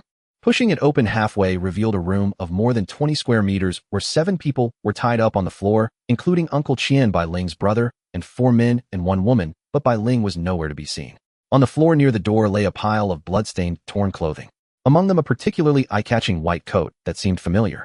Jiang Xia's feelings for Bai Ling were complex. He had always believed that his relationship with Bai Ling was no longer just that of ordinary friends, but the brief interactions with her over the past few days made him realize that their friendship had indeed always existed. Especially that night, when Bai Ling gave him a medical kit, which touched him somewhat. Yet for some reason, looking at the torn clothing belonging to Bai Ling on the ground, Jiang Xia felt no sadness, not even a hint of anger. His heart was surprisingly calm at that moment. Jiang Xia really wanted to know why. Why did Bai Ling's death not evoke even a trace of sorrow or grief in him, let alone any anger towards the culprits Ye Kai and Lao Chong? His heart was very quiet. Had he truly become so cold-blooded that he didn't even care about the death of his childhood sweetheart? Jiang Xia. Shen Kai's voice pulled Jiang Xia back to reality. He closed the door and returned to the sofa sitting beside Li Sitong. Shen Kai's expression was serious as he looked at Lao Chong, clearly displeased with his actions that had spoiled one of his ingredients. Do you know how long it takes for me to cultivate an ingredient? At least half a month, at most a month. Although they are a family of 4, missing one person will greatly affect the taste of tonight's dinner. I really couldn't hold back this time. I'll be more careful next time. Lao Chong knew he had acted impulsively, fully aware that Chen Kai took the matter of ingredients far more seriously than most. Chen Kai thought for a moment, then softened his expression. Forget it, who told you to be one of us? But this won't happen. Lao Chong smiled widely. Brother Kai, it was indeed my mistake this time, and I apologize. But I have to say that girl just now. All right, let's not talk about this now. Chen Kai finished speaking and smiled again, looking at the couple sitting opposite him. Don't worry, it's just one less person. It's not a big deal and won't affect tonight's dinner. Just think of it as a little appetizer for these 2 gluttons. He then turned to Jiang Xia. As for you, Jiang Xia, I'm sorry. I know there are a few people among tonight's ingredients who are your neighbors, but they are just too tempting for me. It might be a bit rude to target people close to you, but food is meant to be shared, so you can go ahead first. Wobin Ko sounds interesting, Jiang Xia remarked, his tone calm as he continued. But I have a question. Why do you seem to hold a grudge against me? Why are you always focusing on the people around me, first my mom and now my neighbor? Chen Kai hurriedly explained. Hey, I need to clarify this. I first set my sights on them, and only later did I get to know you. If I had known you first, I definitely wouldn't have targeted those around you. Moreover, I have never had any bad thoughts about your mother. I truly just want to be friends with her. It seems I misunderstood you then. Jiang Xia's heart was as calm as still water. It no longer mattered what Chen Kai said. It's fine as long as the misunderstanding is resolved. Chen Kai raised his wrist to show his golden Rolex. It's 10:14 now, no rush. Let's chat first and have dinner at 11. A Chong sitting nearby seemed like a foodie. Hey Kai, why don't we eat while we chat? I'm hungry. Didn't you just eat? Chen Kai shot him a look of dissatisfaction. Yes, I just ate, but your banquet is too tempting. Just thinking about it makes my mouth water uncontrollably. A Chong said this while slurping his saliva. Pleased with the praise for his banquet style, Chen Kai still did not agree to eat early. Cuisine deserves to be treated with seriousness. The original time is 11:00. Being early or late by even a minute can affect the flavor. All right, I'll wait then. A Chong patted his stomach and leaned back on the sofa. He and Jiang Xia exchanged glances, both assessing the similar energy radiating from each other. It seemed they were evenly matched. What information do you have regarding the kingdom? Li Sitong was not interested in the dinner and only cared about the information about the kingdom. Chen Kai jumped straight to the point, crossing his legs. From my deductions, the kingdom should be the strongest demon team in Xinghe City at present. No other demon team can match their strength. The leader of the kingdom, the king, is likely the strongest demon in Xinghe City. Li Sitong shook her head, her expression somewhat bored. I could easily find this out from anyone. Can you share something more crucial that we don't know, like their exact number? The core members of the kingdom are probably few in number, maybe just a handful, but they have others under their command. For example, the cafe by the lake, I suspect the owner behind that cafe is a member of the kingdom. The cafe's employees may not be core members, but in a sense they should also be considered part of the kingdom. Li Sitong pondered while Jiang Xia recalled the information he brought back from the cafe, which was similar. Is there anything else? There is one more piece of information I heard from someone who also heard it from someone else, supposedly from the mouth of a core member of the kingdom. What is it? I've heard that the purpose of the kingdom's establishment is to create a kingdom in the future, a kingdom that belongs to them to step onto the world stage. Chen Kai said this as he took out a metal box from his clothing and lit a dark red cigarette, the fragrant aroma wafting through the living room. Create a kingdom. Li Sitong clicked her tongue. That's quite an ambition. With such grand aspirations, it seems the leader, that king, is indeed very powerful. Chen Kai exhaled a cloud of dark smoke. Although no one has seen this king in action, many of our kind believe he is the strongest demon in Xinghe City. The strongest demon. Li Sidong murmured, already feeling a deeper interest in this king. A few minutes later, Chen Kai glanced at the Rolex on his wrist again, seeing it was still not yet 11, and looked at Jiang Xia. Jiang Xia, let's talk about your joining us. I'm very interested in you and admire you greatly. Hey Kai, why don't you guys talk first? He'll go prepare the ingredients, a Chang said impatiently. What's there to prepare? Chen Kai thought for a moment, and then said, how about we cut off that woman's husband's head and place it on the dining table, then splash cold water on her to wake her up and listen to her voice while chatting just as a warm-up before the meal. A Chang's eyes lit up. Hey Kai, I have a good idea. How about we cut off that woman's tongue? If we cut off her tongue, how can she scream? Chen Kai's gaze turned to a Chang. You don't understand, Kai. You haven't heard the sound of despair from a mute. Fear and pain entangled them, but they couldn't express it with their voices. The sounds that came from their throats resembled cries of young animals choking and sobbing. A Chang said this with his eyes closed, thoroughly enjoying the thought. Although I usually don't get along well with a Chang, I agree with him on this point. The sounds from a mute are. Yi Kai took a deep breath, savoring the remnants of the previous meal in the air, and closed his eyes in enjoyment. That is the most beautiful sound in the world. Opening his eyes, Yi Kai felt unsatisfied. I originally didn't want to ruin that ingredient with a Chang, but the sounds from her throat were too irresistible. Every sob seemed to say, eat me, eat me. A Chang immediately chimed in, Kai, trust me. If we cut off her tongue, the hoarse vibrations from her throat, along with her frenzied expression, will definitely elevate tonight's banquet to a new height. Shut up. Chen Kai immediately scolded, glaring fiercely at a Chang, then turned his gaze to Jiang Xia, who was radiating an aura of murderous intent. A Chang's mention of this mute, your relationship with her, seems to be more than just ordinary neighbors. She is my first true friend. Jiang Xia said, his eyes filled with mixed emotions as he gazed at the room, filled with the scent of death. Only now did he understand why he hadn't felt anger or sadness earlier. It was because he had only just accepted the death of Bai Ling. She was a girl who would smile at anyone because she could only express that she was friendly through her smile. Jiang Xia remembered a long time when he pretended to be deaf, ignoring anyone who called him, not giving any response.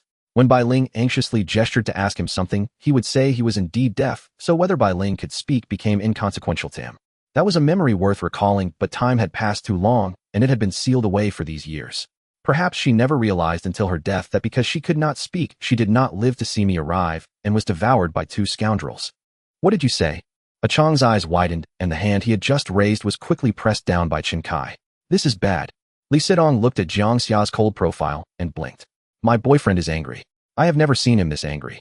After saying this, she turned to look at a Chang, and Yi Kai clicking her tongue. You guys are in trouble.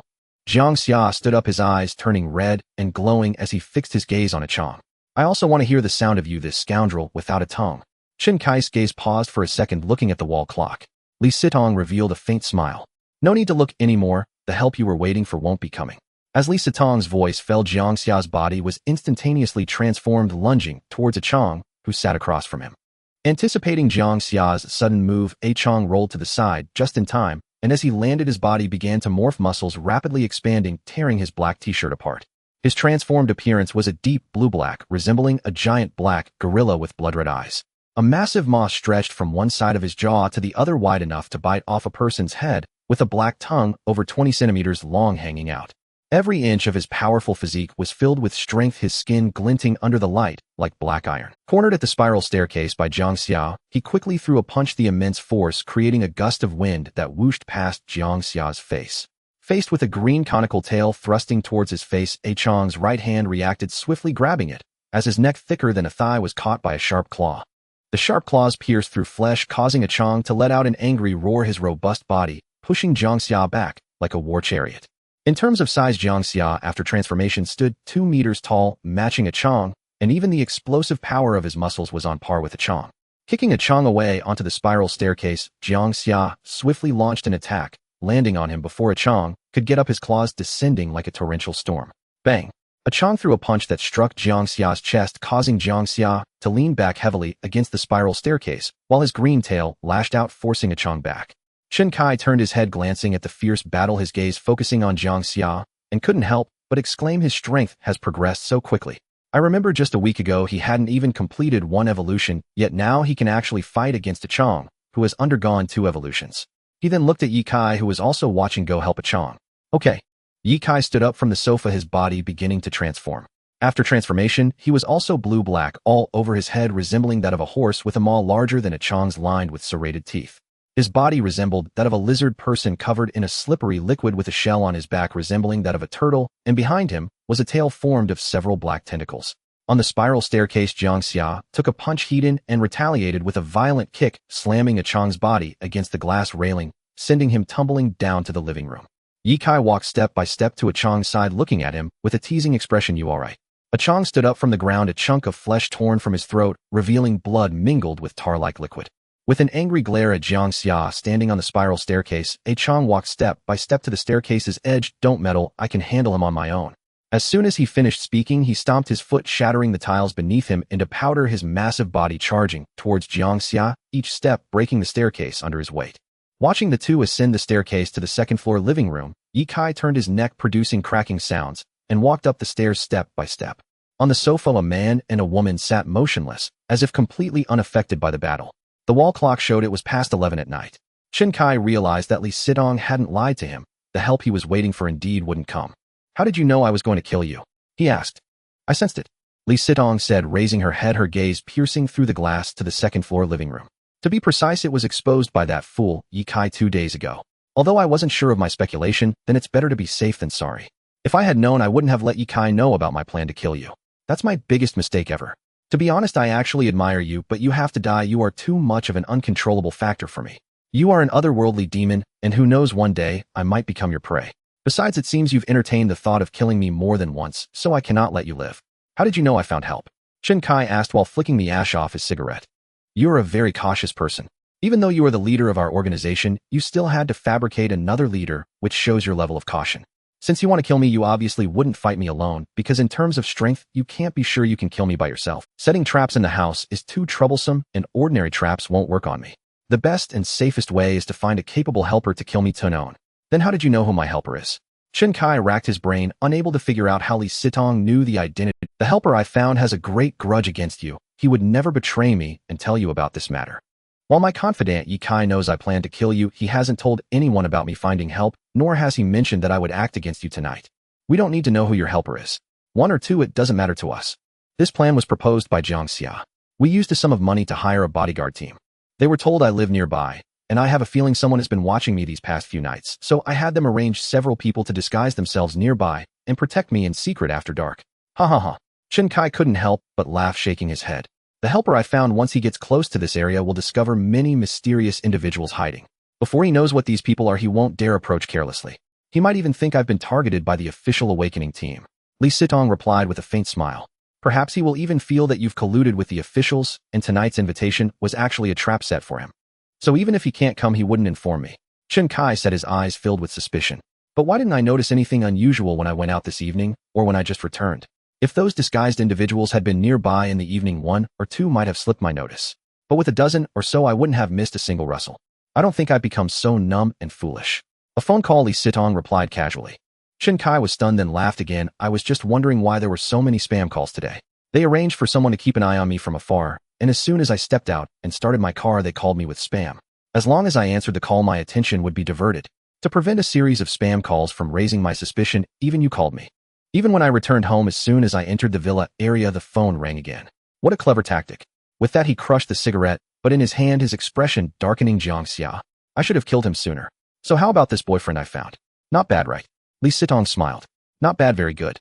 In this world, we don't lack warriors. Oh, what we lack are people who can think. Chen Kai was furious.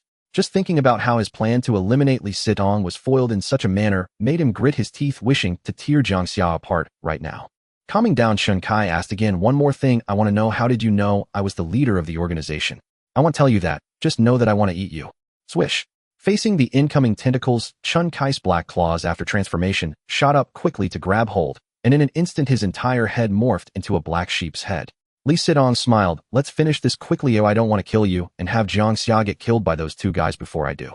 Without help, unknown, I can still kill you.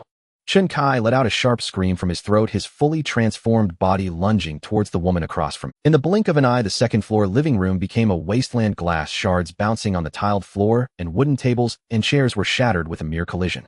Bang! Jiang Xia's elbow strike had just pushed a Chang away when Ye Kai's giant maw lunged towards his shoulder. With one bite, a Chang's entire shoulder was nearly engulfed, dozens of sharp teeth piercing through scales and deeply embedding into flesh. Simultaneously, a sharp pain struck his green tail at the back, being bitten by a Chang's bloodied maw, which was gnawing it and biting it in half. The taste of Jiang Xia's flesh drove both of them into a frenzy. A Chang chewed greedily on the severed green tail, not letting a single drop of essence escape his mouth.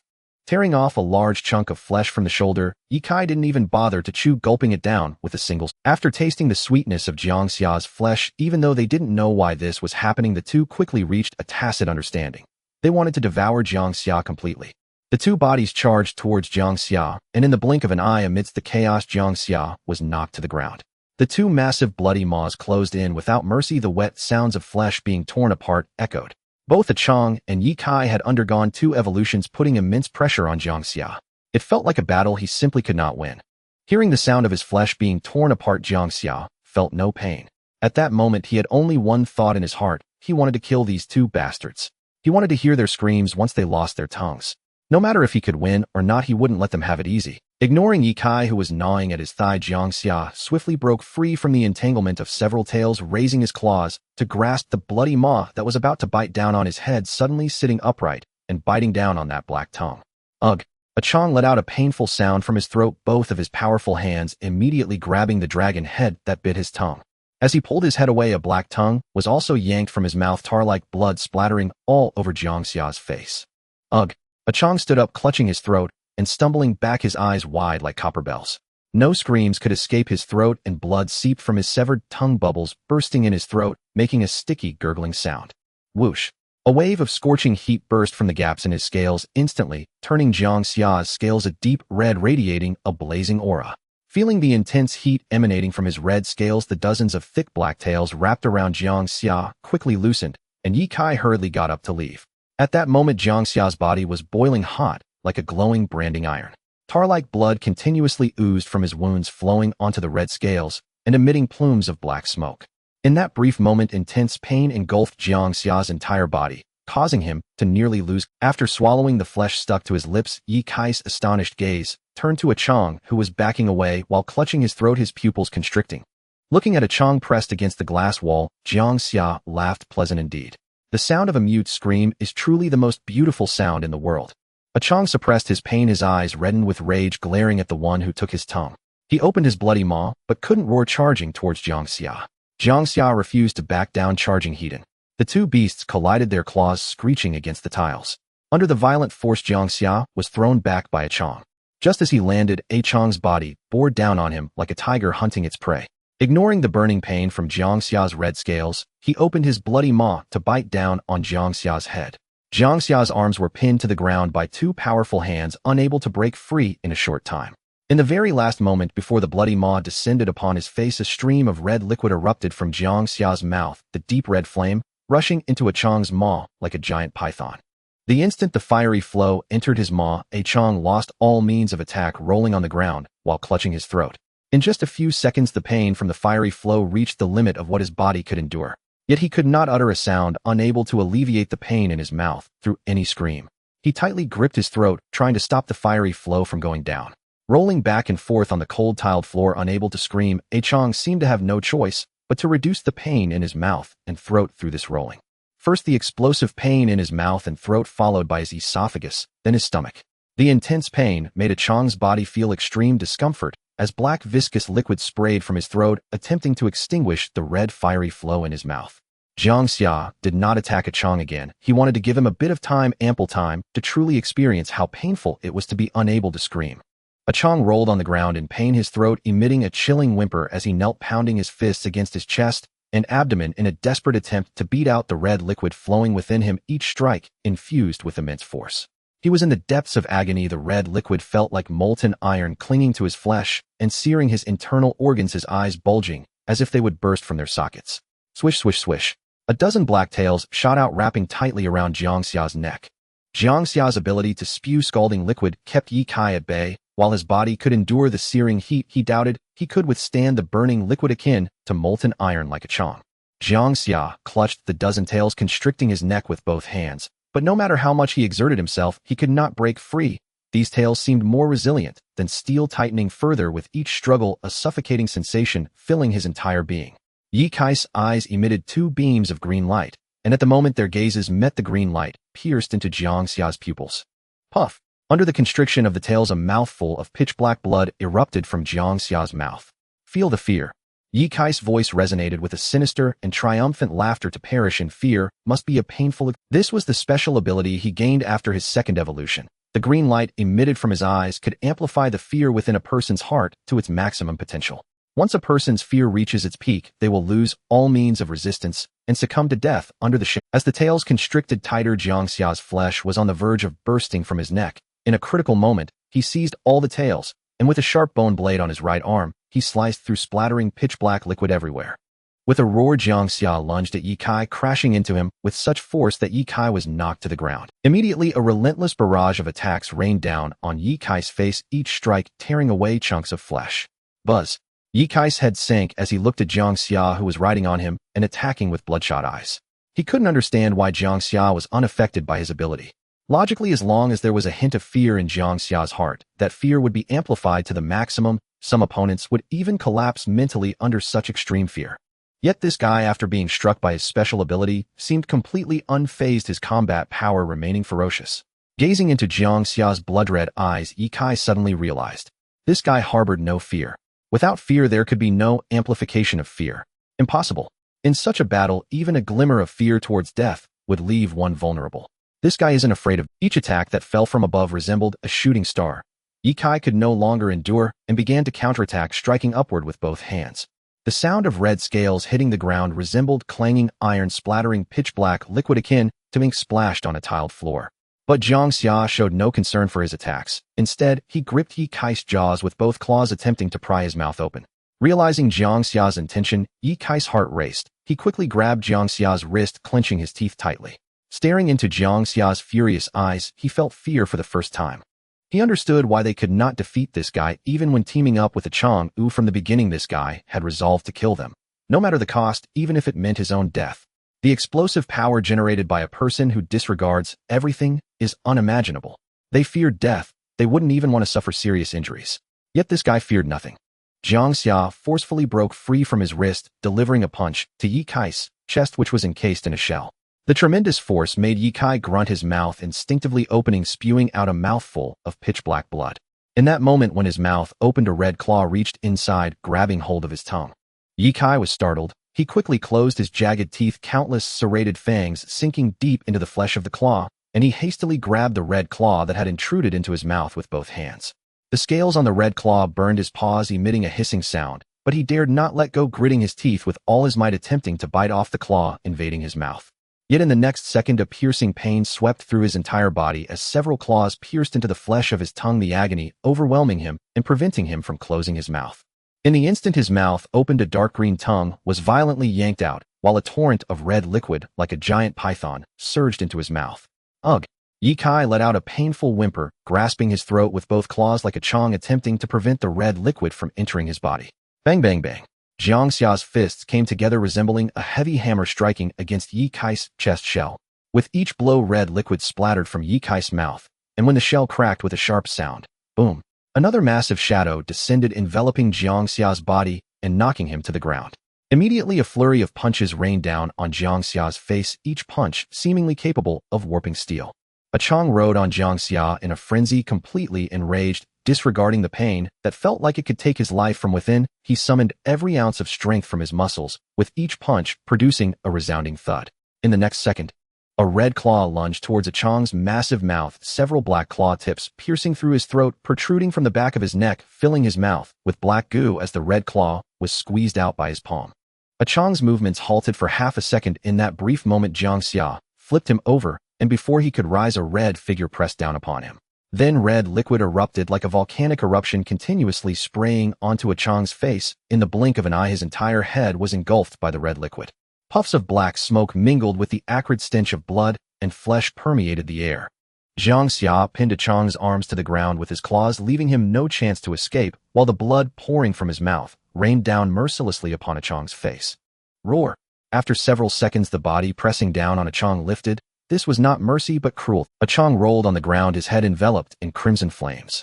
These flames were not easily extinguished with water. They resembled molten steel and melted glass, adhering to every inch of his skin. Even his eyes burst under the searing heat of the red flames, spewing forth pitch-black blood. A haunting whimper escaped Chang's lips, reminiscent of a wailing animal mingling with the eerie sound of wind howling through an abyss. Desperately, his hands clawed at his face, attempting to scrape off the flames, but soon his hands too were ensnared by the red fire. Beside him, Ye Kai was equally unfortunate. His mouth, filled with flames, pushed his pain to its peak, rendering him voiceless, while his eyes bulged larger than fists. The horrifying whimpers emanating from his throat sent chills down one's spine. The excruciating agony nearly caused him to lose consciousness, and he failed to notice Jiang Xia approaching from behind. By the time he reacted and attempted to retaliate, one of his arms had already been seized by two sharp claws. As those claws twisted with force, his eyes widened even further. With a crack, his bones were twisted, and then brutally yanked his entire arm, torn away, slipping from his control. Ugh! He attacked Jiang Xia with the remaining claw, but as soon as it reached out, it was caught by two red claws once again. With another crack, his bones were twisted.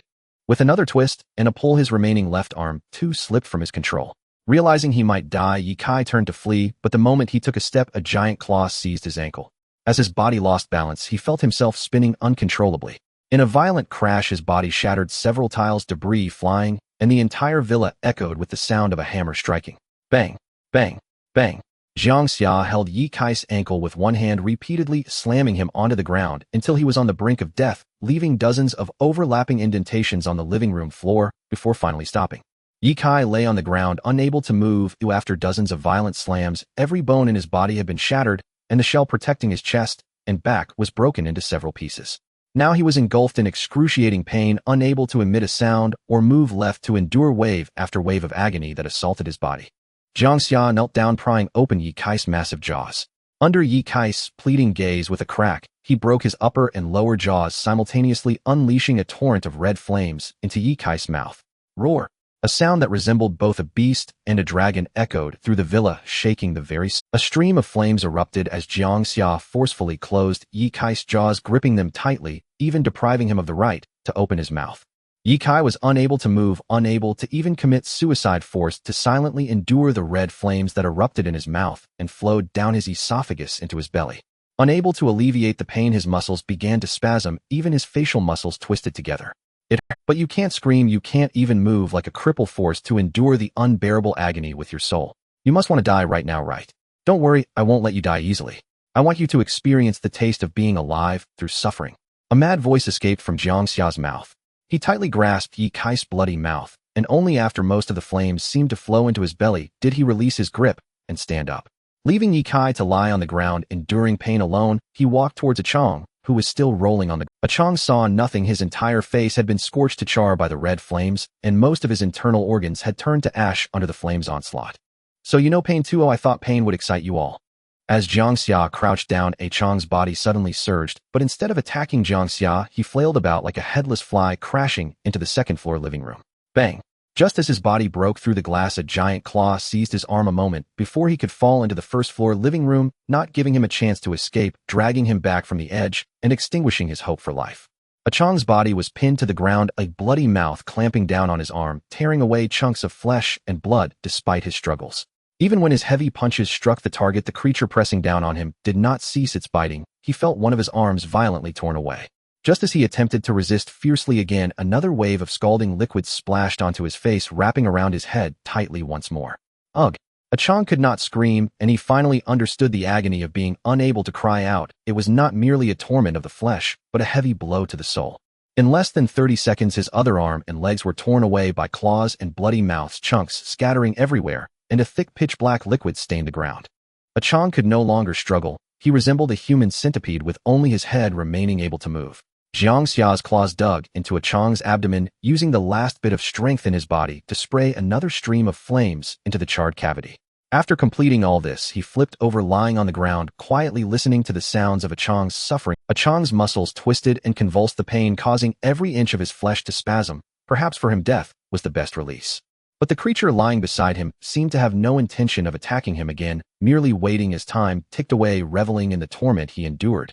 1 minute later, a wave of warmth surged within Jiang Xia. First to die was Chang. Although his vitality had completely vanished, his flesh and blood continued to twitch. A few dozen seconds later, another wave of immense warmth appeared within Jiang Xia. Ye Kai had also died, just like Chang, succumbing to extreme pain. For the two of them, perhaps in their final moments before death, it was not death they feared, but rather they hoped Jiang Xia would grant them a swift end. The second-floor living room became eerily quiet, while the battle below on the first floor raged on fiercely. Jiang Xia wanted to go down to assist, but he had exhausted the last shred of his strength. Fighting two opponents was already his limit. His body felt as if it had been tossed into a blender, his scales in tatters, missing several chunks of flesh and blood from head to toe, his face unrecognizable, and two claws on his right hand were broken. As the deep red scales returned to a dark blue hue, the temperature in the air gradually decreased, heavy gasps mingling with a pounding heartbeat resonated in the atmosphere. Compared to the second floor, the living room on the first floor was a complete wreck. The crystal chandelier had been knocked down, and the floor tiles and walls were damaged as if they had been demolished. Several tentacles flew through the dimness, and the silhouette of the goat-head demon darted between them, crushing the glass shards on the floor into powder with its claws. After several skirmishes, Chen Kai was struck by a blade-like tentacle, his body crashing against the wall with a thud, spitting out a mouthful of pitch-black blood, leaving an imprint. As soon as he landed, several tentacles attacked. Chen Kai rolled to dodge the assault, his figure slamming through a door and diving inside. Inside that room were several ingredients that Chen Kai had prepared for tonight. As soon as he entered, a slippery sound of crunching filled the air. In just a few seconds, Li Sitong clearly sensed that the familiar aura inside had changed slightly, seemingly becoming stronger. She raised her right hand, extending a blade-like tentacle inside to probe. As soon as it entered, the tentacle was tightly grasped. In the next moment, a powerful gripping force surged through the tentacle, as if trying to pull her entire being inside. Uncertain of what was happening inside, Li Sitong dared not rush in, and quickly withdrew her probing tentacle. The sound of crunching again echoed, and a strong metallic smell burst from the room. Moments later, Chen Kai's figure emerged, appearing larger than before, standing at a towering height of 2 meters 3. The aura emanating from him had noticeably grown stronger, and behind him 4 black tentacles sprouted, resembling black pipes connected to the room. It seemed as though he was drawing energy from the room through these 4 tentacles. A chilling laughter erupted from Chen Kai's throat as he wiped the pitch-black blood from the corner of his mouth, saying, "Even now you haven't fully shown your demonic form. Why do you look down on me so?" Li Sitong quickly grasped everything. This must be Chen Kai's special ability to absorb nutrients, but not immediately consume them, instead temporarily transforming these nutrients into energy to enhance strength. Indeed, but unfortunately, even counting that woman in the restaurant, there are only 8 in total. However, 8 is better than none. The upcoming battle may be quite pressuring for you. You could very well die soon.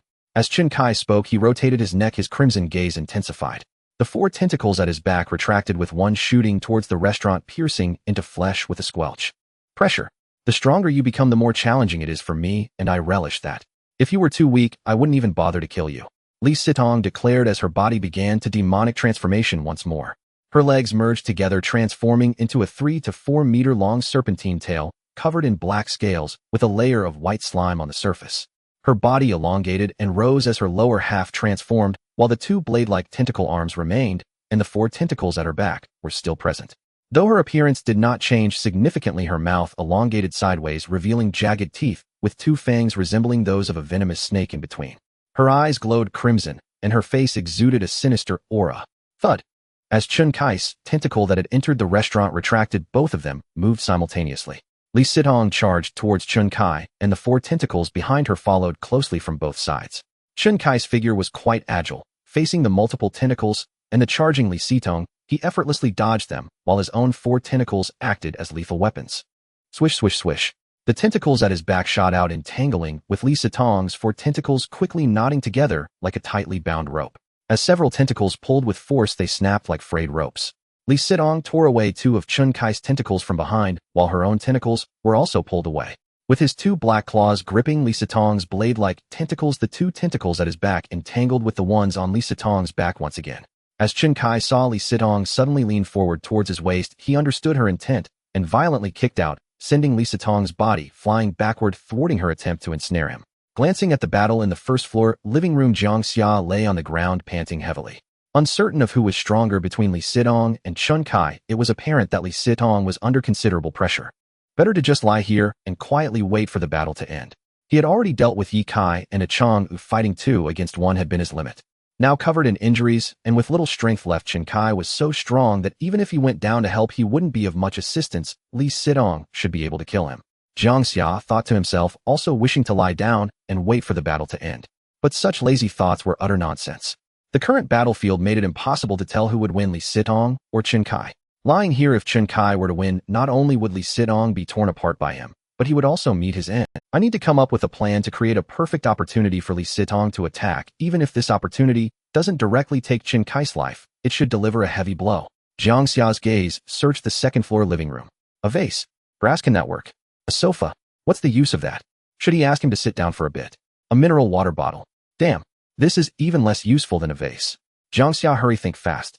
Jiang Xia slapped his head, his gaze falling on Yi Kai's corpse a few meters away, pausing briefly before turning to a Chang, who was missing limbs. The battle below had reached a fever pitch, with both fighters having only one tentacle remaining behind them. Chen Kai had a gash on his shoulder from a blade-like tentacle. Li Sitong had several pieces of flesh torn from her serpentine body by the claws. For a moment, neither was superior, they were evenly matched. But with the claws, Chen Kai seemed to hold the upper hand in close combat. Ignoring the tentacle wrapped around him from behind Li Sitong, which was not even as thick as his wrist, it did not inflict significant damage. His tentacle grasped Li Sitong's left blade-like tentacle, with one claw gripping her right blade-like tentacle, while his free claw lunged towards her heart. The tentacle behind Li Sitong was completely wrapped around Chen Kai, preventing her from freeing herself in a short time to dodge his attack. Even if she leaned forward, pressing down towards Chen Kai, the sharp and powerful claw could still accurately. The speed of the claw's assault was too fast, leaving her little time to think. She could only jerk her body to the side, attempting to evade the potentially fatal strike from the claw. Just as the claw was about to tear through flesh, a dark figure shot in. Chen Kai's gaze swiftly darted over, retracting his outstretched claws and grasping the shadow that flew towards him. Upon closer inspection, it seemed to be a Chang. A Chang's face was severely burned, making it impossible to discern his features. He had lost his limbs, leaving only his body, which appeared horrifying. Chen Kai could hardly believe that a Chang had actually lost to Yi Kai, not only losing, but dying so tragically.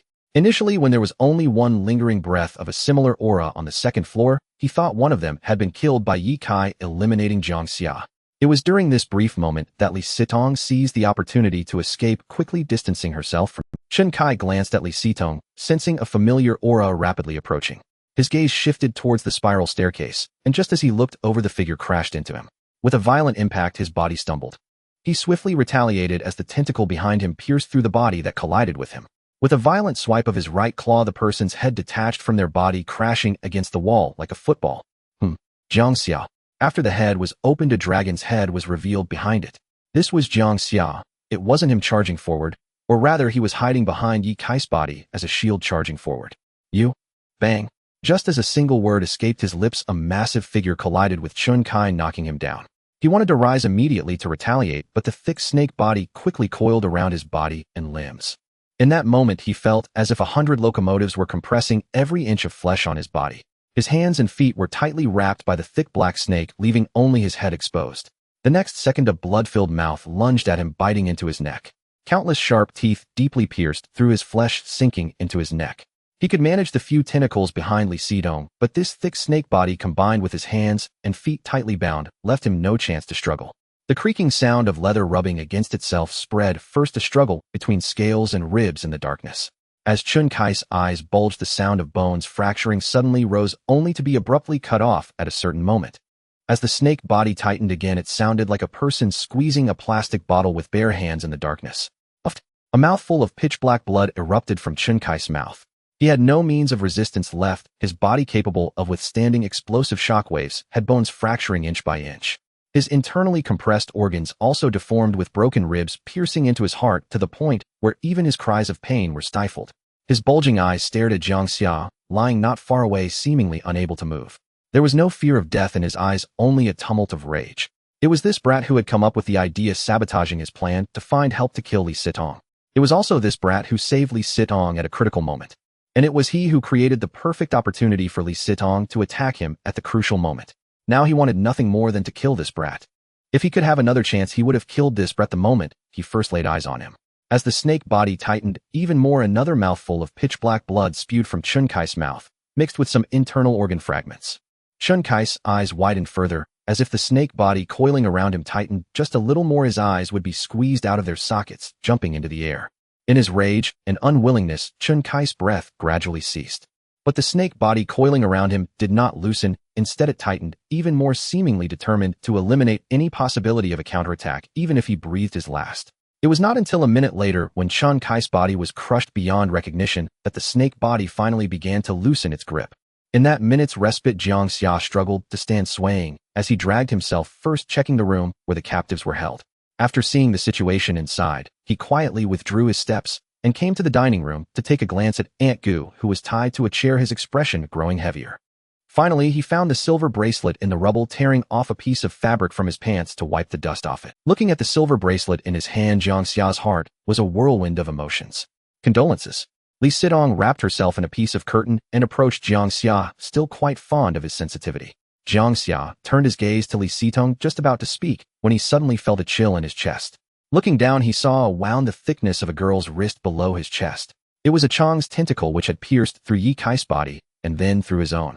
As darkness clouded his vision and his head spun, he fell forward stiffly. Li Sitong steadied Jiang Xia's body.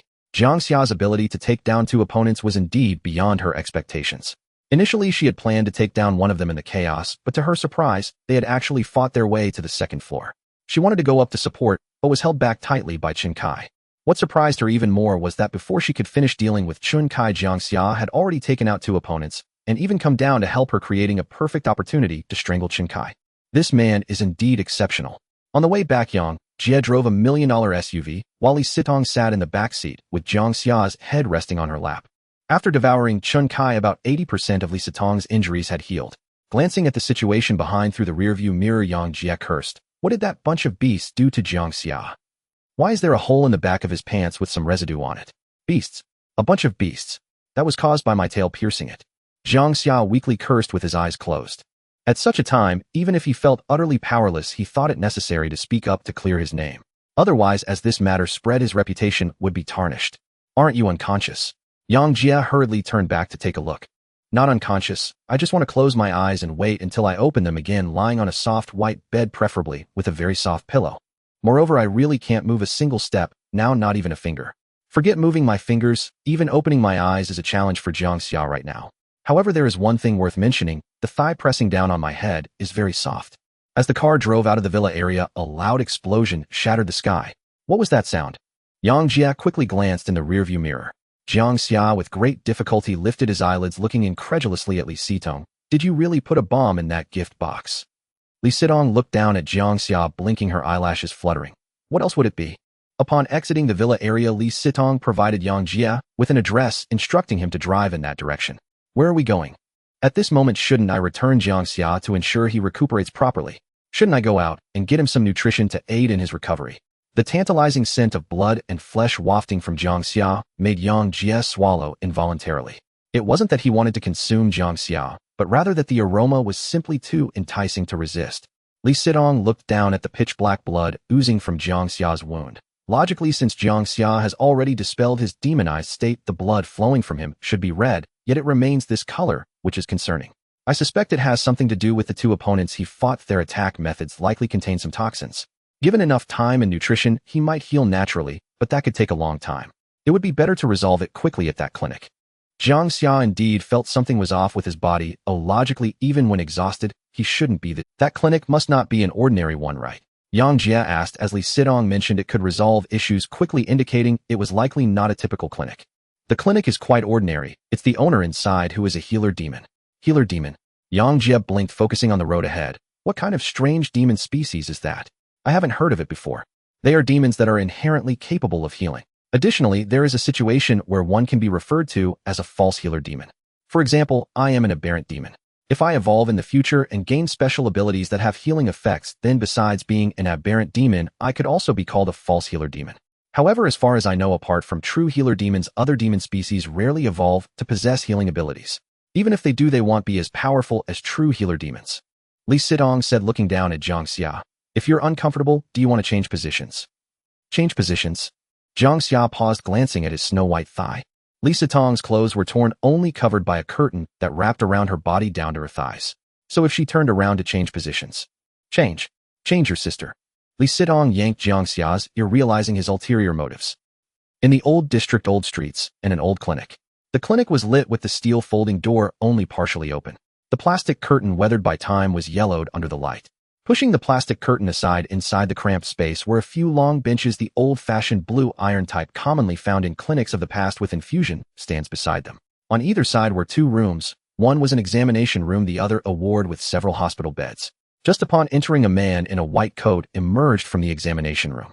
The man appeared to be in his 30s or 40s, wearing half-frame glasses and a stethoscope around his neck, with a clean and tidy appearance devoid of stubble. Upon seeing Li Sitong, the man seemed surprised. Tongshi. He glanced at Li Sitong's attire. What's with this? On the way, Li Sitong had mentioned that she knew this male doctor. Lin Yuan, who had been part of her organization before, had left 2 months ago due to conflicts with Chen Kai, and now he was considered half an ally. Something happened. Please take a look at my friend. It appears to have been quite a fierce fight, almost costing him his life. The doctor named Lin Yuan assessed Jiang Xia's condition with a polite demeanor, sniffing the air and sensing something was off. What's that smell on him? He killed 2 awakened ones, and their blood splattered on him. Li Sitong fabricated an explanation. 2. Quite the haul. Lin Yuan showed no suspicion. All right, help him inside. Jiang Xia lay on the examination room's hospital bed, while Lin Yuan stood beside him, bending over to press on the wound on his shoulder, quickly identifying the problem from the pitch-black blood seeping out. This seems to be Ah Chang's ability. Lin Yuan looked at Li Sitong. When he is demonized, some special liquid appears on his teeth. When this liquid comes into contact with wounds on our kind, it enters the body through the wounds and affects the self-healing ability. Moreover, in a short period, the demonized state cannot fully retract, so the blood that flows out remains pitch black. Is there a way to resolve this? Li Sitong observed her boyfriend on the hospital bed. It's not a big deal. For me, this is my area of expertise. Lin Yuan said, looking at Jiang Xia. Could you please close the door to prevent any normal individuals from walking in to see a doctor? After Jiang Xia exited, Lin Yuan sat beside the hospital bed, extending a dark, slick tongue that landed on the wound on Jiang Xia's shoulder, the tip having a small opening resembling a leech's mouth. Jiang Xia felt a shiver down his spine, closing his eyes and turning his head to the side. Forget about the chills, the entire scene made him feel utterly uneasy. He could distinctly sense that something within him was being drawn out when the tongue made contact with his shoulder.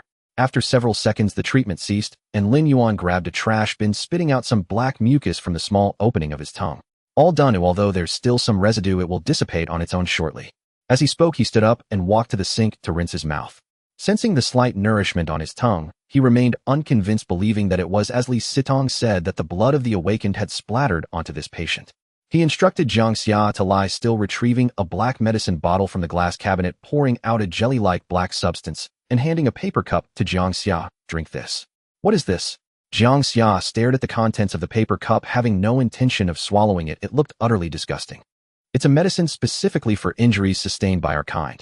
I refined it using the blood and flesh of our kind through my special abilities. It's quite precious. If it weren't for the person brought by Tongshi, I wouldn't have taken it out. How much blood and flesh from our kind does it take to create a cup this size? Jiang Xia raised the cup to ask. This small cup requires at least one of our kind that has undergone a second evolution. I won't charge you for the treatment fee. If you come across fresh corpses of our kind in the future, just bring them to me. Jiang Xia gently sipped a small mouthful. It was icy and cool, and there was no strange taste, even reminiscent of eating a soft jelly-like dessert. As long as he closed his eyes and didn't look, it was actually quite palatable. Once swallowed, the pain relief effect was remarkable. In less than 30 seconds, the pain on his body receded like the tide. After finishing, Lin Yuan took the paper cup, filled it halfway with water, rinsed it to remove the residue of the medicine, and had Jiang Xia drink it again, making sure not to waste any. Just lie down and rest for now. I'll drink another cup in 10 minutes, and I guarantee you'll be able to walk by tomorrow morning. As for when the missing blood and flesh will heal, that depends on how quickly you eat. All right, thank you, Dr. Lin. Jiang Xia genuinely praised the doctor's attitude in his heart. But perhaps it was Jiang Xia, having closed the door, conveniently brought in 2 sets of clothes from the car, one for men and one for women. These had been prepared by Jiang Xia in advance. Even before the fight, he knew the clothes would definitely get ruined. So before departing, he had prepared 2 sets of clothes for both genders to hand over to Jiang Xia, ensuring they could change anytime after the battle. After changing into the clothes in the opposite ward, Li Sitong returned to the examination room, crossing her arms and looking at Lin Yuan. Business hasn't been great lately, huh? Lin Yuan, sitting in the chair, shook his head helplessly. Nowadays, when people fall ill, they go to large hospitals. At the very least, they choose small hospitals with over a dozen doctors. This isn't like over a decade ago, who would still come to such small clinics. It's not a bad thing, but keeps things quiet. After all, no matter how much money you make now, it won't matter. As he spoke, he turned his gaze to Li Sitong, curiously asking, how did your friend end up in such a dire situation with Ah Chang? Shouldn't it be against awakened ones? Why are they fighting amongst themselves? Li Sitong sat down, her tone calm. Chen Kai is dead. Lin Yuan paused, his initial expression one of disbelief. After several seconds, astonishment faded from his gaze. What? Dead? We visited his home tonight as guests, when suddenly 2 awakened individuals ambushed us. They were exceptionally powerful. One possessed the ability to control corpses. After Ah Chong was killed, that awakened individual reanimated him and turned him against us in battle. As for Chen Kaisai, Li Sitong's talent for weaving lies was peerless, flawless, unblinking, utterly composed. Dead is just as well. I never liked that man much. Lin Yuan paused, then asked, and the two awakened. One perished alongside Chen Kai, the other I slew myself. Lin Yuan appeared only half convinced, but whether the story held truth or not mattered little to him. You should have shared one of those awakened with your injured friend. He wouldn't still be so gravely wounded. Li Sitong let out a long, weary sigh. I wish to share, but both awakened carried incendiary bombs. They detonated them upon death, reducing every trace of flesh and blood to ash. Gone. Incinerated. What a pity. The corpses of two awakened, lost irretrievably. Lin Yuan felt genuine sorrow on their behalf. Li Sitong mirrored his expression, genuinely regretful. I feel it too. Yet if I were an awakened, I'd do precisely the same, leave no remnant of flesh or blood behind for the demon seeds to feed upon. You seem considerably stronger than you were 2 months ago. Lin Yuan sensed the familiar aura emanating from Li Sitong. I've heard rumors of a team of demonic beings operating in Xinghe City, hunting their own kind every few days. Could that be you? I can assure you unequivocally, it is not. Lin Yuan nodded. Good. Word has spread that this group's reckless conduct has provoked widespread resentment among our kind. Led by the Wolf Den, several organizations have reached consensus they will track down and eradicate these demonic beings. What exactly is the Wolf Den? Jiang Xia asked curiously. He recalled hearing the name before from Chen Yusen. Lin Yuan turned toward Jiang Xia, candid and unhurried, as though he genuinely enjoyed conversation. Its nature is unusual. Technically, it is a cooperative hunting unit of demon seeds. Yet unlike other factions, it operates with extraordinary cohesion, like a wolf pack led by a wolf king and guided by a wolf queen. Lin Yuan sighed again, awed.